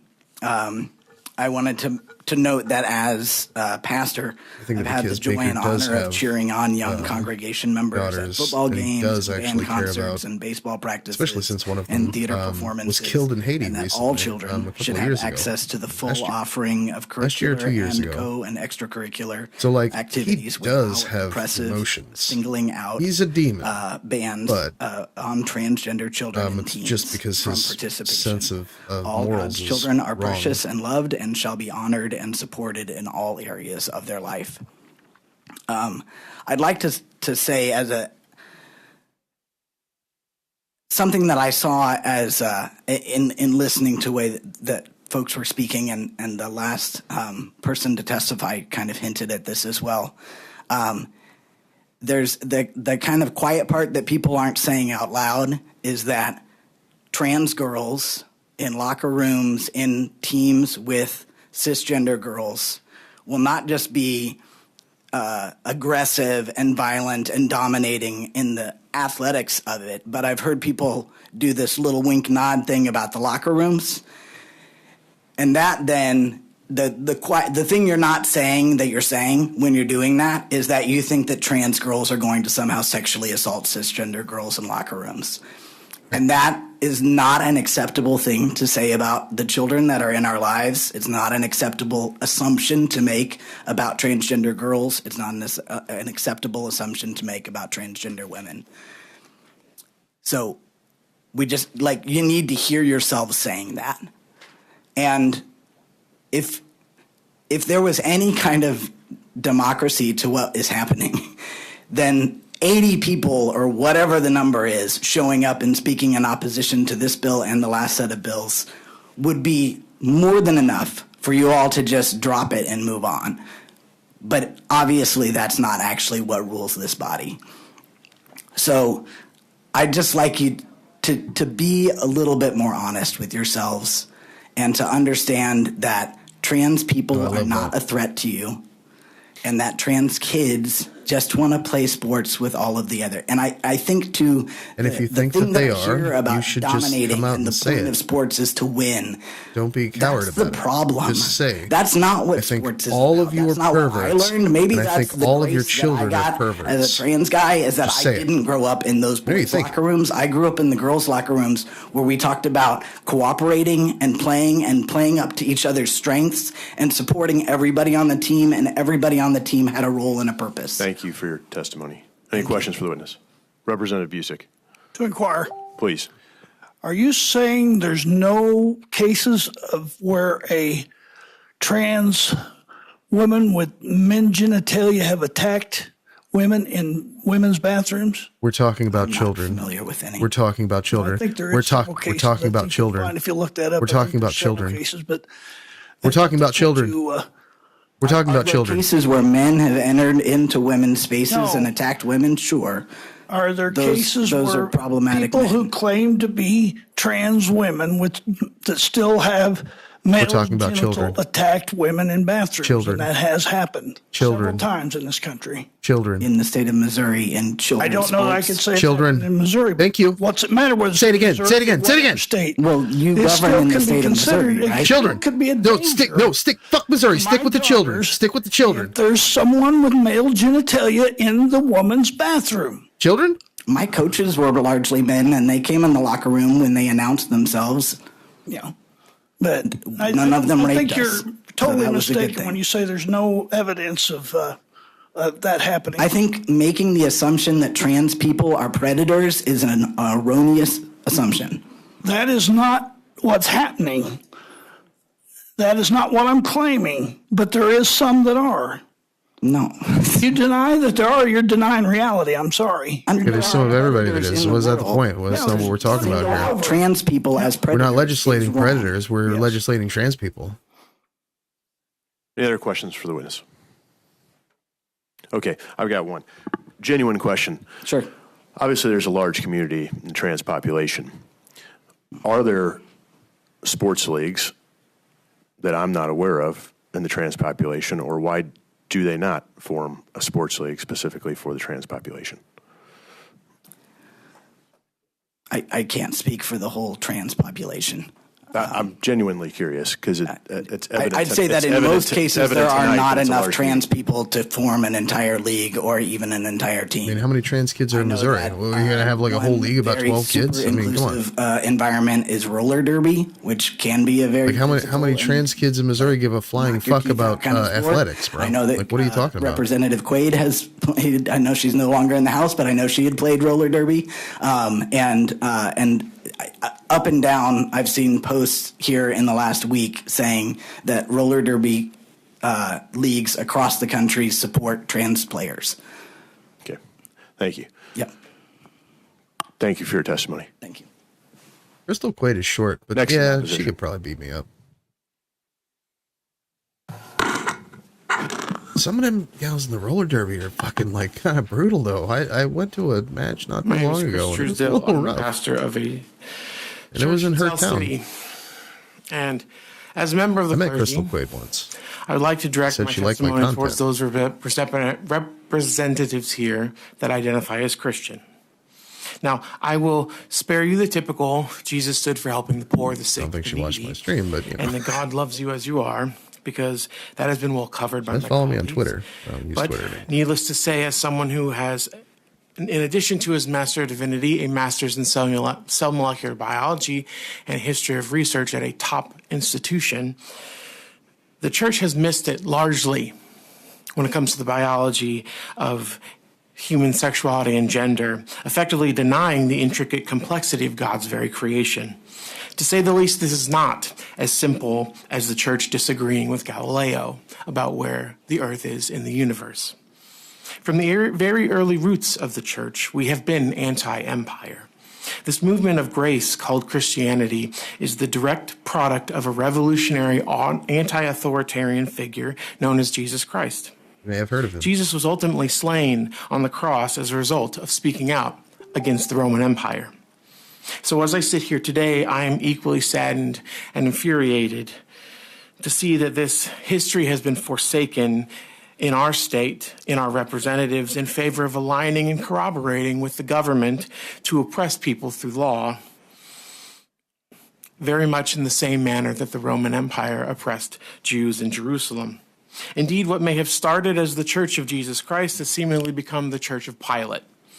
The former people of God have abandoned their unconditional love of their own God to worship the altar of power and money, the very same altar Caesar appealed to themselves. For these bills that have been proposed today and in earlier sessions are not only in direct opposition to anything your own Savior stood for, but you have also turned your back on the most vulnerable people in the state of Missouri. Those that I don't have numbers, but I do have friends that have directly fled the state because of bills about their potential health care. This attempted trans erasure is not a symbol of love for children, but a symbol of your own desire to control people's lives. So I conclude my statement by saying I implore that you, as Christians, figure out what motivates your faith. Is it the power and control of Rome, or the love, mercy, and grace of the man who died at their hand to save your soul? I cede my time. Thank you. Any questions? Representative Baker. Thank you, Mr. Chair. Just a quick question. How many genders are there? Gender is a spectrum. So how many? Spectrum, how many kinds of autism are there, Mr. Baker? That's not the question I'm asking. Well, spectrum disorders, or So you not can't put disorders. it- they're I'm just spectrums. asking for a number. Based on popular use of the word gender, 5 to 7. I mean, it's not. We don't know. The Don't science answer. on that. Don't answer his dumb fucking question. No, you were doing just fine. Let's just say that. Okay. So we don't know, though, you say? No, we don't. Gender is a spectrum based on, within, and without a binary. Around Genesis 1:27, where it says, God created man in his own image. In the image of God That's created true. he them. That's what it says. Male and female. How do you justify God's image looking like people when God is an omnipotent being that exists outside of time and doesn't have a physical form? God created. No, don't. No, Harris, no, but come on. It is largely. God created man in his own image, Testament and then scholars created that the woman depictions to of be this, creation in Genesis whatever, assistant Well, partner, you're whatever. biblical of literist. man. That is fair of you. Say it I would however say you want Jesus to, if you would want to be more disagree with you. intersectional. Okay, well, we're definitely going to disagree on that. And that's where we and get more the so, I concept would of a say binary that gender. if you are acting but as gender is your an expression. It's a social representative for your construct. constituents, Is it as you isn't a say you social have, and construct you were that comes from talking the to a Bible. previous It's an person, actual social then construct that we do in our makes lives. sense to me that you should put your personal stake at the law. The Bible didn't have the aside word and let man your in it. constituents guide you. It had They may some. be the same conclusion. That's exactly what I'm doing, sir. Okay, but you spend a lot of time in this session talking about your daughters. Actually, I don't know how Hebrew Well, works. that's- I mean, I know that like there's like modern iterations and they're whatnot. not but, your like, only constituents. I guess because it's a written language, it's pretty much locked My in. constituents are the very reason why I You might have help me out on filed this these one. kind of bills. Is and it why like I advocate French? for this bill here? Where like once you write it down, it's it just was that not now, an attack and you might directly, I'm pronounce it just saying. differently. But There are more. the word than is the word. 4 constituents in your thing. I guess it would be You right. said that Because like, We're going like somewhere. Jews are Would you pretty like to strict close, Chair? on like the language, the Representative Thomas, please. the writing system. Like, Thank you, Mr. Chair. So I guess it would be. I can actually I can answer Pretty the fucking strict, representative's I imagine. question. Galatians 3:28. There is neither Jew nor Greek, neither slave nor free, neither male nor female. All are one in Jesus Christ. But my question actually is your interpretation of this then, because we're talking about gender as a spectrum. So how do you see it as in this bill we specifically have named competition that is designated for the biological sex opposite to the student's biological sex, as correctly stated on the student's, et cetera. So if this is the biological sex opposite, does that imply to you that there's a more near? Well, I mean, my first question would be, what's opposite of Don't XXY? answer questions you don't know the answers to. It's Just just a very real genetic possibility. So is XO, so is triple X. So it feels like we're nitpicking against two genetic, they may be the majority of genetic dispositions in people, but they are not the entirety of genetic dispositions of people. Yeah, thank you. I appreciate your clarification on that. Thank you. Any other questions? Thank you for coming in. Next Thank in you for the opposition. opportunity.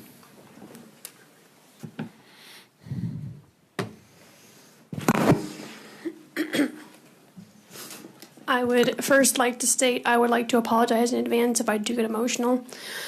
I was not going to talk on this topic because I personally do not have a lot of actual statistics to back up what you might think is just my own opinion. Can you state your name for the record, please? My name is Amanda Keeney, Keeney. Thank you.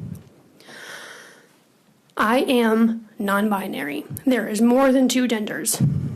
Sorry, that's just the way it is. And even if you don't want to look at it from the pronoun stand of view, there is also many people on this person earth does who are follow me born on social media. Intersex is also a spectrum. People can be Counting on you, born buddy. with Please do a this right. mixture of what is considered as traditionally male and female counterparts. That doesn't make them one thing or the other, or it doesn't make them wrong. It makes them a human like everyone else on this planet. I'd also like to call out personally the person who was attacking a person who was speaking a few minutes ago. What happened to separation of church and state? How come all of a sudden not everyone, a lot of people on this committee are trying to bring the Bible to this conversation? What does it have to do with anything? I'd also like to say that if we are going to talk about the Bible, I probably know a lot more about it than you might think that I do. I grew up Southern Baptist. I was very hard into the religion. I know a lot about it. I can sit here and argue with you all night about Bible verses. I'd also like to state that whatever Bible verse that you pulled out from Genesis from the Old Testament, Jesus clearly states in his teaching is that the Old Testament is no longer going to be in use of the eyes of God.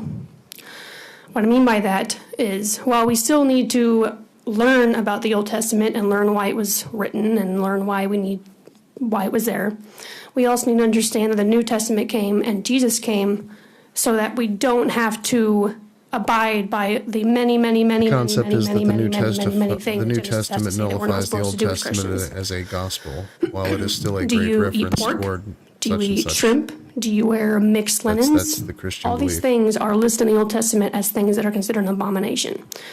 So if you want to throw it in our face that our existence as trans people or non-binary people, or really just the entire LGBT community as a whole, is an abomination, what say you about the other stuff that you don't want to talk about? Or let's bring in premarital sex.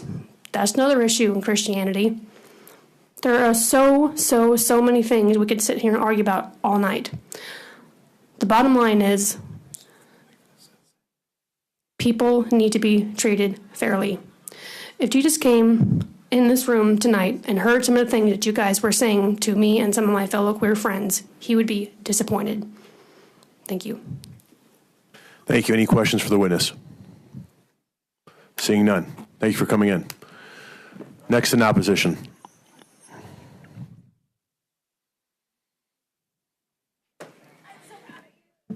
Good evening. My name is Samantha Fulmera, and I am a lifelong Missourian, a youth development educator, and ultimately a citizen. And I love Missouri, so I would like to stay here. But for today, I'm just going to ask you, I know it's late, put on your educator hat or your, I like to debate things, I like research hat. So we have what's called the thriving model, and it has been a theory or a theory of thriving change, and this is what we do as youth development educators. So we are looking at what are those things that every youth needs, so we see them as thriving indicators. They can set goals, they can manage it, they have a pro-social orientation, they contribute to their community. Ultimately, we want them to have employability and economic success. I think we all agree that money is always at the root of a lot of things, but when it comes to youth, we're looking at those base things. So I don't know if any of you all are gardeners. So the soil obviously has nutrients. You have to have all of these nutrients to develop well-rounded citizens. And these are things like belonging, engagement, sparks, things that they're interested in, things that fire them up and get them ready to go in the morning, and developmental relationships. So I have devoted my entire career to working with youth and people with developmental disabilities. So when I come to speak about these bills, HB 36, HB 113, and HB 64, which, by the way, thank you so much, bill sponsors, for actually being here. These bills undermine the values and the research that contributes to youth thriving. First off, purpose of school sports, inclusion, growth, teamwork, not always to win, but also being fair losers. These bills contradict MSHA's statement and their purpose. In addition, research shows that when students feel included and supported, they perform better academically and socially and become well-rounded individuals. Exclusion leads to worse outcomes for everybody. Second, banning transgender students harms all Missouri schools. I grew up in a rural school district where every player mattered. So if we didn't have enough players, there weren't girls' sports teams. And not only that, we needed the ability to have every player available, ready to compete and be eligible without all of this back and forth, am I eligible or am I not? Transgender students don't have an unfair advantage to other students. And then I think the other thing is I'm concerned for the students and the families that can't necessarily leave. If we're also putting restrictions and there's funding that is attached, we're going to penalize schools for continuing to allow transgender students to participate. That's Thank cutting you. into educational funds. Thank you for your testimony. Any questions for the witness? Thank you for coming in. Thank you. Next in opposition. How many more are in opposition? Thank you. Hello, my name is Yuri Spear. I'm here in opposition of these three bills, 36, 113, and 64, I think. I'm very tired. It's very much past my bedtime at this point. I personally didn't compete in sports because I did not have the proper everything to go into it. I did not have the balance in order to dribble a ball and walk at the same time. I also have a weird fear of things flying at my head, which is not great when you play things like basketball and volleyball. I still went to tryouts, but it was very clear that I was at a disadvantage compared to these other kids because of the innate characteristics of who I was. Having a fear of things flying at you isn't great when you want to play sports like that. Not having balance, I would never be able to do gymnastics, despite having gone through dance in order to fix those things. It didn't help. But sometimes, in sports, some people have advantages. It's why we have people like Michael Phelps, Simone Biles. They are innately gifted at what they do, but that doesn't mean that we don't let them compete. When we have sports, when people are competing at especially like the collegiate level, they are at a better advantage than a lot of other peers that might be at their school who aren't in those sports. That doesn't mean that they shouldn't be playing those sports, but they are just really, really good at them. A lot of that is practice, but they also have, they might have better muscle mass building and things like that. I've heard people talk about how men are innately stronger than women. I thought it was really funny because at my household, my husband cannot open a jar of pickles. I am the one who opens the jar of pickles at my household. He just is not very strong in his arms, so I am the one who opens up those jars of pickles. And I've met some women who are huge. They might be bodybuilders. They are inherently stronger than some of the other men that I've been around.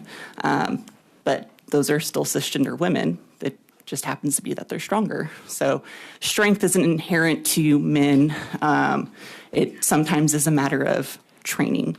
All right, y'all. I'm gonna take a look at It's something really real quick. annoying to have to come up here and be at these hearings year after year after year. Still be here with you. Give me just a Removing the second. sunset clause 2 years before it would go out of date seems a bit premature. We still have time to do that. My assumption is that based on the 30 years I've lived in Missouri, is that you all meet every year. So you have an opportunity next year and the year after that to continue looking at the evidence and then, if need be, remove the sunset clause. But you might Thank you find for your it's not the testimony. case. Any questions for the witness? Thank you. Next in opposition, please.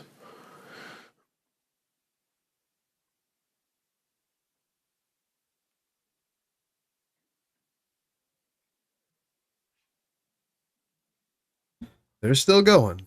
They are still Thank you, going. Chairman Chris and House Committee for hearing me now this morning. My name is Melissa Fears Henley. I reside in St. Louis. I am opposed to House Bills 36, 113, and 624. I'm a born and raised Missourian, which I mentioned earlier, and a voting constituent. I want my elected legislators to stop trying to be involved in creating laws and legislation that oversteps their bounds.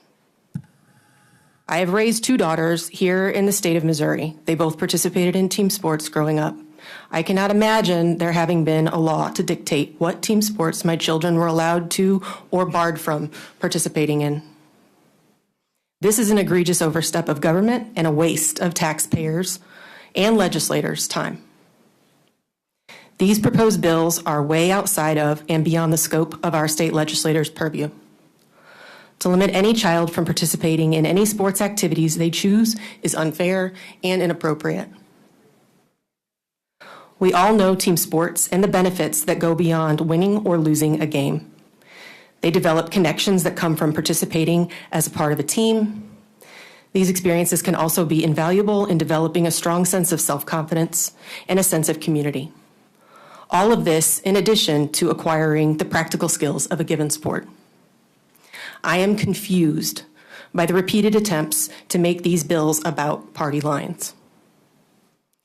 From the bill sponsors and the supporting committee members, what I am hearing here tonight is actually a proclamation of cisgender males and boys' physical superiority and the seeming docility and inferiority of our cisgender women and girls, requiring the need for fear and discrimination-based, invented, and imposed, quote-unquote, protection. Since the chairman brought up that he has not spoken with any Democratic cisgender female voters that are opposed, I would like to go on record as being one you have heard from. And the sponsors of and supporters of this bill do not speak for me. I am asking you, our elected legislators, to focus on actual needs and deficits in our state. Getting involved in our children's team sports is not where you, our state legislators, belong. It's been said that there are so many state constituents in support of these bills. If that is the case, I would like to know where they are tonight. Thank you for your time and attention.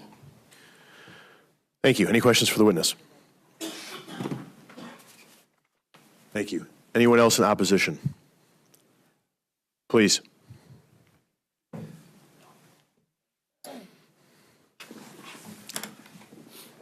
Thank you to the committee for hearing me today.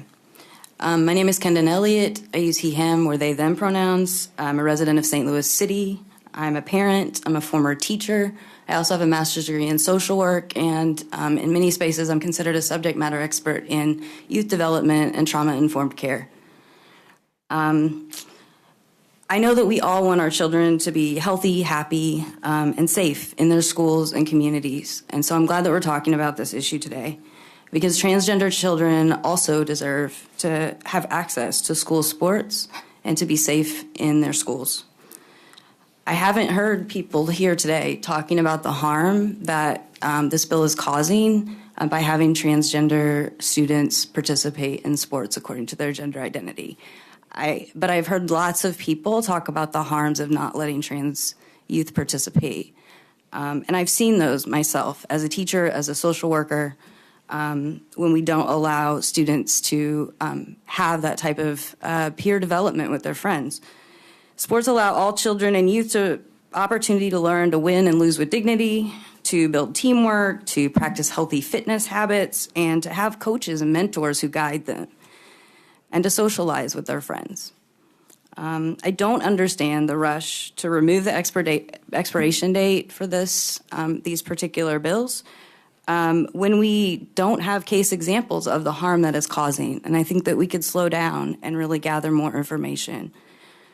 Furthermore, I really worry about the harm that the implementation of these bills is causing. Particularly trans individuals experience exponential rates of violence. And this only draws attention to something that otherwise would be private health information. And as somebody who participated in sports and did face, even at the collegiate level, and faced violence in locker rooms from girls, and as somebody who was kicked out of a school and pushed out and forced into conversion therapy just for being gay, with the same weaponized sort of language of being a predator by being in those locker rooms because of my sexual orientation. At that time, I was not out as trans. But it's the same recycled messaging of there has to be an enemy. And we are not the enemy, right? We just want to socialize with our friends, like have fun, learn skills, and have like opportunities to participate in life like everyone else. I also I worry about how we'll implement it when it's your child, a girl that's a little too tall or looks a little too masculine. Like, are we just stopping the game and the other team walks off the field and we say, oh, sorry, like what kind of shame and embarrassment and trauma are we causing children by doing that? Thank you for your testimony. Any questions for the witness? Seeing none. Thank you again. Anyone else in opposition? Anyone else in favor? Anybody here for informational purposes on House Bill 36-113 or 624? Seeing no further witnesses, that will conclude the hearing on House Bills 36-113 and 624. Seeing no further business, emerging issues is now adjourned.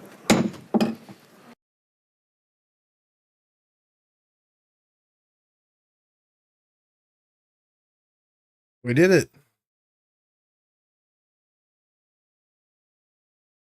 Did we do it?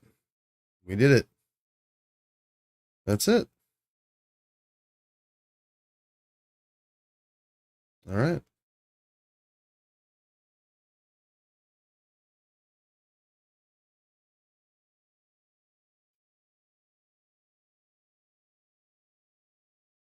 Yep, that's it. We did it. It's all over but the crying. And ironically, all right. So I'm gonna put the feelers out. Anybody who's left? I'm jumping in the Chainsaw's room. I'll give you a few minutes. If anyone has some thoughts.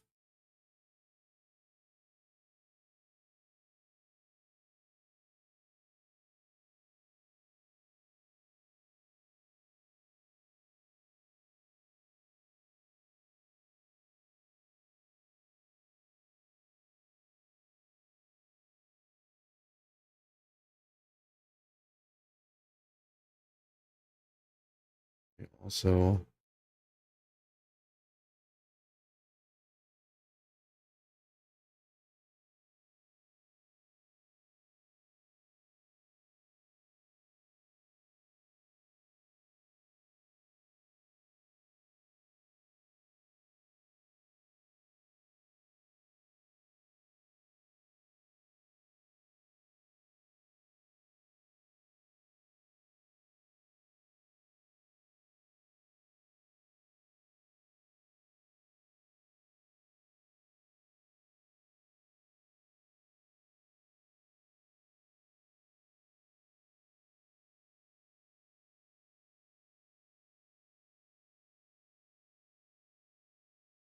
not gonna lie, I would not blame anyone if they were just like totally fucking done. After a long ass day like this, oh my god.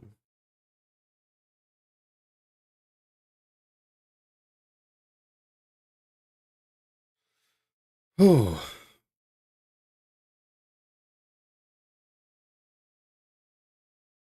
Man. So Kemi also streamed that entire thing. That is super awesome.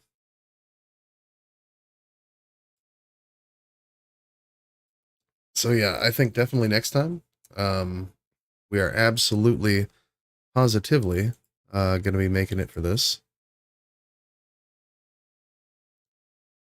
Like I say, my biggest concern was I wanted to make sure that if I did go, I wanted to be as effective as possible. I don't know that that would be too much of an issue considering how hard it seemed that they had flubbed this entire situation.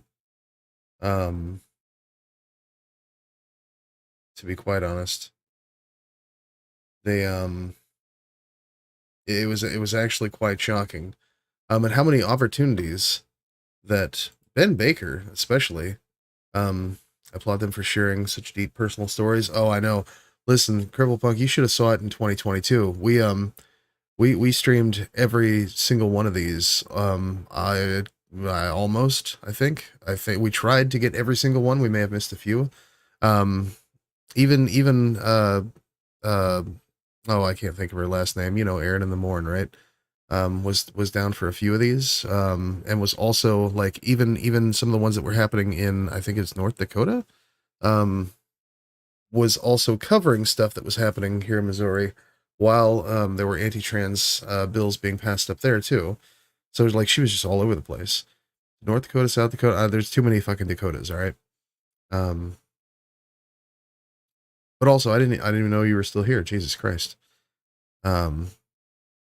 Shit, man, I hate these right-wing asshats. I don't have anything productive to say. I do think most people who stood in opposition did good by trans folks, though. Oh, yeah, absolutely. I mean, like I say, I sit here and I bitch about the fifis and the stuff, but, like, honestly, it does take some brass-ass balls to even go up there and tell your story. Whether or not they think that anyone's going to give a flying fuck or it's going to mean anything at the end of the day. It just, you know, I have the capability of seeing with my third eye that we have done this before, and they did not give a fuck. I was actually more impressed the fact that they stuck around as opposed to last time, you know what I mean? Because last time, like, a lot of them, and that was even mentioned, last time a lot of them didn't even stick around. They just, as soon as the testimonies came in, they rolled, because they're not here for that shit. They don't care. They don't want to hear all these sad ass stories about all the people whose lives they're putting making a living fucking hell for no reason other than they are cringe and they suck as people, just generally. That's not what they're there for. But that's why I had a feeling that that would probably be the wrong approach, and that getting all up in their ass would be the better approach, because again, at the end of the day, they're going to do what they want. They do have a supermajority after all. They've had one for 25 years, 20 years, 25 years, 20-ish years, more than 20 years at this point. So, I mean, what they do and what they're capable of is just absolute slaughter when it comes to legislation. And they've been doing that, you know. Mike Peehole is the governor now. He was the lieutenant governor under Mikey P.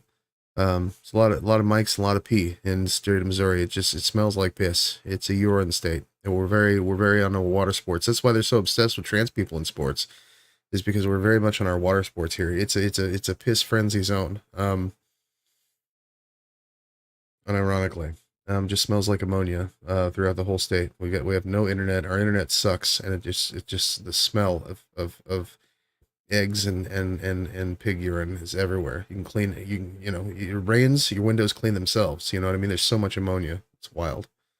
The Haber-Bosch process is you know, we depend on it, or we suffocate. It's so bad. Thank you. I'll unironically be here. Hopefully not for the rest of my life, because this internet fucking sucks. But yeah, I know, right? Wasn't a thing until last year. It's a thing now, and I love and hate that for me. Anyway, getting a little bit too personal and parasocial on that one. I feel like a lot of the arguments, though, I do love that folks went there, and I think that we just kind of need more of that, right? A show of strength. And I mean, not to sound like a beating the dead horse here. I know I say it all the time and blah blah blah. Well, J-Tal, why didn't you go though? You could have been the guy. Listen, okay. My balls, they sucked right up, all up in there. You know what I mean? Like I don't know what it is. For just like a real quick minute, my balls just one of them, just the left one was like. Okay, and like the right one was like dangly, and he was really thinking about, you know, this is the end, my only friend. But I have a feeling we're back. I am still going to work on, you know, obviously, going to continue to work on the rhetoric. I'm going to continue to work through making sure that my positions are 100%, and you know, ton of research streams in our future here, right? But I think that through practice and through utilizing these skills, and possibly even just having friendly conversations with our good buddies, and also more conversations with ops, I might throw myself into a few situations. It's gonna not be great, maybe. We might have to lose some debates here, folks, but we will get better. We will get to where we need. So it's gonna take some practice. But I do definitely want to go down to one of these things because I think this would be huge. And we could make it bigly huge. And at the very least, we could be there for whenever Daho and you stream to watch me go the fuck off, or whoever it is that actually streams this shit. To be able to bear witness. Because I'm less afraid of saying it to them than I am saying it here in chat. You know what I mean? Or on stream. I'm less afraid of saying it on your stream. So. But anyway, all right. One more round of messages. All right. Looks like everyone is out for the evening. All right. Going once, going twice.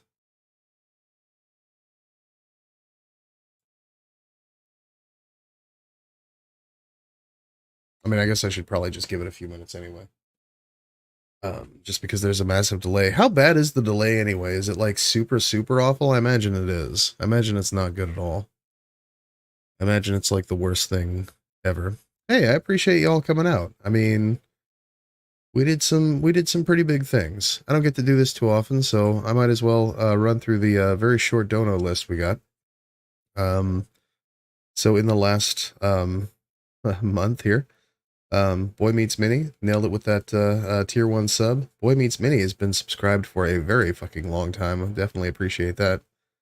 Mini has been subscribed for 10 months. That's amazing.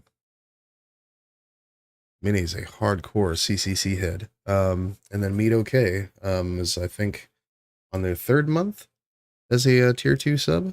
So never actually showed up to claim the chat highlight, but I do love the fact that they continue supporting the stream with a tier 2 sub. So if Meet OK ever does show up, that's a teal name in chat.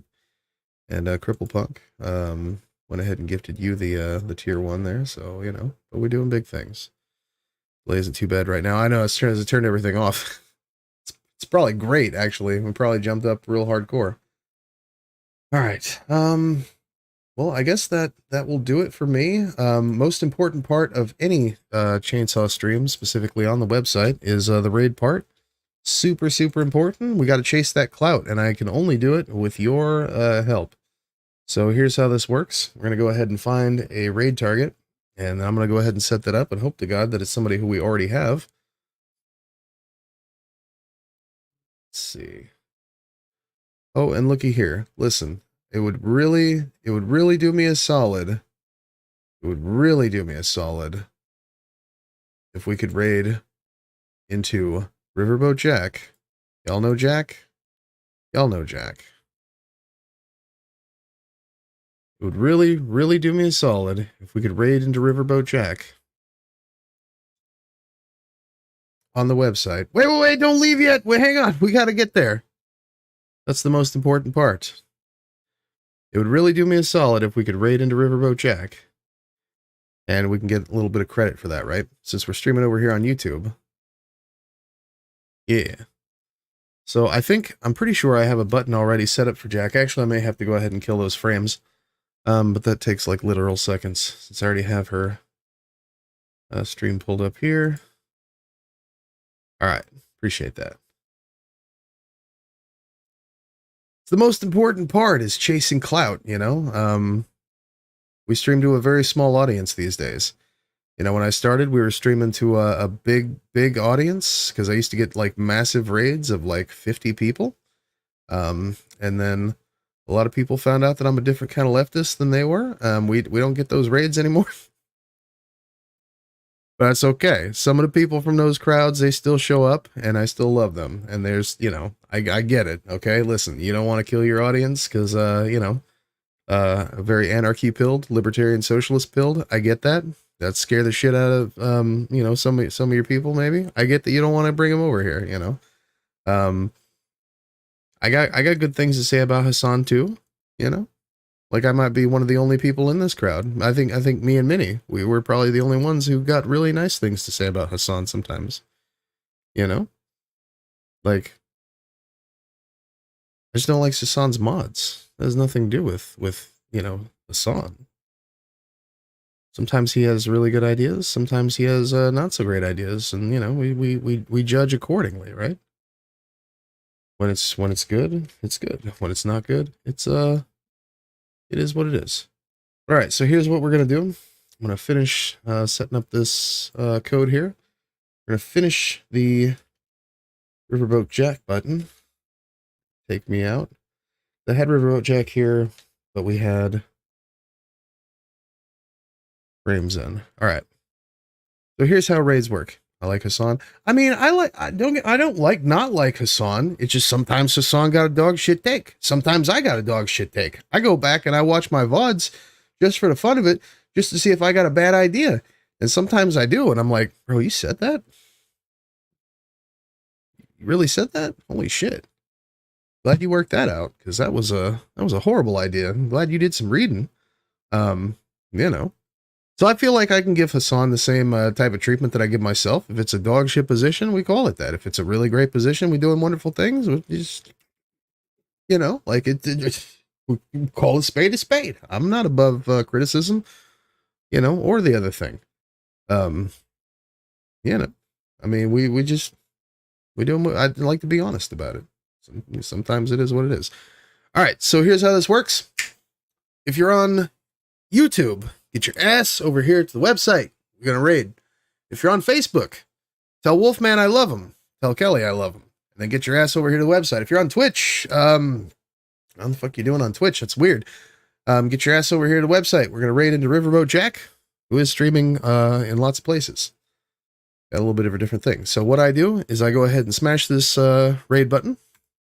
Raid button smashed. And what you do is you go ahead and refresh your browser. Whenever you refresh your browser, it takes you over to the raid. You jump into Riverboat Jack's stream, and you be like, yo, this is a motherfucking chainsaw raid. And that's how it goes. That's all there is to it.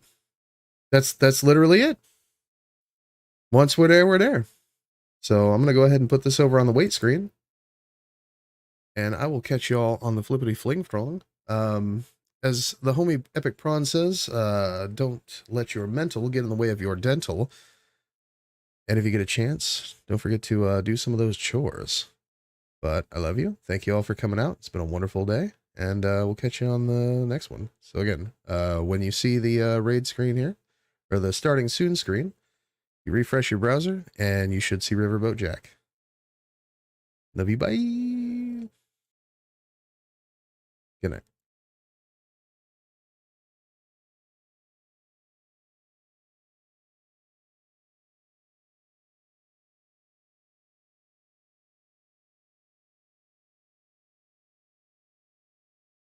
But also be sure and let Jack know we raiding.